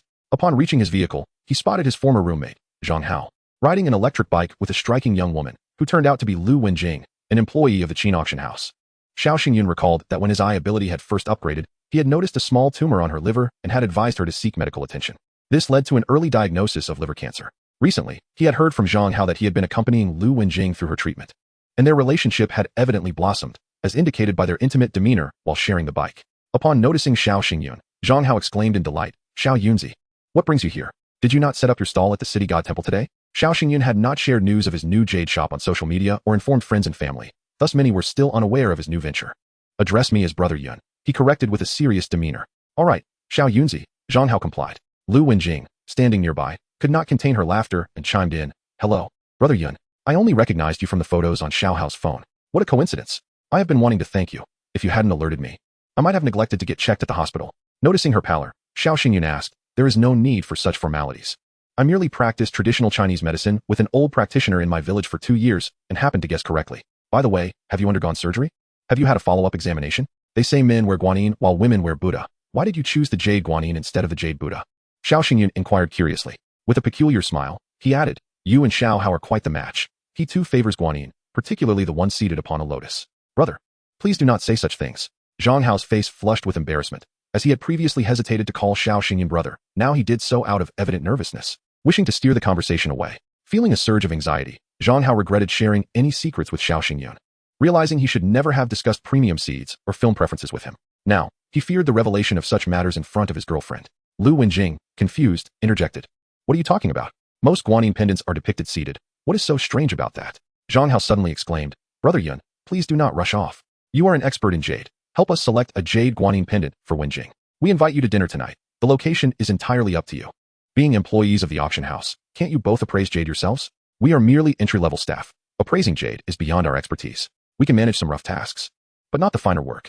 The jade in my shop is quite pricey. Why not purchase from the stalls at the city god temple? Because as employees of the Qin auction house, we are entitled to purchase one item each year at a 50 discount, provided the original price does not exceed 100,000 yuan. So internal staff receive half-price discounts. Very well, I shall accompany you to browse. If the prices are reasonable, we can make a purchase here. If not, I can take you to the city god temple where I have acquaintances, or you can come to my shop. Zhang Hao and Lu Wenjing offered a heartfelt acknowledgement. Thank you, Brother Yun. If not for our eligibility for the internal 50% discount, we would have purchased from you long ago. Xiao Xingyun smiled, opting against further persuasion. In the jewelry store, the marked prices were typically 3 to 5 times the cost price. Even with a half-price discount, the owner would still profit significantly. However, jade and emerald were treasures of sentiment and fate, where selecting a cherished jade guanine at Qin's jewelry would signify a bond. Qin's jewelry was expansive and exquisitely decorated, featuring sections for gold and platinum, emeralds, jade stones, and miscellaneous items. The miscellaneous section was particularly intriguing, showcasing beeswax, turquoise, opal, agate, and obsidian, among others. Despite their small stature, these items often yielded astonishing profits, surpassing those of mainstream jewels like jade and emerald. For instance, a natural obsidian bracelet, after some carving and shaping, cost merely 20 yuan per strand, yet it was priced at 688 yuan in the display case. The profit margin was 30-fold, significantly higher than that of jade and emerald. The female sales associate recognized Lu Wenjing and, being friendly, inquired about their preferences before guiding them to the jade pendant counter. Jing, just point to the pendant you fancy, and I will retrieve it for your selection, she said. Thank you, Nanjia, Lu Wenjing replied. Initially, she glanced at the prices of the seed jade guanine, which ranged from 30 to even 80,000 yuan, causing her to feel a pang of anxiety. She quietly remarked to Xiao Xingyun and Zhang Hao. I've never paid attention to prices before while coming in to move items. This is too expensive. Even with the discount, it still amounts to around 20,000, which exceeds my budget. Xiao Xingyun advised her. Then let us avoid the seed jade and look at mountain jade and Russian jade. Those will be much cheaper. Pendants without skin are generally not seed jade. As the saying goes, without skin, even the gods cannot discern seed jade. If it were seed jade, no novice carver would dare remove the skin, for doing so would drastically reduce its value by about tenfold. With Xiao Xingyun's guidance, Lu Wenjing sifted through the selection of skinless materials and indeed found several reasonably priced jade guanine pendants, mostly priced in the range of 10 to 20,000 yuan, including mountain jade and Russian jade, with some even being low-quality Qinghai jade pendants priced similarly. This is quite unscrupulous, Xiao Xingyun thought. Recalling that his first jade purchase from Luo Pongzi was a Qinghai jade guanine, a gift for his ex-girlfriend Yang Yudi. At that time, Luo Pongzi had quoted him 2,600 yuan, but after much haggling, he secured it for just 1,000 yuan. Later, upon entering the industry with Luo Pongzi's assistance, he discovered that similar quality Qinghai jade guanine pendants had a procurement price of only a few hundred yuan. Consequently, he often jokingly berated Luo de Zhao as a swindler. At this point, Lu Wenjing had selected 3 jade guanine pendants she particularly liked and sought Xiao Xingyun's opinion on which had the best quality and value. One was a pristine white Russian jade guanine priced at 18,800 yuan. Another was a sugar-colored Qimu jade guanine at 19,800 yuan, and the last one, surprisingly, was a Qinghai jade pendant at 16,800 yuan. Xiao Xingyun shook his head subtly. Even at half price, one could purchase a seed jade guanine from him for that amount. However, it was evident that they were not inclined to buy from him, so he refrained from further persuasion to avoid misunderstandings about his intentions to profit off them. After dismissing the inexpensive Qinghai jade, Xiao Xingyun pointed to the remaining 2 pendants and said, both are excellent choices. If you prefer a solid color, opt for the Russian jade. If you favor the sugar color embellishment, choose the Qimu jade. Just then, Zhang Hao pointed to the previously dismissed Qinghai jade pendant and asked, actually, Wenjing prefers this pendant. Why not recommend it? Xiao Xingyun, slightly exasperated, explained, because this is Qinghai jade, a cheap item, worth merely 1 or 2,000. Are you willing to spend over 10,000 on it? Even at half price, it would still be around 8 to 9,000. I wouldn't stop anyone foolish enough to buy it. At that moment, Xiao Xingyun overheard a harsh voice behind him. Shut up. If you can't speak properly, don't speak at all, or you might invite trouble. Our Qin's jewelry never sells Qinghai jade. Our jade section exclusively features authentic Hitian jade. If any counterfeit is found, I will eat it on the spot. Furrowing his brow, Xiao Xingyun thought it was normal for customers to privately discuss the merits and demerits of products without intending to defame the store. Who was this person to eavesdrop and reprimand them? Chapter 70. The Art of Pretense. I am serious. An oily middle-aged man retorted angrily. Do you dare to retort? I am the manager here, and if you slander our store's jade as inferior Qinghai jade, do you believe I won't have security throw you out? I don't believe it. You won't shed tears until you see the coffin. Don't you realize where you are to cause such a ruckus? Security. The female sales associate, who had been standing by the counter, quickly intervened. Manager Huang, please calm down. These customers are employees of our Qin's auction house. They are all insiders. It would be unwise to escalate this matter. Manager Huang remained unyielding, barking, insiders? Does being an insider give you the right to speak recklessly? Who is your direct supervisor? I will speak to your superior. Zhang Hao and Lu Wenjing felt a wave of anxiety. They were satisfied with their jobs, which offered decent pay and stability, along with occasional red envelopes from affluent bidders. If Manager Huang approached their supervisor, they risked being dismissed, which would lead to complications. However, they could not hold Xiao Xingyun accountable for this situation. It was unjust to blame him. Zhang Hao quickly apologized. Manager Huang, I'm sorry. We will not make a purchase. This gentleman is my friend and not an employee of Qin's. Manager Huang's fury had not abated. It doesn't matter who it is. If you do not formally apologize to me today, you can both forget about working at Qin's in the future. Enough. Xiao Xingyun suddenly exclaimed. I had no intention of escalating this, but you have gone too far. Who do you think you are threatening? Who do you think you can dismiss? Manager Huang laughed in anger. Haha, that's the funniest joke I've heard this year. You think you can have me dismissed? Do you know who I am? In this Qin's jewelry branch, who dares to dismiss me?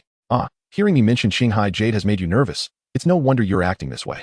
I was indifferent to what materials your store sells. Even if you mixed in a large quantity of Korean jade, or even Afghan jade, I wouldn't care. But having come this far, I must summon Qin Tianqi to demand an explanation. After saying this, Xiao Xingyun pulled out his phone, preparing to call Qin Tianqi. Upon hearing the mention of Qin Tianqi's name, Manager Huang trembled slightly, staring in astonishment at Xiao Xingyun. He pondered, could this young man truly know Qin Xiao? Quickly dismissing the thought, he reasoned that a wealthy heir like Qin Xiao would surely not associate with someone from the lower echelons of society, especially not while shopping for inexpensive jade pendants. Observing Xiao Xingyun's attire, which collectively did not exceed 2,000 yuan, he found nothing remarkable apart from his tall and handsome appearance. He seemed like an ordinary youth. Suddenly, Xiao Xingyun's phone was met with silence. No one answered. What the hell? How can this be? When others flaunt their connections, their calls are answered immediately. Yet, when I try to show off, it falls flat. Qin Tianqi, if you do not answer soon, I shall let my emerald materials rot in storage and not sell them to you. Noticing the unusual expression on Xiao Xingyun's face, Manager Huang, who had previously displayed some concern, mockingly remarked, stop pretending. I don't know how you learned our young master's name, but his personal phone number is not something just anyone can have access to. Zhang Hao and Lu Wenjing quietly urged, Brother Yuan, let's just leave. Manager Huang has really called security now, and it won't end well for us. You don't need to worry about our jobs, if it comes to it. We can find another one. We've long been dissatisfied with this job. With no one answering the phone, Xiao Xingyun felt a sense of helplessness. He was unaccustomed to this fade, and it was rather distressing. It seemed that he must practice diligently in the future. I am serious about this act, he thought. Security. There are people causing trouble here. Come quickly and throw them out. Manager Huang, seeing their reaction, lost all restraint and shouted loudly. I am right next door at the jewelry store. Bring a gemologist with you. I demand an explanation. What? What happened? Came the bewildered response from the other end. Which of my clueless employees offended you? All right, hold on. I'll bring someone over right now. After hanging up, Xiao Xingyun finally breathed a sigh of relief. The matter was settled. Manager Huang, unfazed, sneered, keep pretending. Who knows who called you? Just acting as if you were speaking to young Master Qin? At this moment, for security guards had already surrounded them, waiting for Manager Huang's command to expel Xiao Xingyun and his companions. I will give you 10 seconds. If no one arrives, I will have security throw you out, for your presence here is disrupting our business, Manager Huang said, casually checking his Rolex and starting the countdown. 10, 9, 8, 7, 6, 5, 4, 3, 2, 1. Time's up. Security, throw them out. Zhang Hao and Lu Wenjing quietly grabbed Xiao Xingyun's arm, attempting to escort him out before the security took action. Their friend had been wronged, and they felt equally distressed. However, their lowly status rendered them timid. They did not dare to be assertive in this situation. Xiao Xingyun whispered, don't worry, trust me, the true owner of this store will be here shortly. Several security guards had already pulled out their rubber batons, preparing to act against Xiao Xingyun and his companions. Stop. What are you doing? How can you be rude to customers? Qin Tianqi rushed in, accompanied by a gemologist, panting from the exertion, just in time. Manager Huang was taken aback. How could young Master Qin really have come? Could it be that this ordinary young man had indeed called him? This was impossible. He refused to believe it. It must be a ruse. Young Master Qin, why are you here? These people are causing a disturbance, and I was just about to have security remove them. Manager Huang, trembling in fear, regretted his actions. Had he known these individuals knew Qin Tianqi, he would never have stirred up trouble. The low-quality Shanghai Jade mixed and was truly indefensible. Be quiet. Qin Tianqi ignored Manager Huang and directly approached Xiao Xingyun, smiling warmly. Boss Xiao, what has caused you such anger? Xiao Xingyun picked up a Shanghai Jade guanine pendant from the counter and said, Young Master Qin, could you help me identify what type of material this is? Qin Tianqi frowned slightly. This seems to be Shanghai Jade, but wait, isn't our store prohibited from selling low-end jade materials? Master Wu, can you help me verify this?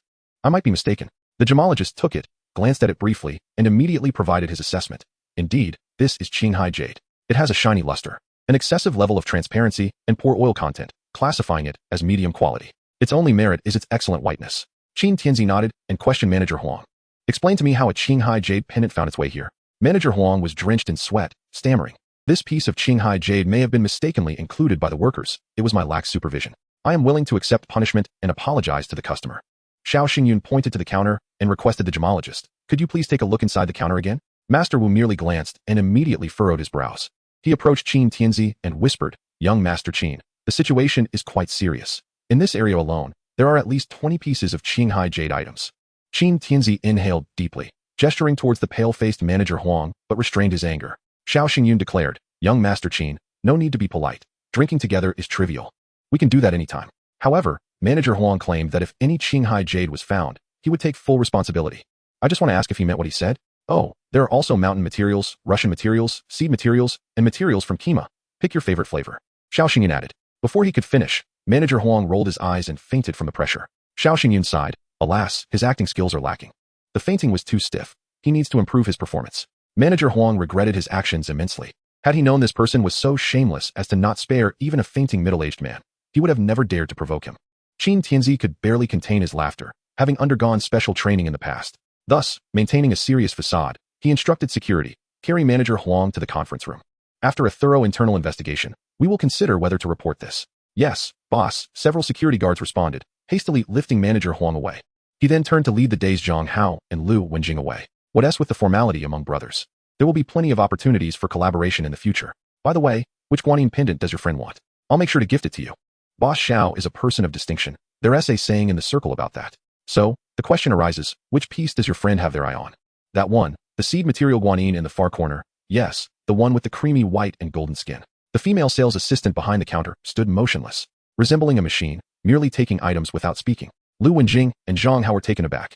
They had indeed seen that seed material guanyin. But upon seeing the exorbitant price of 168,000, they had dismissed all thoughts. Now, Xiao Xingyun was actually asking for that exquisite seed material guanyin on their behalf. Wasn't he that a bit excessive? Qin Tianzi glanced at the seed material guanyin without considering the price and chuckled. All right, that one it is. He then instructed the sales assistant, issue them an invoice for 1,000 yuan, clearly stating the reason for the discount. Yes, boss, the sales assistant replied. Taking the seed material guanyin to the cash register, Zhang Hao and Lu Wenjing followed her to make the payment. Young Master Qin is generous. Xiao Xingyun gave Qin Tianzi a thumbs up. Was I able to bring you some satisfaction with this maneuver? Although Qin Tianzi had not looked at the price, he was well aware of the market value of the creamy seed jade pendant. Xiao Xingyun said earnestly, actually, I wasn't angry. I just couldn't stand the presence of pests in your store. I couldn't find peace without helping you eliminate them. You don't need to thank me. After all, we are friends. Qin Tianzi was momentarily speechless, thinking, damn it, you've made all the good and bad comments yourself. Can't you leave me a little room to express myself? A few minutes later, Qin Tianzi escorted Xiao Xingyun to the door, watching them leave. He only hoped Xiao Xingyun wouldn't drop by again. Qin Tianzi now craved some peace. Xiao Xingyun, accompanied by Zhang Hao and Lu Wenjing, exited the Qin family jewelry store. Zhang Hao was the first to voice his curiosity. Brother Yuan, how do you know President Qin? You seem to have a good relationship. He even reprimanded Manager Huang for your sake. Lu Wenjing anxiously added, we chose a seed material guanyin worth over 100,000. Do you think President Qin will be upset? I feel a bit guilty. I don't understand it all, but I just think you are amazing. Lu Wenjing said in admiration. My girlfriend often praises me like this. Xiao Xingyun quickly interjected, cutting off her admiration. Lu Wenjing, looking adorably confused. Didn't he quite grasp what he meant? Zhang Hao, in a state of agitation, was concerned that Xiao Xingyun might lead his girlfriend astray, swiftly shifting the topic. Brother Yuan, your collaboration with President Qin must have expanded your jade business, hasn't he? Well, it's slightly larger than before. But I'm still just scraping by at the Changwang Temple. If any of your friends or family need jade or jadeite, they can come directly to me at the temple. No need to get exploited here, Xiao Xingyun replied, stopping near a Mercedes-Benz. Zhang Hao was rendered speechless. Can you really keep track of the bill while treating someone to a meal? At that moment, Lu Wenjing inquired, Brother Yuan, why do you rinse the guanyin jade before wearing it? Is there a specific reason? Lu Wenjing chuckled, finding him quite amusing and knowledgeable.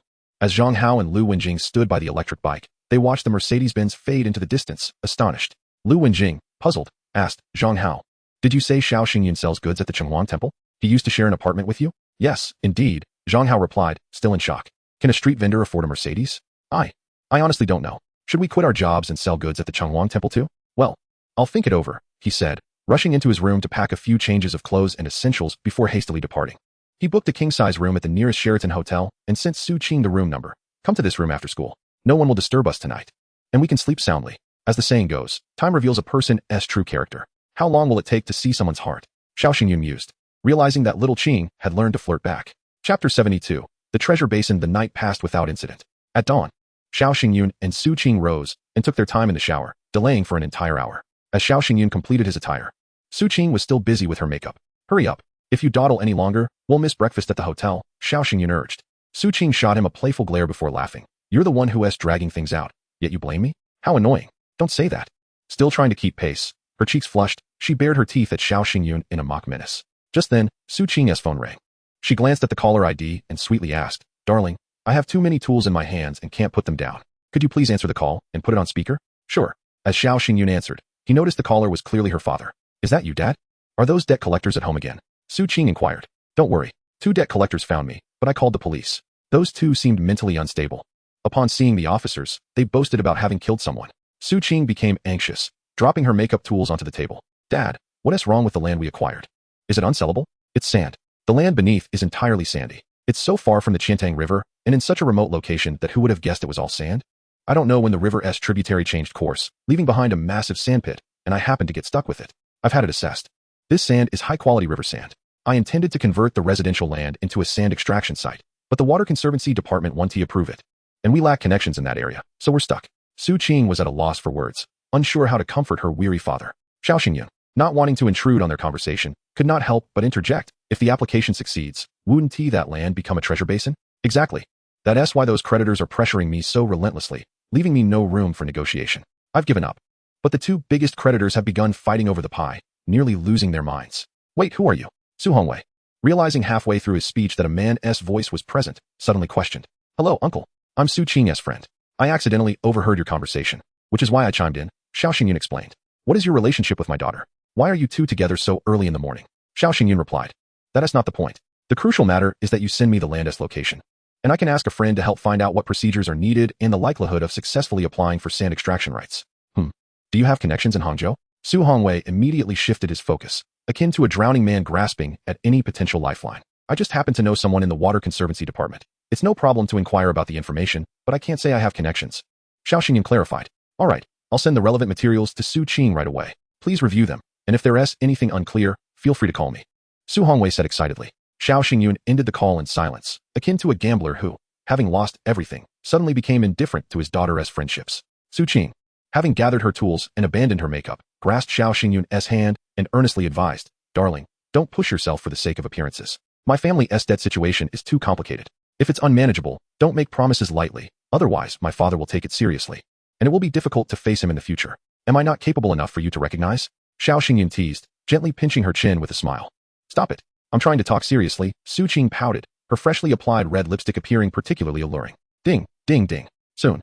Su Qing received the documents from Su Hongwei. Xiao Xingyun transferred the relevant materials to his phone. As they reviewed the documents, they had already arrived at the hotel restaurant, where Su Qing prepared 2 plates of food and sat beside Xiao Xingyun. How does it look? Is there hope? I'm just checking the completeness of the documents. Whether there is hope depends on inquiries with the relevant authorities, Xiao Xingyun replied. Previously, he had intended to assist Su Qing's family with their debt issues as a means to invest and revive their real estate business, thus enjoying substantial profit dividends annually. Now, knowing the land was sandy and composed of high-quality river sand, his mind raced with possibilities. A man who had been impoverished for over 20 years harbored an intrinsic love for wealth. Speaking of which, Xiao Xingyun hastily called Lu Cheng. The phone rang 3 times before Lu Cheng answered. Hello, is this Xiao? Lu Cheng's voice, steady and authoritative, differed from when he was in the store. Xiao Xingyun had suspected his identity and was not surprised by his tone. He directly inquired, Brother Lu, business at my store is fair. I'm calling primarily to consult you about sand extraction rights. I have a relative who owns a plot of land near the Qiantang River in Hangzhou, where a significant quantity of high-quality river sand has been discovered. Could you assess the likelihood of applying for sand extraction rights with the existing documentation? All right, thank you. Brother Lu. After hanging up, Xiao Xingyun promptly sent the documents he had just received. Once sent, he devoured his meal ravenously. He was famished. Sleeping beside Su Qing had drained him considerably. She could occasionally replenish her protein energy, but he had nothing to eat and felt as though he might burst from hunger. After finishing his first plate, Xiao Xingyun returned to the buffet area for a few more dishes before finally resuming a normal eating pace. At a nearby table, Tang Shi, with dark circles under her eyes, observed Xiao Xingyun devouring his food, her lips curving into an exaggerated smirk. A poor fellow who has never eaten anything. Taking advantage of a hotel buffet, how embarrassing. The noise finally drew Xiao Xingyun's attention. Xiao Xingyun turned his head and observed Tang Shi. who was making a face at him. Despite the exaggerated curve of her lips, one had to concede that this porcelain-skinned woman was indeed stunning. What are you looking at?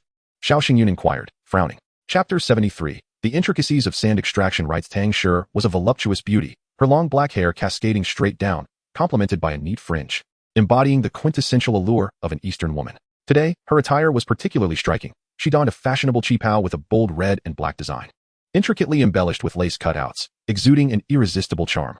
Although Su Qing was also a top-tier beauty in her own right, she appeared rather youthful and inexperienced in comparison. If Su Qing was labeled as a beautiful girl, then Tang Shi was undoubtedly the mature, composed, and striking woman, albeit with a volatile temperament akin to a powder keg, ready to explode at the slightest provocation. Xiao Xingyu merely asked her once, "What are you looking at?" With that single question, Tang Shi's temper flared. "What is it to you? If you're so brave, come and hit me." She slammed her palm on the table and stood up, her ample figure nearly stretching the qipao to its limit. "Are you out of your mind? Why would I hit you?" Xiao Xingyu noticed the curious gazes of those around them. It was somewhat embarrassing for a man to quarrel with a woman in public. Tang Shi puffed out her chest and exclaimed, "Humph, why are you being so fierce? Honestly, a grown man should be more open-hearted. I was merely practicing my singing. And you had the audacity to blast death metal for an entire day and night, displaying no gentlemanly decorum whatsoever." Xiao Xingyun frowned, sensing the sharpness in her retorts and wishing to disengage from the altercation. "If you promise to refrain from singing at night, or at least keep the noise down, perhaps I won't play death metal anymore," he suggested. "That's my house, and I can do whatever I please within it. Why should you dictate my actions?" Their conversation had reached an impasse. Not wanting to argue any further in a public setting, Xiao Xingyun decided to continue his meal, preparing to endure her presence. However, Su Qing, unwilling to witness her boyfriend being wronged, stood up and said, "Was that just a little noise? You've been howling all night long. Do you have the nerve to scold us? Humph, I can't be bothered with you. You lack manners." Tang Shi perhaps felt that arguing in public was somewhat disgraceful. After her retort, she turned on her heel and left. "You are the one lacking manners. You're in the wrong and still have the audacity to blame others." Su Qing was unafraid of her. After all, everyone is a princess in their own home, so why should anyone suffer in silence? Meanwhile, far away in the Jiangsu-Zhejiang region, Lu Cheng had finished reviewing the information Xiao Xingyun had sent via WeChat. He was not unfamiliar with the plot of land in question. The land purchased by Su South Real Estate Company had long become a sensational topic among the circles of power and commerce in Hangzhou. The stakes involved were monumental. Thus, even if issues were discovered with the land, no one dared to address them. In simple terms, the land was problematic, unsellable, and untransferable, worth over 10 billion. Yet the Su Group was on the brink of bankruptcy due to a mere 3 billion in debts. Another major creditor was Hangzhou Commercial Bank, a bastion for local elites, complicating the stakes even further. As the second in command of the Provincial Water Resources Department, he had the capacity to intervene in this affair. More importantly, the current head of the Qiantang River Management Bureau was once his secretary. The pressing question was whether it was worth stepping into the murky waters to repay Xiao Xingyun's life-saving grace. After much contemplation, Lu Cheng found himself unable to reach a decision. He could provide financial assistance to Xiao Xingyun, introduce friends to bolster his business, or even help arrange jobs for his acquaintances. However, the plot of land owned by the Su Real Estate Company had transformed into a lucrative asset within the business circle of Hangzhou. His involvement would certainly offend some powerful figures. Yet, one could not disregard the obligation of gratitude for a life saved. This was the first time Xiao Xingyun had sought his assistance, making the choice all the more difficult. Just as he was mulling over his options, he recalled the plump friend who opened a store with Xiao Xingyun and the influential background that accompanied him, sparking an idea. He would need to pull another person into this endeavor to mitigate potential backlash from other forces. Thus, Lu Cheng called Li Hongliang. The call was swiftly answered. "Old Lu, what is the matter? I have an important meeting in 3 minutes, so let us keep this brief. This matter is rather complex and cannot be succinctly explained in 3 to 5 minutes. Cancel your lunch meeting. Let us meet privately to discuss something significant," Lu Cheng replied. "It's hard to cancel a lunch meeting, but fine, just tell me where, and I'll try to arrive early," Li Hongliang conceded. "Great. I'll secure a table and send you the details via WeChat." After hanging up, Lu Cheng reserved a table at a favorite private restaurant and sent the location to Li Hongliang. Once that was settled, he exhaled a sigh of relief. If Li Hongliang agreed to get involved, the matter would likely be resolved, as he was not only a district leader but also had a cousin in the provincial government, rendering him unafraid of the local shareholders of the commercial bank. As long as there was no outright refusal, a chance remained, dependent solely on the terms proposed. Su Qing, though not fully understanding the intricacies, felt a surge of joy at the prospect of resolving her family's debt issues. With no classes or rehearsals today, she wished to accompany Xiao Xingyun to the Jade shop. He too desired to take her there, allowing her to familiarize herself with the place, so that in the future, she could find him directly. As fate would have it, Xiao Xingyun and Su Qing soon arrived at Changwang Temple, a bustling hub in the economic capital of the nation, where wealth was abundant. As they passed through the marketplace, Xiao Xingyun reminisced about his former stall, though it had since been claimed by others due to his prolonged absence. Su Qing admired, "Setting up a stall here could lead to opening a shop. You're truly impressive." Suddenly, Xiao Xingyun shushed her. placing a finger against her lips and whispering, "That's a comment better suited for the bedroom. Refrain from shouting it on the street. What if other beauties hear and try to steal me away? Oh, I didn't mean it that way. You're so annoying." Su Qing playfully shot him a glare and teasingly bit his finger, prompting Xiao Xingyun to plead for mercy. Amidst their laughter, they reached the entrance of the Jin Yuliang Yuan Jade shop. The shop was bustling with business, the two female sales associates overwhelmed. Even the cashier had stepped in to assist customers. Luo Pongzi was equally busy, alternating between conversing with one patron and another. Their dialogue suggested that these were familiar friends, and their rapport was evident. Upon noticing Xiao Xingyun arriving with his girlfriend, Luo Dezhao approached with a teasing grin. "Brother Yan, are you bringing your little sister-in-law along?" "Hee. I posted on my social media, letting everyone know I've opened a Jade shop, inviting them to come support my business. Look, they're all showing up for me. It's quite the turnout, with even more on the way." Xiao Xingyun could only remain speechless, knowing that tonight, Luo Dezhao's parents would undoubtedly have a heart-to-heart with him, further emphasizing the importance of family safety education. Chapter 74, The Absurd at Mount Wutai. In the abbot's chamber, Hu Lili sat with two male bodyguards, earnestly seeking guidance from a solemn-faced old monk regarding her inner turmoil. "Master, do you believe there are ghosts, demons, and deities in this world?" "All is but a fleeting thought," the master replied. "Master, if I have attracted something unclean, how can I rid myself of it? Let go, and you shall find liberation." "Master, I have developed feelings for a man, dreaming of him incessantly, to the point of obsession. Every time I close my eyes, he fills my dreams. What should I do?" "Take action. Could you speak in a language I understand?" "Madam Hu, perhaps it's you who should first speak plainly. I am merely an abbot who has studied management, psychology, economics, and literature, yet have spent scant time on the teachings of Buddhism. These matters should be directed towards Master Jixin, not to me. I donated 500,000 as an offering." Yet Master Jixin merely glanced at me and remarked that I was either mentally unwell or lacking in common sense, asserting that I had not attracted any malevolent spirits. Before dismissing me, what am I to do? If not you, then whom should I approach? Is there any possibility of a refund? The three-eyed evil Buddha surely has connections with your Buddhist sect. Are you truly unaware of everything? Ever since I came into contact with the shattered third jade eye of the three-eyed evil Buddha, I have been plagued by incessant nightmares, and the painful memories of my youth have been distorted. Amitabha, it was meant to be sealed within Qianling, yet it is your kind who have allowed it to resurface. Every action and consequence is predestined. One reaps what one sows. Thus, this situation should not be directed towards us Buddhists. Perhaps you might inquire at the neighboring Taoist temple? Hu Lili could not fathom why these monks would relinquish their core business so readily to a competitor. Is the three-eyed evil Buddha truly so perilous that even the 1,000-year-old temples of Wutai Mountain cannot contain it? The only Taoist temple in Wutai Mountain is the Fanxian Temple, also known as the Fox Immortal Temple. Its origins and truths have long been obscured by the tides of history. However, the fact that a Taoist temple has stood resilient for a millennium amidst the sacred Buddhist site of Wutai Mountain speaks volumes of its extraordinary nature. Hu Lili was not seeking the origins of the three-eyed evil Buddha. That was the domain of historians and archaeologists. She simply wished to resolve her current troubles. Thus, armed with the abbot's token and accompanied by her bodyguard, she made her way to a nameless hill nearby, where Fanxian Temple was located. "Xiao, I have deliberated on this matter with several experts and leaders for quite some time. Although it presents certain difficulties, if we navigate through multiple departments and exert sufficient effort, there remains a substantial chance of success," said Lu Cheng. "However, the prerequisite is that the Su Real Estate Group must first settle its debts. The financial entanglements are exceedingly complex, teetering on the brink of bankruptcy, and we, as the supervisory body, cannot approve anything for such a company." He emphasized that the foremost reason for settling the debts was to prevent others from seizing the ripe fruit and robbing them of their interests. "Do you understand?" Xiao Xingyun instantly grasped the implication. No one would offer assistance without a motive, even a life-saving benefactor. If this matter could be resolved, it would be reasonable to allocate a share of the profits to him. "I understand. Thank you, Brother Lu. Tomorrow, I will head to Hangzhou and find a way to resolve the debts of Su Real Estate." "Very well. Once the debt issue is settled, come back to me for a face-to-face discussion." After hanging up, Xiao Xingyun promptly took Su Qing to a nearby restaurant for dinner. The loudspeaker was unbearable. He turned it off as soon as he entered his home. A row of townhouses immediately brought tranquility. However, the peace was short-lived.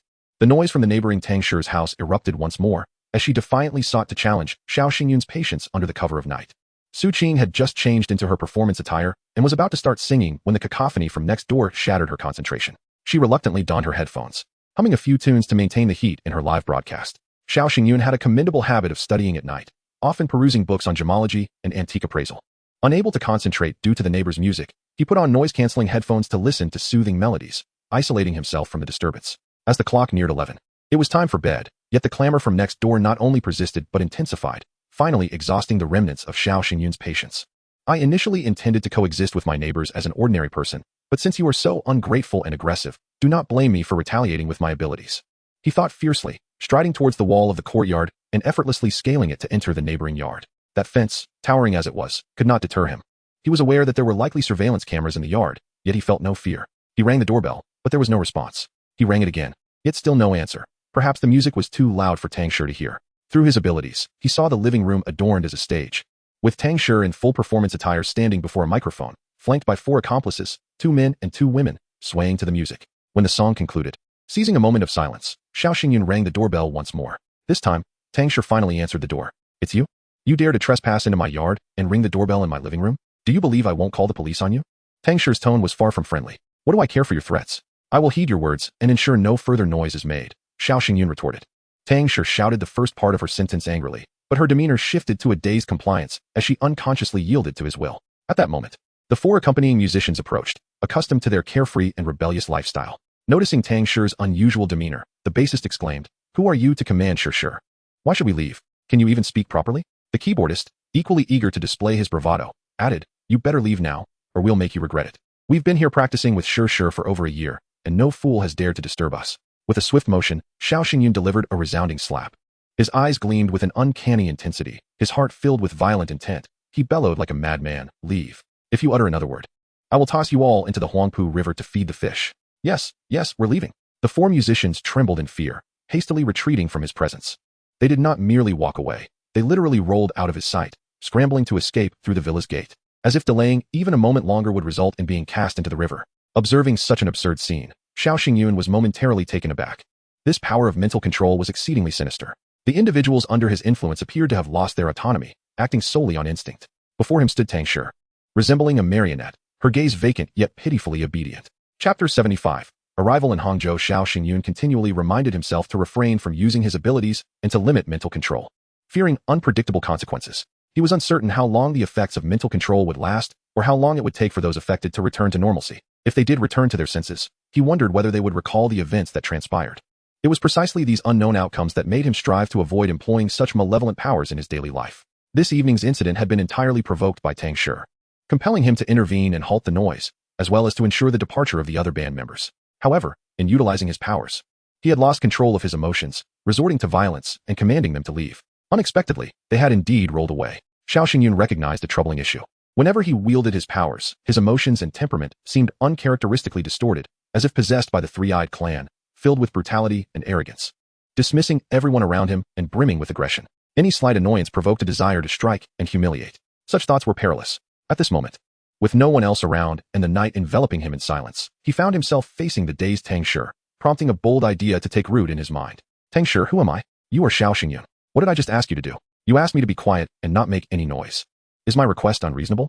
Not at all. I find it quite reasonable. It should be that way. With that, a flicker of struggle crossed Tang Shi's eyes, and she hesitated.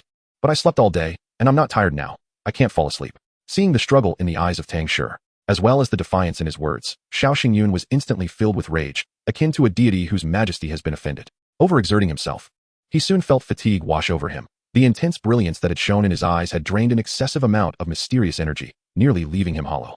Physical weakness often follows extreme exhaustion. Xiao Xingyun sighed inwardly, reminding himself to exercise restraint and prudence in the future when wielding his extraordinary abilities, steering clear of arrogance and impatience, and not allowing the tempestuous temperament of the 3-eyed god clan to sway him. Upon returning to his room, Xiao Xingyun lay on his bed and quickly succumbed to sleep, unaware of when Su Qing had snuggled up beside him. By dawn, he had finally regained his spirits, though an intense hunger gnawed at him. Fortunately, he had prepared in advance, storing ample braised beef in the refrigerator, which could be heated in the microwave for a satisfying meal. As he replenished his strength, Su Qing awoke, clad in a thin nightgown, and stepped out.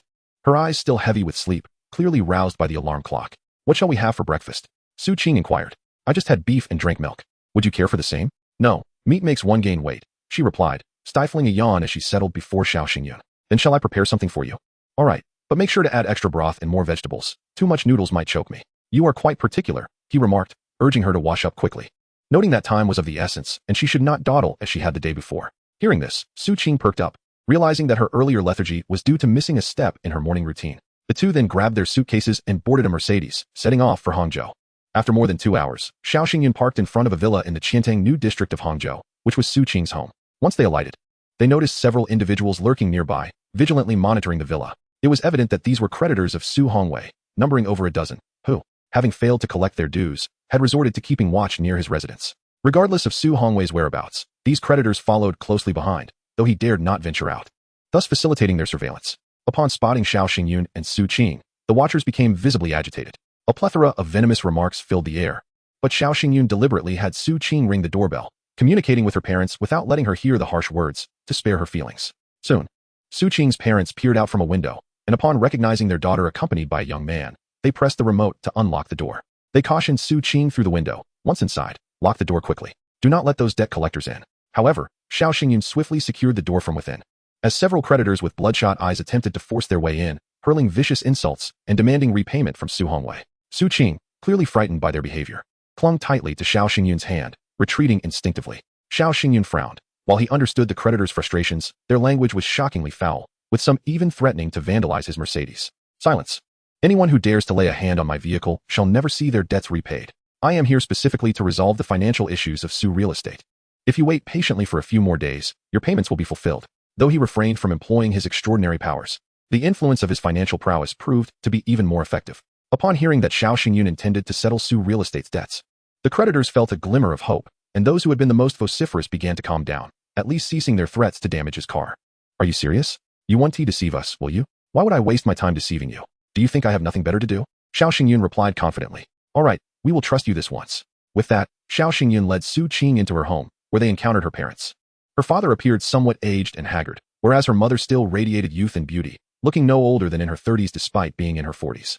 Even amidst such turmoil, her makeup was immaculate, exuding an air of elegance. As Xiao Xingyun assessed Su Qing's parents, they, too, scrutinized him. In essence, regardless of age, peers often critique one another, while members of the opposite sex appreciate each other. Su Hongwei found Xiao Xingyun's physique, appearance, demeanor, and attire to be rather mediocre, deeming him unworthy of his daughter. Conversely, Xiao Xingyun perceived Su Hongwei as aged and superficial. His youthful face marred by wrinkles and a protruding belly reminiscent of a pregnant woman, lacking the grandeur one might associate with wealth. Thus, they exchanged glances, each inwardly frowning. So, you are Xiao Xingyun? Su Qing's boyfriend? Where do you hail from? Su Hongwei adopted the demeanor of an elder, launching into his inquiries as soon as Xiao Xingyun entered the living room. Thank you, Auntie, Xiao Xingyun replied, feeling this was the proper way to greet guests. Old Su, do not forget that I am not only Su Qing's boyfriend, but also your potential savior. Bai Jiyu examined Xiao Xingyun closely, feeling quite pleased. Tall and robust, she admired that such a sturdy young man possessed remarkable handsomeness, particularly his eyes, which were deep and captivating, reminiscent of the night sky, filled with a mysterious allure. It was indeed true what they say, a mother-in-law grows fonder of her son-in-law the more she observes him.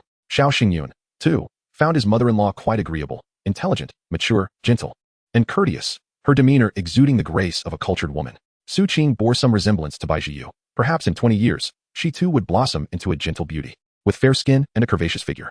Excellent. I have secured a favorable impression of Su Hongwei as a father-in-law, Xiao Xingyun mused. As Su Hongwei brewed tea and poured water for him, there was a hint of reluctance in his actions. Xiao Xingyun could have taken the initiative, but suddenly felt disinclined to do so.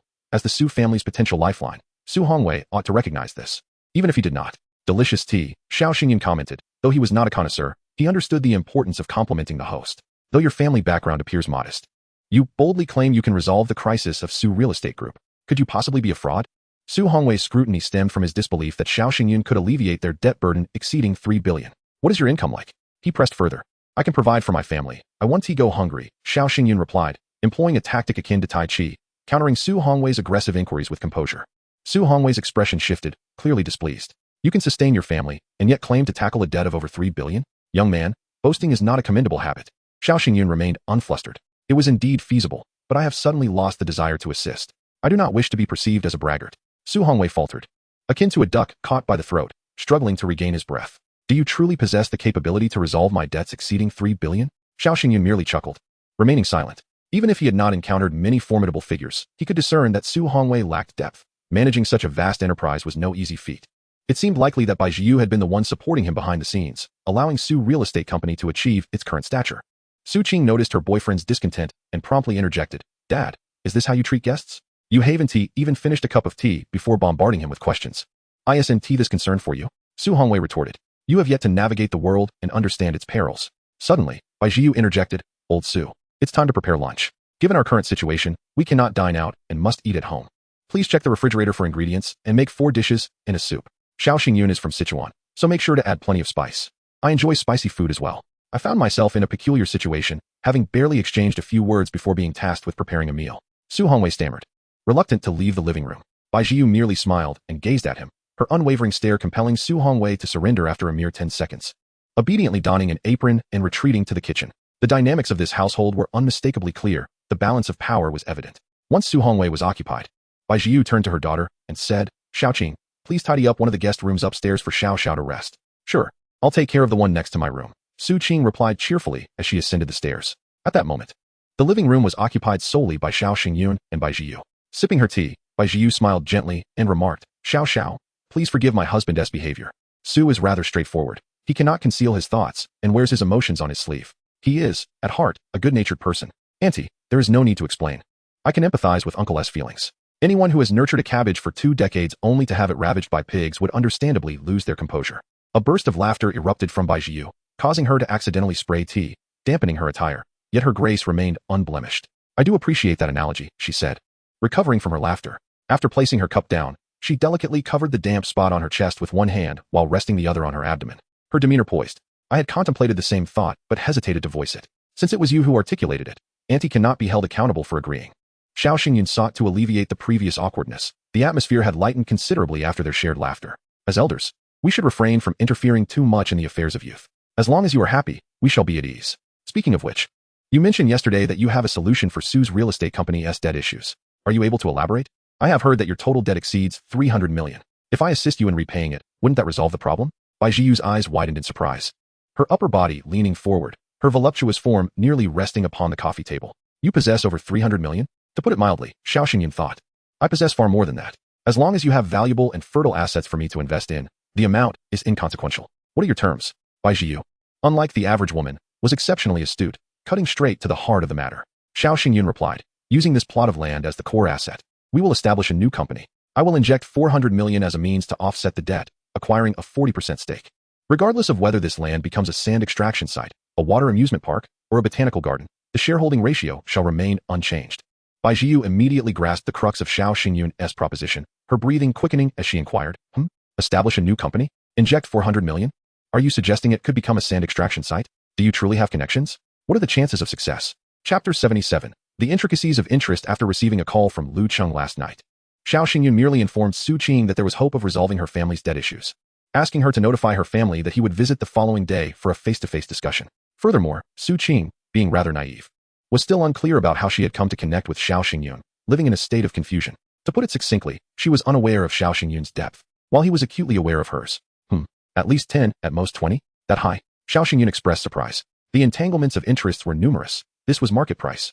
If the other party demanded cash, given the sand content of our land, we would need to offer them at least 20 to 30 million, but not exceeding 50 million.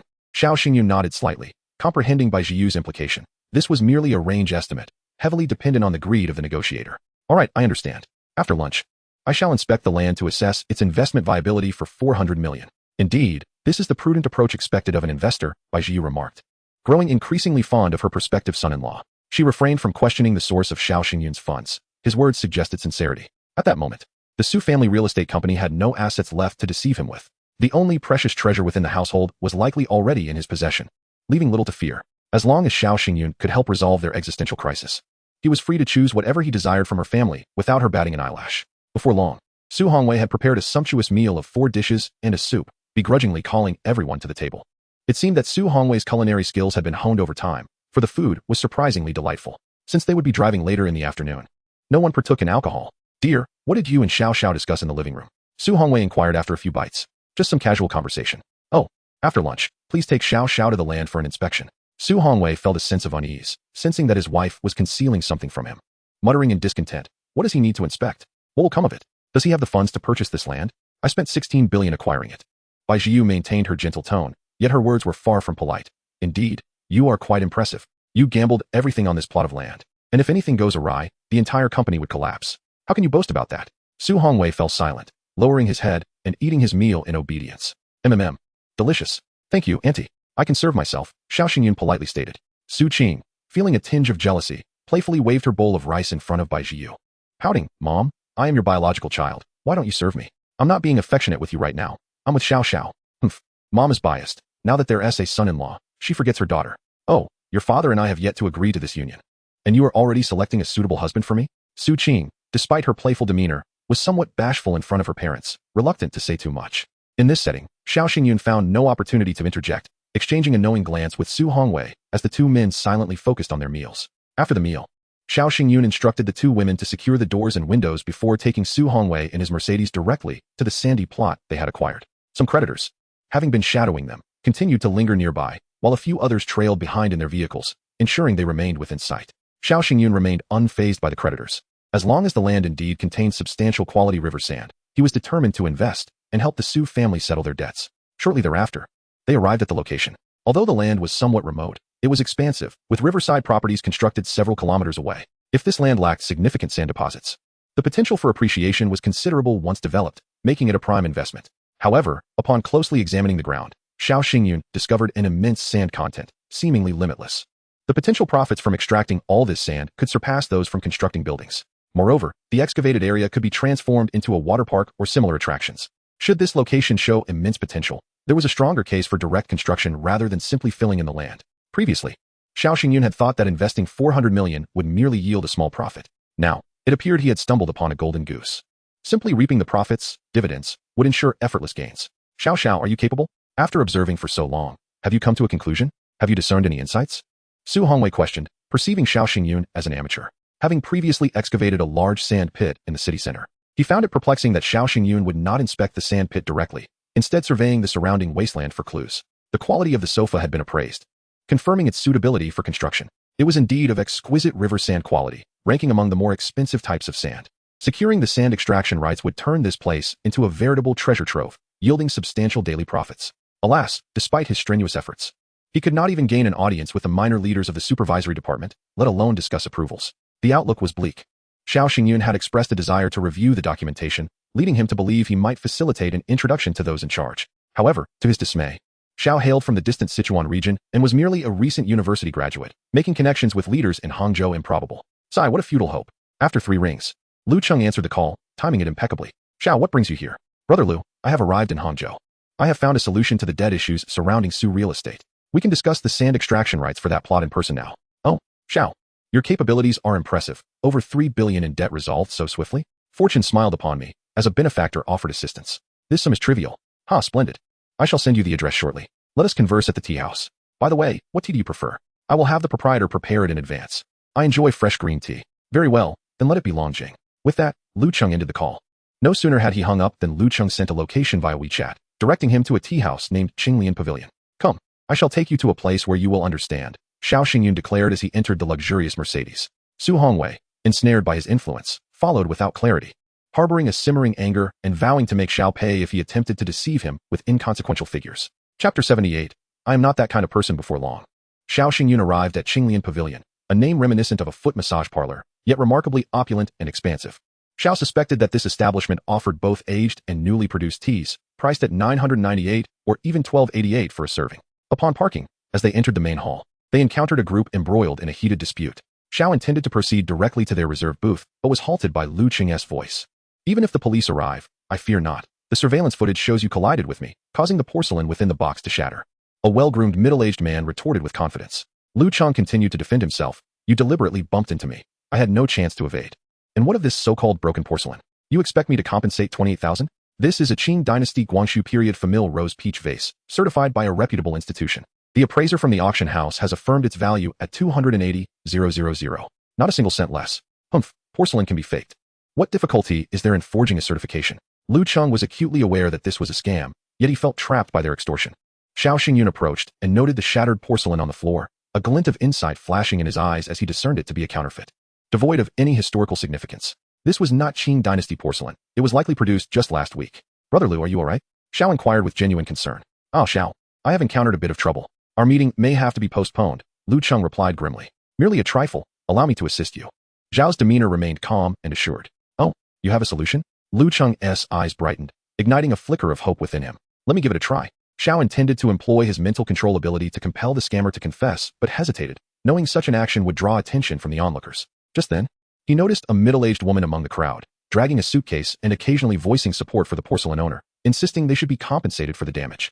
People loved to spectate, making all sorts of noise, yet this woman, with her conspicuous suitcase, was particularly eye-catching. Utilizing his X-ray ability, Xiao nearly chuckled aloud.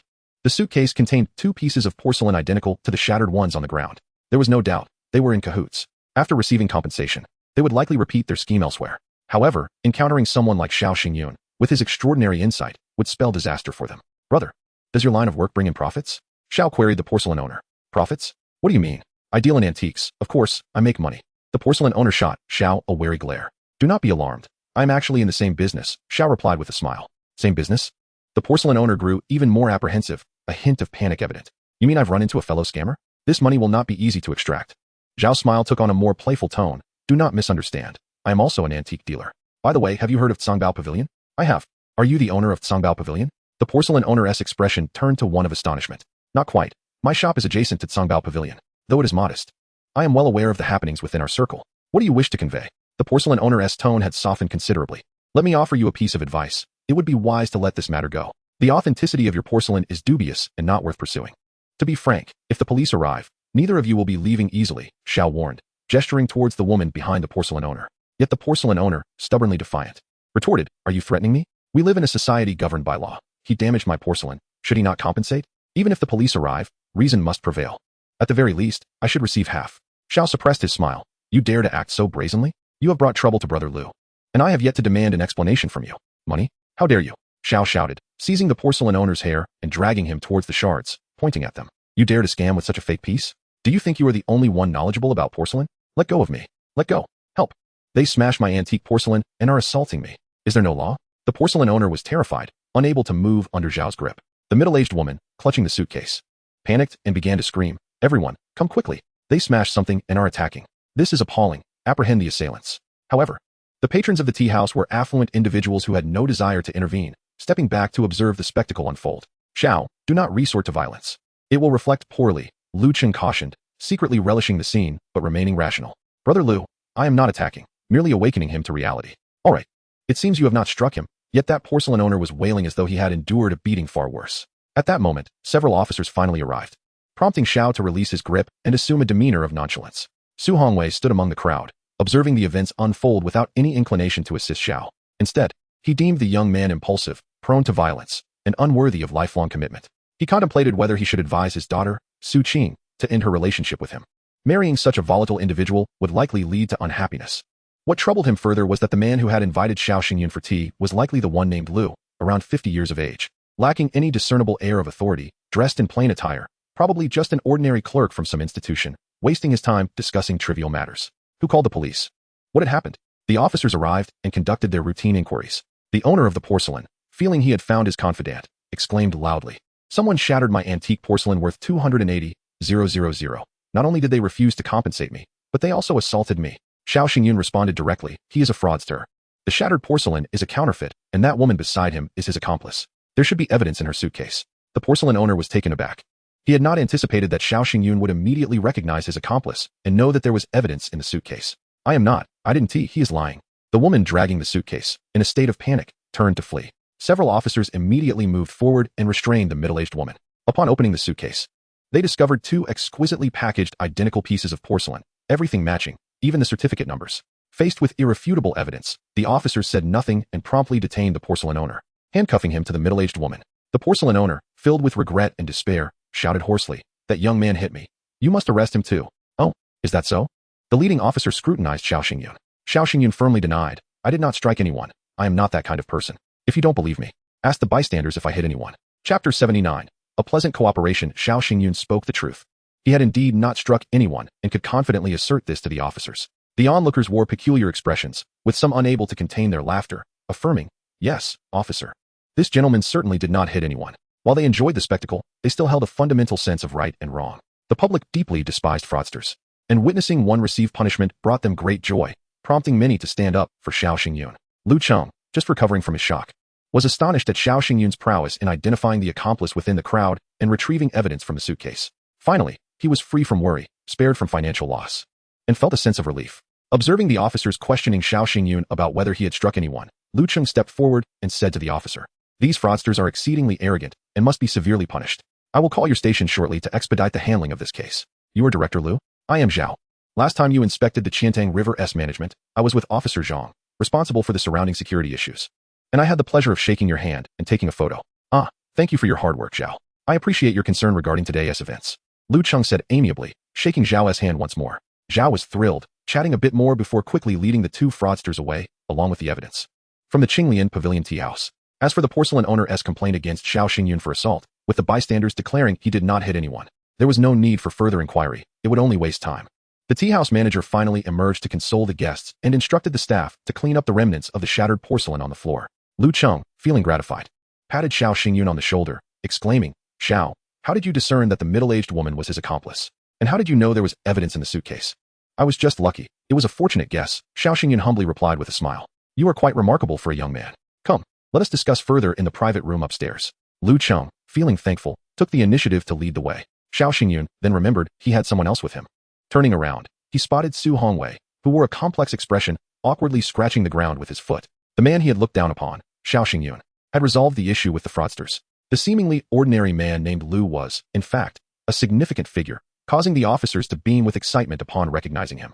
"Uncle Su, this is my brother Lu. You can just call him Brother Lu," Xiao Xingyun introduced. Brother Lu. Su Hongwei, still feeling awkward, followed Xiao Xingyun's lead without thinking. After calling out, he suddenly felt something was off. "You call me uncle, and I call him brother? What a perplexing hierarchy." Haha. Lu Cheng, in a splendid mood, laughed heartily. "Let us each have our titles. Brother Su, let us head upstairs." "All right." Su Hongwei followed behind Lu Cheng and Xiao Xingyun, discreetly wiping the sweat from his forehead. His son-in-law seemed to have connections far and wide, even befriending such notable figures. He had underestimated him today. His daughter had indeed made an excellent choice in her partner. Soon, the three entered the private room, which was spacious, featuring a complete tea room, a lounge, and a bathroom. Xiao Xingyun began to harbor doubts regarding the scope of this tea house's operations. As they settled in, 3 tea artists dressed in elegant white hanfu entered the room to brew tea for them. However, their purpose for being there was not to engage in a tea art exchange. Once the tea was prepared, Lu Cheng waved his hand, signaling for them to leave. Xiao Xingyun then formally introduced the identities of both parties, as he was the intermediary facilitating their connection. Lu Cheng and Su Hongwei finally shook hands. "Ah, Director Lu. It is an honor to meet you," Su Hongwei said, his words sincere, as he truly held great respect for the man whose office had been inaccessible to him. Lu Cheng smiled modestly, casually asserting his status. "You flatter me, Mr. Su. Since Xiao has introduced us, let us be straightforward. We have matters to discuss, and should proceed as per the established protocols." "Ah, yes, indeed. Let us proceed according to the established protocols," Su Hongwei replied, somewhat dazed. Struggling to comprehend the implications of Lu Cheng's words, Xiao Xingyun nearly burst into laughter. This was precisely why he had come along, rather than bringing Bai Jiu. He was merely a figurehead, a supporting character. He was the true representative in this negotiation. "Brother Lu, I must confess, my girlfriend Su Qing is the daughter of Mr. Su. This is why I have intervened in the debt issues of Su's real estate company." As he spoke, Xiao Xingyun recounted the establishment of a new company, the initial investment of 400 million to resolve the debt issue, and the subsequent acquisition of a 40 stake, to preemptively address any foolish objections from Su Hongwei. He emphasized that this matter had already been discussed with Bai Jiu, who had given her consent. After conveying these details, Xiao Xingyun directly inquired, "Brother Lu, regarding your assistance with the sand extraction rights, what cooperation do you require from our side? Please feel free to express your needs." Lu Qing took a sip of tea, smiling as he replied, "Well, I have a relative from the Li family with whom I co-own a construction materials company, and I am currently in need of a source for sand. Once your sand mine is operational, I would be quite pleased if they could obtain some sand." Xiao Xingyun responded, "That sounds good. This is mutually beneficial cooperation, and I have no objections. By the way, we plan to establish 10 sand extraction production lines. How much can your relative's material company handle? Based on current market conditions, 1 line should suffice. Any more would be excessive. Moreover, I hold a favorable view of you. Xiao, mutual cooperation is the key to lasting friendship. As for my friend from the Li family, he very much enjoys hearing your friend, Xiao Luo, discuss jade knowledge. When will you bring him to Hangzhou for a visit? I will reserve some fine wine for you." "Haha, Brother Lu, you are indeed generous. Then let us settle on 1 line, and may our collaboration be smooth. As for the visit, it can happen any time. I will make arrangements to bring along Fat Luo." Xiao Xingyun was thoroughly satisfied. There was no need for arduous negotiations, as Lu Cheng had directly presented the most favorable terms. Of course, he also discerned that the support of Li Hongliang was implicit in this arrangement. The favor owed could simply be fulfilled by facilitating a connection to Fat Luo's father. The terms offered by Lu Cheng seemed reasonable and aligned with market standards. 10 sand extraction production lines. Lu Cheng mentioned that his relative only requires 1, which constitutes a mere 10% of the equity. Naturally, the method of profit transfer involves transporting away 10% of the total extracted sand. This valuation is significantly lower than what Bai Jiu had anticipated. After all, she was even willing to part with 20% for the sand extraction rights. More importantly, she sought equity rather than cash, as Lu Cheng would undoubtedly assist in resolving any subsequent troubles. A steady stream of income. This is a sustainable business model. Perhaps Lu Cheng is drawn to the long-term benefits of this sand field, opting for ongoing collaboration rather than a one-off transaction. This aligns perfectly with Xiao Xingyun's intentions. Hangzhou is too distant. He cannot constantly oversee the affairs of the Sandfield here. His focus lies within the city god temple in Shanghai, and he may eventually venture to the antique market in the capital. Jade, gemstones, and antiques are the realms he is familiar with, where he can truly showcase his talents. Su Hongwei stood by, dumbfounded, with no opportunity to interject, unable to comprehend their conversation. Chapter 80. Another chance to restructure language after concluding their discussion. The three were meant to dine together and perhaps indulge in a little wine to deepen their camaraderie. It would be even better if they could summon Li Hongliang to strengthen their alliance. However, a single phone call from Su Qing disrupted their plans. At that moment, the door to Su Qing's home had been forcefully breached. 6 menacing, tattooed figures stood in 2 rows, bare-armed, blocking the entrance to the living room, exuding an air of intimidation. Duan Xiuwen, in his 30s, of average build, donned gold-rimmed glasses and an Armani suit, appeared more like a tech company owner, cultured and refined, rather than a lone shark operating in the shadows. He lounged on the sofa, smiling as he observed the panicked Su Qing and Bai Jiu frantically seeking help over the phone, making no attempt to intervene. Finished with your call? Then let us sit and chat. After all, we have time to spare. Wait, weren't you just intent on abducting us? Su Qing paused momentarily. Bai Jiu also concluded her call, pulling Su Qing to the opposite sofa. Although anxious within, she maintained a facade of composure. Bai Jiu's face displayed open derision. You think you can acquire over 100 acres of land along the river for a 200 million debt? This is the blood and sweat of my and old Su's lifetime. Your greed is grotesque. We merely need a moment to breathe. This land could easily double or even triple in value. Casting a glance at the time on her phone, Bai Jiu was stalling. The 2 women, alone at home, feared the intimidation of these men. Aside from your debts to commercial banks, our Su group also owes about 30 million to small material suppliers and contractors.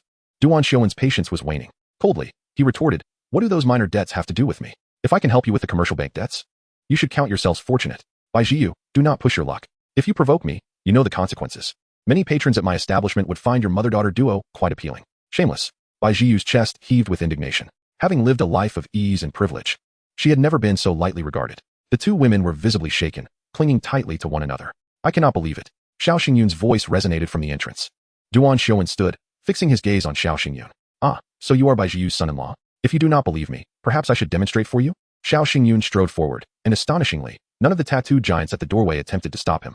A dangerous smile curled at the corner of Xiao Xingyun's lips. Duan Xiuwen faltered slightly, sensing something amiss. Why weren't his men restraining this intruder? Before he could react, a kick landed squarely in his abdomen, sending him crashing onto the sofa. Ah, are you insane? Do you want to die? Dare to strike me in Hangzhou, and you will regret it. I will annihilate your entire family. Ah, it burns. Don't pour it on me. I will be disfigured. Danzai, Simao, you fools, are you dead? Can't you see I'm being attacked? Come save me. Duan Xiuwen's cries echoed, but the 6 tattooed men at the entrance remained unmoved, seemingly oblivious to the chaos. Su Hongwei rushed over, nearly fainting from shock. What did you just show me? Give me another chance to restructure language. After emptying the teapot, Xiao Xingyun gripped it tightly, his gaze fierce as he demanded an answer. With a sudden realization, he understood that the one assaulting him might be a far more formidable presence than himself. Someone too powerful to provoke. Stop. Xiao, don't strike any further. That was my favorite purple clay teapot. I spent thousands on it. Bai Jiu exclaimed. As if recovering from a state of sheer terror, her heart aching for her cherished teapot, fearing what Xiao Xingyun might do next. Such a man, her daughter would not suffer in vain by being with him. Looking at the man she had chosen, who sat paralyzed at the entrance, left her speechless. The matchmaker who orchestrated her union must have been a false god. Su Qing regained her composure, rushing to grasp Xiao Xingyun's arm, urging, Brother Yuan, you must not continue. Further violence may lead to fatal consequences. The ferocity in Xiao Xingyun's eyes began to dissipate, though a sinister voice echoed in his mind. Those who offend my divine authority shall perish without mercy. Kill, kill, eliminate him. Chapter 81. I will spend my lifetime in retribution. A frenzied voice roared within him. Dare you covet what is mine? Kill, eliminate him. As the confrontation escalated, the voice morphed once more. Those who offend my divine authority shall perish without mercy. Kill, eliminate him. After regaining his senses, Xiao Xingyun was filled with dread. Had he succumbed to madness? Was he truly unable to control his actions? He had always known that the ability to see through others came with a price. Yet he had not anticipated such a heavy toll. While exerting control over others, had he unwittingly fallen under the sway of a mysterious force himself? Sweating profusely at the thought, his expression twisted with unease and rage. Duan Xiuwen, bloodied from the attack, felt relieved only when Xiao Xingyun released him. Realizing he dared not move, truly terrified, Su Qing was on the verge of tears, for Xiao Xingyun's demeanor was genuinely terrifying. Yet, she did not let go, keeping him anchored on the sofa, with her mother on one side and herself on the other, clutching his arms to prevent any further outburst. Duan Xiuwen, having suffered greatly, was now bloodied and battered. Xiao, calm down, no more violence. I already called the police, but for some reason, they have yet to arrive. Bai Jiu tightly grasped Xiao Xingyun's arm, soothing him gently. Su Qing, echoing the same sentiment, held onto his other arm, her voice trembling. Brother Yuan, let us take a moment to breathe. Murder is not worth it. Both women were genuinely frightened by Xiao Xingyun's intensity. Their instincts as women, keenly attuned, revealed that he might truly wish to kill. As Xiao Xingyun emerged from the bizarre illusion, he struggled against the two women, attempting to free his arms. However, believing he intended to strike again, they tightened their grip around him. Xiao Xingyun had expended too much mystical energy, rendering him feeble, feeling the soft constraints around his arms. Have you brought the loan contract? I will repay the Su Group's debts now, Xiao Xingyun stated calmly. He disregarded their thoughts and asserted, indeed. Repaying debts is a matter of principle. It is the right thing to do, and I accept it. According to the loan agreement, including both principal and interest, I will repay you exactly what is owed, without any deductions, Xiao Xingyun solemnly assured, showing no intention of revealing his background or negotiating terms. The interest from usury is substantial, and during repayment, it can be negotiated to alleviate some of the burden. Gritting his teeth, he straightened up. No longer leaning on the coffee table, Duan Xiaowen had a leather briefcase with him, which he had kept in the corner of the sofa. This was a common tactic in usury, employing dual contracts to evade legal scrutiny. Such exorbitant interest rates indicate that both the borrower and lender are formidable individuals. When Xiao Xingyun requested to see the contract, the two women released their grip on his arm. This indicated that the high-interest loan was jointly taken by them. You two are quite audacious. How could you dare to borrow at such high interest? Xiao Xingyun couldn't help but exclaim. Bai Jiu, feeling somewhat ashamed, explained at that time. Old Su acted like a madman, mortgaging and selling off all assets, utilizing the billions he had earned over a lifetime, along with these loans, to acquire last year's Land King. After purchasing over 100 acres, before the various approvals for the first phase of the project were finalized, it was discovered that the ground was entirely sand. Once the news spread, we could no longer secure financing from the bank, causing our cash flow to shatter instantly. You are aware of the subsequent events. The bank demanded repayment, usurers pressed for debts, and numerous partners came to collect. We were left with only this piece of land, which creditors applied for property preservation in court, rendering us incapable of proceeding with any matters. Xiao Xingyun nodded and said, all right, I understand. Can you calculate how much needs to be repaid today in total? Good. I will call the bank and clear the debt within 20 minutes. Auntie will handle the repayment contract and related procedures, ensuring no future troubles arise, Xiao Xingyun stated. All right, thank you, Xiao. I will take care of the contract. Bai Jiu assured him, suppressing her complex emotions. Fortunately, the office equipment commonly used at home was available, and a simple repayment contract template was ready. It just needed some adjustments. After Xiao Xingyun contacted the VIP line manager at the bank and completed the relevant information through mobile banking, the bank called back for confirmation. And after a text verification, the transfer was officially made. Duan Xiaowen stood up, tidying his disheveled, bloodied hair, and with a sinister expression stated, very well. The debt issue is resolved, but regarding your assault on me, we shall settle that later. Haha, I've never been beaten so badly in my life. This memory will haunt me forever. Are you prepared? I shall devote the remainder of my life to avenging this, and it will be quite spectacular. I am almost eager to begin. Duan Xiaowen kicked Su Hongwei aside, his face twisted in rage as he shouted, get out. What were you doing when I was being beaten? Why didn't you intervene? Now you plead for mercy? It's too late. I will ensure your entire family meets a most tragic end. Chapter 82. Deliberately getting drunk. Xiao, this mess is your doing. Come over and apologize. Su Hongwei yelled from the floor at Xiao Xingyun. Su Qing also chimed in. If you wish to apologize, do it yourself. Brother Yun protected us and even repaid the usury on behalf of our family. What wrong has he done? Xiao Xingyun cast a disdainful glance at Su Hongwei. Realizing why he held such a low status at home, he truly lacked any sense of responsibility. What is there to fear? As a man, if you cannot protect your wife and daughter, what is the point of living? Death is inevitable. If one does not die, they shall live for eternity. Who dares to cause trouble in my home? I will not let them go unpunished. Xiao Xingyun did not allow the two women to feel troubled. As long as they had the will to protect themselves, his 2 billion would not be wasted.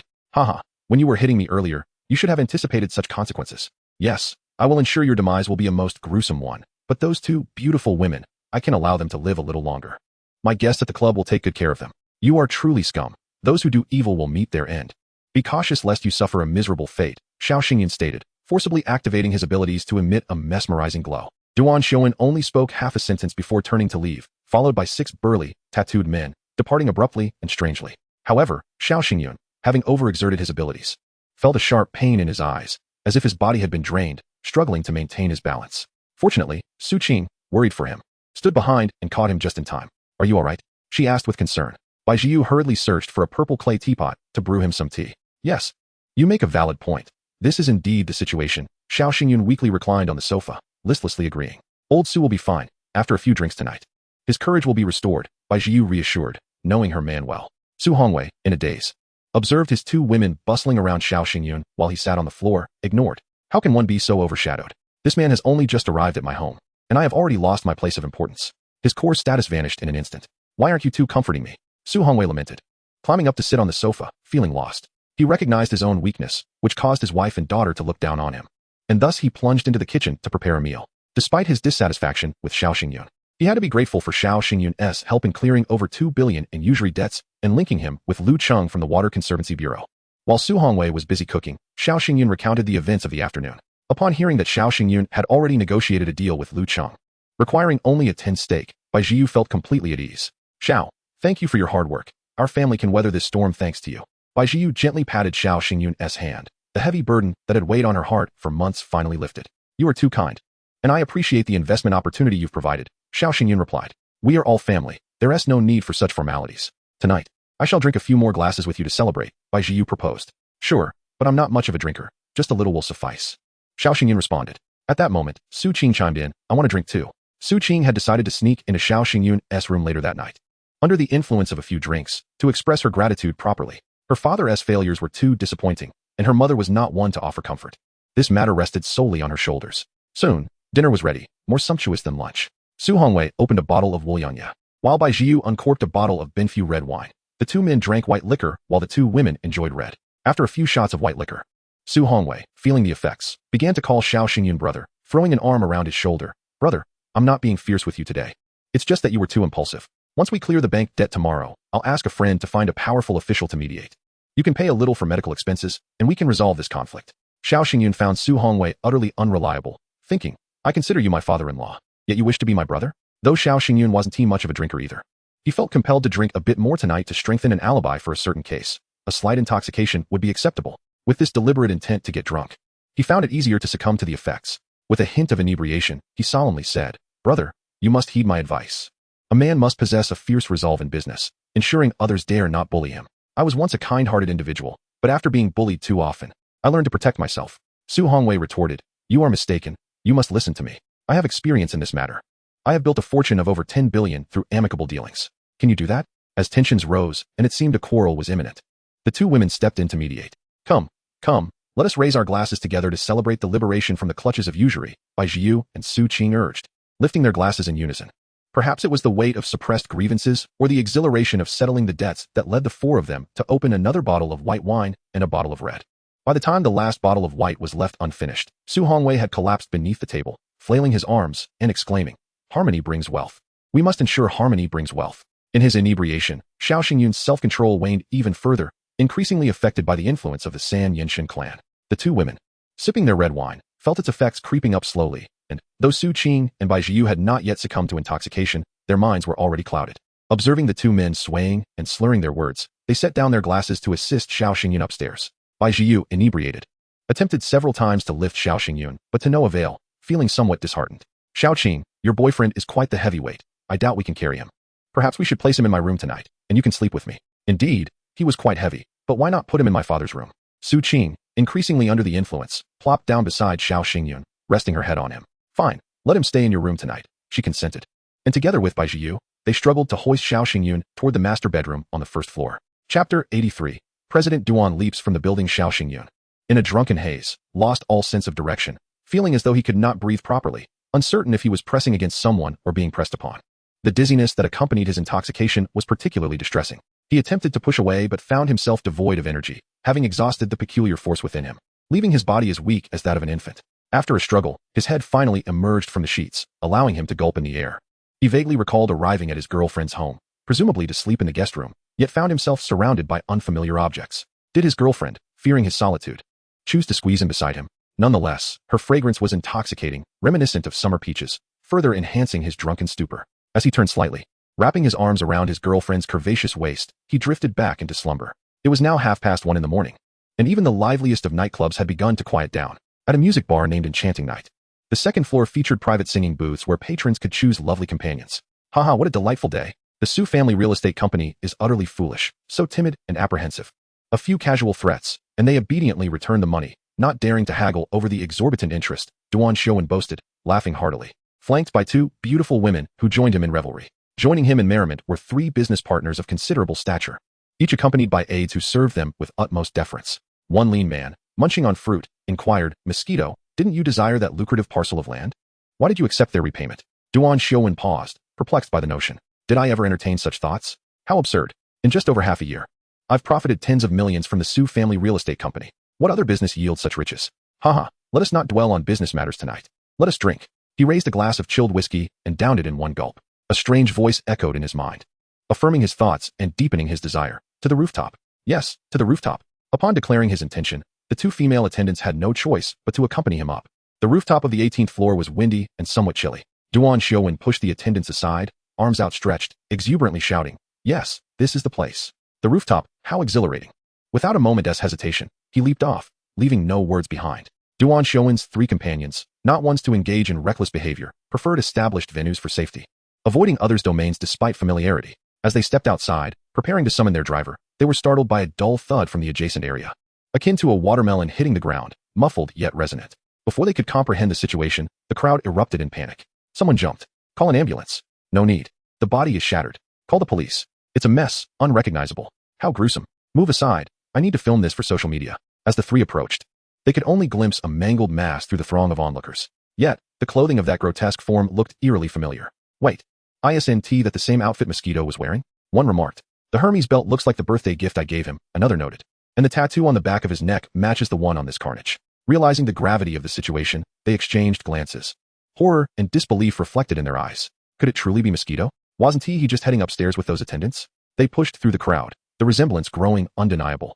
Their minds racing with confusion. How could everything have turned so dire in mere minutes? Only when the police arrived, retrieving a shattered phone and identification from the debris, did the trio awaken from their shock. With that, the night passed and dawn broke. Xiao Xingyun remained nestled against a warm body, deep in slumber. In his dreams, he sought a restroom, but a tyrannical overseer forced him to pick peaches, endlessly filling baskets without respite. Panic set in as he felt the urgent need to relieve himself, culminating in a furious outburst. Damn it. I quit. A man cannot be stifled like this. The trees are laden with peaches. How long must I harvest? With that shout, Xiao Xingyun jolted awake, his surroundings feeling amiss. What tree am I leaning against? Who is this woman in my arms? Why does she feel so voluptuous? And what is this unfamiliar scent? Where am I? What is this place? He attempted to turn, yearning to see the woman before him. But another figure clung tightly to him, restraining his movements. Crap, did I get into trouble last night? What did I do? Panic surged within him as he realized the gravity of his situation, drenched in cold sweat. Chapter 84. The police arrived for an investigation. Xiao Xingyun was nearly paralyzed with fear, had it not been for the urgent need to relieve himself upon waking. He might have succumbed to sheer terror. Cautiously, he withdrew his hand, tugging down the hem of her skirt to cover her bare legs. As he did so, he felt the woman stir slightly, but remain still, her soft form growing rigid. Concerned yet undeterred, he held his breath, gently prying away the embrace of his girlfriend. Extricating himself from this troublesome predicament, descending from the bed, he dared not put on his shoes, opting instead to carry them as he tiptoed out of the room. Gently closing the door behind him, he finally allowed himself to breathe deeply. Damn it, this wretched drinking has led me into a mess.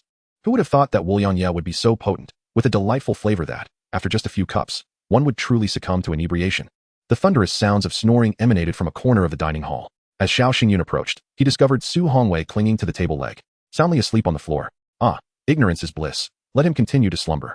Xiao Xingyun quietly ascended the stairs, entered his room, and retrieved a change of clothes from his suitcase before heading to the bathroom to relieve himself and cleanse his body. After completing this routine, all traces of his previous indulgence vanished, leaving only the scent of shower gel. Perfect. After drinking half a bottle of mineral water, Xiao Xingyun sat on the edge of his bed, charging his phone while casually browsing local news. He felt no excessive excitement. Instead, a deep-seated apprehension and fear regarding his peculiar abilities washed over him. Could it truly be that he had succeeded? Was this power divine or demonic? Initially, upon acquiring his extraordinary vision, his sole desire had been wealth, yet now he found himself straying further from that original intention. Was he still himself? Or had he been possessed by the three-eyed deity from his dreams? Knock, knock, knock. A voice called from the door. Brother Yin, are you in there? It was Su Qing's voice from outside. Ah, I'm charging my phone. Just a moment. I'll open the door, Xiao Xingyun replied. Snapping out of his reverie as he went to unlock the door, Su Qing had already showered and changed into fresh clothes. Upon entering, she threw her arms around his neck. I drank too much last night and ended up sleeping in my mother's room, only to wake up at dawn. I had intended to sneak over to find you, but I fell asleep and forgot. Without much thought, she embraced him affectionately before continuing. My mother is almost done making breakfast. I came upstairs to call you for a meal. All right, let's head down. In the dining room, 4 individuals sat together for breakfast. Apart from Su Hongwei, who rubbed his temples complaining of a headache, everyone else appeared unperturbed, quietly enjoying their meal. Bai Jiu wore a gentle smile, continually serving Xiao Xingyun food. Eat more. Excessive drinking harms the body. I've specially made congee for you. Auntie, no need to serve me. I can help myself. Xiao Xingyun replied politely, not daring to meet her gaze. By the way, we have an appointment with Vice President Li of the commercial bank after breakfast. We should go to the bank to settle that debt. Mentioning business brought Su Hongwei back to life as he said, aside from the commercial bank debt, there's also over 30 million owed to small and medium suppliers. Well, I have a total investment of 400 million, which should suffice to clear the debts. Xiao Xingyun assured. Su Hongwei, aware of Xiao Xingyun's investment plans, marveled inwardly, thinking that this future son-in-law was indeed wealthy, albeit with a short temper and impulsive nature that could easily offend others. Ding dong. The doorbell rang, and the visual intercom revealed several officers standing outside. Bai Zhiyu frowned, muttering, why would the police come now? Despite her confusion, she approached the door to open it. Good day, Miss Bai. Due to a case from last night, we need your family's cooperation in an investigation, the leading officer said politely. What case? Bai Zhiyu was taken aback. Her family had been home since yesterday afternoon. What kind of case required their involvement? Let us discuss inside. We also need to question the other members of your family. The officer continued. All right, please come in. Soon, Bai Zhiyu led the officers into the living room, just as everyone finished their breakfast. Bai Zhiyu and her family sat on one sofa while the officers occupied the opposite one, separated by a coffee table. Bai Zhiyu spoke gently, we haven't gone anywhere. It was almost dark when I asked Mr. Su to cook. After dinner, we celebrated paying off our loan by drinking a bit more than usual and then went to sleep. Su Hongwei, still massaging his temples, confirmed, yes, I'm still not sober, my head hurts. No matter how good the liquor, drinking too much is never pleasant. The scent of alcohol still lingered around him, detectable to the officers without the need for deliberate testing. All right, our inquiry is complete. If you can assure us that what you've said is true, please sign this investigation record, the officer stated, placing a pen and notebook on the coffee table for them to sign. As Bai Zhiyu picked up the pen, her curiosity got the better of her, and she asked, may I ask what exactly happened? What? How could this be? The pen slipped from Bai Zhiyu's grasp, clattering to the floor. How did he die? Xiao Xingyun exclaimed, his eyes widening in shock. Su Hongwei and Su Qing exchanged glances, wanting to say something, but found their words overshadowed by Bai Zhiyu and Xiao Xingyun's reactions. Chapter 85. The beautiful stone in the sand. The officers were quite satisfied with Bai Zhiyu, Xiao Xingyun, and the others' reactions, feeling they had largely ruled out any suspicion. Su Hongwei was left dumbfounded, wanting to laugh, yet holding back, muttering to himself. How could he be dead? He was so arrogant just yesterday, and now he has fallen to his death? Truly, life is unpredictable. Su Qing, with her innocent disposition and limited social experience, pouted. He deserves it. After all those years of loan sharking, how many lives has he ruined? If my family hadn't helped, we would have been driven to ruin as well. Bai Zhiyu cast a sidelong glance at Xiao Xingyun, quickly dismissing the frightening thought that crossed her mind. She reassured herself that it was merely a coincidence. It could not possibly be murder, as Xiao Xingyun had been too inebriated to commit such an act. After the officers departed, Bai Zhiyu and Xiao Xingyun, along with the others, arrived at the local commercial bank at the scheduled time to settle their loans. Once they left the bank, Bai Zhiyu began calling the small and medium suppliers and contractors, instructing them to bring their debt documentation and wait at her home.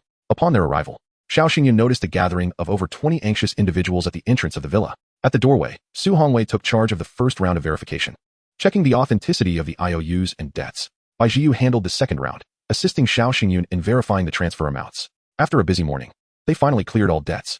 Xiao Xingyun entrusted the remaining matters to Bai Zhiyu and Su Hongwei, knowing that once the new company was officially established, he would only need to sign a few agreements to passively reap the rewards. Furthermore, he had already connected Su Hongwei with Lu Cheng.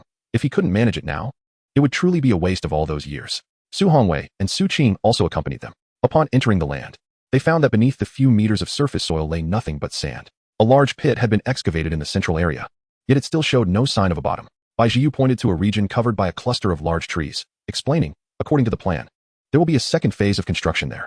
However, the first phase has already turned into a sand pit, and the future development of the land cannot be altered. Now that the debts were cleared, the land had been released from court restrictions. While extracting sand, they would also conduct geological assessments of the remaining area. If it proved suitable for construction, their profits would increase significantly. Xiao Xingyun had no concept of these matters. He merely understood that high-quality river sand fetched around 200 yuan per ton, with a truck carrying over 30 tons, approximately totaling 6,000 yuan. A large sand extraction line could easily yield 4,000 to 5,000 tons in a day, translating to nearly $1 million in revenue for each line. If they were to set up 10 extraction lines as planned, that would amount to close to 10 million in income. Of course, these figures were merely theoretical. Unforeseen complications could arise during the actual extraction. Yet, the mere thought of such imminent wealth, surpassing even the allure of theft, would drive anyone to madness. It is understandable that commercial banks, with reluctance, would not allow Su Jia to repay the debt, even suggesting an idea of acquiring shares in the land. Of course, the sand beneath this plot will eventually be excavated. The resulting pit, through renovation and transformation, could become a water amusement park. Such a venture is also a lucrative project. If successful, Su's real estate company could completely pivot its business model, escaping the fierce competition of the real estate market. Xiao Xingyun descended the steps into the vast sand pit and discovered numerous small stones resembling pebbles. Initially, he had not paid much attention, but one particular stone, about the size of an egg, caught his eye. Under the sunlight, it emitted the unique, lustrous sheen characteristic of jade. What is this stone? Xiao Xingyun wondered, picking it up and examining it closely in the light. The brilliance under strong illumination revealed a crystalline transparency, indicating significant jade quality, with fine internal patterns. Without the need for enhanced vision, he could discern that this stone was remarkably similar to jade. Su Qing approached, her eyes widening in surprise as she exclaimed, "Brother Yuan, what are you looking at? Wow, this stone is so beautiful. The surface is actually golden yellow." Su Hongwei scoffed, "What is so special about a worthless stone? There are plenty in the sand."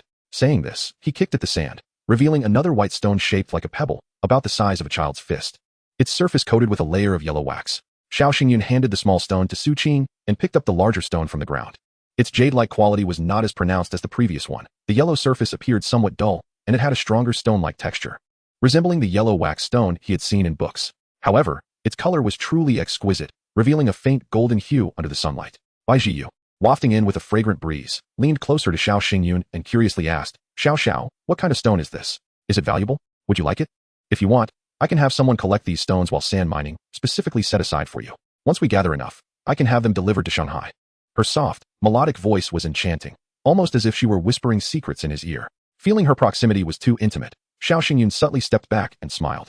"That sounds wonderful. Thank you, Annie. I appreciate your help." "No trouble at all. We're family now, no need for formality," Bai Jiyu replied, bending down to help him pick up two beautiful white stones at his feet. Half squatting, she looked up and asked, Xiao, are these two white stones pretty?" Xiao Xingyun focused and was instantly captivated. The two pebbles in Bai Jiyu's hands gleamed with a luster comparable to that of sheep fat jade. Even more astonishing was that these stones exhibited characteristics akin to seed materials, their texture delicate and the surface covered in fine pores. While the first two stones he had collected merely hinted at jade-like qualities, these two white stones were unmistakably jade and of exceptionally high quality. "These are true treasures," he thought. As he accepted the jade stones from her, he scrutinized them against the sunlight, nearly unable to discern the internal structures. The formation of jade is a complex process, and aside from the well-known jade-producing regions, the recently popularized Yangtze jade is sourced from jade-like stones found in the river sediment. Their origins are intricate. They may have been washed down from jade-producing areas or formed naturally under unique conditions over countless years. It is even possible that ships transporting jade sank, leading to a multitude of jade pieces buried in rivers, now resurfacing. "If you like them, I will ensure all the stones we sift from the sand here are set aside for you," Bai Jiyu assured him. Su Hongwei, however, dismissed it. "What are these things? Are they really worth anything? These two jade stones in my hand are valued at over 10,000 each at current market prices," Xiao Xingyun explained. "Huh." Xiao Xingyun chuckled, choosing not to engage in a debate with him.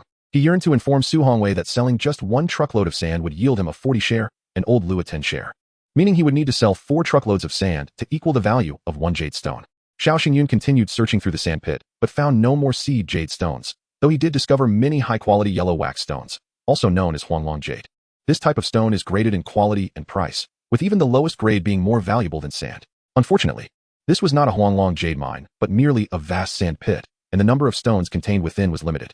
After excavating all the sand, finding around 10 tons of usable material would be considered a stroke of luck. With 2 seed stones and a collection of Huanglong jade in hand, he placed them in the trunk of his car. Just as he was settling in, Su Qing quietly slipped in beside him, snuggling under the covers. "Darling, you've worked hard these past few days for my family's matters.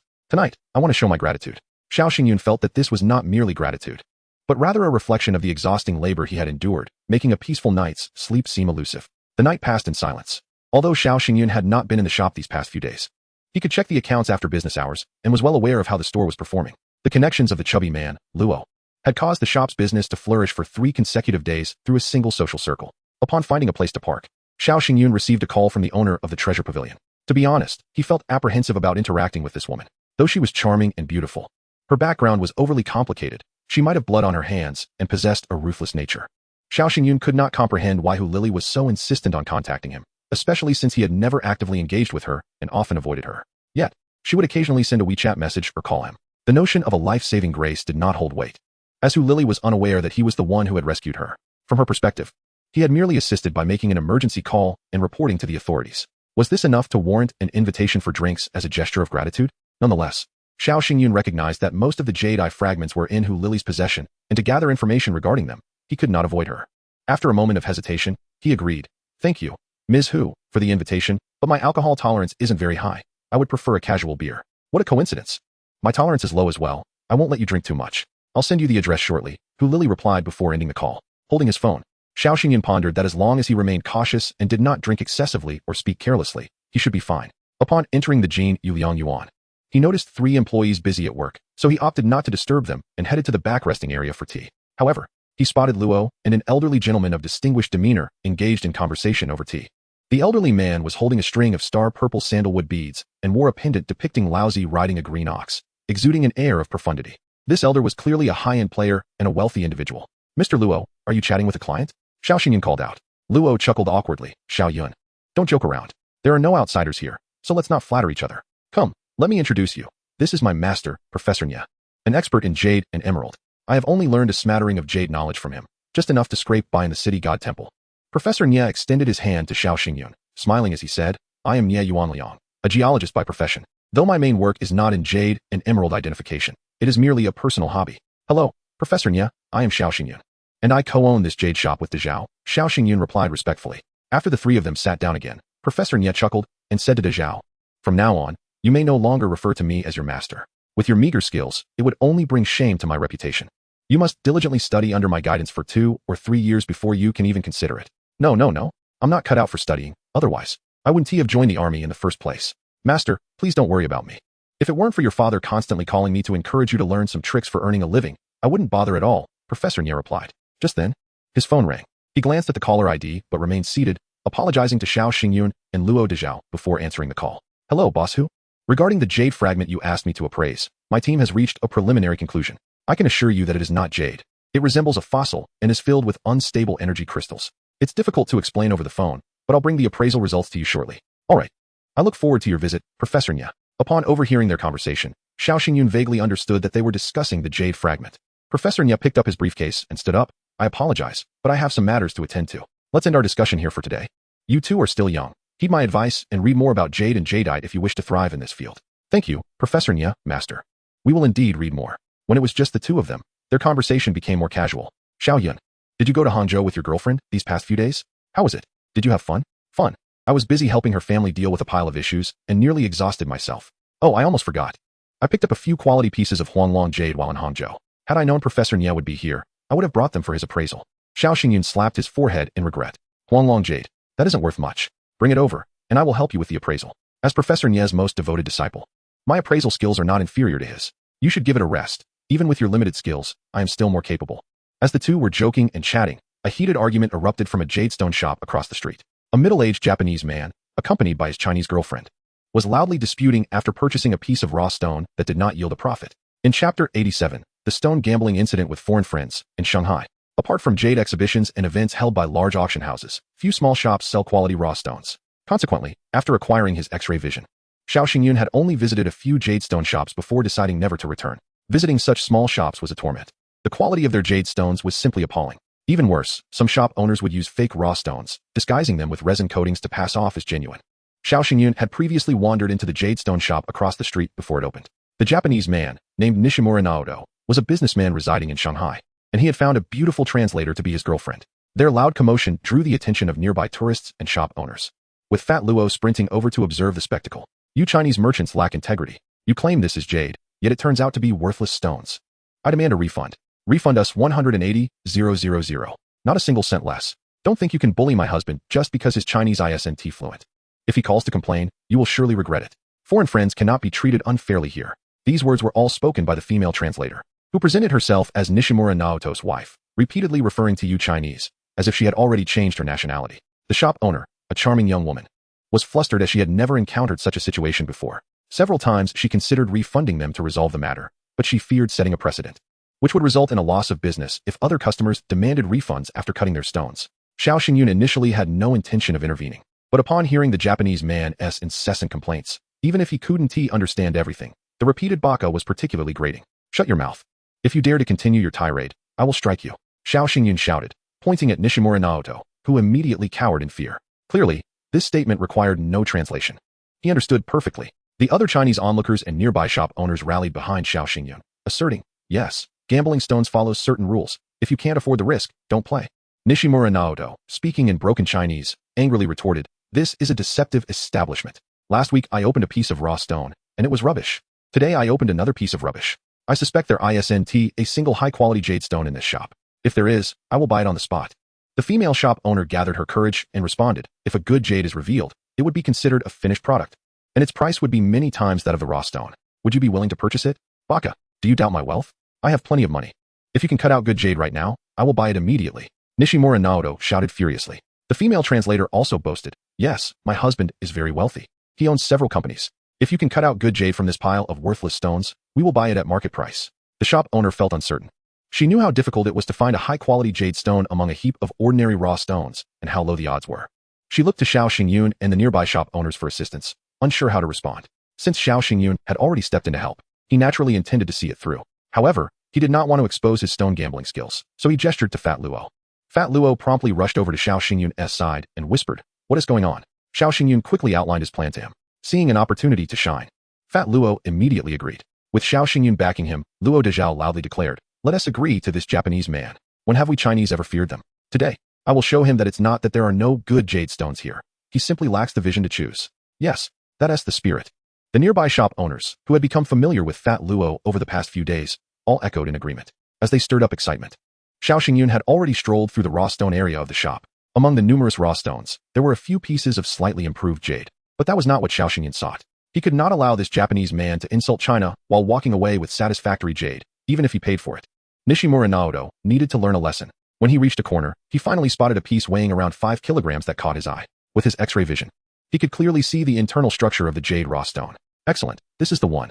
After Fat Luo had finished ridiculing Nishimura Naoto and had a brief conversation with the female shop owner, Xiao Xingyun approached him and signaled with his eyes. Fat Luo understood immediately and raised his voice. Everyone, watch closely as I select a piece of jade raw stone. Unlike some people who can't identify a good one, yet blame the shop for not having quality stones. Upon hearing this, the onlookers widened their eyes, eager to see which raw stone Fat Luo would choose. The nearby shop owners were even more eager, hoping to learn some stone gambling techniques from him. Fat Luo, lacking knowledge of stone gambling, relied entirely on Xiao Xingyun's guidance. After some stops and starts, he finally picked up the piece of jade raw stone from the corner with a black skin. This raw stone did not differ from the others. It had irregular corners and appeared slightly flat, with at least 2 bracelet positions visible on the surface. Fat Luo boldly held up the raw stone and said, all right, I'll choose this one. I'll mark a line and cut the largest corner. By the way, how much is this raw stone? The female proprietor expressed her gratitude to Mr. Luo for his intervention, yet she reminded him that the matters of the store were not solely her dominion. She stated, this raw stone could fetch no less than 198,000 if sold to someone else, but today, I will offer you a special price of just 100,000. Without further ado, Mr. Luo processed the payment with his card. Although he lacked confidence in himself, he held unwavering faith in Xiao Xingyun. On the largest corner of the raw stone, a line was drawn, intending to slice off merely 3 to 4 centimeters, a method considered as edge cutting. The workers in the shop, following Mr. Luo's instructions, placed the stone in the cutting machine, and the substantial corner would be cut within minutes. Nishimura Naoto, wearing a disdainful smirk, scoffed, you must be a group of fraudsters. I'm eager to see what kind of jade you can extract. I've been gambling on stones in Myanmar for years, and I've never encountered anyone so careless, casually picking up a stone and expecting to unveil high-quality jade. Seizing the opportunity, the female translator chimed in, exactly. If you fail to produce quality jade, it only proves this is a scam shop selling fake waste stones. And you must refund the money. At that moment, a worker announced, the stone has been cut. Mr. Luo, would you like to take a look yourself? Many workers refrained from touching the customer's stones due to the superstition among gamblers who believe that misfortune in cutting could ruin their precious jade. Thus, the more knowledgeable workers often allowed the owners of the raw stones to witness the first glimpse of the cut jade. Mr. Luo picked up the jade raw stone, wiped off the stone dust, and his eyes sparkled with excitement. It's increased, significantly increased. That Japanese man. Widen your dog eyes and behold what kind of jade I've just revealed. Chapter 88.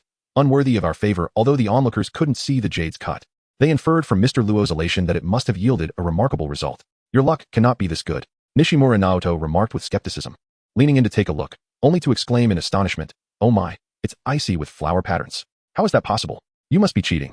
Mr. Luo, with an air of arrogance, retorted, if you can't afford to gamble, then don't. Just kneel at the shop in trance and shout 3 times that we Japanese are all untrustworthy scoundrels, and you may leave without purchasing this stone.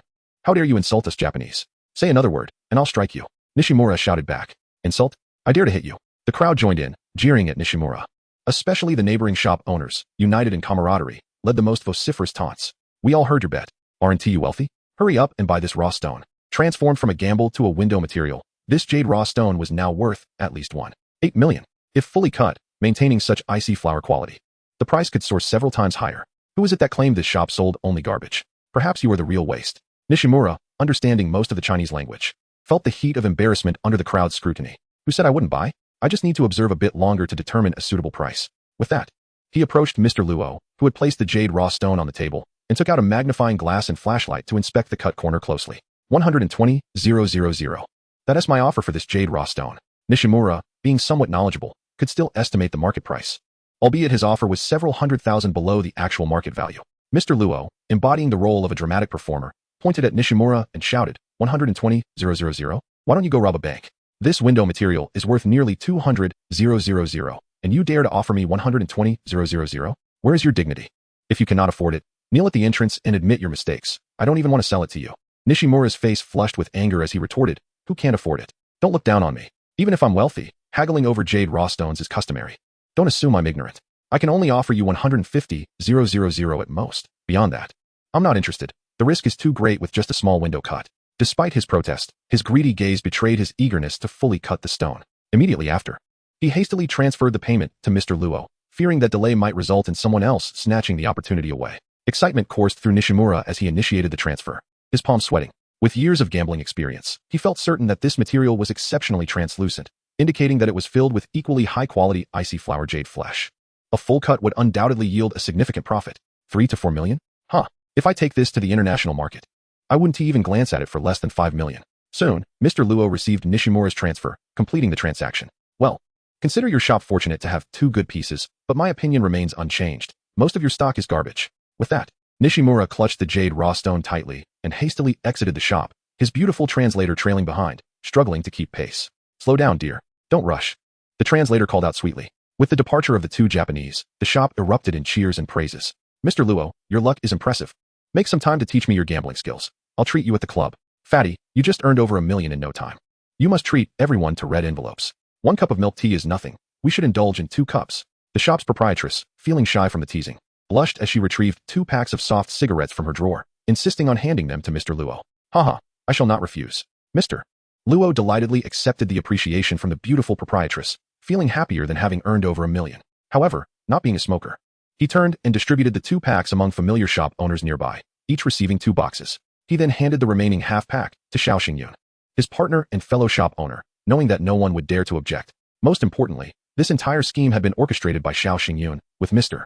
Luo merely serving as a tool. Brother Yun, heh, how shall we divide the profits from this windfall? When needing something, he was brother. When nothing was at stake, he was little Yunzi, and when exchanging flattery, he was General Xiao. 1 half each. Just transfer me 700,000. In the gambling circle, there was an established method of profit distribution, and Xiao Xingyun offered Mr. Luo the highest treatment, acknowledging the effort he had put into the earlier performance. What? Brother Yun, you're giving too much. I merely berated that Japanese man a bit. It took no skill. Just give me 30. Stop the nonsense. The division is as I say. If you call me brother, you must listen to me, Xiao Xingyun declared with a domineering tone.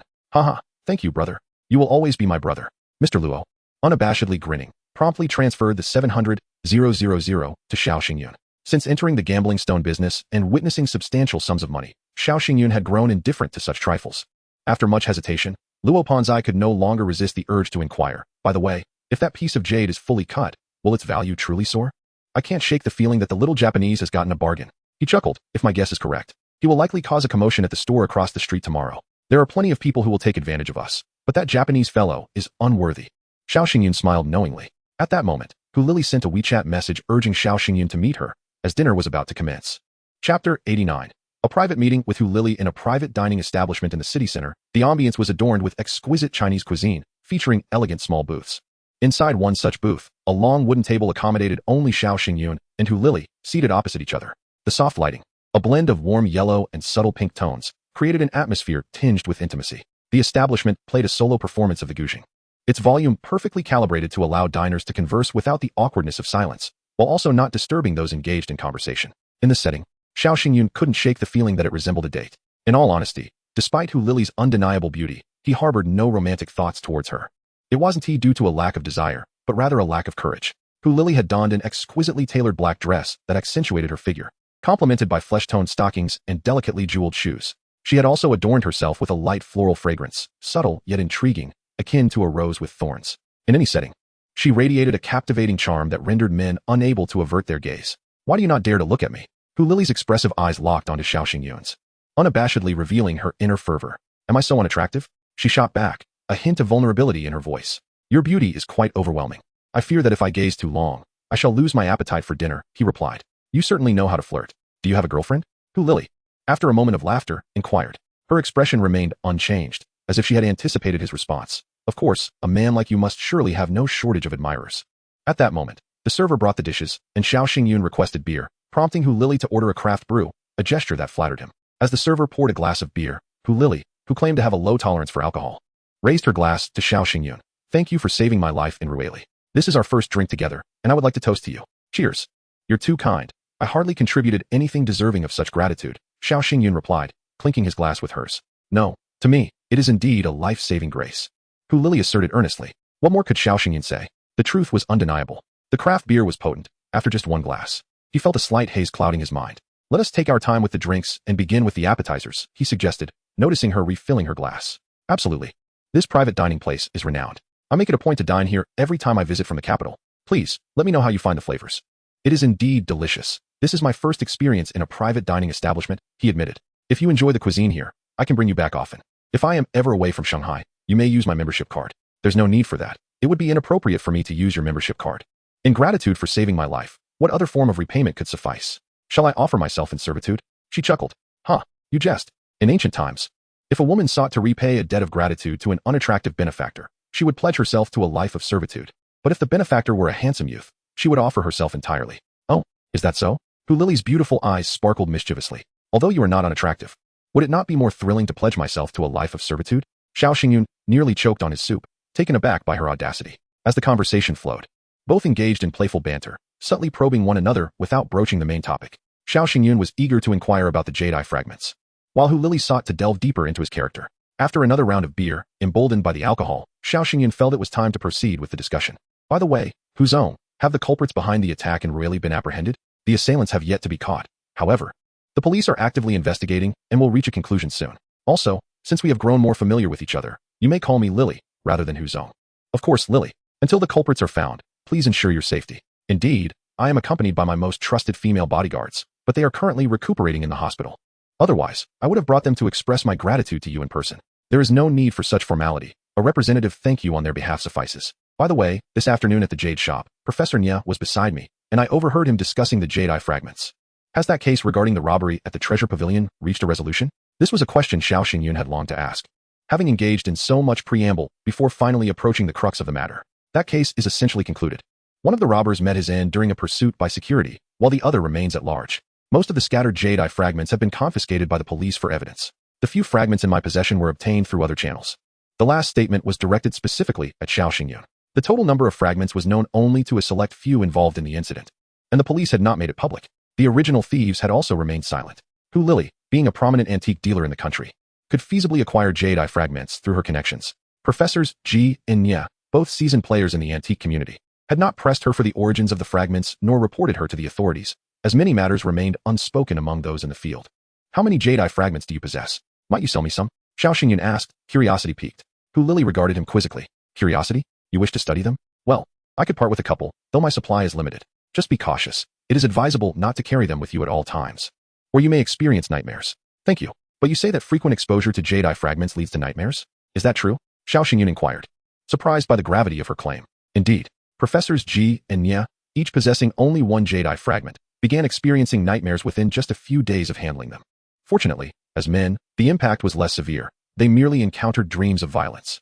As for me, never mind, let us drink. Xiao Xingyun was left pondering what nightmares Hu Lily had endured, her words hinting at deeper experiences. However, acquiring 2 jadeite fragments from her was already a delightful surprise.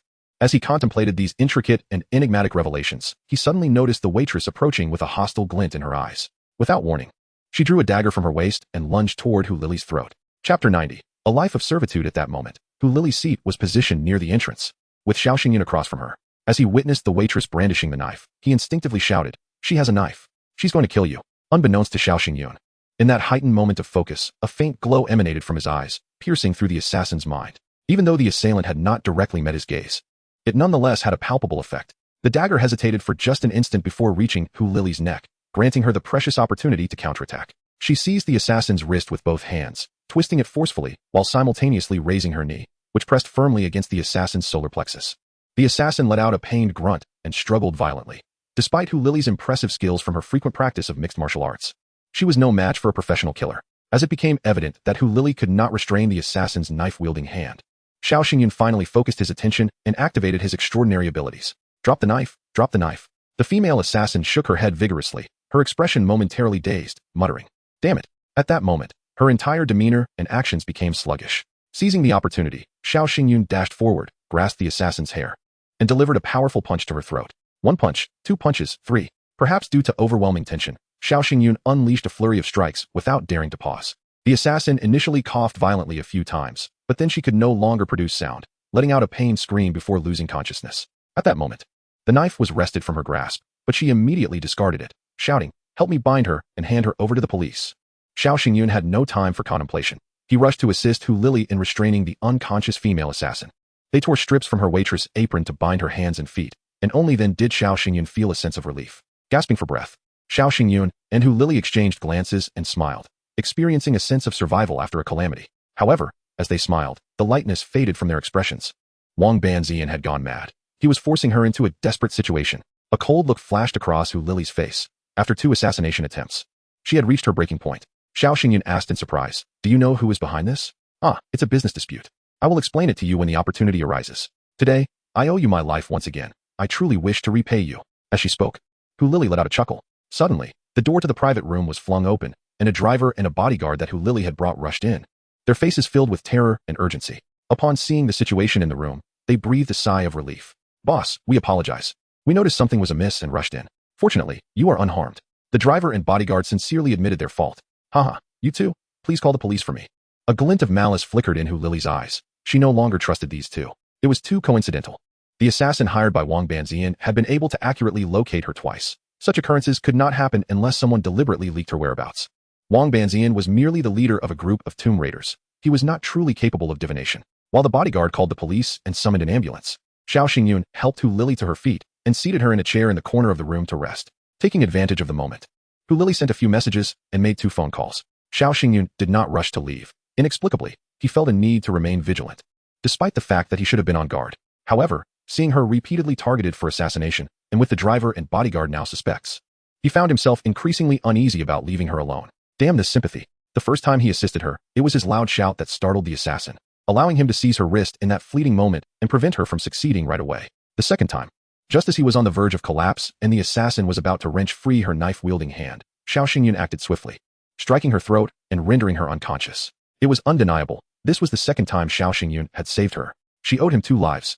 Hu Lily's beautiful eyes sparkled as she secretly observed Xiao Xingyun, her feelings for him intensifying to the point where she would gladly serve him to repay her debt of life. Just then, the police arrived. In a place like Shanghai, an assassination incident was undoubtedly a significant event. The shop owner was summoned to confirm to the police that the woman who had attempted to assassinate Hu Lily was not one of his waitstaff, but rather a disguised assassin. Consequently, the police's attention shifted to interrogating the assassin. An ambulance arrived, and the police sent several officers to escort the assassin to the hospital, intending to awaken her for questioning. Hu Lily and Xiao Xingyun, as the parties involved and witnesses to the scene, were also invited to the police station for thorough questioning. Xiao Xingyun faced no issues. His background was clear, and after recounting the events and signing a statement, he was allowed to leave. However, Hu Lily's situation was more complicated. Having been attacked twice, the police had numerous inquiries to make. Xiao Xingyun had no choice but to leave first. As he exited the police station, he noticed that the bodyguard waiting outside for Hu Lily was a different person, no longer one of the 2 familiar faces he had seen before. During his commute, Su Qing sent several WeChat messages inquiring when he would arrive home. While Xiao Xingyun was being questioned by the police, Su Qing had attempted to call, but he had missed it. He found comfort in the feeling of being cared for. Upon entering the house, it was already midnight, and Su Qing had yet to sleep, sitting on the sofa watching television. "It's nothing. I had dinner and discussed some business matters with friends, and I forgot to check my phone. In the future, I will call you in advance if anything similar occurs," Xiao Xingyun replied, playfully pinching Su Qing's chin, not telling her the whole truth. "All right, let's agree on that. Drink some water and then go take a shower. I learned a new dance today that I want to show you," Su Qing said, swaying her body in her bathrobe. The robe was untied, and with a shake, it fell open. Xiao Xingyun sighed inwardly. Tomorrow they should go for barbecue. He would certainly order at least 10 skewers of lamb balls. Chapter 91. Friends also want to learn street vending in the morning. Xiao Xingyun awoke to the sound of piano playing from his neighbor, Tang Shi. He squinted his eyes and muttered, "What a terrible villa. The sound insulation is truly poor." Su Qing's dance skills were exceptional, and her melodious voice was enchanting. Each performance left Xiao Xingyun captivated. Checking the time on his phone, he realized it was already 10 in the morning, quite an early start to the day. Sitting up, he rubbed his waist, feeling a bit sore. While his extraordinary abilities enhanced his vision, his physical prowess remained unremarkable. After watching his girlfriend's dance performances a few times, Xiao Xingyun felt as if he were becoming utterly exhausted. After washing up and quickly finishing the breakfast Su Qing had left behind, he stepped into the yard and yelled toward the neighbor, "Please refrain from playing the piano in the morning. It's too noisy." The piano abruptly halted. Tang Shi frowned, standing at the window, glaring at Xiao Xingyun, finding him truly annoying.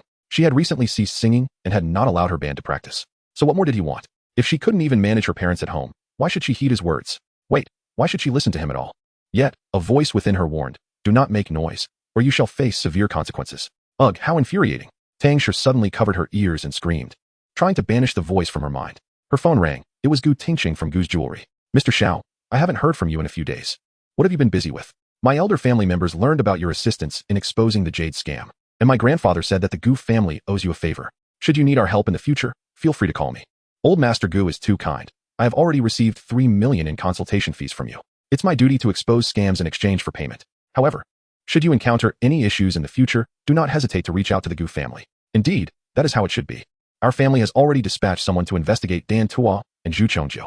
We have preliminarily determined that these are false identities. They have successfully perpetrated fraud across multiple regions, with substantial sums involved. This has become a matter for the police. We hope they apprehend such deceivers soon. While it is indeed the police's responsibility, our Gu family will not cease our pursuit of these 2 individuals.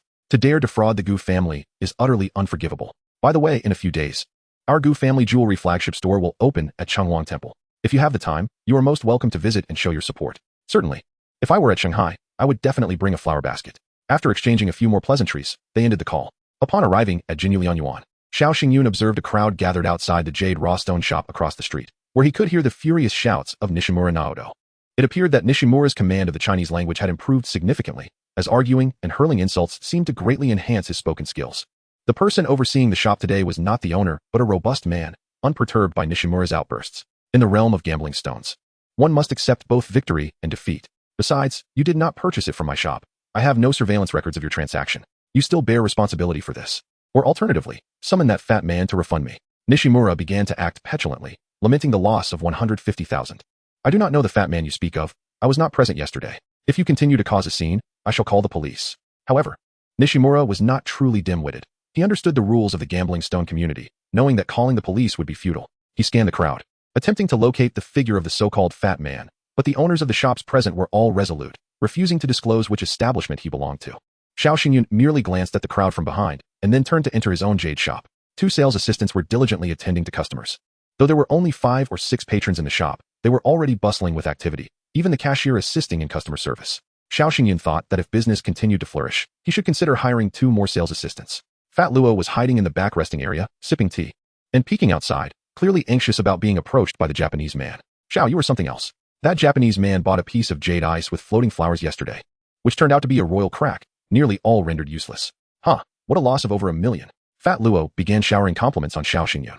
Xiao Xingyun casually explained, "I had a feeling there was something amiss with that piece. The external spots were too scattered, and there was a fine crack running through the stone. I suspected its interior condition could not be much better. I just didn't anticipate it would be that severe. A royal crack indeed. Enough with the explanations. I simply think you are impressive." "Yes, I concur." At that moment, Zhang Hao and Lu Wenjing entered, inquiring with a free sales assistant, "Hello, may I ask if Xiao Xingyun is here? Are you 2 looking for my boss?" The sales assistant asked cautiously.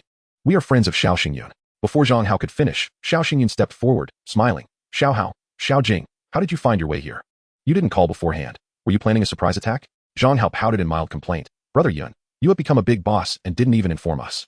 We were contemplating inviting you to a meal." Lu Wenjing, more straightforward, explained, "We had some free time today and intended to learn about setting up stalls at Chenghuang Temple. Upon inquiry, we learned you opened a store and became a big boss, so we came over." Xiao Xingyun teased, "Haha, since you are so earnest. You shall treat us to lunch today. I will call my girlfriend in advance to refrain from snacking and save her appetite for a hearty meal." "How ungracious of you. Now that you are a big boss, you don't even offer to treat us," Zhang Hao retorted with a hint of envy. Lu Wenjing, however, remained serious. "We actually came here to treat you to a meal. Otherwise, it feels like there's an unfinished business weighing on my mind. I also wanted to meet your girlfriend. Zhang Hao has mentioned she is exceptionally beautiful and is the belle of the music academy." Hearing this, Zhang Hao felt even more envious. He had once dreamt of pursuing Su Qing, only to be outpaced by Xiao Xingyun. However, now that he was with Lu Wenjing, he felt content. focusing on earning money to prepare for their future. Their visit to Changwon Temple was indeed an attempt to learn how to set up stalls selling jade and emeralds, with aspirations of driving a luxury car and living in a grand residence. As for stall setup techniques, Xiao Xingyun learned those from Fat Luo, and upon hearing their aspirations, he did not refuse. All right, during lunch, I will also invite my partner Fat Luo to share his stall setup skills. I learned from him as well. Chapter 92. The eccentric turquoise shop owner. At noon, the five of them found a Chinese restaurant and reserved a small private room to enjoy a casual meal. This was the first time Zhang Hao had seen Su Qing since moving from his old residence. The once somewhat innocent girl had transformed into a radiant and beautiful woman, exuding a charm that occasionally left him momentarily speechless. However, Zhang Hao was aware that Su Qing was now Xiao Xingyun's girlfriend, leaving him with no opportunity to engage in conversation with her, as her focus was entirely on Xiao Xingyun, pouring him water and serving him food. As the only daughter at home and the school belle, she was accustomed to being cared for and had never considered looking after others. Only in the past 2 years, following her mother by Zhiyu's guidance, had she learned some basic life skills, allowing her to assist Xiao Xingyun. Fat Luo, now a solitary figure, could only speak incessantly, imparting his stall setup techniques to everyone. The most vital information included what essential items were needed to set up a stall in the antique street and where to procure them at the best prices. Learning how to select goods and distinguish authenticity, however, would take considerable time to master. After the meal, it was uncertain how much they had learned, but Xiao Xingyun encouraged them to frequent Changwon Temple. The more they wandered, the more they could learn from each stall owner. If he and Fat Luo had time, they could also teach them directly at Jinyuliang Yuan. Additionally, any remaining low-end goods from their stalls could be sold to Zhang Hao. At that moment, a sales assistant from the treasure pavilion and a security guard approached Xiao Xingyun, presenting him with a jewelry box sealed with a sticker. "This is a gift from our boss," the sales assistant from the treasure pavilion said, eyeing Xiao Xingyun with curiosity. She was puzzled as to why her rather proud boss would personally send something to Xiao Xingyun, who appeared quite ordinary. She wondered what special talent he possessed that made the boss remember him so fondly, her eyes glimmering whenever his name was mentioned. Xiao Xingyun had no need for clairvoyance to guess the contents of the box. He had only requested it from Hu Lily the previous night, and here she was. Eager to fulfill his request, he accepted the box, gently shaking it, and hearing the sound of 2 jade-eye fragments rattling inside. "The items have been received. I will send her a message. Thank you for your trouble. Please enjoy some tea before you leave, even for such a short distance." Hu Lily insisted on having the security guard accompany the delivery, indicating the jade eyes were likely of significant value. Fat Luo leaned in with a sly grin. "Xiao Yun, you are quite something. The beautiful boss from the treasure pavilion is sending you flower baskets and gift boxes. Could it be that she has taken a liking to you?" Xiao Xingyun shot him a glare. "Stop overthinking it. You should find yourself a girlfriend soon. Don't just hang around the club, frequenting the riverside. One is bound to get wet. Being caught could lead to an embarrassing situation." At the mention of this, Fat Luo sighed deeply. "I once had a girlfriend. She was stunning. Ever since I took hormones and became a hefty fellow, we broke up. Now, which girl would be foolish enough to choose me? I wouldn't want to bring misfortune upon anyone. I might as well spend my days alone." Xiao Xingyun was disinterested in listening to Luo Panzai's tales of romantic escapades. After hearing too many, he could no longer discern which of his statements were genuine and which were fabricated. Given Luo Panzai's affluent background, securing a common girlfriend would be exceedingly effortless. The fact that his ex-girlfriend parted ways with him merely indicated that the young woman hailed from a respectable family herself, one that was not lacking in financial means. As feelings waned and appearances no longer sufficed, parting ways was but a matter of time. Certain matters are not suitable for young minds to ponder, lest they be haunted by nightmares. With a chuckle, Xiao Xingyun prepared to take his leave. At that moment, a middle-aged man picked up a piece of blue-green stone landscape pendant but refused to pay, calling out to Luo Dezhao. "Boss Luo, I'll take this pendant for a few days. You can choose any piece of turquoise from my shop in exchange." After finishing his statement, the middle-aged man turned to leave. "Sir, please don't do that. Our store does not operate on credit," the female sales associate interjected. The man retorted with displeasure. "Beautiful lady, your boss hasn't uttered a word. What do you know about our street's customs? Which shop owner hasn't exchanged goods before?" Seizing the opportunity, Xiao Xingyun inquired of Luo Dezhao. "Is he your friend?" "Friend? Hardly. He is just the owner of a turquoise shop down south. I merely greeted him when we opened." Luo Dezhao replied. "Since we aren't acquainted, we shouldn't indulge his bad habit. Such customs do not apply here." Having said this, Xiao Xingyun approached the man and interjected, "Brother, your actions are rather inappropriate." The middle-aged man paused, sizing up Xiao Xingyun with a dismissive scoff. "Who are you? You don't understand the camaraderie between shop owners. Don't meddle." Xiao Xingyun smiled. "Allow me to introduce myself. I am Xiao Xingyun, a major stakeholder in the Jinyuliang Yuan shop. May I ask your name?" You are the esteemed owner of Jinyuliang Yuan?" "I am Li Jiqiang, the proprietor of the adjacent store." "A pleasure to meet you." Li Jiqiang was momentarily taken aback, awkwardly shaking Xiao Xingyun's hand as if he were about to dig a basement with his toes. "Since this is our first meeting, there can be no talk of friendship. However, I sincerely admire this blue-green stone landscape pendant. I can offer you a discount of 40, Xiao Xingyun asserted, neither too harsh nor too lenient, while still leaving Li Jiqiang some dignity. A reasonable person at this juncture would either purchase at the discounted price or leave the item behind. Yet, Li Jiqiang was anything but conventional. He unexpectedly turned and fled, exclaiming, "What discount? That would offend the camaraderie among peers. Come to my shop. You can choose any turquoise. If you have a discerning eye, take my finest high-grade blue turquoise worth over 100,000, and I won't bat an eyelash." Xiao Xingyun frowned. What an odd fellow. If he were to report this, would they consider it robbery? Luo Panzai was equally exasperated and remarked, "Brother Yuan, I truly am not familiar with him. I had no idea he was like this. However, since he has made such a proposal, let us go to his shop and take the most expensive item. I'm curious to see how he will react." Chapter 93. Hitting a brick wall, Xiao Xingyun and Luo Panzai pursued Li Jiqiang into the turquoise shop next door. Nearby shop owners and stall vendors, bored and idle, burst into laughter at the scene. Huh, Li Boss is bullying the new shop owner again. Brother Chong is shameless. He has done this to every new store opening, and his selections are mediocre. New owners often think nothing of it, exchanging for turquoise, only to end up at a loss. You see, Li Boss's shop has few high-quality genuine turquoise. It's mostly low-grade goods. Anyone who exchanges with him ends up at a disadvantage. I've learned that the hard way. As they chuckled, the onlookers naturally followed to witness the unfolding drama. For many antique shops went days without a single customer. Upon entering Li Jiqiang's store, Xiao Xingyun noted that it was not particularly spacious, merely one-third the size of his own Jade shop, yet the items were densely packed. Boss Xiao, feel free to browse and pick, but you may select only one item. Once chosen, it cannot be exchanged. This is the custom of our city god temple, Li Jiqiang said with a cheerful demeanor. Oh, I was unaware of such a rule. Nevertheless, I shall take a look. Since he had entered the shop, Xiao Xingyun decided to humor him. Otherwise, Li Jiqiang might think he was easily bullied. Should there be high-priced items, he would certainly select them. However, if everything was of low quality, he would declare the entire inventory worthless, tarnishing the shop's reputation in the city god temple. Thus, Xiao Xingyun began his examination from the entrance. Turquoise, also known as songshi in Chinese, is named for its resemblance to pine cones and its color reminiscent of pine green. Due to variations in elemental composition, its hues can differ, ranging from sky blue, light blue, greenish blue, green, to pale shades of green. It is peculiar that although it is named green turquoise, the most valuable varieties are actually blue, price per gram, with the finest high-grade blue reaching over 1,000 yuan per gram. Conversely, lower-quality natural turquoise can be acquired for merely dozens of yuan per gram. If one encounters synthetic turquoise or treated stones, prices can vary widely.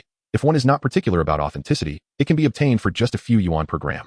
Xiao Xingyun inspected rapidly, using his discerning eye to assess the entire area of turquoise. The turquoise bracelets near the entrance appeared flawless, yet under his scrutiny, he observed blue particles dispersed across a lighter base. He recalled reading about turquoise appraisal and recognized this as the cheese with wheat phenomenon, a hallmark of synthetic turquoise. Some even bore artificial iron wire features. Fake goods indeed. The piece in the middle was decent, though its appearance was slightly lacking. It was genuine, with a tightly knit internal structure. Just as he praised this piece, he encountered a slew of artificially waxed, injected, and enhanced products that were utterly dismal. Having traversed from the entrance to the back, he found no valuable items, shaking his head in disappointment. Luo Panzai, growing anxious, asked, "Brother Yuan, is there truly nothing of value?" "Calm down, I've only examined one side. There is still the other to inspect," Xiao Xingyun replied, moving to the opposite counter. Continuing from the entrance towards the back, he similarly discovered no valuable items. Whether bracelets, necklaces, carvings, rings, or inlaid pieces, they were all low-end products or subpar enhancements. Nearby, several shopkeepers could not suppress their laughter. "Boss Xiao, don't hesitate. This is all he has. No matter how you select, you'll end up at a loss." We've all learned that the hard way. Li Jiqiang, confident in his stance, declared, "You all must not speak out of turn. You simply lack discernment. My shop has valuable items you cannot recognize. Do not claim I have nothing worth money. I swear there are goods in my shop worth at least over 100,000. Xiao Xingyun ignored Li Jiqiang and noticed at the cash register, beside the counter area, a few imitation sandalwood jewelry boxes. These boxes held little value, often given away for free by Jade shops as packaging, costing merely 2 or 3 yuan wholesale. Many shop owners mistakenly believed that the boxes in that corner were empty, meant for wrapping items after payment. However, upon peering into the boxes with his discerning eye, Xiao Xingyun was astonished to find 2 high-quality natural turquoise bracelets hidden within the bottom of the boxes. One was a high-grade blue turquoise bracelet, and the other a high-grade green turquoise bracelet. Each bracelet comprised 12 beads, with a bead size of 20, suitable for men. Xiao Xingyun, tall and robust, leaned over the counter, reaching down to retrieve the 2 boxes from the corner. Upon opening the box, it was indeed revealed to contain 2 exquisite turquoise bracelets. "Haha, I find these 2 bracelets quite remarkable," Xiao Xingyun chuckled. Li Jiqiang, who was boasting to a nearby shop owner, was suddenly thrown into a panic upon seeing Xiao Xingyun retrieve his prized possessions, shouting, "No, no, those 2 strands are not for sale. They are reserved for my client, who will arrive shortly to collect them." Xiao Xingyun, holding the 2 bracelets, deftly evaded Li Jiqiang's grasp and retorted, "Who was it that said I could choose freely? Who stated that the rules of the Chenghuang Temple dictate that once selected, an item cannot be changed? The pieces I placed in the corner of the counter were not on display. You cannot choose those 2. Regret washed over Li Jiqiang as he began to resort to underhanded tactics. Each of these bracelets was valued at over 100,000. A rare treasure he had accumulated over many years. Pray tell, what was it you just said? Xiao Xingyun glared coolly at Li Jiqiang, no longer avoiding confrontation. If he dared to snatch the turquoise bracelets again, he would not hesitate to retaliate. The onlookers, fellow shop owners, gasped in astonishment, exclaiming, "Wow, Boss Xiao is incredible. You truly found valuable items?" I can attest that Li Jiqiang claimed you could choose anything from his shop. One must honor their bets, Li. You initiated this.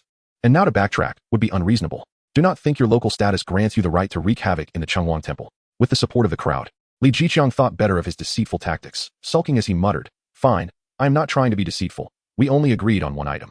Why have you taken two from me? Let me weigh them and see which one is heavier. That is the one I shall keep." Despair washed over Li Jiqiang as he realized he had encountered an insurmountable obstacle. Xiao Xingyun was far too cunning.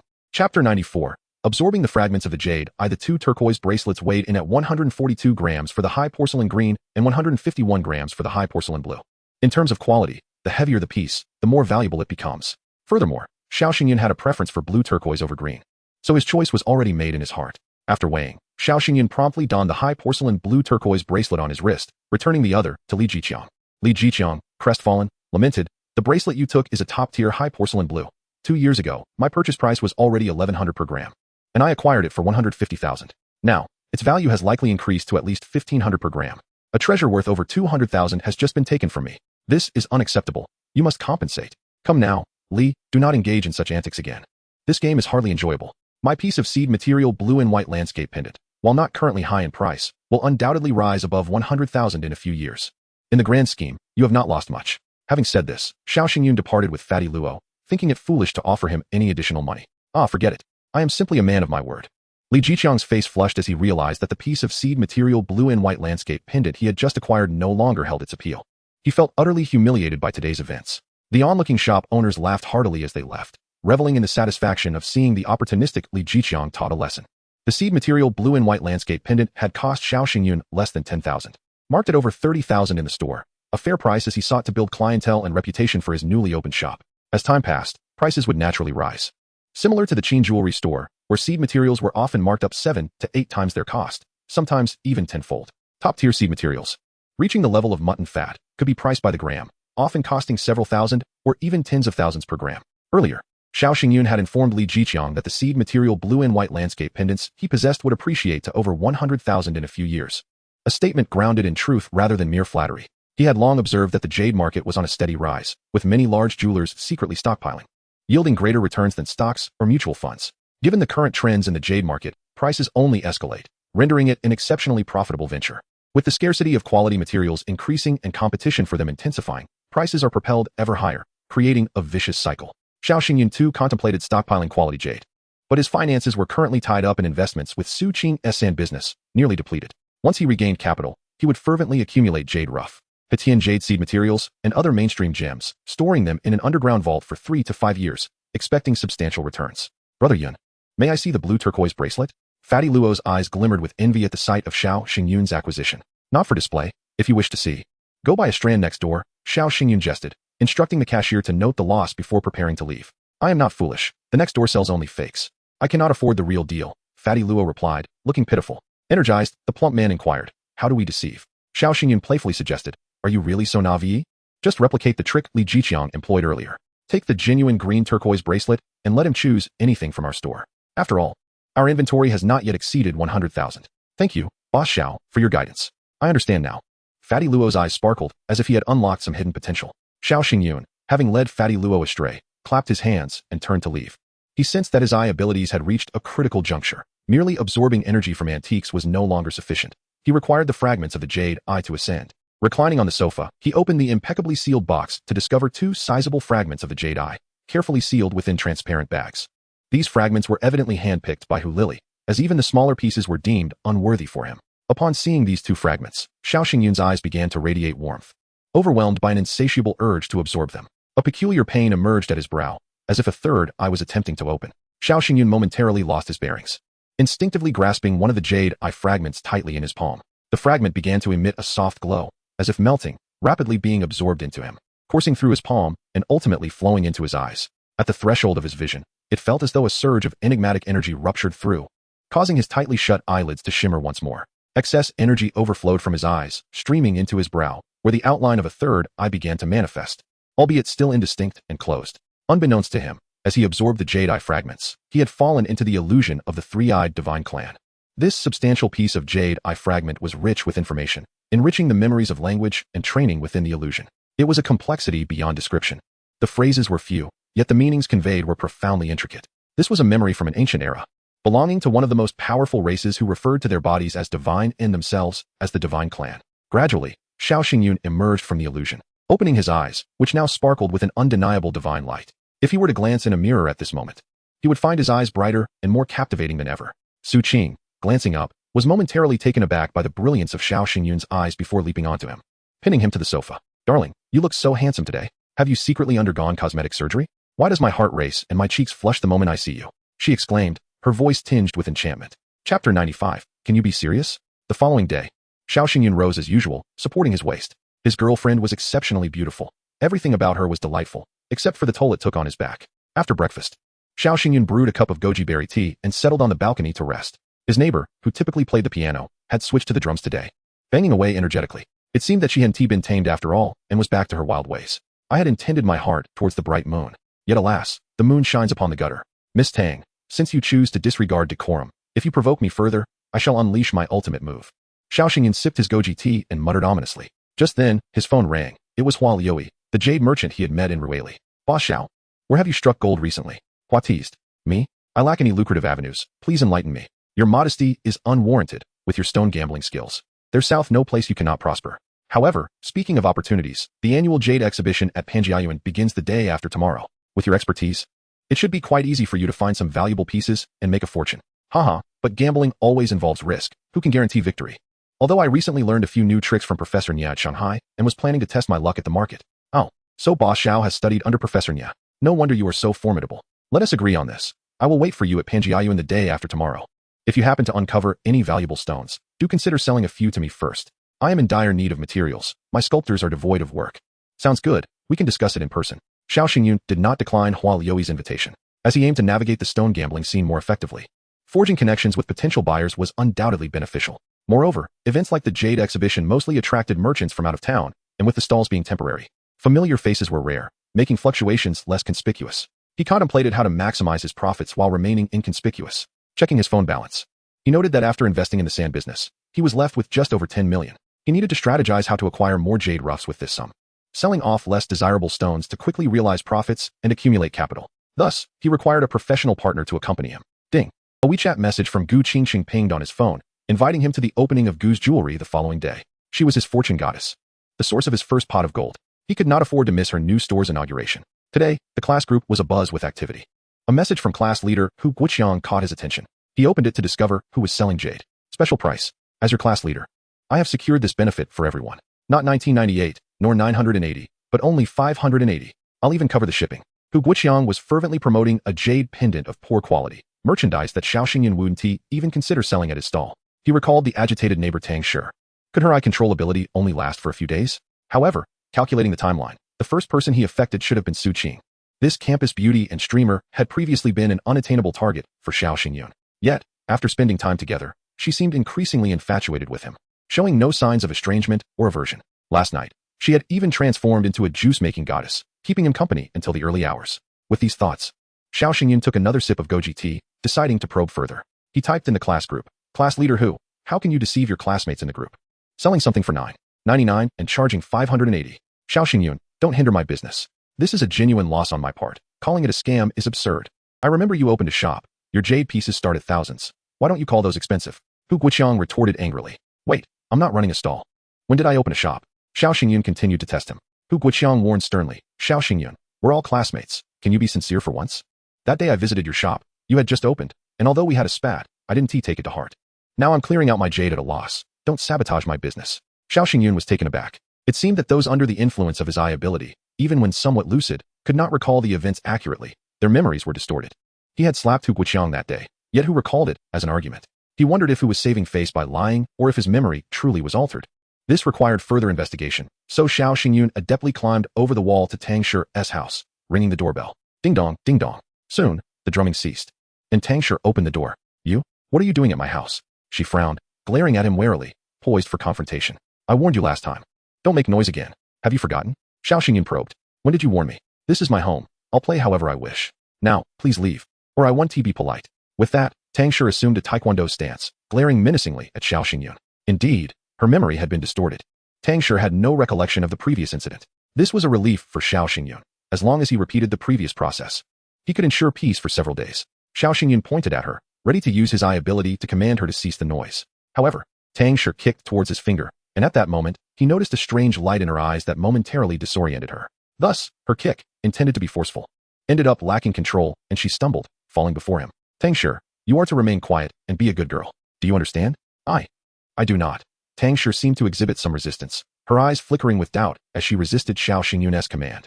Frustrated and angry, Xiao Xingyun's eyes glowed even more intensely, and in that instant, he felt as though he were possessed by a deity, commanding with an air of supreme authority, kneel and confess. I was wrong. Please forgive me. Tang Shi's expression turned fearful, as if facing divine punishment, and she submitted. Crawling on the ground, sincerely repenting, Xiao Xingyun, still simmering with anger, grabbed a feather duster from behind the door and delivered a couple of sharp smacks to her rear. Should you dare to defy my orders again, you shall face severe consequences. Ow! Tang Shi emitted a strange sound, despite what should have been pain and fear. When she raised her head, her cheeks were flushed, and she appeared unusually docile. Xiao Xingyun's anger dissipated as his eyes returned to normal. Upon seeing Tang Shi's expression, he was momentarily stunned, feeling a sense of confusion as he witnessed something he could not comprehend. What is this person? Can you please take me seriously? I am disciplining you, punishing you. Why do you display that expression? This is truly bizarre. Chapter 96. Captivated by his own handsomeness, Xiao Xingyun spent the morning resting at home, exercising for a while, and drinking 2 cups of goji tea before contacting Luo Dezhao to prepare his luggage for their trip to the capital's Panjiayuan the following afternoon. When it came to stone gambling, Luo Dezhao was even more obsessed than Xiao Xingyun. Clumsy yet eager to play, this described him perfectly. Unfortunately, Luo Dezhao remained unaware that his role had long been arranged by Xiao Xingyun. He was merely a decoy to attract enemy fire. In the afternoon, I visited a nearby flower shop to order 2 grand floral arrangements for the opening of the first store dedicated to the goddess of wealth, an event that Xiao Xingyun regarded with utmost importance. After all, there would be greater profits to be reaped from her in the future, and one must adhere to the nuances of social etiquette. Suddenly, a melodic ringtone broke the silence. It was his phone, set to a simple yet pleasing chord that was unmistakably audible even amidst the bustle of the street. The phone vibrated in tandem with the ringing, ensuring he would not miss any calls. Xiao, did you receive the 2 jadeite fragments? What insights have you gleaned after your study? Hu Lili inquired lazily, her voice imbued with a unique charm. Please, call me Xiao. Thank you. Xiao Xingyun corrected her earnestly. A delightful laugh erupted from Hu Lili, finding his response amusing. All right, Xiao, enlighten me with your findings. Xiao Xingyun pondered for a moment before half-jokingly expressing his conjecture. I'm no expert. What findings could I possibly have? It's definitely not jade. It resembles fossilized jade more closely. I believe these are the genuine eyes of some prehistoric creature, transformed through a peculiar process into their current state. No one in the antiquities circle knew more about the jade eyes than Xiao Xingyun. His words were also a subtle prompt for Hu Lili to share any information she might possess. Indeed, Hu Lili's interest was piqued. You share that perspective? Quite remarkable. You sound even more certain than those jade appraisal experts. However, such research seems futile. These items are exceedingly rare, and I've only heard of this one piece. Albeit in fragments, which certainly wouldn't fetch much, he replied. It is devoid of purpose, yet I am compelled to study it. By the way, after handling the jadeite fragments, did you experience any peculiar dreams at night? Hu Lili pressed further. Indeed, though the specifics escape me. I recall visions of deities soaring through the skies, their eyes aglow, rather surreal, akin to a science fiction epic, or perhaps a mythological saga. Xiao Xingyun selectively shared snippets of his dreamlike experience. This left Hu Lili bewildered. Dreams among men are quite different, aren't they? Why do women's dreams tend to be so uncanny? What dreams have you had? Can you guess? Hu Lili coyly evaded revealing the details of her dream, as it was too embarrassing for her to articulate due to her alluring demeanor. Should I guess? Every encounter with you has yielded nothing but trouble. I dare not let you treat me to drinks for fear of encountering assassins again. This woman is a perilous enigma, Xiao Xingyun mused, realizing that while he sought her for information, he preferred to maintain a safe distance. After ending the call, he reflected on their conversation, furrowing his brow in contemplation. She feels compelled to study the jadeite fragments? What nightmares have they induced? Truly a peculiar woman, so audacious in her demeanor, yet bashful when discussing serious matters. It makes no sense. He shook his head in frustration, choosing to dismiss the thoughts. As he strolled, a lovely young lady was distributing flyers, announcing the grand opening of a new gym nearby, offering various free classes each week, including boxing, yoga, aerobics, and rhythmic gymnastics. 3,000 a month is quite steep. Xiao Xingyun muttered, shaking his head as he turned to leave. Only after walking several meters did he realize that money was no longer a concern for him. Spending over 3,000 a month was trivial. I not only need to get fit, but also to learn some self-defense techniques. Perhaps I should hire a couple of bodyguards. One who can drive would suffice. It wasn't that he was reluctant to spend. He merely felt that having too many people around would draw unnecessary attention. In the face of genuine danger, having 1 or 2 additional bodyguards would hardly make a difference. After all, Lily had enough bodyguards around her, yet when danger approached, she had merely lain down, unperturbed. Fortunate that I was there, otherwise, her ashes would have already cooled. Regarding potential bodyguards, Xiao Xingyan thought of consulting Luo Dezhao, who often boasted of his special forces background and likely knew many retired experts. The requirements are simple. Gender is irrelevant, as long as they are not as inept as Luo Dezhao. Everything else is negotiable. Upon spotting Xiao Xingyan, a woman's face flushed crimson with panic, and she dropped several packages, hastily attempting to flee into the courtyard. Xiao Xingyan was taken aback by her behavior. What is wrong with this woman? Previously fierce, she seemed ready to glare daggers at me, yet now she resembles a timid lamb. Fear, I can comprehend. But why the bashfulness? Annoyed, he shrugged off the curiosity and retreated into his villa, promptly securing the door behind him. Today has been utterly absurd. Upon entering the bathroom, he scrutinized his reflection in the mirror. Still the same. My nose hasn't grown larger, so it should not affect my younger brother. Yet, the issue lay in his eyes. To his astonishment, he noticed that they appeared undeniably captivating, almost mesmerizing to the point where he struggled to look away.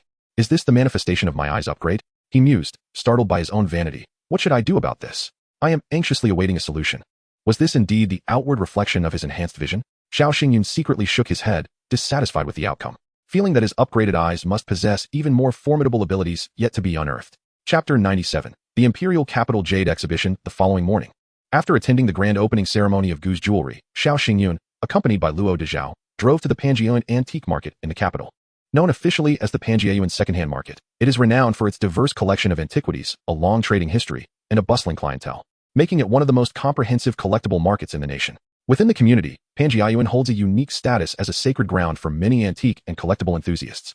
The market is divided into 6 operational areas: the street vendor zone, ancient architectural section, classical furniture area, modern collectibles zone, stone carving district, and dining service area. Its primary offerings include antiquities, gemstones, handicrafts, collectibles, and decorative items. Originally featuring a jade section, the market's current jade exhibition merely amplifies its existing offerings. The two alternated driving, reaching their pre-booked hotel by 7 in the evening without any delays. Huo Yui had already arranged a banquet to welcome them. After settling into their accommodations, Xiao Xingyun and Luo Dezhao arrived at a nearby restaurant's private room, where, in addition to Huo Yui, a jovial man in his 40s, round-faced and perpetually smiling, awaited them. In the capital, personal safety could be assured, yet one must remain vigilant against the treachery inherent in the world of stone gambling. After exchanging introductions, Huo Yui presented the man named Zhang Hong, whose primary business also revolved around jade. Whenever they encountered high-quality sources, they often collaborated, which is why he had been invited along. When introducing Luo Dezhao, Xiao Xingyun mentioned that he was a disciple of Professor Nie of Shanghai, well-versed in jade, which was why he was included in this exhibition. This dinner served merely as an opportunity to familiarize themselves and strengthen their connections, as discussing potential collaborations over drinks would be unrealistic. After a few rounds of toasts, Xiao Xingyun suddenly inquired, Hua, what do you know about Boss Hu from the Treasure Pavilion? I've heard she is quite renowned in the circle. Huo Yui and Zhang Heng's expressions subtly shifted, but fueled by the alcohol, they did not fall into silence. You mean Hu Lily, the owner of the Treasure Pavilion? That woman is no ordinary character. Originally, the shop was established by her father, but after he fell into debt and was forced to flee, she, an inexperienced university graduate, managed to keep it afloat. Numerous rumors began circulating around that time. Some claimed her father perished in the bitter cold of the snow, which seemed rather suspicious. The police had investigated her due to her father's former loan shark, who, after a night of drinking, fell off a cliff. A rather convenient coincidence, wouldn't you agree? Huo Yui and Zhang Heng exchanged whispers, weaving these snippets of gossip into a narrative for Xiao Xingyun. Yet, Xiao Xingyun felt a chill run down her spine, vaguely recalling a dream at the Royale Hotel, where Hu Lily endured a terrifying experience at the hands of those creditors. She had ample reason to resent her father and those relentless loan sharks. Therefore, the deaths of those individuals warranted scrutiny. As for the subsequent rumors, they failed to intimidate Xiao Xingyun. Claims of numerous suitors pursuing her, some offering sports cars, others luxurious villas, were all met with her rejection. Once the gossip about Hu Lily concluded, the meal came to an end. Afterward, Huo Yui and Zhang Heng suggested that Xiao Xingyun and Luo Dezhao visit a bathhouse to experience the warmth of the capital's residents. Xiao Xingyun thought to herself, having finally secured a day off, these individuals intended to plunge her into a whirlwind of chaos. Did they not realize her body was nearing its limits? Luo Dezhao remarked. A well-fed man cannot comprehend the hunger of the starving. Yet, in pursuit of the opportunity to strike it rich alongside Xiao Xingyun, he resolved to endure. The following day, Xiao Xingyun and Luo Dezhao donned simple, inexpensive attire, removing all valuable jade accessories and watches. They concocted personas as jade enthusiasts from out of town. Visiting the capital for a gem exhibition, hoping for a stroke of luck. The proprietors of jade shops, particularly those operating at highly fluid trade fairs, were seasoned veterans adept at sizing up their clientele. For the same piece of jade, a commoner might be quoted a price of 100,000, while a flamboyant wealthy individual could be charged $1 million. Xiao Xingyun's desire to conceal her identity and intentionally purchase inferior stones was to lower the jade merchants' guard and prevent them from overpricing their wares. The timing of the exhibition differed from the usual operating hours at Panjiayuan. By 8 a.m., the jade exhibition area was already bustling with merchants and collectors from across the country, eager to seize their fortune. On the way there, Xiao Xingyun and Luo Dezhao had devised several tactics to adapt to the situation as needed. The first step was to gauge the price range at the exhibition and compare it with prices in Ruili and Sihui, searching for any significant discrepancies. Upon entering the jade market, Xiao Xingyun led the way while Luo Dezhao trailed behind by 6 or 7 meters, appearing as complete strangers. Approaching a booth, Xiao Xingyun pointed to a 6 or 7 kilogram gambling stone and inquired, "How much for this piece, boss?" The shopkeeper, a woman in her late 30s with an air of maturity, scrutinized Xiao Xingyun before smiling. "Oh, a handsome young man interested in gambling stones? This piece is from the Moxisha site. Others start at 350,000, but you can have it for 300,000. Xiao Xingyun chuckled. Recognizing the distinctive characteristics of the stone's origin, seasoned gamblers could easily discern the quality. However, stones from the same site varied significantly in quality and price. This particular piece was of low gamble potential, with a market value of around 200,000. While she wasn't trying to swindle him outright, she was far from honest. "Come on, sister, are you attracted to my good looks? Take off 50,000. I fear losing my motivation to strive."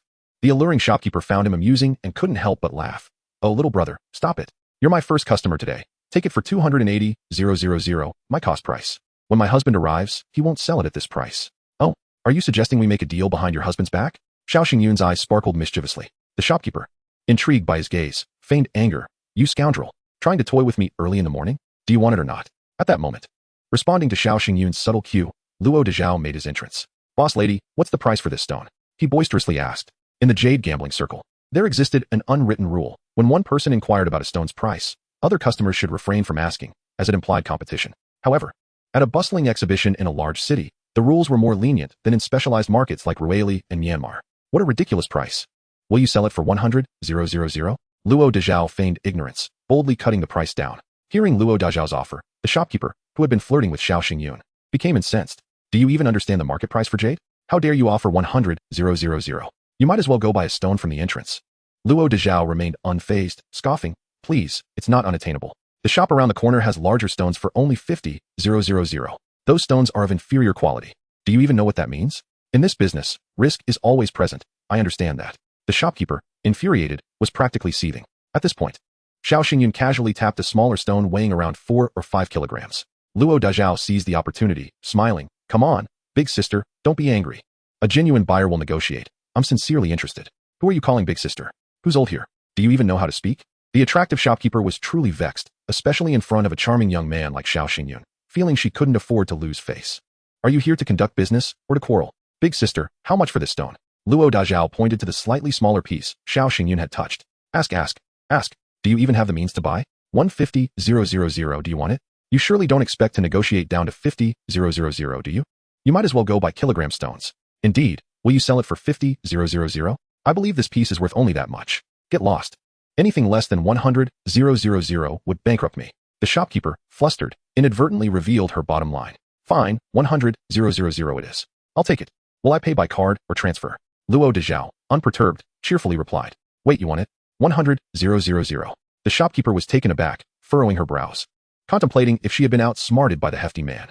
Luo Dezhao maintained a serious demeanor. Yes, I'm offering your price. You wouldn't dare try to cheat me, would you? I've heard tales of the unscrupulous merchants in the jade market. All right, I'll sell it to you. It's my first sale of the day, and I'm nearly driven mad by you. Let us proceed with the transfer. The shopkeeper, exasperated, placed a sign with her account details on the counter. With Xiao Xingyun backing him up, Luo Dezhao swiftly completed the payment, lifted the small stone, and turned to leave. As he departed, the shopkeeper felt no joy in her transaction. Still irked, she remarked, what kind of person comes to the jade market without any knowledge, risking everything? Then, addressing Xiao Xingyun, she continued, look, because of your hesitation, my first sale was snatched away by that hefty fellow. Now, the opportunity for you to seize the second sale depends on your ability to act. Xiao Xingyun, hearing this, replied with little enthusiasm, if your first sale is gone, what am I still doing here? The proprietress was amused by Xiao Xingyun's antics on 2 occasions, and upon reflection, she realized that her prior remarks were ambiguous. Nevertheless, she concluded that he was indeed an interesting person. Although he lacked bargaining skills, his verbal finesse was utterly delightful. You need not intervene. I shall handle this myself. The rough stone you have set your sights on is priced at 200,000, which is the lowest I can offer. Xiao Xingyun, feigning youthfulness for quite some time, observed the proprietress taking initiative and adjusted the price to the market rate, then chuckled. I am merely here for a casual visit and possess little knowledge of the market. Since you are so forthright, I shall not be coy. If you could also include a fist-sized stone as a bonus, I shall take it. As he spoke, he pointed to a piece of sanded stone in the corner of the display booth, approximately the size of an adult's fist. At this moment, the market value of such a piece hovered around 10,000, characteristic of the Moxisha quarry material with considerable risk involved. The proprietress, possibly irked by the previous rotund customer or charmed by Xiao Xingyun's eloquence, readily replied, very well. I find you to be a straightforward individual. Far more pleasant than that portly fellow. You've made an offer, and how could I refuse? Take it. Xiao Xingyun abandoned any further pretense and promptly made the payment, acquiring a piece weighing over 7 kilograms, along with a smaller stone the size of a fist. The exhibition provided pushcarts, akin to those found in supermarkets, albeit larger and more robust, available for rent with a deposit of 500. Initially, he had entered empty-handed, employing the naive tactics of a novice. But with the rough stones now in his cart, it was time to adopt a different approach. His plan for the day was to first survey the market for the most valuable smaller stones, familiarizing himself before returning the next day for larger acquisitions. Naturally, if he stumbled upon an exceptional rough stone, regardless of its size, he would seize it if the price was right. After strolling a short distance, he visited 2 more booths, when suddenly, the portly man discreetly approached and placed the 5-kilogram rough stone he had just purchased in a Xiao Xingyun's cart. Little Yuan, how would you rate my earlier performance? He asked. Too extravagant, barely passing. Don't be foolish. Aside from that flustered proprietress, I doubt many would fall for it. Less trickery, more sincerity, replied Xiao Xingyun. Huh, after teaching me so many tricks, you now suggest I employ less? How ironic. Without further ado, he continued his shopping. At that moment, Xiao Xingyun approached the booth of a man in his 50s, whose appearance suggested he was not of Chinese descent, likely from Myanmar. Observing the stones before him, Xiao Xingyun did not employ his X-ray vision, but instead scrutinized them closely. He discovered that the quality was commendable, with the rough stone surface adorned with natural python patterns and mottled colors, displaying considerable potential for speculation.